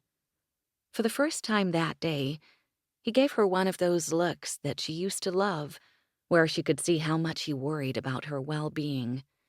She nodded and smiled, telling him, "I'm okay," before she reached out to keep hold of him. "You?" "Yeah," he said as she was absently rubbing the material of his shirt between her fingers. "Soft enough?" he asked. She smiled. "Considering the fortune you spend on your clothes, I'd expect soft. But your clothes are the softest I've ever felt." "You always had a thing for my clothes," he chuckled. "I did?" she asked, a second before Rosa popped in and handed him a stack of freshly pressed slacks. "I'm maybe one sandwich short of a picnic, but I'm telling you now, I would notice if you moved in, Montgomery," she teased, knowing Rosa loved indulging Alex in the guys. And God, it felt so nice right now just to be with him. She missed the easy rapport they used to have. "You, one sandwich short?" He shook his head. "You happen to be a ridiculously intelligent woman, and you're not crazy, Amanda," he said, touching her again, this time to tuck an errant wisp of hair behind her ear. "You're suffering from psychogenic amnesia." "That's a lovely sentiment, Alex, but what I have is psychogenic amnesia caused by my suffering." "You just proved my point, clever girl." The next hour she spent pacing the house. She'd been up and down the stairs and through the foyer what seemed like 50 times. On each pass, she stopped to look at him, then thought better of it and walked away. Finally, Alex put his laptop on the table, threw his phone next to it, and started after her. Heart racing, she ran. He caught her in the hallway just before the kitchen and pulled her back against him. "What is it?" he asked. "I don't know what to do," she whispered, a bit out of breath, fully in his embrace. It was a first, at least that she could remember. She was engulfed by warmth and the most powerful set of arms. Something about it felt amazing. "About what?" Amanda turned in his arms. He had her so close there wasn't a lot of room between them at all. "About this." She wagged her finger back and forth. "About us." What do you think we should do? I just told you. I don't know. Then figure it out, clever girl. That's my girl. Clever girl. She repeated the monikers from yesterday and today. I don't know her. I don't know you. Her is you, Amanda. Do you miss her? His eyes narrowed. How could I? You're right in front of me. I'm not the same, she cried out, confused by how she felt being held in his embrace, so close she could see small flecks of amber in dark, dark eyes. Her heart was racing, and not from the run down the hallway. Neither am I, he told her as his hand snaked up her back to cup her head. What? She lost her train of thought. Oh God, was he going to kiss her? Suddenly, that's all she could think about. Wrapped in his arms right now, so close to him, she knew, could feel it in her bones, knew that she was safe with him. No wonder listening to his deep accented voice calmed her, or staring into his dark eyes anchored her. And although she'd been pressed against him a few times now, too many of her other senses had been engaged or confused. We lived, Amanda. All of us. He bent his head closer. We lived, she breathed, barely able to follow the track of their conversation with her heart racing. You went to prison, Alex. I obviously thought you had been executed for reasons I don't think I can handle knowing about yet. And I had a nervous breakdown. She clutched his shirt, leaning closer. And here we are, alive, with our children. Both his hands gently clutched her head now as he breathed. You slipped through my fingers once, Amanda, literally. That will not happen again. Then he kissed her, canted her head just where he wanted it, and covered her lips with his brilliant British mouth. Seriously, how on earth had she forgotten that? Chapter 10. March 10th, Northern California. Alexander's phone rang at 2200 on the dot. He was standing in the doorway between the terrace and living room, leaning against the jamb. Scotch in hand, he'd been nursing the drink for the better part of an hour, looking out over Amanda's property. Dinner was long over. He'd left Amanda's before bedtime tonight. She'd asked for some time, and unable to think of a reason why she shouldn't have it, he'd pleasantly said his goodnights. The boys had looked a bit crestfallen, how he felt but hid, to be knocking out early. They usually liked to help the girls with whatever puzzle they were working on, or if their luck was right, Amanda would break out Yahtzee and things got competitive. And those were just the things that happened before the kids' bedtime. After, they would usually retire to the billiard room. He was becoming rather proficient, Stephen too. Amanda just liked to be part of the gang, and Sam, Christ, she was good, albeit a tad bloodthirsty. So yeah, leaving early was rough. Actually, it sucked. Especially since some of the awkwardness of the past few days had fallen away, as Amanda had finally worked out in her mind that he was a good guy, and that what they'd once had was real, just interrupted. It had taken a week and another blow-up to get there. Amanda was not one to be satisfied by a single round of questioning, but from where he was standing, even next door, it had been worth it. Early that morning, they'd been on the terrace. She'd just wrapped up her morning session with Evan. She was still remembering only everyday life since her return to the States. Nothing about their time together in Abersoch, not of significance anyhow. Her greeting to him that day had been blunt. "How did you get out of prison? And by the way, does that make you a felon?" "Good morning to you too," he'd said, giving a look to Evan, but the medical genius had only shrugged. So, While measuring his thoughts on which way to take this, Alexander had poured himself a mug of coffee, taken a long sip considering the coastal view, and had turned to stand in front of Amanda, finally having landed on an answer he hoped would satisfy her. Stephen and Gregor broke me out, Amanda. And am I a felon? Technically, no. Any and all records of my activities are gone or have been destroyed. Which happened to be the truth. What did you do, super spy, to make them disappear?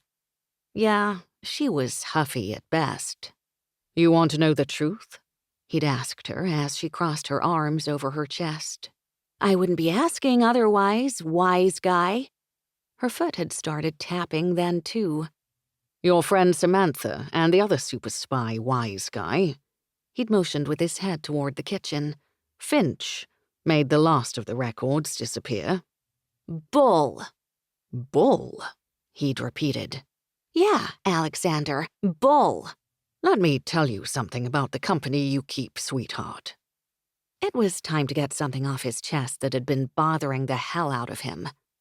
That dear, dear friend of yours, Samantha Gilchrist, your sweet schoolgirl pal of yore who became a savvy esquire extraordinaire, gave you the name of one of the most notorious fixers in London. Fixer? She'd said, scrunching her face, not following. Who? Stanley Finch. Her mouth had fallen open for just a second before her determined expression returned. Just because someone's capable of taking care of things doesn't make them notorious, Alex. Maybe you're the notorious one. Her naivety was frustrating at best, and he'd let her know it. Do you realize you hired Finch at a time when he just infiltrated a black market ring of blokes? A pack so unsavory, I'm surprised you and Calisandra lived through the night by pure association alone. Why? You wouldn't just pick up the goddamned phone and call Art Fisher, or a reputable service to begin with, I have no idea. He'd yelled the last part. She'd showed him her displeasure with a look. Sorry. You were ridiculously lucky. At his core, Finch happens to be a great guy, and the best at what he does. So, in the end, while Sam may have been correct, it was precarious at best, and still gives me nightmares that it could have gone another way. You weren't there, Alex, she'd snapped. At least I had someone to help me. It had cut like a blade, sharper even than Stephen's dagger. Stan's voice, of all people, had sounded behind him then. He's right, Amanda. It could have been really bad. Thank God I knew Sam, or she knew me, Stan had said. Really, Stan? Whose side are you on? Listen, I didn't meet Alex until he purchased JDL. But in the time that I've known him, hell, Amanda, I knew him from you. Your own words, actions even. You poured a scotch every night, placed it on the piano, and played for that goddamned glass. Consider yourself lucky you can't remember it, 'cause Sam was right. It was heartbreaking to watch. So as far as coming to his defense, yeah, I am. He's one of the good guys. He's got blood on his hands, she'd said, her voice exasperated, confused. Stan had shaken his head. Don't we all? Alexander had watched Amanda digest what Stan was telling her, nodding as she accepted the story yet again. He knew she trusted Stan completely. Memory or not, it would be a lie to say it didn't bother him that there had been a time when she had trusted him completely and that he wasn't there anymore. That it was his fault for not telling her they were married to begin with. Why did it take you so long to find us? She'd finally asked. By the time I was able to start searching for you and Callie, Stan had you buried deep, he'd said. After finding the surgeon who repaired your hand and your home in New York, your trail went cold. Ice cold. Stan had interjected then. Before we left England, I made a call to Art Fisher. He hired me on the spot and you became a client. We had Callie's adoption papers and accompanying files forged in case we were stopped by the authorities and purchased passports. Wait, she put her hand up. I just... Ugh. Her frustration had seemed to get the better of her. Wait, that seedy back alley storefront outside of London. She'd looked right at him then. You were there searching for me, weren't you? And Callie. Bloody hell, Amanda. I did nothing but search for you and Callie. He remembered when they'd shaken down the document forger in that alley, how close he thought he'd been to finding the key to tracking down his wife and daughter, and how devastatingly disappointing it was to find he knew only Stan's first name and little else. So, we had already left? A week after your surgery, you realized you were pregnant, and we left for the States. Stan had told her. New York? She'd asked, and Stan had nodded in response. Why didn't you come then, Alex? She'd asked him as if it were that easy. By the time we found the surgeon and document lab, you were gone from New York, Amanda. Not just England. But I thought you were a spy, she'd said, seeming genuinely confused. Why couldn't you just, I don't know, find me? From the moment you and Callie have been on your own, each purchase you've made has either been in cash or under an assumed name, including the admission forms for Calisandra's private school, Callie's medical records and yours. No back doors, Amanda. Encrypted, sealed, impossible to penetrate. Impossible? She'd said, challenging him. Yet here you are. Because I bought JDL, Amanda. After acquiring a slew more security and surveillance companies that you happen to not be a client of. I'm the reason you went into the security business? She'd asked, as if the enormity had just dawned on her. Yes, Amanda. I needed to be on the inside. Not that all clients require the services that you did for a time. But what use would those services be if another good sleuth could happen upon you? So, with Chris's help, He trailed off. That part she didn't have to know. So with Chris's help you what? She pressed. Alexander sighed, never satisfied until she had the whole story, this one. With Chris's help, we purchased JDL Security, all its subsidiaries, and with the other business we had already acquired, formed a corporate conglomerate. That had to cost an incredible sum of money. It did. How much? It's not important, Amanda. How much, Montgomery?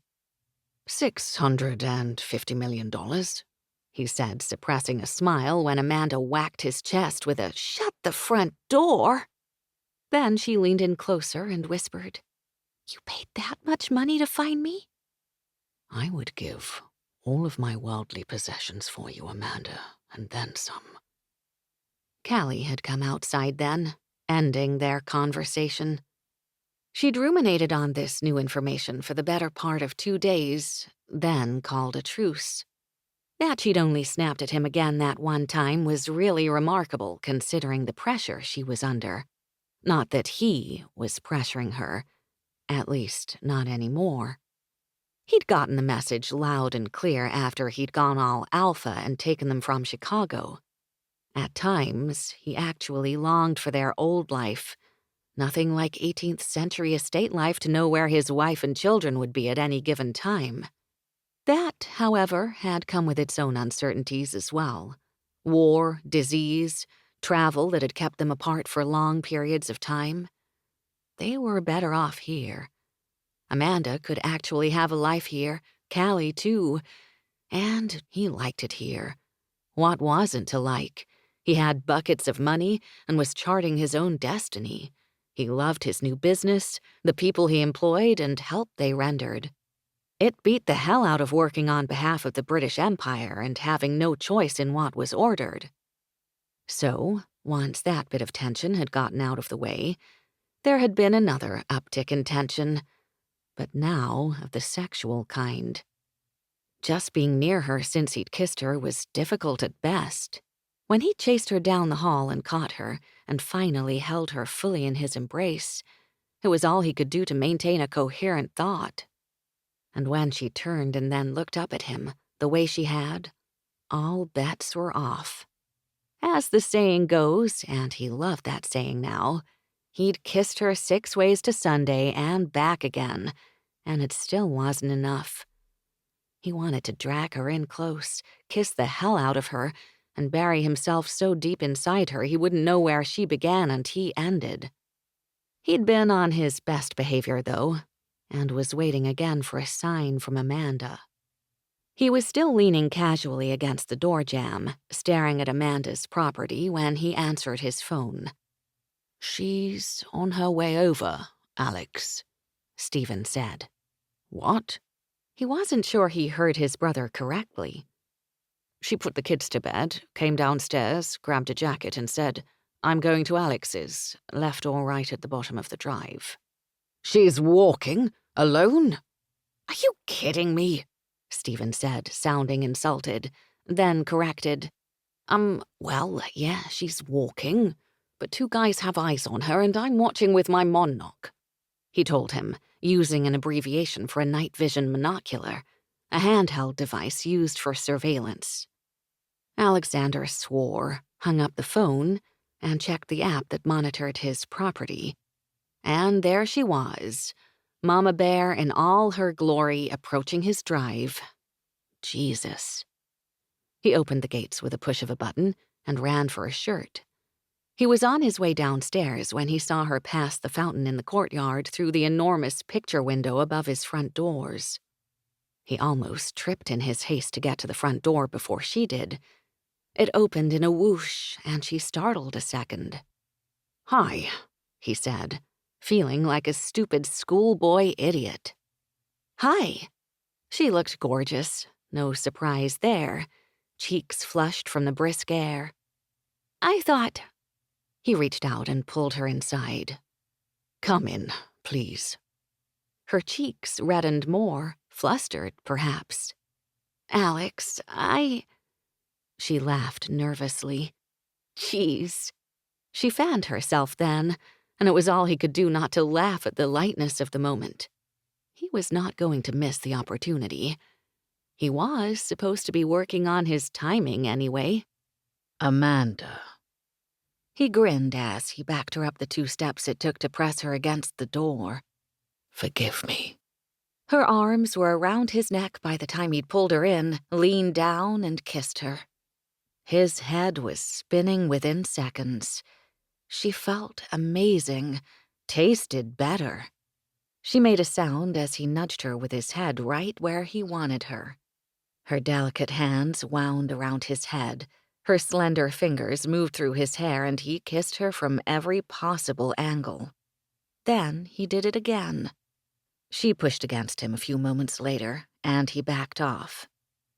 Alex, as good as we are at kissing, I didn't come over to make out with you."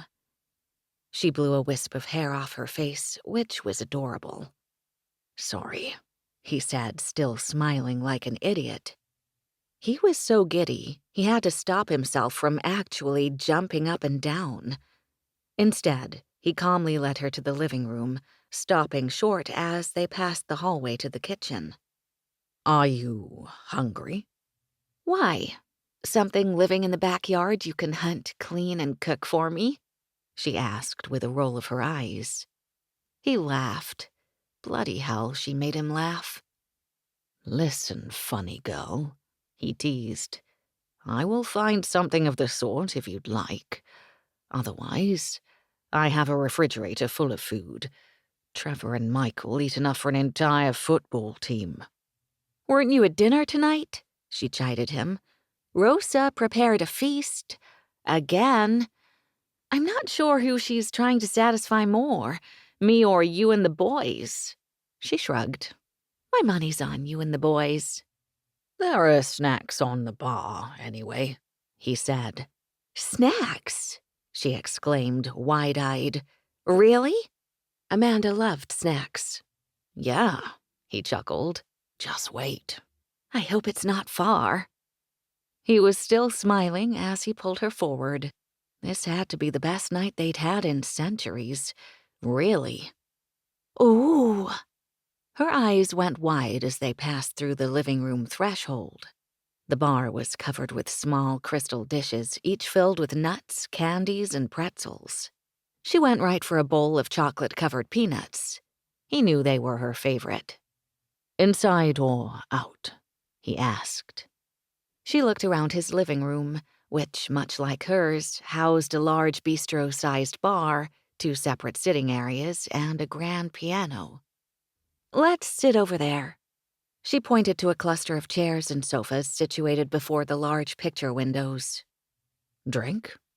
"Just a Diet Coke, if you have it, please." He had everything, especially her favorite soda. After fixing hers, he topped off his. She took a corner of a sofa. He took the club chair next to her. Amanda. "Alex." They'd spoken at the same time. He gestured with his hand, giving her the floor. She took off her shoes and curled her legs up on the cushion next to her. He liked that she was so comfortable.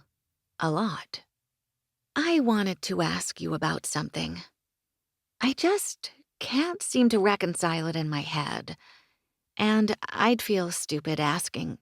Whatever question or questions you have, Amanda," he said, moving to the cocktail table and sitting directly in front of her. "I'm here. Ask away." She smiled when he moved closer. She was enjoying this, he could tell. Amanda wet her lips before speaking. They were hard not to stare at, but he focused on her eyes. "So, when we separated—" Whoa, whoa, whoa. He laughed at the mere thought of it, and that he could actually laugh at it. He leaned forward. Let's get this straight once and for all. We did not separate, Amanda. We were separated. "Isn't that what I said?" You said when we separated. "Geez, Montgomery." She rolled her eyes. "Are you splitting hairs or what?" It's a terribly touchy subject, he told her, smiling at their banter. "I'll be more careful next time," she whispered under her breath, rolling her eyes again. God, he missed talking to her like this. She was so quick, so much fun to be with. "So, when we got separated—" You mean when you let go? He couldn't help himself, and couldn't believe he was able to tease her about something so serious. But here they were, together, working toward being together. "Are you for real right now?" He shook his head. He wasn't sure what had gotten into him. He felt like a teenager who couldn't control himself. His wife, his beautiful, famous, talented wife, was right in front of him, in his house. He was a bit delirious. That's what it was. They really had been deliriously happy. I'm sorry, that was uncalled for. Where were we? Callie said we were on a ledge. Is that true? Yes, it's true, he said, sobering immediately at the memory. We were in Abyssal. The cliffs? She asked, and her eyes widened again. We couldn't have been that high up, though, she mused. I mean, aside from my wrist, Callie and I are both okay. She paused, and Alexander panicked for a moment. How to explain? But then, thank God, she continued, dismissing the point instead for, "Why didn't you get us after?" He reached forward, resting his hands on the cushion on either side of her. Remember when you... He corrected himself quickly. You used to tell me all about your favorite movies, rom-coms and action flicks, you called them. He'd watched them all. In Romancing the Stone, Michael Douglas and Kathleen Turner fall down the side of a cliff. They race past trees, get swept away by what looks like a mudslide, and land in the water relatively unhurt and okay. And from the looks of it, they started out in a completely different area and ended up somewhere else entirely. Duh. I remembered the scene, Alex. Okay. What I'm trying to say, and rather badly, is... Bloody hell. Please believe me, Amanda. Where I lost you and Callie, and where you landed, were two separate stratospheres. So, let's come to an understanding, okay? He needed to keep the ground he'd gained of late. Another truce, if you will, since the last is going so well. Maybe, she said, eager and bright-eyed. What did you have in mind? Give it, me, more time. You're going to remember, I know it. And once you do, everything will make sense, I swear. So help me remember, Alex, please. He grinned. This he could do. He stood up and extended his hand.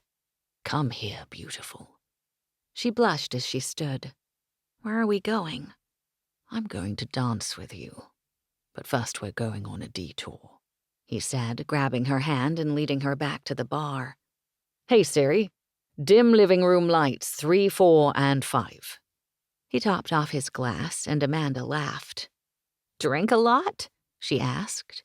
It's not just for me, he told her. You got a mouse in your pocket? He laughed. Bloody hell, I missed you, Amanda. He took her hand again and led her to the other side of the room, leaning her against the side of the grand piano. He took a long pull of scotch and smiled as she plucked it from his hand and took a sip, a large sip. I told you, funny girl. Amanda stared at Alex over the rim of the rocks glass. Her heart was beating so fast, it felt like her chest was going to explode, and she couldn't stop smiling. Geez, she wasn't just smiling, she was grinning from ear to ear. There was something about being with him that tugged at her heart, body, and soul. God, she was in trouble here. They were in such a different place now compared to last week. She still couldn't believe she'd snapped at him the way she had. She'd been so petulant. Geez, she'd called him a felon right to his face. His reaction was remarkable. Actually, something she couldn't forget. Watching him gather his thoughts, then answer everything she'd thrown his way, evenly and determinedly. It didn't escape her either that she'd given him a chance to scold her for the things that had been bothering him as well, and he'd taken it. She couldn't blame him. She was the one who'd tried to push every button of his she could. Some of it was in reaction to that kiss they'd shared. Not just the kiss, the entire episode that surrounded that kiss. She'd almost screeched when he'd thrown his stuff aside and chased after her. And the way he'd grabbed her from behind and held her. Forget the kiss. When she felt his breath on her neck and the slight scratch of his whiskers on her face, she'd almost dissolved into a hyperventilating fit right then. And tonight, when he left after dinner, because, like an idiot, she had asked him to, she could think of nothing else but him. She'd been so distracted putting Callie to bed, she hadn't heard half of the things Callie had said, including the remark about letting go of the toothpaste so she could actually use it. Yep, it was then she knew she was coming over to see Alex. The anticipation from that point on had built until he'd opened the door and pulled her inside. And it was still building. He reached out now to trace the side of her face, and she leaned into his touch. I thought we were going to dance, Montgomery. Oh, we are, he told her, taking the glass back and putting it down on the piano. Then he led her to the space right in front of the windows. She watched as he fished his phone out of his pocket, fumbling with it and chuckling at the same time. It was a charming display. She'd never seen him so relaxed, carefree, or if she had, she didn't remember it. She touched his face to get his attention. Did we dance together before, Alex? Oh, sweetheart, he said, looking down at her so seriously. Each chance we had. Wow. The things he did to her. He turned his head and kissed her palm, then pressed the screen of his phone again and swore. Bloody hell. Hey, Siri, play Amanda playlist. You named a playlist after me? She asked, unable to suppress her grin. Yeah. He took her hands and lifted them around his neck, circled her waist and pulled her forward till she was so close she had to look up at him. Then he brushed his lips across her forehead and pulled her in just as Jason Mraz's I Won't Give Up started playing. He whispered the lyrics as he slowly moved them around their makeshift dance floor. She burrowed her head in the crook of his neck, not able to believe how amazing it felt. 3 songs later, she pulled away to ask, Do you think I had one too? One what, Amanda? A playlist. For you. He looked down, becoming otherwise occupied in putting her hair behind her ears. I think you did. I think when things became too much for you, You think I erased it? She said, screwing up her face at the awful thought.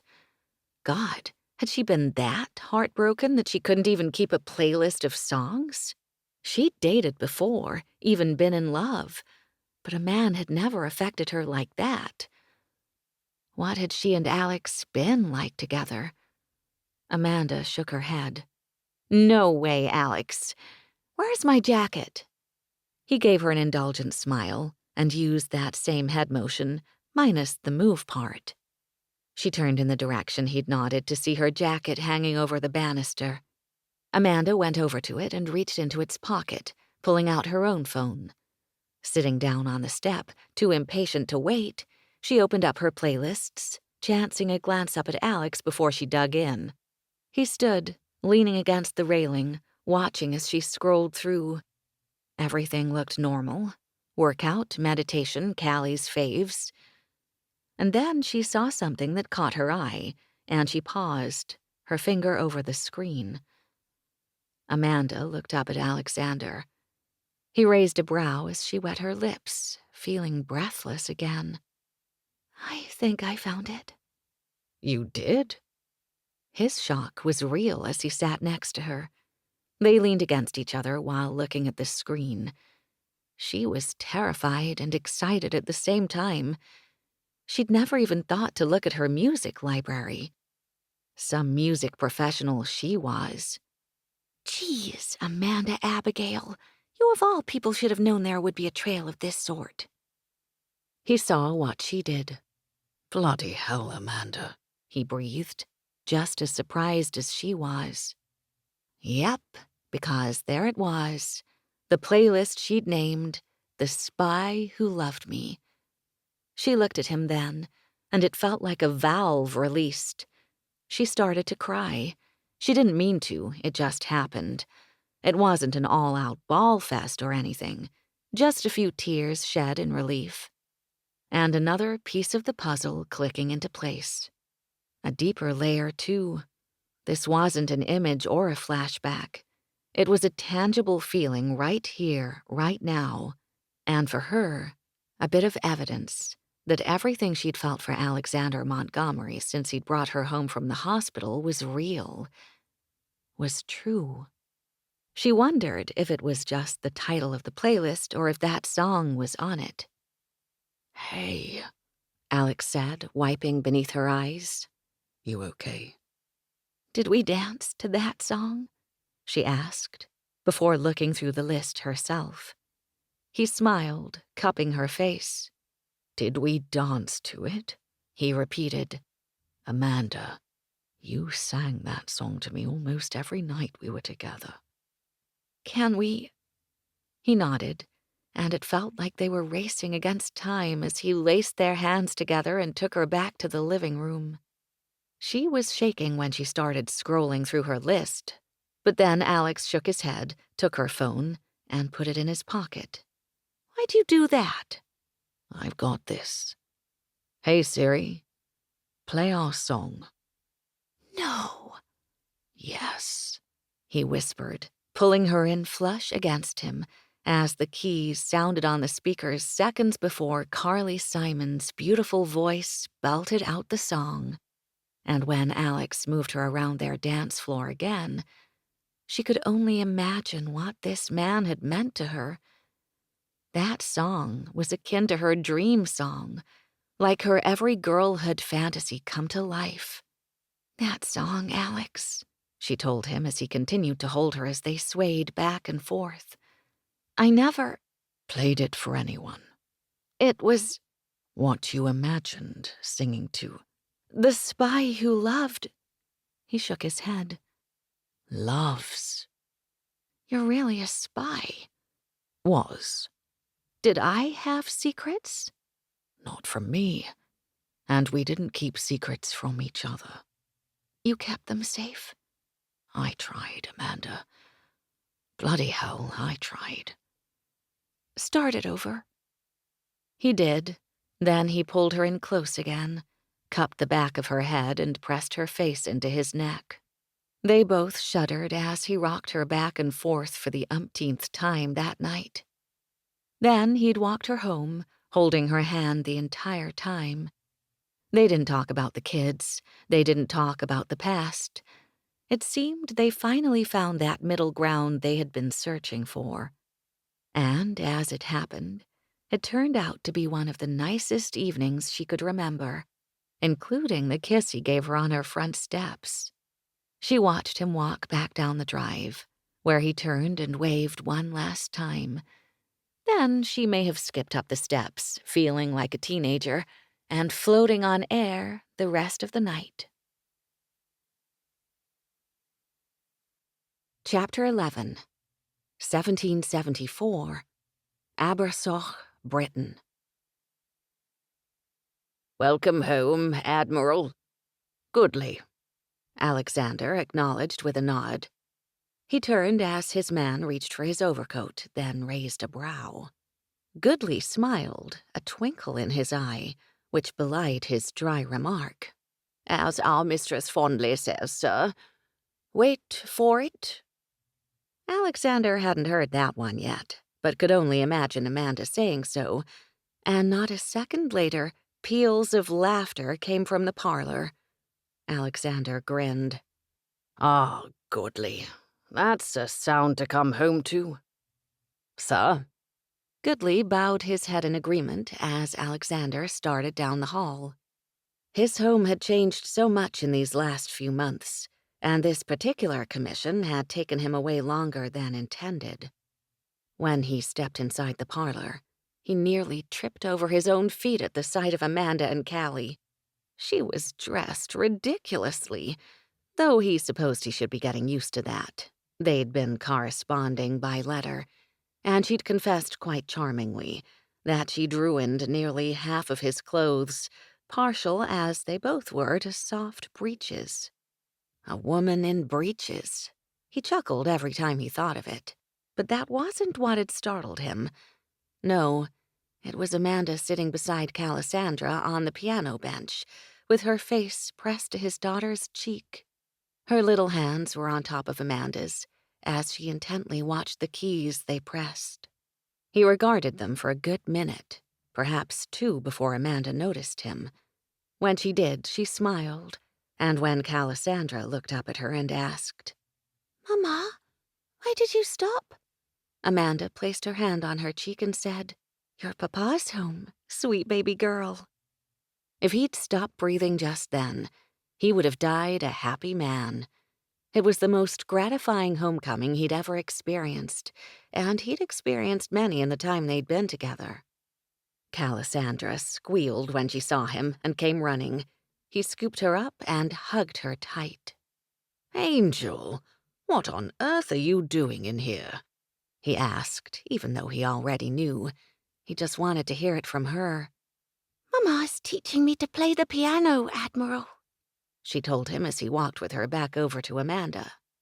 He straddled the bench, Cassandra still on his hip, so happy to be home with them. Amanda reached out to touch his face. He rubbed his cheek into her hand, settled Callie on his lap, then dragged Amanda in close and kissed her. When Callie giggled, he pulled away and gave his daughter a little tickle before turning back to his wife. Your hand? He asked anxiously. She'd injured herself with Stephen's dagger a few weeks ago, not realizing just how sharp it was. Thankfully, Alexander had arrived home just as it happened. At the time, he'd never considered the possibility that he could hurt her terribly. His focus was on stitching her hand quickly and properly, first so she would not in fact die, and second, so she could continue to play the piano.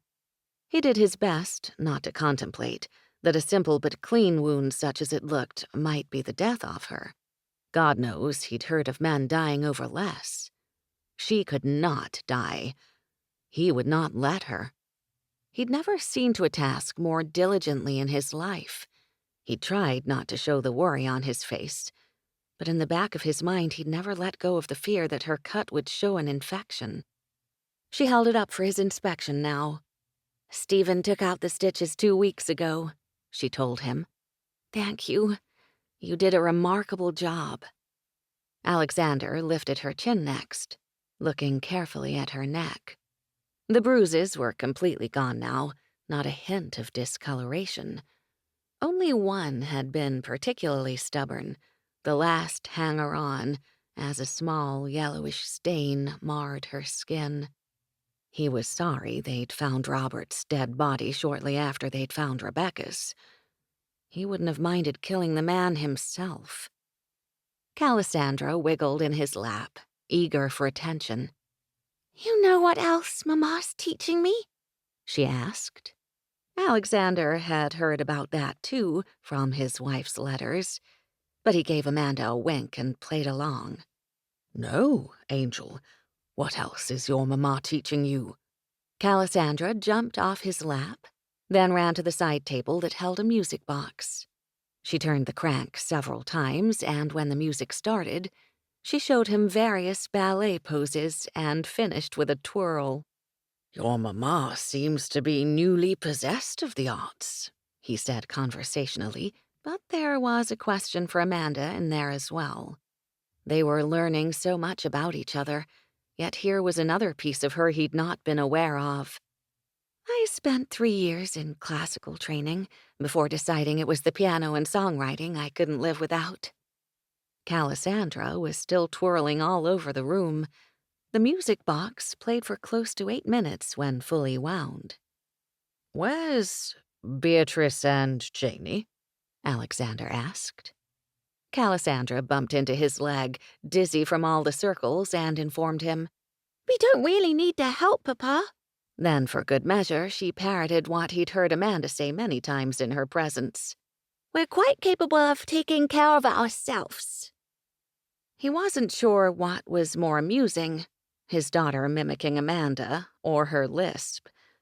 Then the gravity of what he'd heard set in. "You dismissed them?" Alexander asked, fearing she actually had. "Of course not," his wife laughed. "They're wonderful, and believe me, they're never far, but—" Callie finished for her. "We are self-subsistent." Alexander grinned at his daughter's words, or rather, Amanda's, coming from her. He called after the women, wondering if they really were close by. They nearly fell into the room, clearly having been waiting for just this moment to be needed. He laughed aloud, grinning at Amanda. His house had truly become a home. By now, everyone adored his wife. He'd heard whispers from the servants about the change in their mistress's behavior. They'd called it sorcery, too, whatever had taken the cruel, thoughtless traits from her. But they weren't complaining. Amanda was considerate and warm, and there was no mistaking that. "I told you," she said, rolling her eyes. He couldn't help himself and kissed her again. "Janie," he said, turning to Cassandra's latest nanny. "Why don't you tend to Cassandra's bath?" "Mama gave me a bath," Cassandra told him.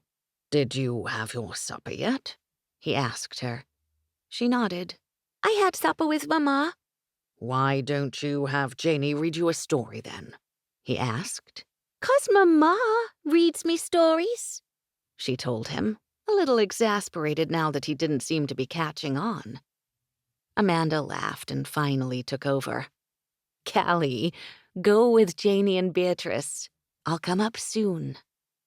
Alexander kissed the top of his daughter's head and watched Janie and Beatrice fawn all over her as they left the room. Then he turned his full attention back to Amanda. He slid her closer, rubbed his hands on her thighs, clad in another pair of his favorite breeches, which she'd hemmed and taken in, then leaned in and told her, "I want my pants back." It took Amanda way more than a few minutes to come back down to earth. Her husband took her on the most exhilarating expeditions. She was so happy to be wrapped in his arms again, beneath the heaviness of his weight. She was of the firm mind that there were worse things than being stuck in the 18th century, married to her Royal Navy admiral, who was also secretly a spy as the American Revolution was about to unfold, and absolutely nothing better. Finally, catching her breath, she whispered, "Oh my God, how did that happen?" He gave a half grunt from above her, elbows bearing his weight, his head on her chest. "Do you need me to explain it to you?" He teased, his voice low and raspy, sexy as hell, too. "Well, yeah," she answered. "The graphic, detail part of it?" he asked. "Or that I swear it was predestined from the moment I first touched you, Amanda Abigail Montgomery?" "How about both?" she told him. He laughed then, as if something had dawned on him, and shook his head. "What's so funny?" "Trust me, you don't want me to tell you." He shifted to lie next to her on his side and pulled her snugly against him. "Yes, I do, Alexander," she argued. "You really want me to tell you what's so amusing?" "Is there an echo in here?" She pinched him to send the message loud and clear. Out with it. "All right, but remember, it was you who asked." He started laughing then, so amused with whatever he was thinking. "Alexander!" she cried, enjoying the push and pull of their conversation. "We passed 4 servants and 3 of my men on our way up here." "Shut the front door!" She whacked him, suddenly feeling herself go a deep crimson. "Yes," he assured her, grinning wickedly. "We did." "Oh my God!" Amanda groaned. Then her eyes went wide as she had a panicked thought. "Did they—" She trailed off, not willing to ask so directly if they'd witnessed her orgasm, as good as it was. "No, Amanda," he assured her. "We were alone in the parlor."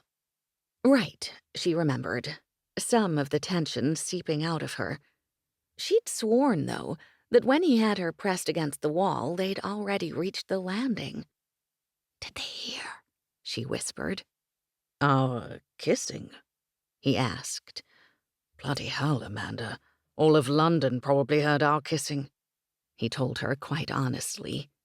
"That's not what I meant, and we're not that loud," she said, giving him a playful punch on the arm, even though she knew very well that they had been that loud. He gave her a look that let her know he thought she was out of her mind.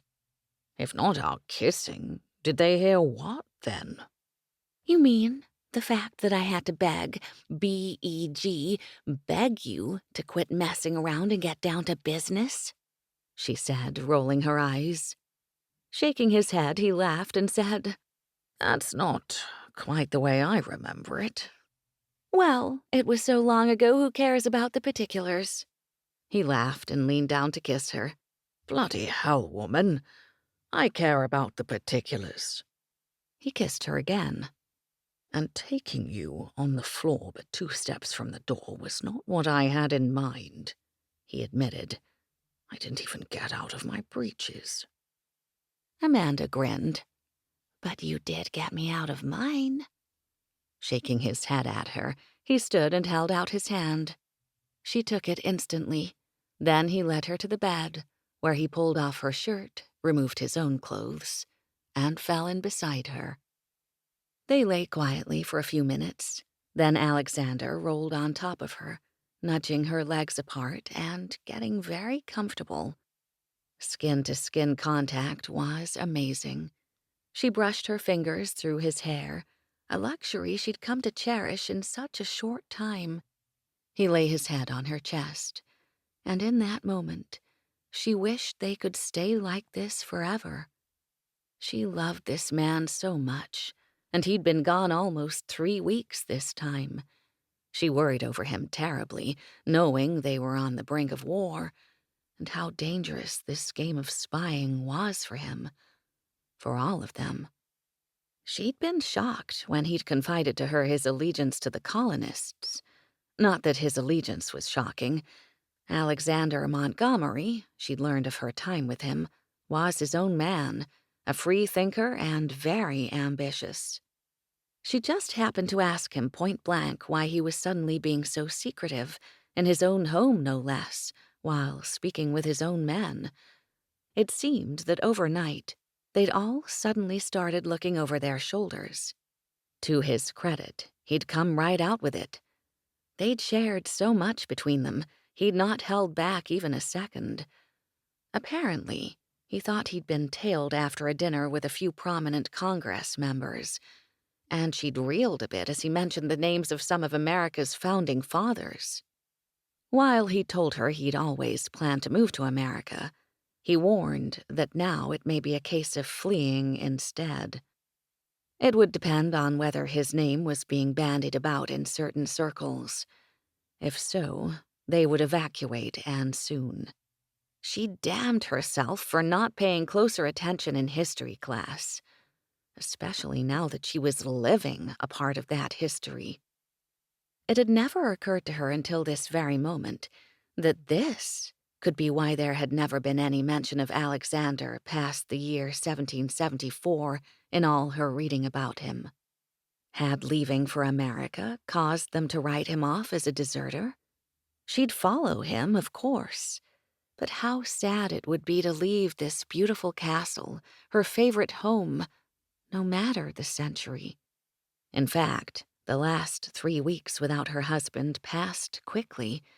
During the day, she walked the flower gardens, had tea parties with Callie, and read some incredible classics from the estate's library, first editions no less. She wrote letters to Alexander each night, a habit they had begun the first time he was called away. She actually felt heartsick. Who knew it was really a thing? And with each letter she wrote, Alexander answered each time. Stephen had removed her stitches, as she told Alexander 2 weeks ago.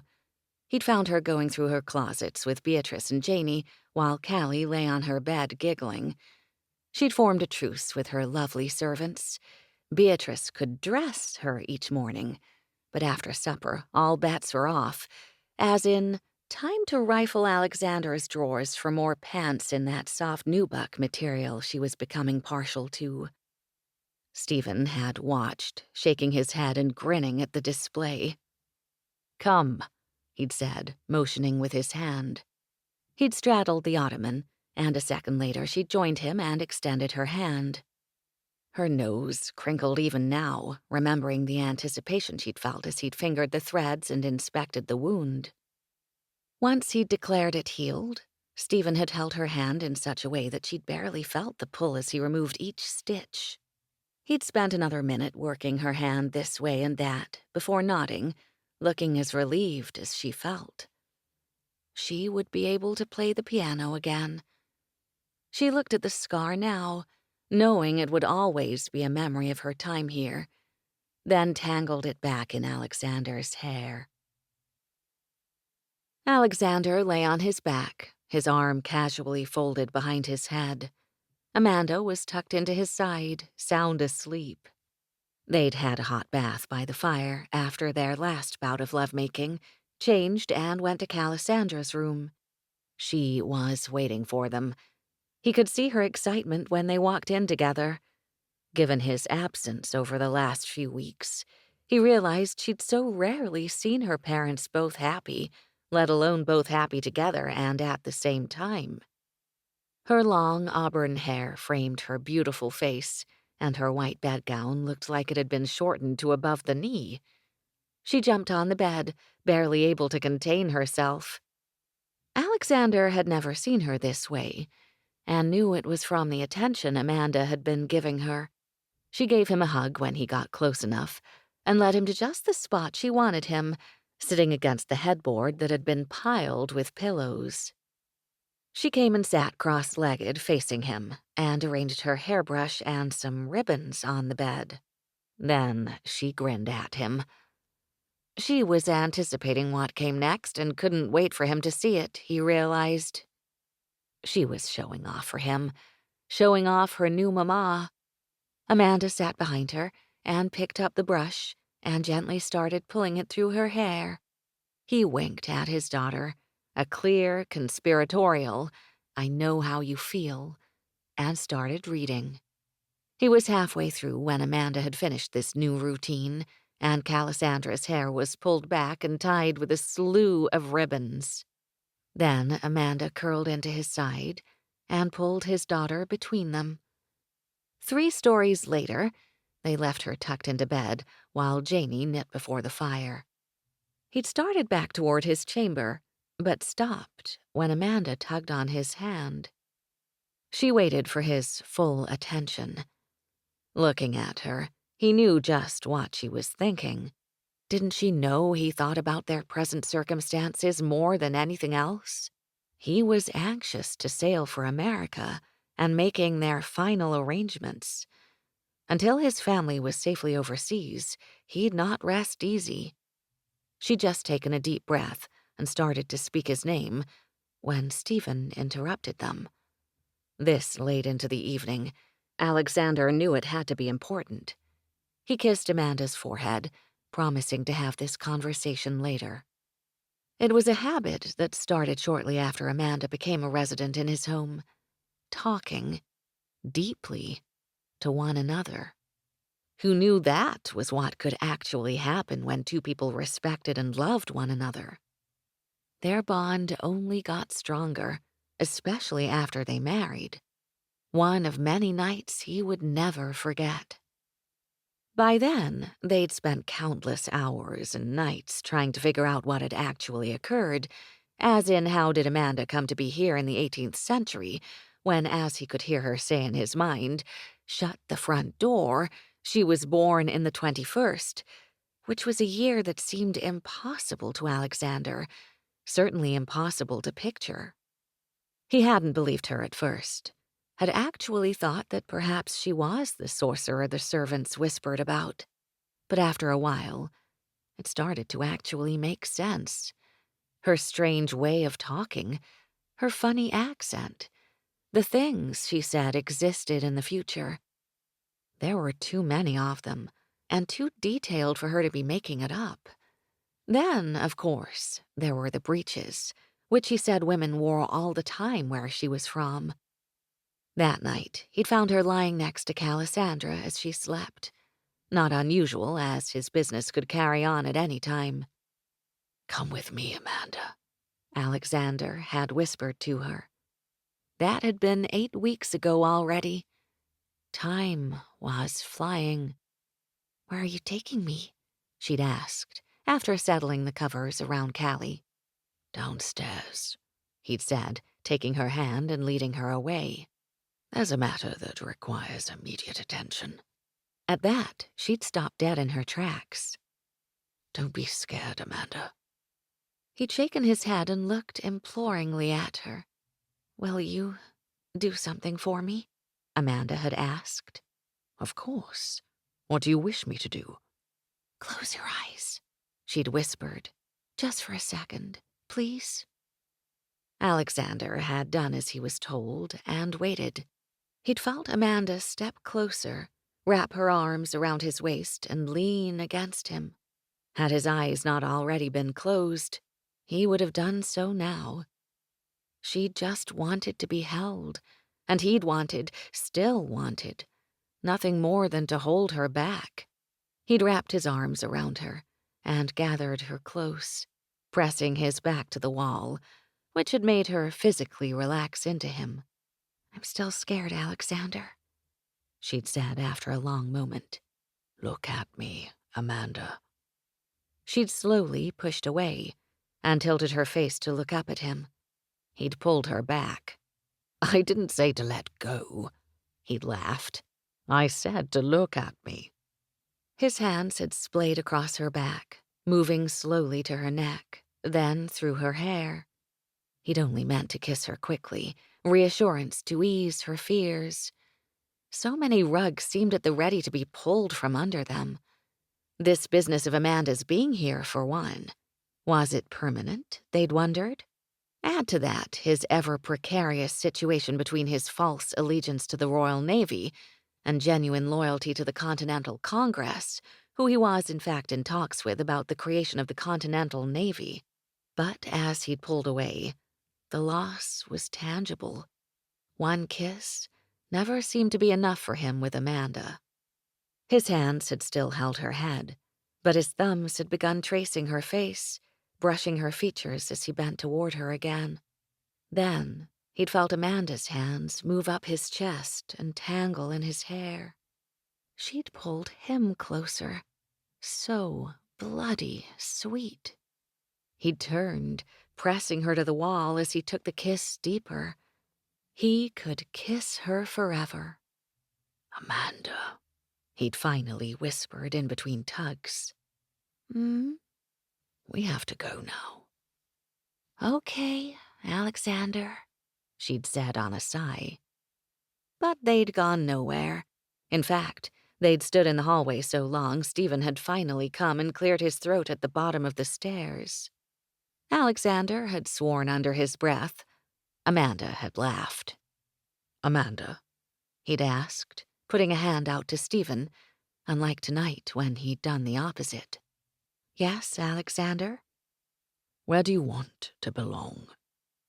"Here, Alexander. I only want to be here, with you and Calissandra."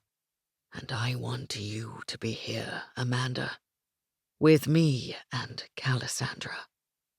He'd kissed her one more time, looking into her eyes as he'd held her face between his hands. "Come with me, Amanda."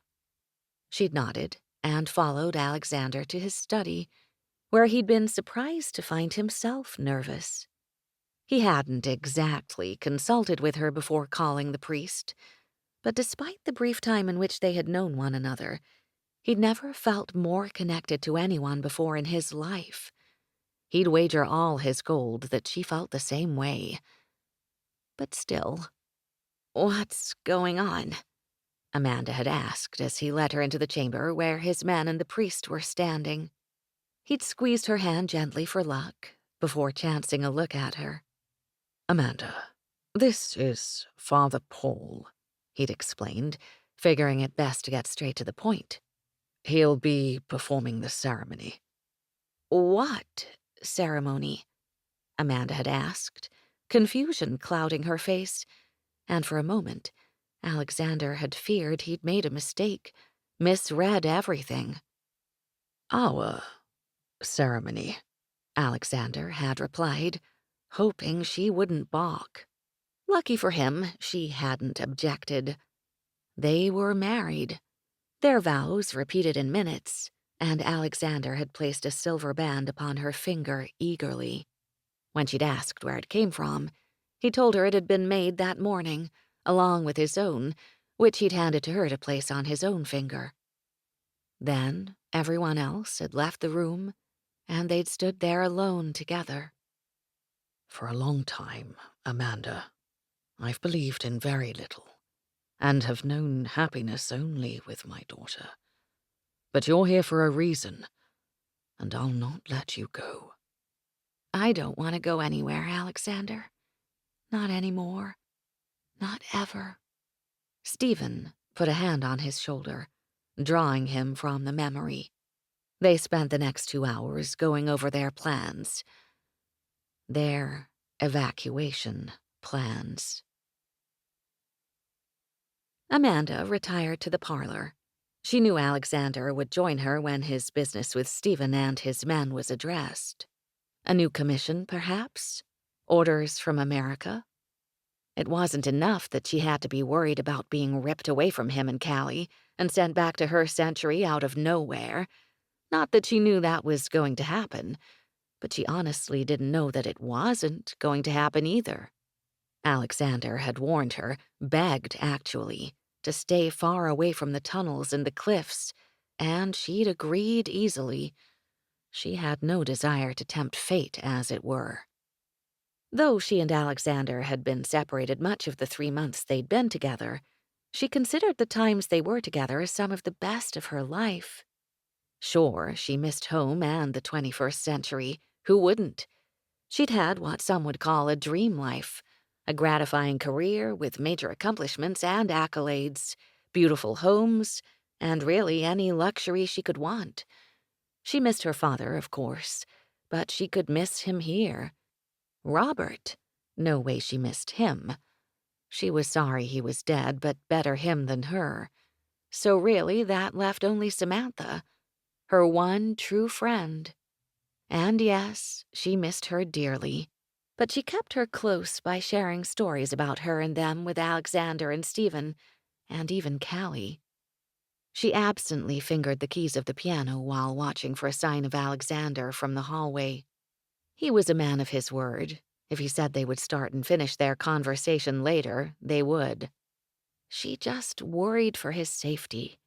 He was walking a fine line between America's patriots and Britain's loyalists, and every time he was gone, she racked her brain for everything she could remember from history classes long ago, trying to figure out what was going on and what would happen soon based on the year.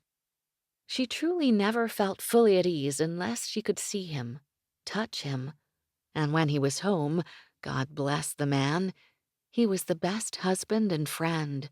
She knew he worried about the same things. He'd told her he feared she'd be gone as suddenly as she'd appeared. She walked to the window overlooking the back of the property, the rocky cliffs and churning sea.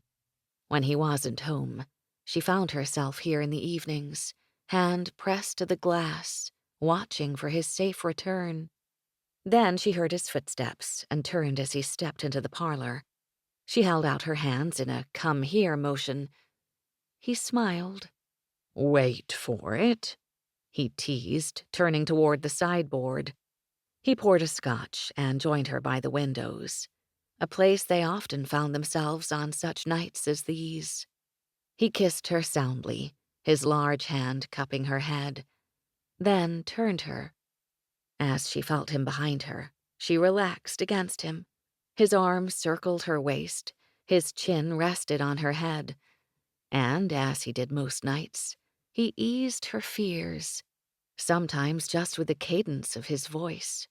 He began pointing at the stars in the sky then, telling her again how learning of their placement helped him navigate most of the seas, how, by applying mathematical laws and those of physics, he could chart his course, that lunar cycles had effects on the water's currents. He spoke of having a sense of lights from ashore, those that beckoned to harm, and those that guided him home. She told him of how she studied dance and classical piano, that losing her mother at a young age had left such a deep void that she didn't know how to fill, that even though her father had thrown himself into his work and remarried, she knew he loved her more than anything. She told him of her friendship with Sam, how they'd met, supported each other as though they were sisters, and some of the antics they'd been involved in. He told her of family duty, his arranged marriage, the joy of his daughter, and the anguish of losing his son. That being wealthy and titled, achieving a coveted rank, did not bring the joy people assumed.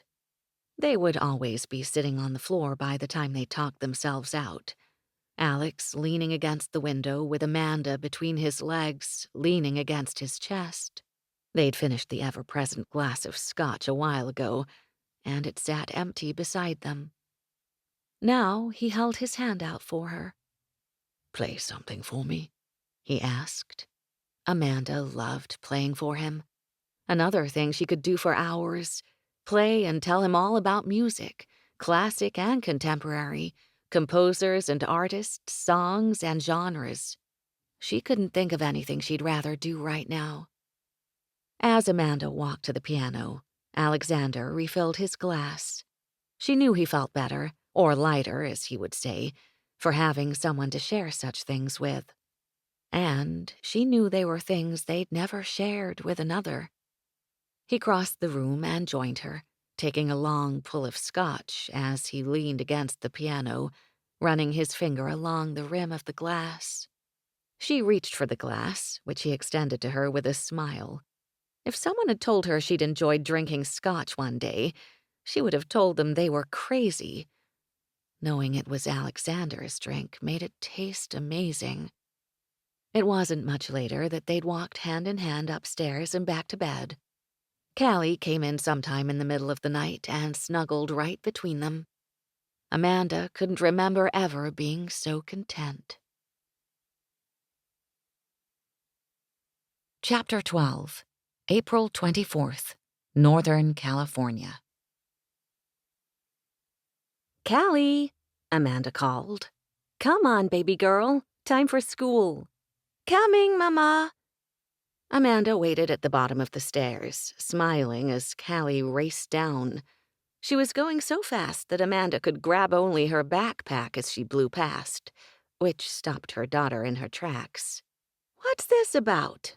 Amanda asked, opening the front pouch of Callie's bulging backpack and pulling out 2 colorful rolls of tape. By the way the little girl wouldn't look her in the eyes, she had a feeling Callie was hiding something, a feeling that was only made stronger by the indignant "Mama" Callie threw her way. The tape Amanda was holding was the kind athletes and dancers used to help them through injury and recovery. Lately, between the stories she'd told Callie about her own injuries from ballet and how she'd used tape to help, and what Alex had told her about taping his hands for boxing, Callie had gotten the idea in her head that she needed it too. Amanda had to laugh. She hadn't wanted Callie to be too obsessive about it, but then again, was there really any harm in allowing her to use the tape? Guess it was too late either way. "We've talked about this before, Callie," Amanda reminded her, trying to keep the smile out of her voice. "Dance practice only." Amanda held out the backpack for her daughter, then motioned with her head. "Move." Callie crinkled her nose, stuck out her tongue, and ran to the courtyard. Amanda chuckled as she called over her shoulder, telling Rosa she'd be back, and followed Callie to the waiting navigator. Stephen had already buckled her in, and as she approached, Amanda heard him saying to Callie, "If you don't want to get caught, Cal, you have to keep your cool." "Thanks a lot, Stephen," Amanda muttered, getting in next to Callie, but he must not have heard her as he was already talking through his earbuds to the rest of the men in the 4 navigators at the base of her drive. She'd only recently realized that those particular trucks weren't there for Alex, but were for her and the kids. 2 to travel alongside them, and 2 to stay behind. She laughed out loud then, thinking back to when she and Sam had gone out for lunch the previous week and Sam had remarked dryly, "Right, the traveling circus. Got it," as the entourage had revved up to follow them. In the moment, Amanda had rolled her eyes and mouthed back, "The brothers Montgomery," with air quotes for emphasis. But there were worse things than being under their protection, and from where she was presently sitting, nothing better. Today was no different. When Stephen pulled out of the gates, he flashed his brights, and within seconds, their truck was safely ensconced between 2 more from Calder Defense. Stephen adjusted the rearview mirror and gave her a smile. "You okay, Amanda?" "Depends who's asking," she said with a wink. Stephen returned her wink, and a short time later, their trucks pulled into an overlook area off the highway. Amanda absently reached out to brush Callie's hair behind her ear as she glanced out her window at the side mirror, watching Alex's convoy join them. That was a surprise. A good one. She'd missed him this morning. He'd been away on a business trip and only just returned, like maybe just now. In these last 6 weeks, ever since her first solo visit to his house across the lawn, they'd spent more time together, if that was even possible. Though time alone together wasn't granted often, time in that middle ground they found together, she couldn't have been more content. It was like enjoying the safest courtship ever. Like she knew where this was going, so just getting caught up in the moment was okay for now. It was easy, no pressure. They'd kept the schedule they'd already fallen into, with Alex and the crew coming over early in the mornings. Breakfast on the terrace, or on the few occasions it rained or was too windy, they piled around the kitchen table. She'd even called Art a few weeks ago to tell him she had finally come around to accepting the invitation to attend the Night of the Stars charity event in May. Earlier, it had seemed like too much pressure, even if all she had to do was MC the event. But now, feeling more grounded, and knowing she'd have Alexander by her side, it didn't seem that overwhelming. Little by little, taking Callie to school was just one example. Amanda was coming out of her hibernation. She'd actually gone to visit Alex at his offices the other day after dropping Callie off. She'd stood outside that building for the longest time, wondering why it seemed so odd to her that this was where he worked, or at least this was where some of his offices were located. She'd stared at the logo next to the letters that spelled out Calder Defense, a bit overcome, like blown away, actually, that this was his. And so proud of him, too. She knew this had been Art's baby, but still, the building was incredible. It was 18 stories high, with a helipad on the roof, constructed halfway into one of the rocky northern hills, and overlooked the ocean.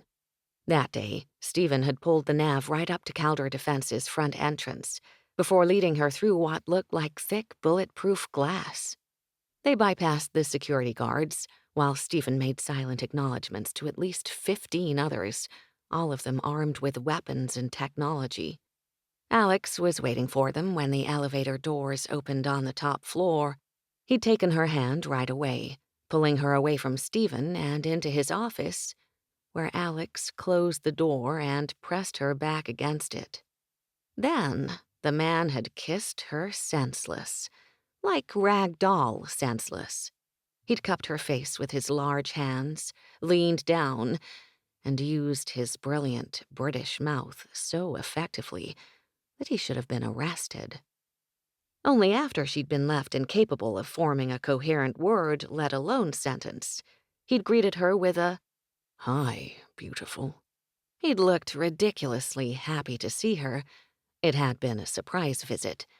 But then his expression had changed. He'd studied her face. "Amanda, are you all right, sweetheart?" "I'm fine. I just wanted to see where you went off to most days," she said, feeling her cheeks burn. "If it's a bad time, I can go." "Never a bad time for you to stop by, impromptu or not." The man had an answer for everything. "Aren't you ever fazed?" she'd asked, meaning it. Alex had smiled. "Not anymore," he told her as he brushed the side of her neck with his thumb. She closed her eyes and let out a low groan of contentment. He'd sworn a signature, bloody hell, then kissed her again. She'd canted her head just where he liked it, wrapped her arms around his neck, and kissed him back. "Should I go?"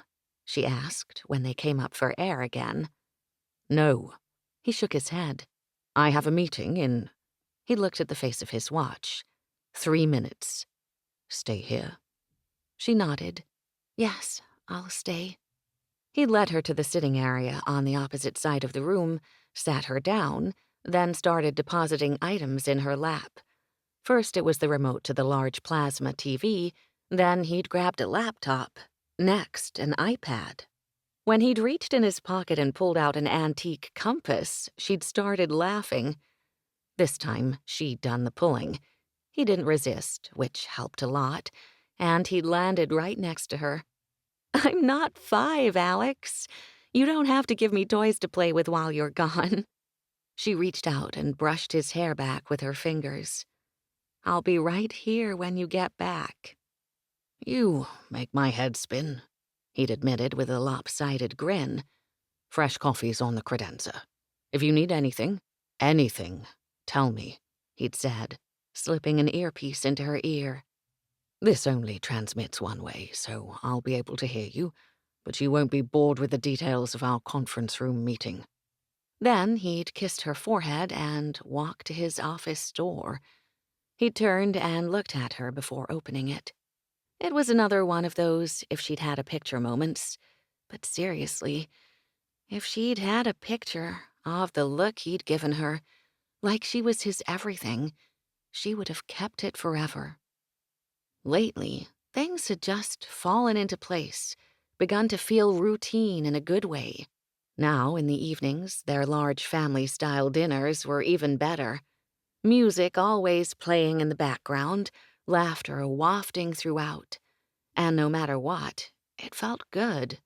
Seriously, she'd often just sit back, taking in Stephen and Samantha, either whispering or bickering, Stan rolling his eyes at something Michael and Trevor were saying. The boys, as Alex called them, were adorable, and she knew Alex had a special place for them in his heart. They were always with him, after all. Geez, they lived with him. Rosa continued to outdo herself daily with each meal she prepared, but dinners especially. Helen was still with them. Not that Amanda needed a baby nurse anymore. Xander and Callie were a bit attached, though, and Evan had suggested keeping her on for now until things became normal again. She'd almost laughed in his face when he'd said it. Normal? Ah, yeah, whatever that was. And then there was Alex, always at the head of the table, like he was born to be there, conducting his troops and jumping in at any given moment to help with the kids. Games, puzzles, and sometimes movies after dinner became the nightly norm, and Alex was always a part of bedtime with the kids. For weeks, she had stopped making the mistake again of sending him home. For one, they were his children, and two, they really had settled into a comfortable space as a couple. If they didn't join the crew for billiards, they went for long walks on the beach.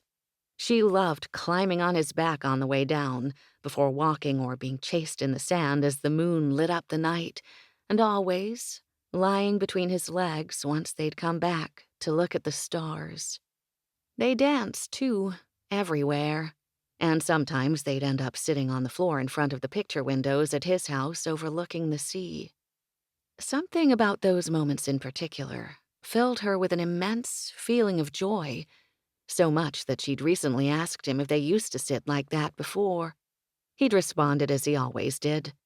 Every chance we had, sweetheart. And kissing? There wasn't a wall he hadn't pressed her against, an angle he hadn't held her head at, a brush, pull, or stroke of his lips on hers that she hadn't experienced. It seemed he had a thing for walls, and she couldn't say that she minded because she had a thing for him. At Evan's advice, she'd started keeping a journal of her déjà vu moments. As of late, that's really all she had been experiencing, and Amanda had a sneaking suspicion that kissing was at the center of that. She watched now from the side view mirror as Alex got out of his mobile command center, her heart skipping a beat as he stretched to his full height. The man was dressed to the nines today. When he opened her door and smiled, saying, "Morning, beautiful," he laid his large hand across her thigh, the heat of it going right to her bones, then looked at Callie. "Morning, Angel," he said. "Mama and I are going to talk for a minute." Suddenly, Amanda's stomach dropped, and she wondered if something was wrong. The smile on her face started to feel plastered instead of natural. She let him help her down out of the truck, but when she started to lean back against it, preparing for their normal, passionate greeting, he shook his head.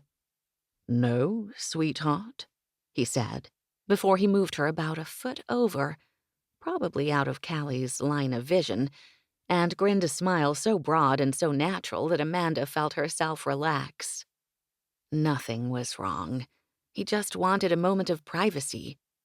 Alex brushed her hair off her shoulders before those large hands swooped up and cupped the back of her head. Bloody hell, I missed you. Callie yelled for the swear jar from inside the truck, and they both chuckled. You should really work on that, she told him, rolling her eyes. I plan to. Then he leaned down and kissed her. Another earth-shattering assault that awakened every nerve ending in her body. Seriously, this man could kiss. His lips, mouth, and tongue had her head spinning. And when he pulled away, she just stared for the longest time, not even sure where she was. Alex grinned, no doubt pleased with himself. I asked you a question, he reminded her. Amanda grabbed his lapels. Bloody hell, Montgomery, she told him breathlessly. I can't remember the year before Xander was born, so if you think I can remember what you asked me 5 minutes ago, before you... Use your words, sweetheart, he teased with a grin. She crinkled her nose at him, cocked her chin, and told him, Use your mouth. Geez, for a second, she went boneless and felt him lean in, like his entire body, which felt amazing, to keep her upright. Yep, rag doll. She did, however, hear Callie making moi, moi sounds from inside the truck, which meant they were being loud. Every time they kissed, it was like the Bluetooth was connected and broadcasting it through the speakers. He gave her one last nibble, then whispered, Bloody hell, Amanda, when he finally broke their kiss. You missed breakfast this morning, she said, still reeling from the kiss and unable to think of anything more creative. I know. We only just landed. I'm sorry. Rosa made you eggs, just the way you like them. Fried in butter? Yes and yes. You really want me to have that coronary, don't you? While she knew he was teasing, her hand went over his heart. Please, God, no, she said, a now almost old joke between them. The first time, Alex had gotten in her face, which he had a penchant for doing, and told her emphatically that he'd had almost a dozen since he'd met her, so what was one more? And now he continued to tease her, muttering under his breath that she was going to be the death of him. Amanda laughed, knowing it was a joke, but then she caught a glimpse of him flexing his hand, as if working out a kink. He'd been doing that a lot lately, unconsciously it seemed, and it worried her. Maybe he wasn't teasing after all.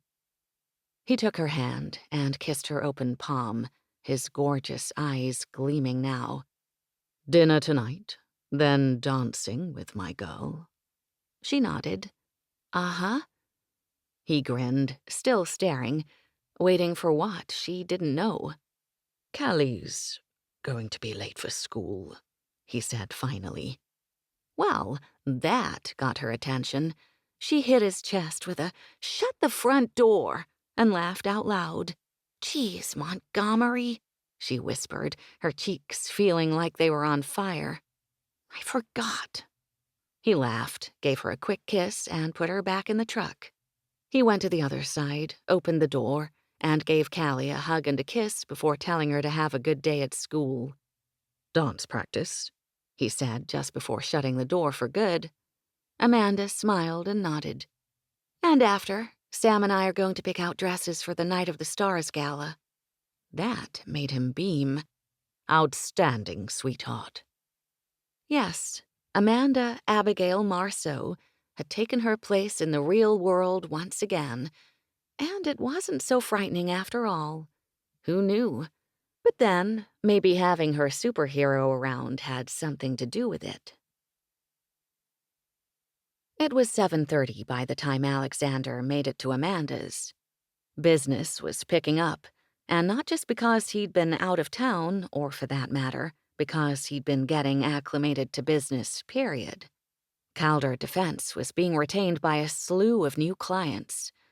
Now that Amanda was back on the scene and in public, their services had been made known, and suddenly they were on the it list. Hell, just today they'd picked up 2 new clients from Amanda and Sam's shopping excursion. Add to that the Night of the Stars charity event coming up, and time was in short supply. He'd called earlier to let Amanda know he and the crew were running late and to start dinner without them. Walking in through the front door, Alex was greeted by Callie running down the hall in her pajamas with wet hair. She was hollering, "Mama, the Admiral's here! We can eat!" as she jumped into his arms. It was only then her words sunk in. Amanda and Sam came out from the living room laughing at something, and his shock must have shown, because a moment later Amanda was at his side, reaching out and rubbing his arm. "You okay?" she asked. She was holding the baby, who by this time was sound asleep and should have been safely tucked into his crib for the night. "You waited." It wasn't often he was stunned anymore, but his heart clenched, and not in the painful way. He just happened to be overcome with emotion. "Of course we waited," she told him a second before motioning to Xander. "Give him a kiss and Helen can put him to bed." She'd kept him with her so he could see him. She must have read his mind as she said, "I tried to keep him up, but he's been out for the last 30 minutes. He pressed his lips to Xander's crown, thanking Helen when she held him out again so he could touch him one more time. "Come on," Amanda said. "I'll get you a drink, then we can head out to the terrace." "Where's Stephen?" he asked. The boys were already halfway down the hall with Sam. Before Amanda could answer, Sam called out, "In the kitchen with Stan." She turned, then adding, "I think Evan's still here too." Alex nodded. Good. Everyone counted and accounted for. "Sorry I missed your dance practice today, Angel," he said, squeezing Callie a little tighter. She rubbed his cheeks and said, "That's okay, Papa. Mama said you've been really busy." She shrugged and giggled. "And besides, we can take care of ourselves." Callie started squirming then, so he set her down and watched as she skipped down the hallway after the others. Amanda grabbed his arm, stumbling into him. "Amanda?" he said, steadying her, concerned. She shook off whatever it was with a déjà vu and pulled him into the living room to pour scotch. "Wait," he said. The everyday care of it. It was too much. He needed a moment. She'd stilled mid-pour. Funny girl.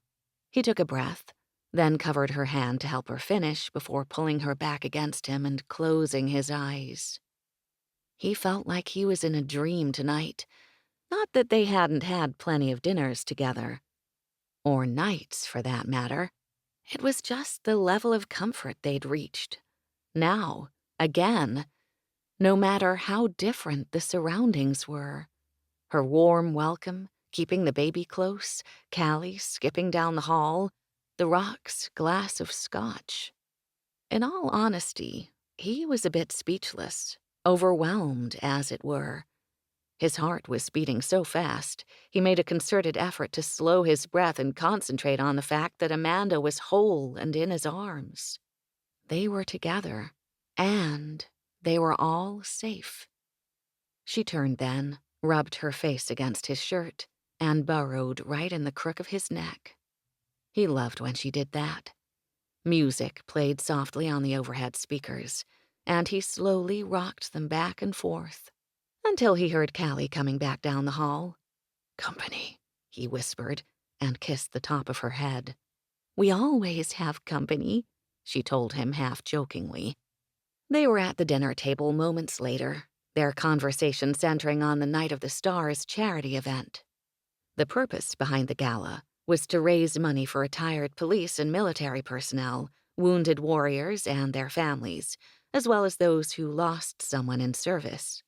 The black tie affair itself honored different members and families each year. While he'd heard that it was usually one of the hottest tickets in town and pricey to boot, this year had exceeded previous expectations and rapidly. It might have been due in part to the announcement of Amanda's appearance, But then Art told him they always had at least one major headliner in attendance, so maybe not. Alex chuckled to himself, still marveling over the fact that his wife, on top of being beautiful, kind, and wickedly funny, was what they called an A-lister here in the 21st century. Not that he doubted her talents, but there hadn't exactly been paparazzi hanging around their 18th century estate, and the last few months Amanda had spent on private property, so he just hadn't been given much of a chance to see it. Until recently. Still 2 weeks out, and they were at full capacity, with a headcount close to 500. While the hotel where it was being held wasn't the largest venue in town, it was the nicest. Easily 5- or 6-star accommodations, and completely sold out. Luckily, Calder Defense had held a block of rooms and comped each of the families and service personnel being honored. It was the least Alex felt he could do for them, a small price for their sacrifice. He'd also held on to a suite in case Amanda needed to get away from the masses. It would be her first night out in a big crowd, and she may need some space. Their dinner table discussion moved to their upcoming trip to New York to celebrate Callie's birthday. It had been Callie's request to have her birthday there, and Amanda said she was okay with it. They'd spoken with Evan and thought it may be the next best thing outside of a trip to England, which in his mind was still not an option. Yet. By the time the table had been cleared and they started on dessert, Callie was half asleep. "Come on, Angel," he said, reaching out. "Let's read a story and get to bed." Amanda waved him on, telling him she'd be up shortly. Once through Callie's routine, he lay down next to her and read her one of her Amelia Bedelia books. Halfway through, she whispered, "Papa." "Angel?" he whispered back. Are we really going to be together? For real? He knew what she meant. While he lived next door and they spent a lot of their time together, they weren't all under one roof. He lifted her chin and nodded. "We are, Calisandra. I promise." But Mama doesn't remember still, she said, shaking her head, looking terribly worried. He did his best to ease her fears. "Mama might never remember, Callie." A fact that he just might have to live with. It had been over 3 months, and from speaking with Evan about it repeatedly, they were still dealing with option 2, perhaps with a twist. Maybe her instinctively knowing him and a spattering of memories here and there was the most they could hope for. All that they may ever have. Amanda was having more occurrences of déjà vu, but no memories. At least, not discernible, in any case. It wouldn't be the end of the world if she didn't remember the first 4 months they had with each other. He realized with a start that they'd spent almost more time together now than they had before. Intimacy aside. And if that happened to be all he got, he'd live with it. They could start over from here now. but I want her to, Callie said. I miss talking to her about Janie, or Goodley, or even Mrs. Beasley. The real one, I mean. Alexander understood how she felt. Goodley had been a constant in her life, and honestly, he missed Goodley himself. Callie had also developed a deep affection for Janie in the short time she'd been in their household, and Mrs. Beasley was Callie's favorite doll that she left behind. Amanda didn't know it now, but she'd had her replicated for Callie before leaving England last year, and though Callie loved her new doll fiercely, Alexander could tell that for her, it wasn't the same. "So do I, Angel. So do I," he whispered. Well, aren't you two all serious? Amanda remarked as she came in and plopped down next to them. Mama! Callie climbed over Alexander to crawl into her lap. She put her little hands on her face.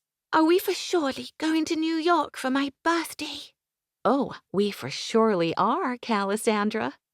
Amanda kissed her and hugged her. I promise, sweetie. Alexander and Callie shared a grin, and Amanda asked, Is there something I don't know? Alexander laughed and shook his head. So not touching that one, Amanda. Then they tucked Callie in, checked on the baby, and headed back downstairs. When they hit the foyer, Amanda looked up. Movie? Or do you have to go? How did she not know? He pulled her close and told her. I don't have to go anywhere, Amanda. I just want to be with you. He kissed her forehead. That's all I want. All I've ever wanted since we've been together. Let me tell the others we'll be in the library. Go pick out what you want to watch. He found her on the sofa, Bridget Jones's diary frozen on the big screen. Alexander picked up the remote, turned off the lights, and stretched out on the sectional behind her, pulling her flush against him. His body always reacted to having his wife so close in his arms, but he'd found himself in this place where he was content to just be with her, be near her. Kiss her, yes. Hell, yes. But he'd sat on the edge of her remembering for weeks now, and he wanted her to remember them before going any further. It was an odd crisis of conscience, thinking that while making love to Amanda for him would be a consummation of finding each other in the here and now, quite literally. But for Amanda, if she didn't remember, then what would that be for her? She'd be giving herself to the him of now, not then. He was a selfish bastard, because as much as he was willing to have Amanda without her memory returning, he would much prefer to have her with her memory fully intact. In any case, he had no intention of telling her he'd traveled from the 18th century, ever. Amanda would either remember and know the truth, or she would never know, period. He was giving it until their trip to New York, after which, moot point. Then she wiggled her bottom, messing with his resolve. Hey, start the movie, she said. He did, rubbing Amanda's back the entire time they watched. Stephen came in long after Amanda fell asleep in his arms, so they could go over tomorrow's schedule. That sorted, Alexander told him to send the boys home and to turn off the TV on his way out. Alexander couldn't remember the last time he'd slept with his wife, not made love to her, just slept beside her. He threw the cushions behind him to the floor, giving them another foot of room, and scooted back, taking Amanda with him. He closed his eyes, thinking that normally he would have been saying goodnight about now, and how lucky he was instead to luxuriate in the moment. As if on cue, Amanda rolled over. No pretense tonight. As if knowing in her sleep what to do, she stretched her long, lean, beautiful body chest to chest and toe to toe with his. He wrapped her up tight, deciding he wasn't going anywhere until she woke. The last thing he did was silence his cell and toss it to the floor. The boys were on their own tonight. All of them. He woke up to the gentle stroke of her fingers on his face. When he opened his eyes, he could see it was barely morning. Pre-dawn light cast the room in soft shadows. Amanda's blue eyes were focused right on him. He hadn't slept so well in, hell, he honestly couldn't remember. Centuries, undoubtedly. She was looking at him so deeply, a million emotions raw for him to see. No one should be so handsome, she whispered, continuing to trace his forehead and temples. Sometimes, Alex, it hurts. She grabbed his hand and placed it on her chest. It hurts right here when I look at you. Jesus, sweetheart. Shh. Let me finish, she said, her fingers on his lips. When I woke up, tangled in you, I felt so content. All the things you always make me feel, she said, looking right at him, naming each one. Whole, safe, cared for, wanted, beautiful. Everything you convey with a look or sometimes the simplest action. He took her hand and kissed her open palm. Let's start this over, Amanda, he told her, his voice still gruff. Morning, beautiful. She smiled. Morning back, she whispered, before adding in a chiding tone, We had all night, Montgomery. He chuckled, knowing exactly what she meant, and positioned her beside him. He kissed her neck, every part of her face, before ending it with a very poignant kiss to her lips. Her was answered with a grunt that rumbled deep within his chest. I want some more of that brilliant mouth, she whispered. Kiss me again, please. He gladly complied, and it was brilliant. All of the 2 minutes they'd enjoyed until they heard Xander cooing through the monitor. Divide and conquer, he told her in between a few more nibbles. Xander or coffee? I'll start the coffee. You get Xander. Deal. He helped her up, but couldn't stop from grabbing her a second later as she stretched. He hugged the hell out of her just because he could, rubbed his face in her neck and breathed in deep. She whispered, I love when you do that to me. Then she did the same and whispered again, I love doing it to you more, though. She grabbed the monitor and made her way to the kitchen as he headed for the stairs. And as he went to fetch his son, he had the distinct thought that in the grand scheme of things, where he and Amanda happened to be right now, in this middle they'd found together, he was actually quite content. Chapter 13. May 11th, Northern California. At 5 o'clock on Saturday evening, the day of the gala, Amanda and Sam finally made it downstairs, dressed and ready to go. It had taken 2 hours, 4 outfit changes, and 1 additional blowout. While she had the means to have a makeup artist and hairdresser on call, Amanda liked doing it herself. Well, she and Sam did, anyway. They'd perfected hair and makeup over the course of boarding, undergrad, and grad school. So, more times than not, they ditched the professionals and took care of it themselves. As they headed to say goodbye to Callie and to grab Stephen, Amanda was struck for a moment that she couldn't remember if she had ever left Callie for the night. Not recently, of course, but before.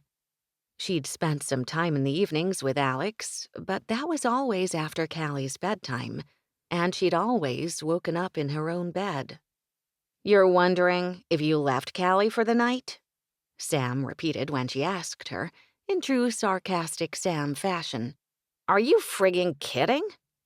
She made a ridiculous face, lips pulling in opposite directions. You wouldn't let her out of your sight, much less think you were entitled to a... She used air quotes. Girls' night out. She softened it then with, Not that I blame you, Amy, ever. We managed. Amanda was ruminating on what Sam had said, trying to retrieve, well, anything, as they stepped into the kitchen. Stephen was sitting at the table playing cards with Callie, while Rosa finished getting dinner together. Fish or war? Amanda asked. Callie, deep in concentration, pursed her lips and whispered, Crazy eights, Mama. Good choice, she said, bending to kiss the top of her head. Helen was feeding Xander, but handed him to her, bottle and all, at her gesture. It was a smooth pass, and the baby didn't miss a beat. Sorry you have to wear a tux tonight, Amanda said, turning to Stephen. As she did, Amanda caught Sam flicking her eyes in his direction too, and blushing. It looked like she was about to say something, but changed her mind. Interesting, she thought with a small smile. It looked like her suspicions were right. He looked up from his cards for the first time. Christ, Amanda, he said, his accent a little thicker in playful aggravation as he took in her dress. Then his eyes caught Sam, and Amanda had the pleasure to get a glimpse, albeit only for a second, of what this man clearly felt for her friend, too. Wow. How had she not seen this before? Because you've been freaking obsessed with analyzing Alex. Duh. Okay, that much she knew. And now wasn't the time. But Amanda let herself wonder for a moment if something was going on between her best friend and Alex's brother. Sam's dress was off the hook hot, and Amanda winked at Sam and then at Callie, who had placed the swear jar next to her uncle with a meaningful thump. Amanda rubbed her fingers and thumb together in the universal sign of pay up before setting the bottle down and patting Xander's back. After a quick kiss, she deposited the baby back in Helen's outstretched hands. Stephen had already taken his wallet out, shrugged, and dropped a 20 in the glass container painted with beautiful lettering by none other than Calissandra Eleanor Montgomery herself. She'd never forget. "Shut the front door!" Amanda exclaimed aloud, leaping out of her chair. Stephen started swearing again when he saw the slit that ran up the entirety of one side of her dress and tossed his whole wallet in the jar before reaching for his gun. She and Sam chuckled. "Really?" Amanda asked, momentarily distracted from the memory that had just hit her like a ton of bricks. "Yeah, really, Amanda. Between you and the princess," he said, jerking his head toward Sam, "I'll have my work cut out for me tonight." Having already taken his gun from the holster, he removed the clip, looking at it carefully before clicking it back into place. "When Alex gets a load of you in that, I might as well shoot any poor bastard who looks at you wrong." "Listen," Amanda said, breaking in. "It's my first real night out in forever, and I have to say, I'm really looking forward to it. So no trouble, okay? And that's only gonna happen if Sam doesn't have to do some fast talking on your behalf." Sam did a double take. "Why? Isn't Chris coming tonight? You can be represented by none other than Calder Defense's finest." "Are you saying you wouldn't represent me?" Stephen asked. Sam leaned over the table. "Listen, pretty boy, while I haven't practiced in a while, I pity the poor bastards who try to keep you down." Wow. For Sam, that was revealing to say the least. And Callie jumped up again, moving the swear jar over to where her aunt was. Then Sam asked her, "Wait, what was the shut the front door about?" Amanda shrugged, like it wasn't a big deal anymore. "Oh, nothing. I just remembered when Callie painted that," she said, pointing to the swear jar. "We were sitting outside and I was so big and pregnant with Xander, you had to provide leverage as I sat down next to her." Sam started laughing too. "Oh my God, Am, remember how we got to the ground?" She came over and they relived the moment. Amanda had to wipe her eyes from laughing so much.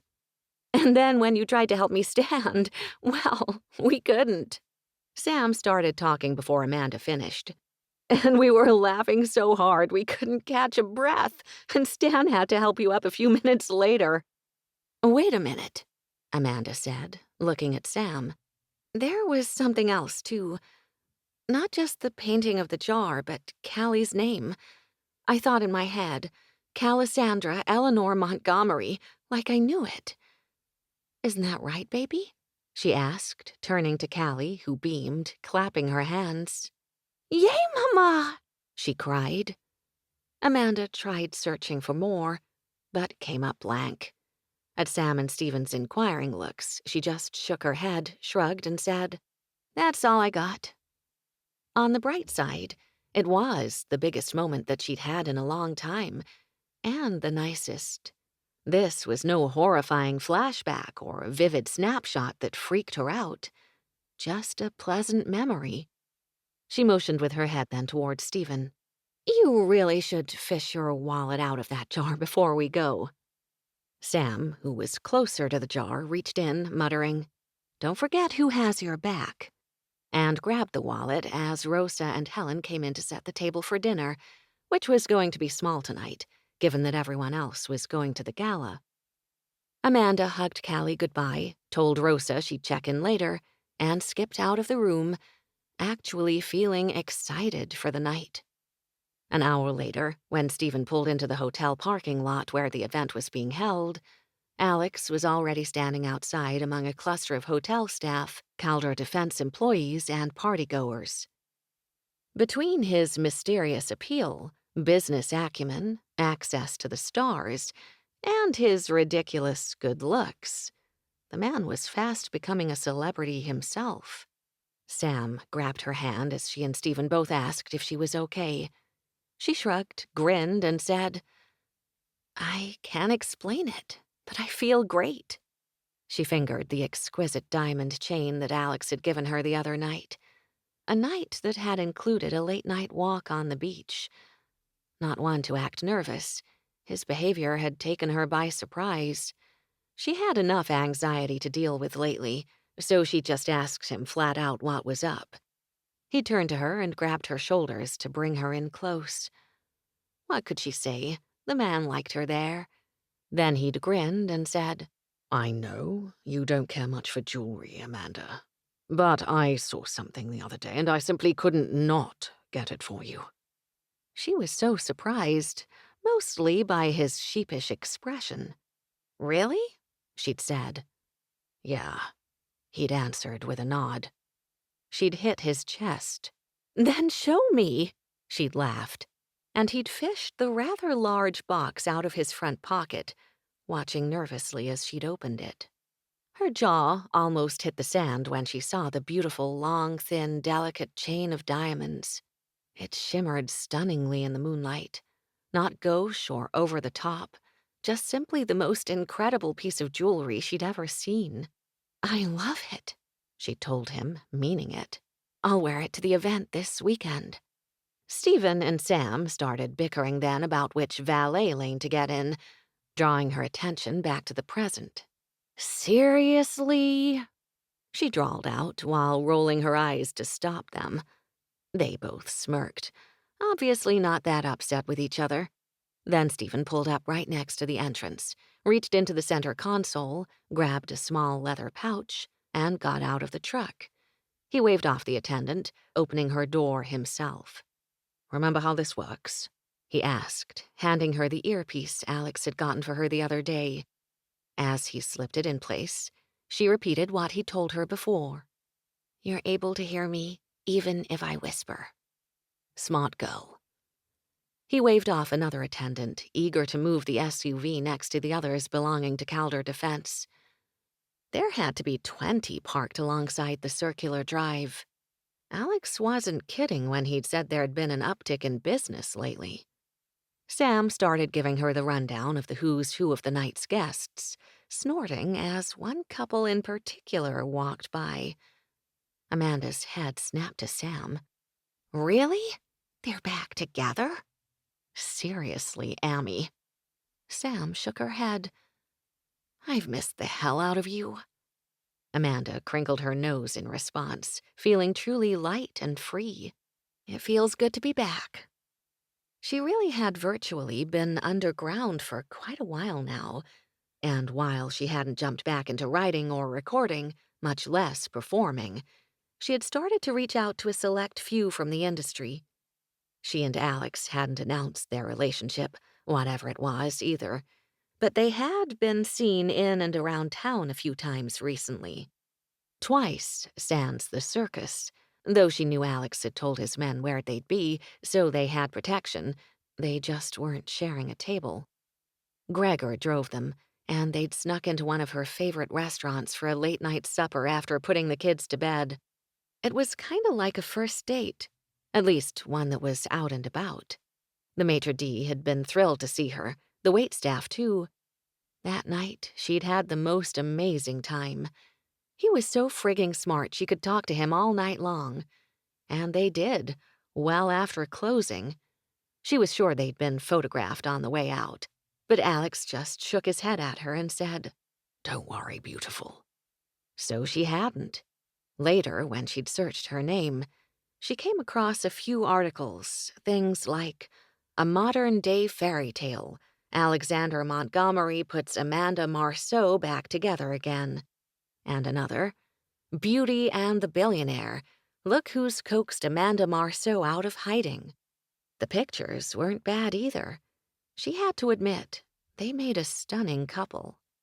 And now here he was, standing outside her door, taking up a considerable amount of space and looking ridiculously handsome. "Hi, sweetheart." Hi. The smile was completely reflexive and 1,000% unstoppable. He just had that effect on her. He stepped closer. "I missed you. How's my girl?" Since no one knew which way this would go, as in how she would feel being in such a public forum, she knew everyone was a bit cautious. She nibbled her bottom lip as she looked at him, thinking that there was nothing better than getting all dressed up for that guy, being a part of an amazing group of people and going out to enjoy stellar company, great food, a lovely atmosphere, not to mention an outstanding cause. She really couldn't remember, all kidding aside on the remember part, feeling so carefree, like ever. And looking at Alex, something clicked. One of those pieces that hit her on such a deep level, she was almost overcome by the wave of emotion that accompanied it. She knew they were connected from the onset, knew she was comfortable with him, knew so many things as to why being with him felt right. But what she felt now, what she knew now, was that she loved this man deeply. She may not remember him or them, but she knew without a doubt she loved him. She felt it in her bones. She shook off the overwhelming part of it and embraced the pure rush of adrenaline that came with the certainty that this was where she belonged, with him, here, now. And tonight was going to be a celebration of it all. "Alex," she said, "I'm friggin' amazing." He threw his head back and laughed, like a full-on, booming, fill-the-room-with-sunshine laugh. "Yeah, you are," he said, stroking her face. "You ready to light things up, beautiful?" He reached for her hand to help her down. Then, upon seeing her dress, a litany of swear words lit the night, making all of her nerve endings zing to life. "Thanks," Amanda said with a sly smile. Though she was wearing 4-inch platform stilettos, her head was level with his chin, and she looked up to tell him, "You look incredibly handsome yourself, Alex Montgomery." She reached out and straightened his perfectly straight bow tie. She couldn't help it. She loved touching this man.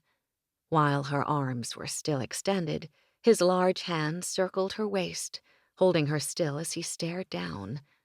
She shivered in reaction, and when he bent his head to kiss her, she met him halfway, wrapping her arms around his neck. Flashes went off as photographers and paparazzi alike started taking shots. She didn't even care. She leaned in and let him take the kiss deeper. God bless the man. He did. Of all the scenarios Alexander envisioned for tonight, Amanda's joie de vivre was wholly unexpected and so infectious he had difficulty concentrating. Something had changed since he'd seen her this morning, and he couldn't say he minded. He wasn't sure they'd ever had an opportunity to be completely at ease and carefree. When she'd first come to him in his time, there had always been the underlying worry that her stay may not be permanent. And, well, case in point, thinking about what had ultimately happened. He heard swearing in his ear from the man stationed around the perimeter as more flashes lit the night. They were just trying to keep his and Amanda's life as private as possible. An impossibility for sure, but at least until they had things, like their life, figured out, it would be simpler to not have to worry about what was being bandied about in the press. While they could still sweep things from the internet as best they could, they really hadn't been of late. Amanda wasn't hiding anymore. Not that he presently didn't wish she was. She looked spectacular tonight. When she gave him a nod to let him know she was ready, he laid a hand on her bare back and led her inside. There wasn't a man present who didn't turn as they passed. Benefactors, patrons, and employees. Her full-length dress was classy as hell and fit like a glove.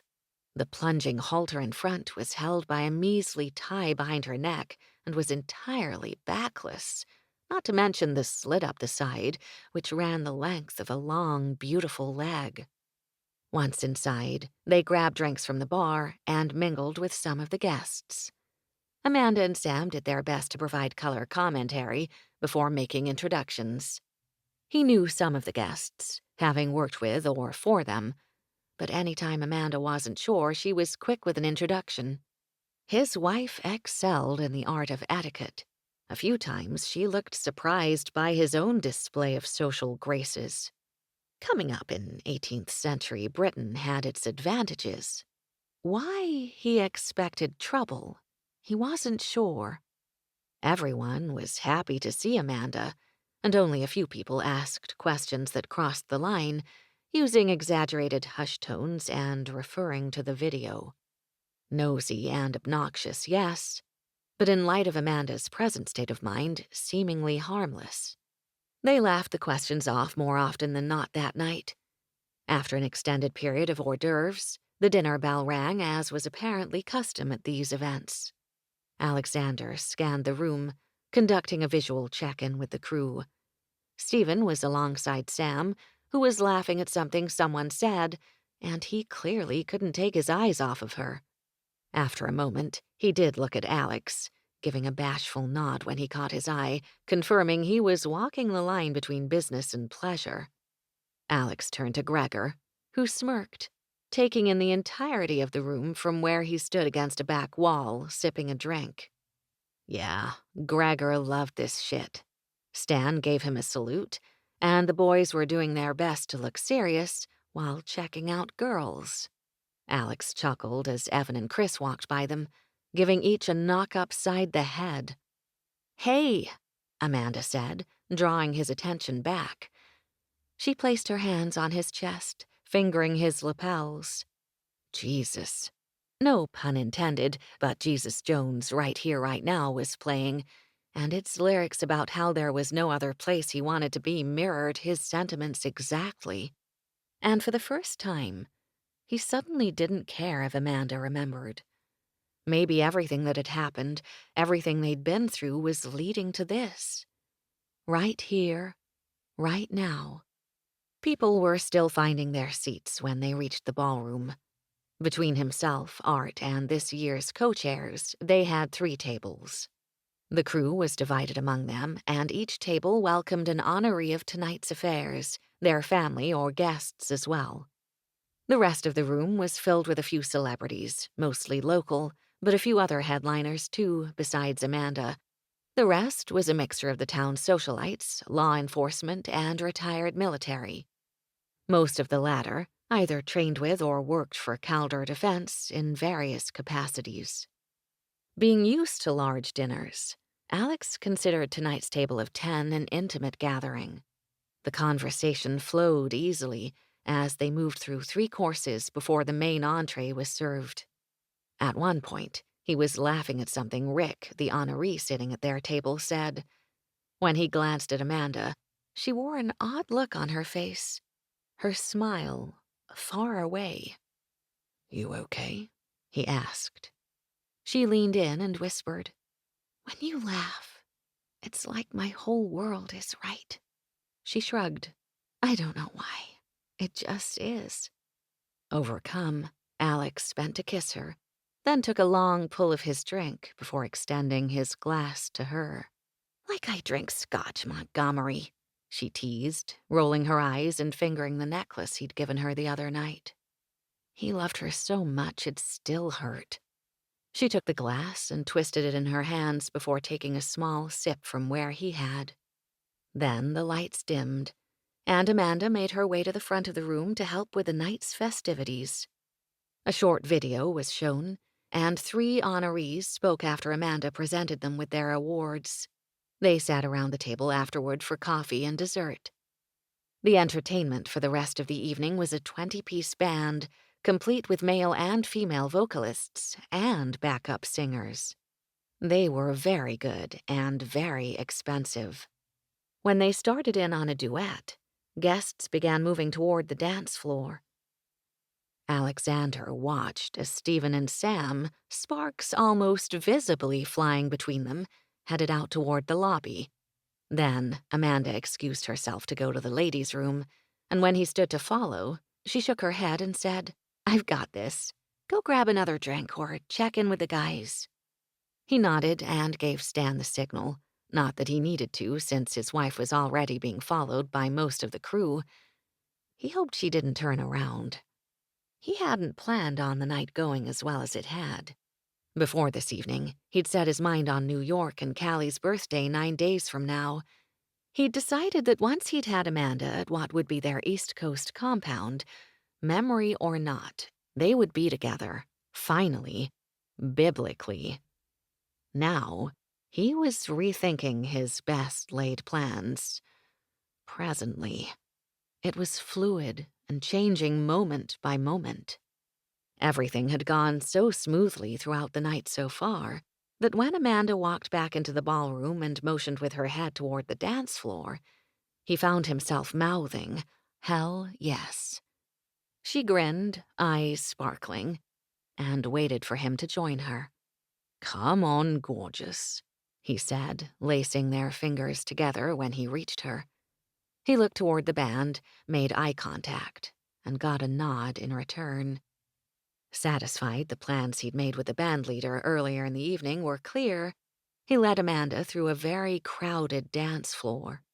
He kept her safely positioned behind him as his large frame parted the moving couples, making sure Amanda didn't bump into anyone. When he found a suitable spot, he brought her around with a gentle pull of their joined hands, and with a perfect twirl, she was flush against him. She got comfortable in the crook of his neck, but a moment later, just as the song was ending, she leaned back and gave him a critical, questioning look. "Did you request something?" she asked. "Back there?" After a quick kiss to her soft lips, he smiled, pressing his forehead to hers. "Wait for it." And on his cue, it began. "Oh, Alex," she whispered at the opening notes.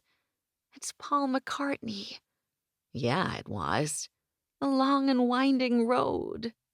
It was one of the first songs she'd played for him back in Abersoch. They'd sat on the piano bench together as she fingered the keys and sang to him about that road that led to his door and how she hoped it wouldn't disappear. She'd thought the lyrics poignant then, considering their circumstances. And now, they were even more so in light of finding her. He pulled her close, feeling freer than he could ever remember. Ever. Sam and Stephen danced their way over, and he shared a look with his brother. Contentment, joy, validation, vindication. Bloody hell, they did it.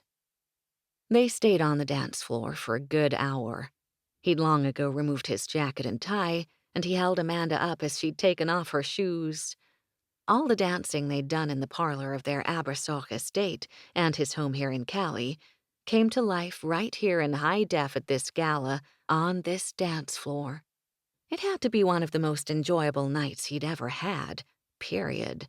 All company included. All the history they carried with them and behind them. They were catching their collective breaths when Art took the mic and started to thank everyone for such a successful night. "I know we hadn't planned this in advance, and Montgomery's next song request is going to have to wait," he said, laughter sprinkling throughout the room as everyone craned to look at him. "But," Art continued, "in honor of my beautiful wife, Betty," he said as he lifted a glass in her direction, "and in celebration of our 50th wedding anniversary on Sunday, I'd like to ask a special favor of Jason Wilde and Amanda Marceau." Alexander turned to Amanda, raising his eyebrow questioningly when he heard her whispered, "Oh, geez." Blushing with embarrassment over the attention, she quickly filled him in on how 5 years ago she and Jason had also sung Art and Betty's favorite song at that year's gala. When he asked her which song, She'd only grinned her signature, wait for it grin, which meant he would know the song. The anticipation was killing him already. When Art said, "Jason, Amy, will you do us the honors?" Jason, whom Alexander had met briefly earlier that evening, stepped forward with a sheepish smile and extended his hand to Amanda. "You okay with this, sweetheart?"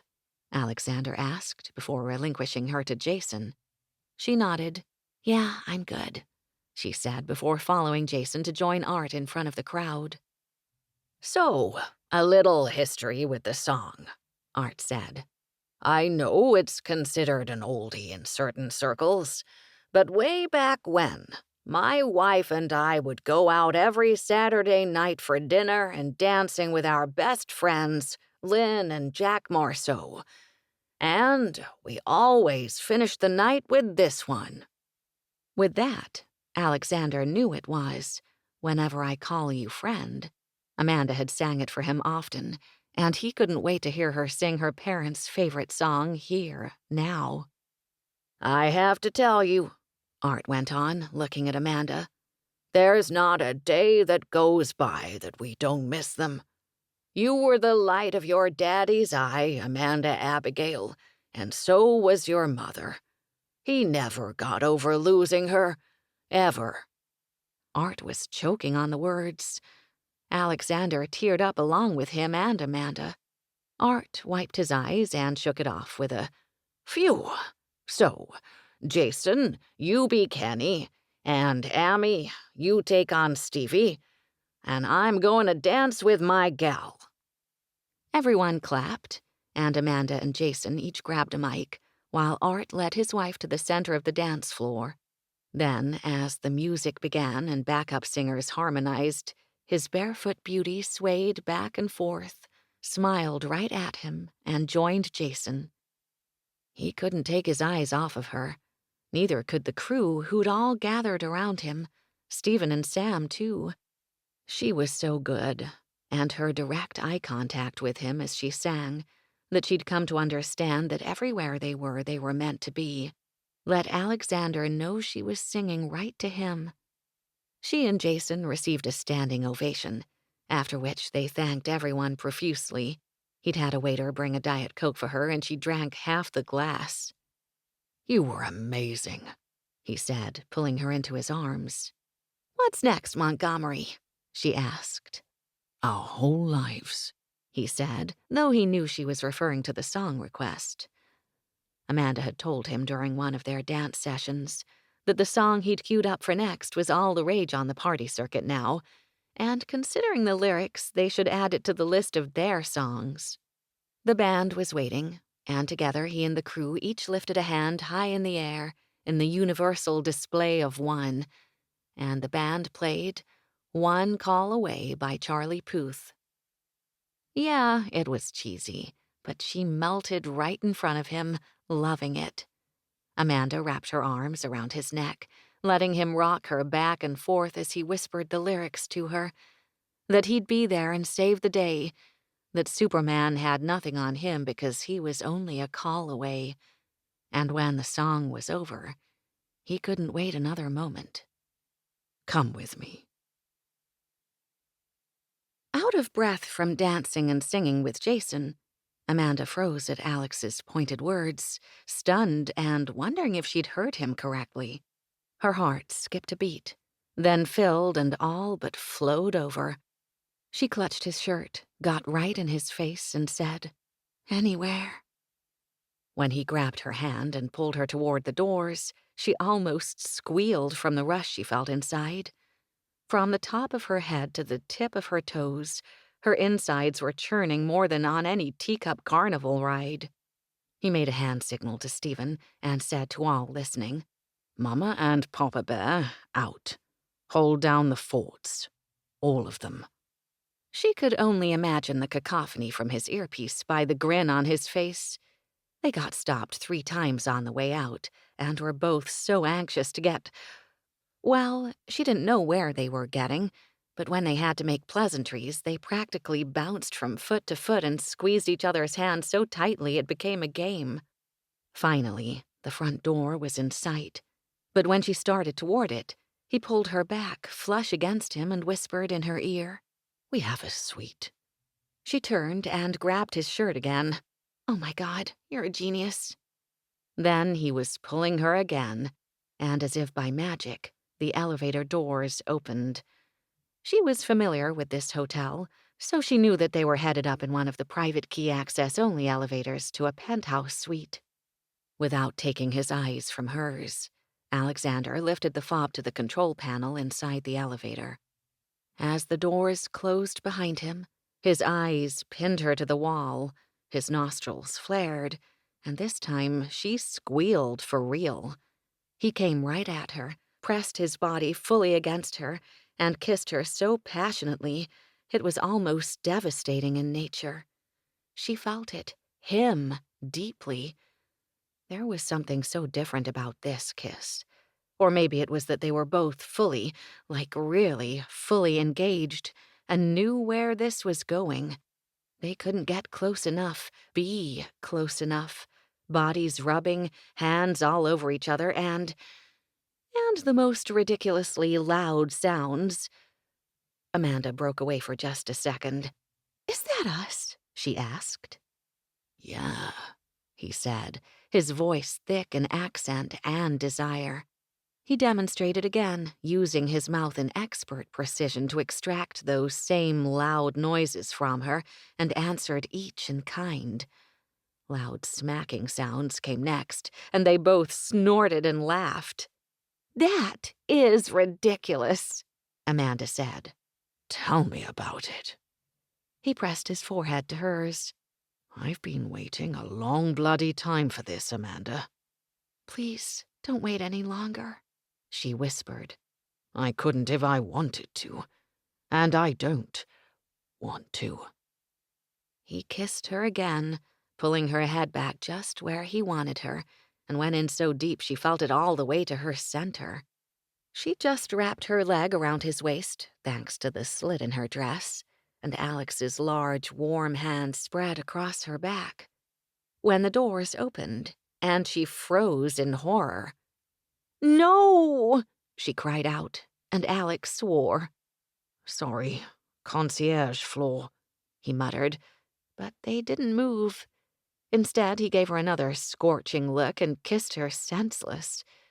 When he stepped away to press the close door button, she started slipping to the floor like a rag doll, but he grabbed her just in time. 3 minutes top, sweetheart," he said, anchoring her to his side. "Ready?" Amanda half laughed, half groaned, and grabbed his shirt. "Bloody hell, Montgomery! Why do you have to push the button?" He gave her a lopsided grin and pulled her close again, leaning back against the closed doors. She shivered as his teeth grazed the hollow of her shoulder, and then he was kissing her again, his hand wrapped around her leg. They missed the ping, so when the doors opened, they fell out onto the correct floor this time. "Left side," Alexander said, his voice hoarse. 2602. Amanda looked at the plaque and corrected him. "Right." They kissed their way down the hallway. "Past it," she said, giggling. He turned them and pressed her against the door while he fumbled with the key card. "Alex!" "I'm trying." "Try harder." They laughed as the door swung open and they went in with it. He turned around, looking for the way to the bedroom. "Bloody hell. We should have gotten a smaller room." "I would have been happy with the elevator." Alexander growled and went back in. He got them to the bedroom and to the bed. Then Amanda started tugging at his jacket. He helped her help him out of it. Clothes started flying after that. Shoes, shirt, and slacks. And thanks to Amanda's backless dress, once it was off, she was already down to a thong. "Bloody hell, Amanda. You are so beautiful," Alexander said, his voice a low growl. He traced his hands over her, watching as she arched her back and her eyes went wide. He did it again, just to see her reaction. "More, Alex. Make love to me, please." He did, and luckily it was still early. They made love lazily throughout the night, lightly dozing in between. They took 2 long showers together, and after their last bout of lovemaking, Amanda cried mercy and asked him to soak with her in the clawfoot tub, which he did gladly, even trying his hand at modern-day multitasking by picking up the hotel phone while his wife lay against him to order champagne, Amanda's favorite. She sighed with satisfaction and tapped his chest to get his attention, suggesting it might taste better with a club sandwich and house-made chips. She was correct. As he lay in bed shortly after dawn, holding Amanda snugly at his side, he realized that nothing else mattered than what they had now. Where they were now. They were safe and alive, and together. Their children were healthy, happy, and well-adjusted, considering. What did it matter, actually, if Amanda ever remembered those brief, though exhilarating, months together? Isn't it better to live in the moment, whenever the moment is, 18th century or 21st, and not dwell on what no longer is? To hell with the past, all of it. Chapter 14. May 17th, Northern California. Amanda laughed, stepping under Stephen's arm as he held the door open to the bakery. It was just before closing, but Amanda knew that Lizzie, the bakery's owner, would stay open for her. She and Alexander were trying to wrap things up before leaving for New York, and so they decided to divide and conquer after dinner, and Amanda was on birthday cake duty. Alexander had gone with the crew to the off-site compound they'd been frequenting lately. Art had built it years ago, and they all loved going there to play war games, or whatever they did. Amanda knew the guys were going to miss the easy, or at least easier, access to it while they summered on the East Coast. Stephen, the saint, had made the supreme sacrifice to accompany her to the bakery, and given that it was his brother, Alex had even relinquished their tale for the night, though it had taken some cajoling. Seriously, they were just going to the bakery. Lizzie had called shortly after lunch to say she was swamped and asked if Amanda could come on the later side. Lizzie said the last thing she wanted to do was rush the design of Callie's very specific birthday cake. Besides her baked goods being the best, Lizzie's freehand cake decorating was off the chart and well worth the wait. Unfortunately, her store was way north, tucked away in the quaint little town of Barron's Cove. The drive always reminded Amanda of that OnStar commercial, where the woman swerves to avoid hitting a deer and ends up lost in a vast expanse of foliage. Though, on this drive, only one side of the road sported that lush oasis. The other was a rocky drop to the sea. "I'm telling you, Amanda, he doesn't like chocolate." It was the 3rd time Stephen had said it, and she still couldn't figure out how she'd missed that detail about him. She was a chocolate fiend, so it's not like it wasn't around. "Are you sure?" she asked one more time. Stephen rolled his eyes, herding her toward the counter. She and Alex had decided, among a lot of other decisions they'd made lying in bed the morning after the gala, to celebrate Callie's birthday in California before they left for New York. It would be a tight schedule, but they could manage. That way, Callie could invite friends from school over and have dinner with the circus. They decided to have the party on Saturday, right before leaving on Sunday, which was the day before Callie's actual birth date. The cake, it turned out, was well worth the wait and late evening trip. Lizzie had outdone herself. The detail was amazing, and it couldn't have been easy. But kudos to her favorite cake maker aside, what kid wanted an Amelia Bedelia cake? Amanda chuckled. Her kid. Not that the series wasn't adorable, endearing, and exceptional. It was. Amanda just couldn't figure out Callie's fascination with it. As she looked at the replication of Amelia on top of the cake, with her rosy cheeks and bonnet, Amanda supposed it was because Amelia looked just like Janie. Seriously, They could have called the series Janey Waney or something of the sort. Amanda froze. That was it. The last piece of the puzzle locked into place. Her memory crystallized, and what felt like small fragments of lifetimes, fraught with every emotion, was now exposed in full, a landmark panorama of remembering she'd tucked away for later viewing. "Oh my God!"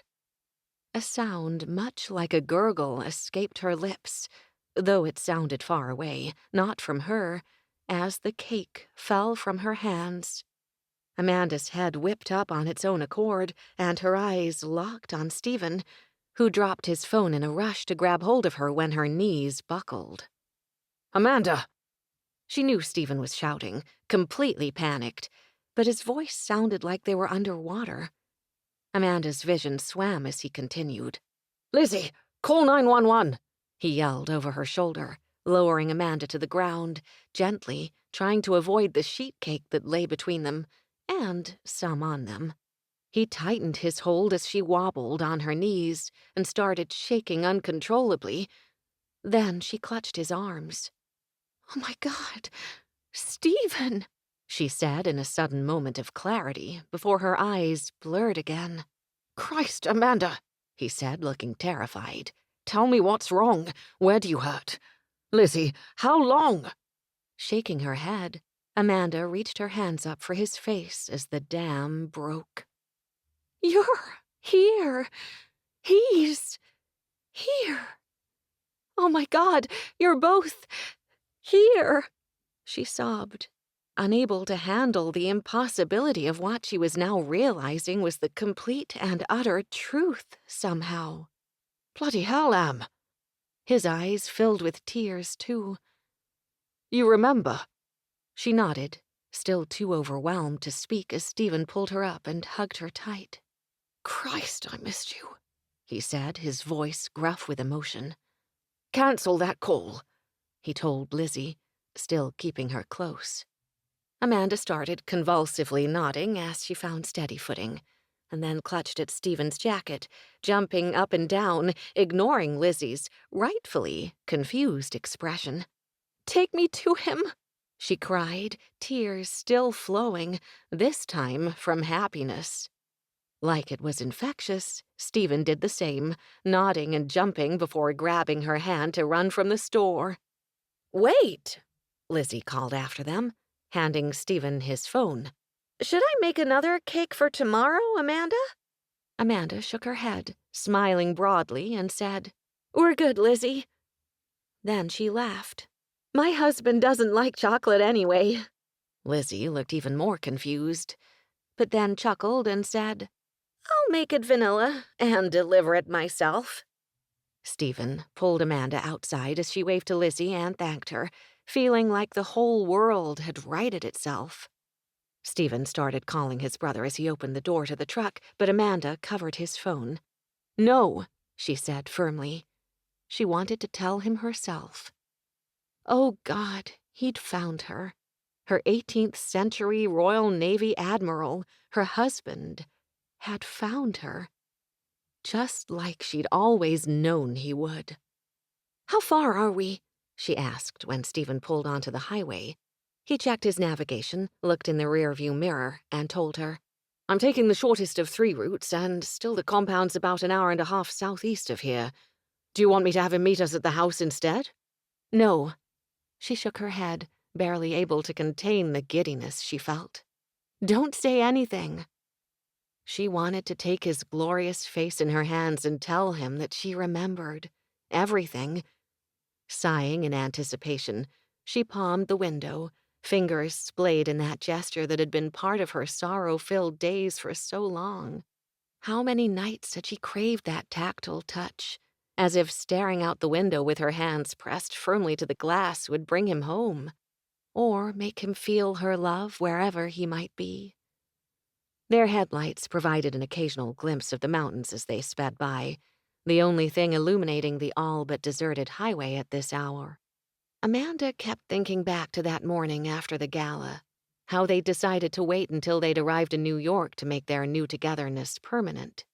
At the time, it had made sense and seemed like a good place for them to transition.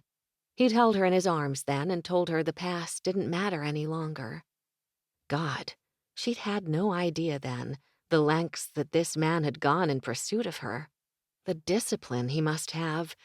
The restraint amazed her because, after tonight, she wasn't letting him out of her sight. She wanted to know everything that had happened from the time she'd let go on that cliff to when he'd found her, what he'd done, how he'd done it. But all she kept thinking now was, "I'm coming, Alexander." Halfway through the drive, Stephen told her the turn for the compound, where she'd never been before, was coming up. Other than that, they'd barely said a word. She sat, tense with anticipation, as Stephen drove. And then, he wasn't driving anymore. Her stomach churned as the truck swerved and Stephen yelled out something that sounded like, "Hold on, Amanda!" But she couldn't quite hear him over the blood rushing through her ears. She screamed as they struck something, and her head banged against the window. The truck spun, and as Stephen fought for control, the front passenger side tire hopped over the guardrail. With the speed they were going and weight of the nav, the driver's side tire went over next. Like a seesaw, the truck dangled on the steel embankment, metal eerily creaking on metal as it rocked back and forth. Amanda and Stephen shared a look, a snapshot no more than a millisecond, before the truck pitched forward on the downward swing, hitting something else before the ground beneath them fell away completely, and the truck plunged to the earth below. "Pour some scotch, boy," Alexander told Trevor with a grin. He and his band of brothers, extended crew included, were at their compound. He loved it. God bless Art Fisher, who'd seen well into the future and built the state-of-the-art facility hidden deep in the mountains. It was constantly bristling with activity. Combat training, SAR training, weaponry, explosives, surveillance. Add to that list ad infinitum. Looking around him, Alexander realized that his purchase of JDL months ago really had been the beginning of a new empire. Here, now. There wasn't any other place he wanted to be. He and Amanda had a future, and it would be good. And it would be together. Bloody hell, yes. Having just finished a round of war games in the underground part of the facility, the crew had gathered around the large conference room table, still in full regalia of fatigues and face paint. Alexander laughed when they opted for waters and power bars instead of cigars and scotch. The lights flickered a moment, which caused him to look up briefly, but he didn't pay it much attention. They were talking of expansion now. Chris was explaining the particulars. Business was very different than... The lights flickered again, then went off completely. 10 seconds later, the generator kicked in. Trevor started hitting the keys harder on his computer. "That won't help," Alexander laughed. "I think we've lost the mainframe," Trevor said, his brows drawn together in puzzlement. "Why I don't really care for computers," Alexander told Trevor, thinking nothing of it. "Power's down, computer's down. As Amanda would say, duh." Trevor shook his head. "It's not the power, boss." "Alexander?" Amanda's voice came through their earbuds, and he froze, the smile falling from his face. They all looked up from what they were doing. Alexander, Gregor, Stan, Trevor, Michael, Evan, Chris, and just stared at each other. It was the first time she'd used his given name since they'd taken her from the hospital. Since before. He'd only been Alex to her here in the 21st century. Up to now. She remembers. Bloody hell, sweetheart. You remember. "Amanda," he said as everyone stared at him. Her voice cracked. "Alexander!" She started crying. It's not good. He stood so fast the chair fell. Tell me. His chest tightened, his heart beating furiously. She didn't answer. Amanda! He ripped out his earpiece, fidgeting with the controls. Trevor gave him a "you're an idiot" look and sighed. Hers are only outgoing, remember? She can't hear you, he said. Alexander cursed himself for not thinking that she might at some point need to hear him as well as speak to him. I don't know if you can hear me. Amanda's voice came through faintly. I hope we're close enough. He paused, and he listened as she took a deep breath. I took Stephen's earpiece, so it goes both ways, I think. Trevor shrugged, mouthed, "My bad," and for a moment, Alexander had a flicker of hope. But, part of it looks damaged. Hope gone. Alexander could barely control his emotions. Why? What had happened that there was damage to speak of? Trevor, can you... Oh, now you like this shit? Trevor said, holding up his computer. The boy was right. Alexander, God, I can't stop saying your name. I miss you so much. Her voice caught on a sob then. I'm sorry I let go. I'm so sorry. She started crying again. I was so scared. I thought they were going to kill us. Then when Callie slipped from the ledge and I screamed, God, I was so relieved you'd found us. I never imagined what would happen next. And I wondered, too, like every frigging day, if I had just held on another 5 seconds, maybe you could have saved us both. Her voice caught on a sob. I missed you every second of every day we were apart. Don't cry, sweetheart. He shook his head, stunned for a moment. Amanda? He tried again. Bloody hell, tell me what's We were in an accident, she said, and the rest stood at once. Stephen and I. God, I hope you can hear me. 8 pair of eyes on Trevor and Alexander willed the computer to start up, for the satellite tracker to respond, but Trevor shook his head. Satellite's not responding. We hit something, Alexander, Amanda said through the earbud. Something big and metal. That answered the satellite question. God, he wished he could speak to her. He just needed to know where she was, and then he'd be there in an instant. Tell me where you are. We were coming to you, Alexander. I just wanted to surprise you. There must have been something in the road, I don't know. And then Stephen yelled. She started crying again. We must have been awful people in a previous life to get stuck with karma like this. Alexander's chest tightened. Jesus. Remember how you used to tell me you could figure out where you were simply by looking up at the stars? Alexander nodded, though she couldn't see him.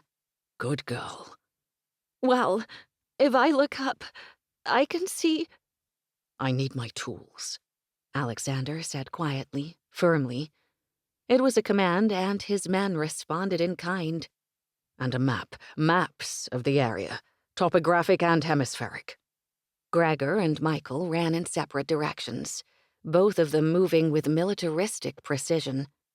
Tell me what you see, sweetheart. Alexander willed his thoughts to reach Amanda. Ursa, Major. Yes, Major, I'm sure of it. Ursa Major is to our left. Bootes is... Wait, I need to get oriented. If Ursa Major is to my left... She trailed off, and Alexander cleared the table with a sweep of his hand as Michael strode into the room just in time, spreading the topographical maps on it. Gregor was back seconds later, sliding into him as he handed off the wooden box that held his instruments. I found Arcturus, Alexander, said Amanda, her voice breaking the tense silence among the men. Oh God, the red star. If 12 o'clock is right above us, Arcturus is at 3 o'clock. I miss how we used to sit and look at the stars together. Do you remember? I would always say, which one is that? He remembered it all. Tell me, what else, sweetheart? She screamed. They all braced themselves. What? Bloody hell, what? He looked at Michael and motioned above his head with his hand, universal sign for chopper. While they had 3 at this location, he'd recently finally landed a stroke of luck with an SAR, a search and rescue 10-passenger helicopter, equipped with all the bells and whistles to use for training. It couldn't have arrived at a better time. I don't know how far down we are. I got to the front with Stephen. She cried again, and he could hear her whispering to his brother. Be okay. Please be okay, Stephen, she was saying. He's been out since we... She didn't finish. Alexander rolled up the maps and grabbed his tools. Go! Go, go! Emergency lighting cast the hall in an odd yellowish light. As deep in the mountain as they were, it was a good mile to the stairwell that would take them above ground. At their pace, he estimated 6 minutes. The men who ran the operations of the facility, a few there for training, and the rest of his detail, must have sensed something was up because they fell in line as they passed their bunkers. Minutes later, in the stairwell, the strange hue was amplified by the grayish tinge of the walls. Up 4 floors, piece of cake. No sounds other than the footfall of their steps and Amanda's beautiful voice. She talked to him the entire time, told him how she'd realized what had happened after she and Callie had fallen from the cliffs. How she'd held Callie tight and rocked her back and forth, her heart broken. Her hope that he would find them. Her joy when she realized they were having a baby, a boy. And then, when she'd read the ledger, how the ground beneath her had swallowed her whole. They were all grown men, and she had them all in tears. He didn't know if he had another loss in him. Then she started recounting their entire history together, short that it was. Alexander, when we were still in Abersoch, and you came home that night and said we had to go, now? Oh my God. She inhaled deeply. I need a sec. She was breathless, and he wasn't sure if it was from talking so much or if she was injured.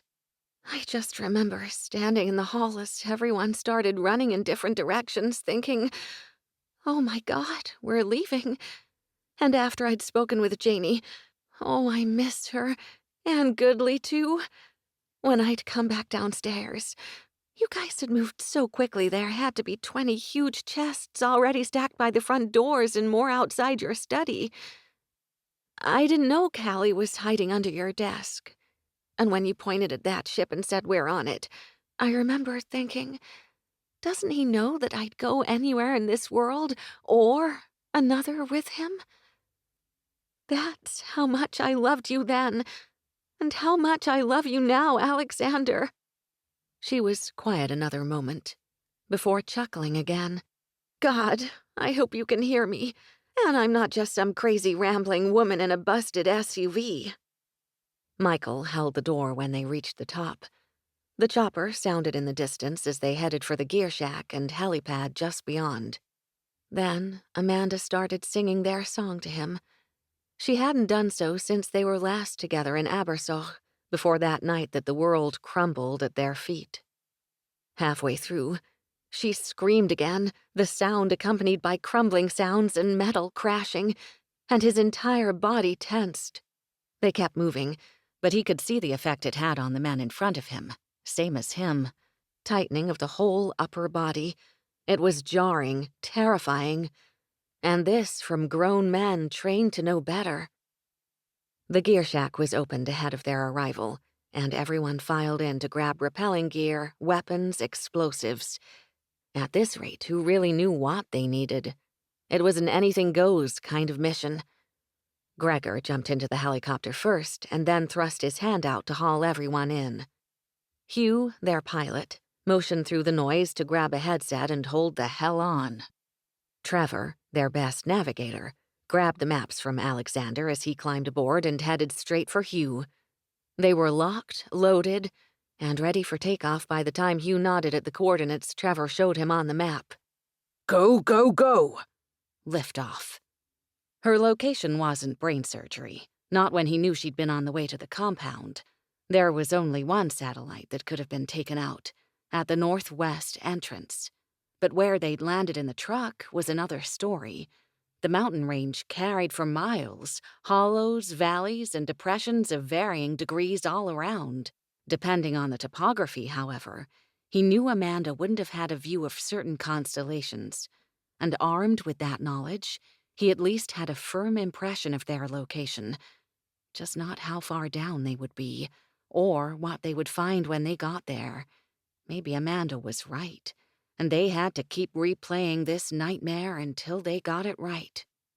They started securing their harnesses as Evan was getting his tools ready. We're nearly there. Alexander called behind him to his crew, clocking a familiar copse of trees. I can hear you, Alexander, Amanda said breathlessly. I've got a visual, Michael cried at the same time. I climbed in front next to Stephen, Amanda repeated. The window's gone, but I think there's enough room to get him out first.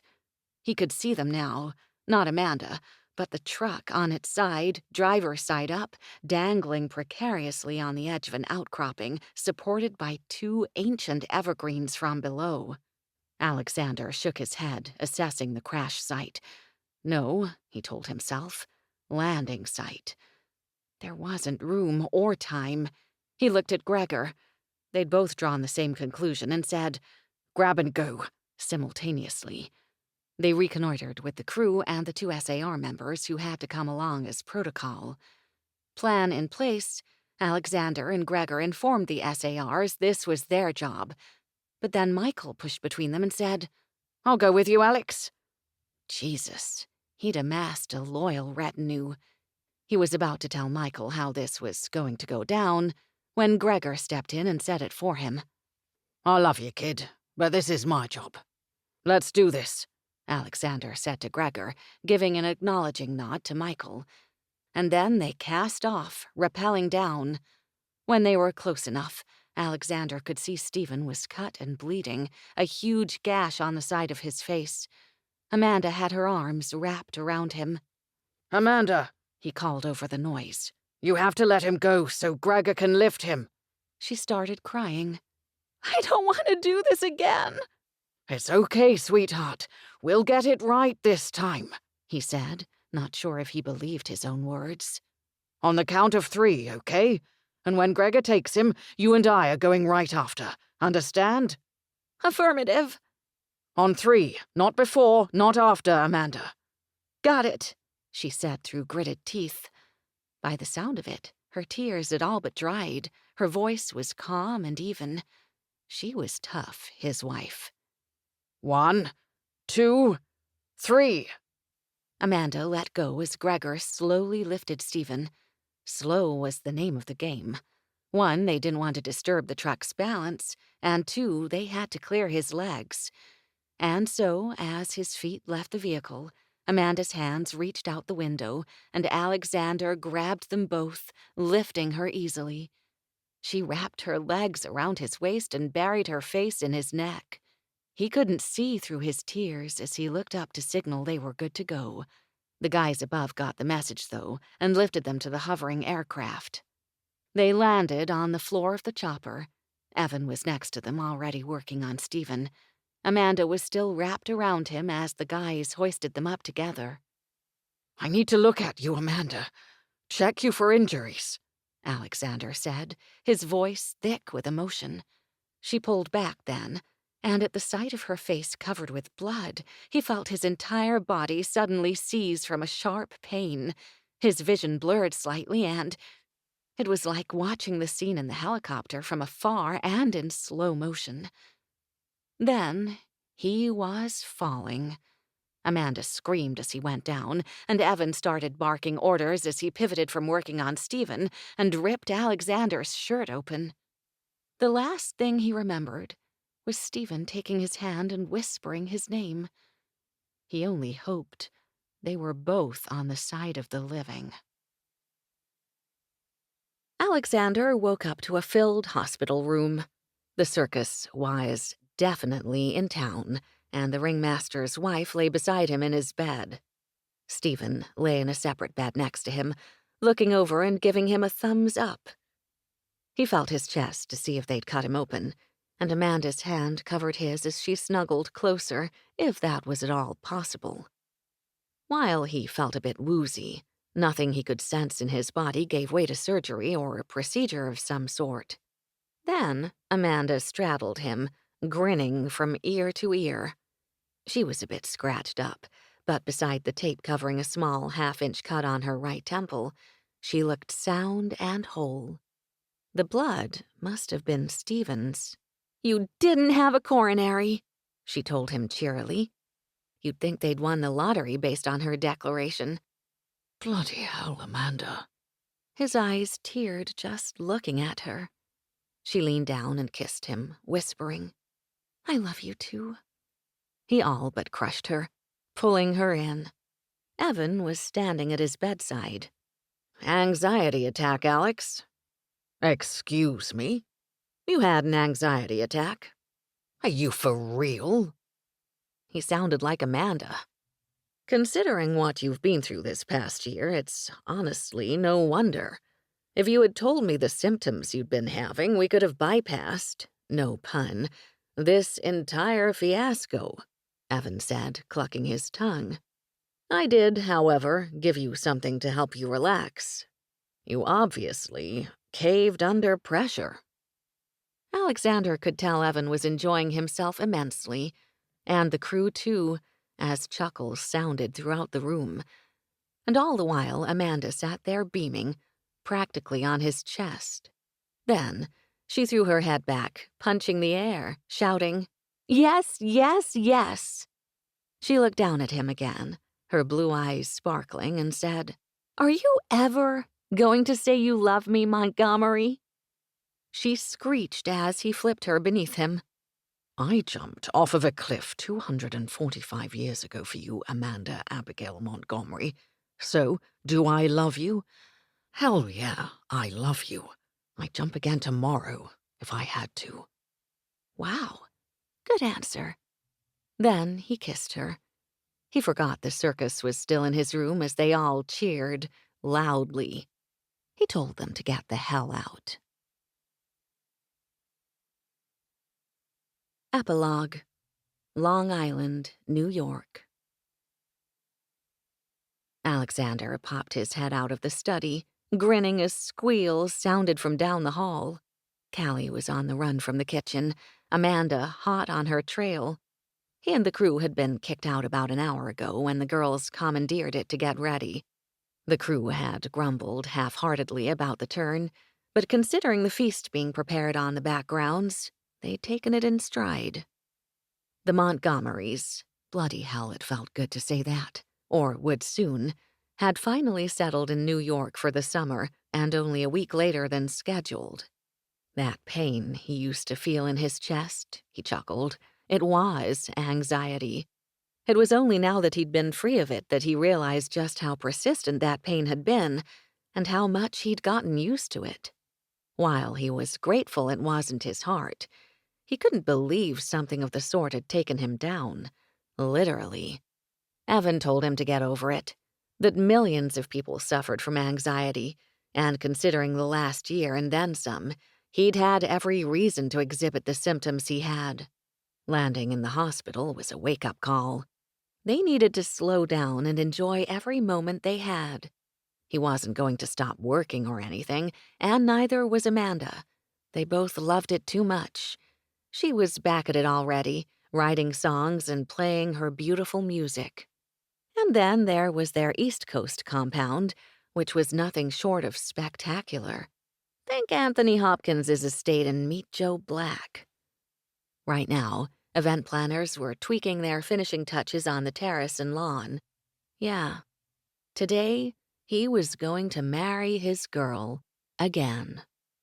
The last helicopter had landed 2 hours ago, which meant the circus was back in town. In addition to the crew, there were a few special guests. Art and his wife Betty, Jason Wilde, whom he'd struck up a friendship with since the gala, and, of course, Lizzie. How could they not include her when it was her Amelia Bedelia cake that had snapped Amanda's memory back in place? Alexander laughed to himself, thinking again about how fickle fate and chance really were. A cake of all things. A cake. As Callie sped by, he snaked an arm out and bent to grab her. She giggled, clutching Mrs. Beasley closer and fixing the wreath of flowers on her head. He stood up, his daughter in his arms, and she rubbed his whiskers, which were just a bit longer now. Amanda liked his 5 o'clock shadow so much, he'd indulged her with something more akin to a midnight shadow. When she'd first seen it, she'd mouthed, "hot." He'd kept it, obviously. Amanda stopped short at the sight of him, halfway down the corridor, already dressed in a white knee-length sheath dress, stunning and classy, bare feet aside. He motioned with his free hand for her to come here. She did.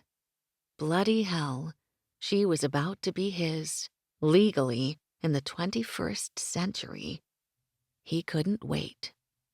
"Hi, gorgeous," he said, his voice low. Her cheeks were flush, eyes bright as hell. She lit his every last fiber. "Just a few minutes more," she said, taking Callie back. And at 5 o'clock on that very day, he walked up the stone steps of the terrace and extended his hand to her. "Come with me, Amanda," he asked. "Anywhere, Alexander." This has been Never Say Goodbye, a Brothers Montgomery book, Book 1. Written by Kim Sakwa, narrated by Marian Hussey. Copyright 2020 by Kim Sakwa. Production copyright by Kim Sakwa.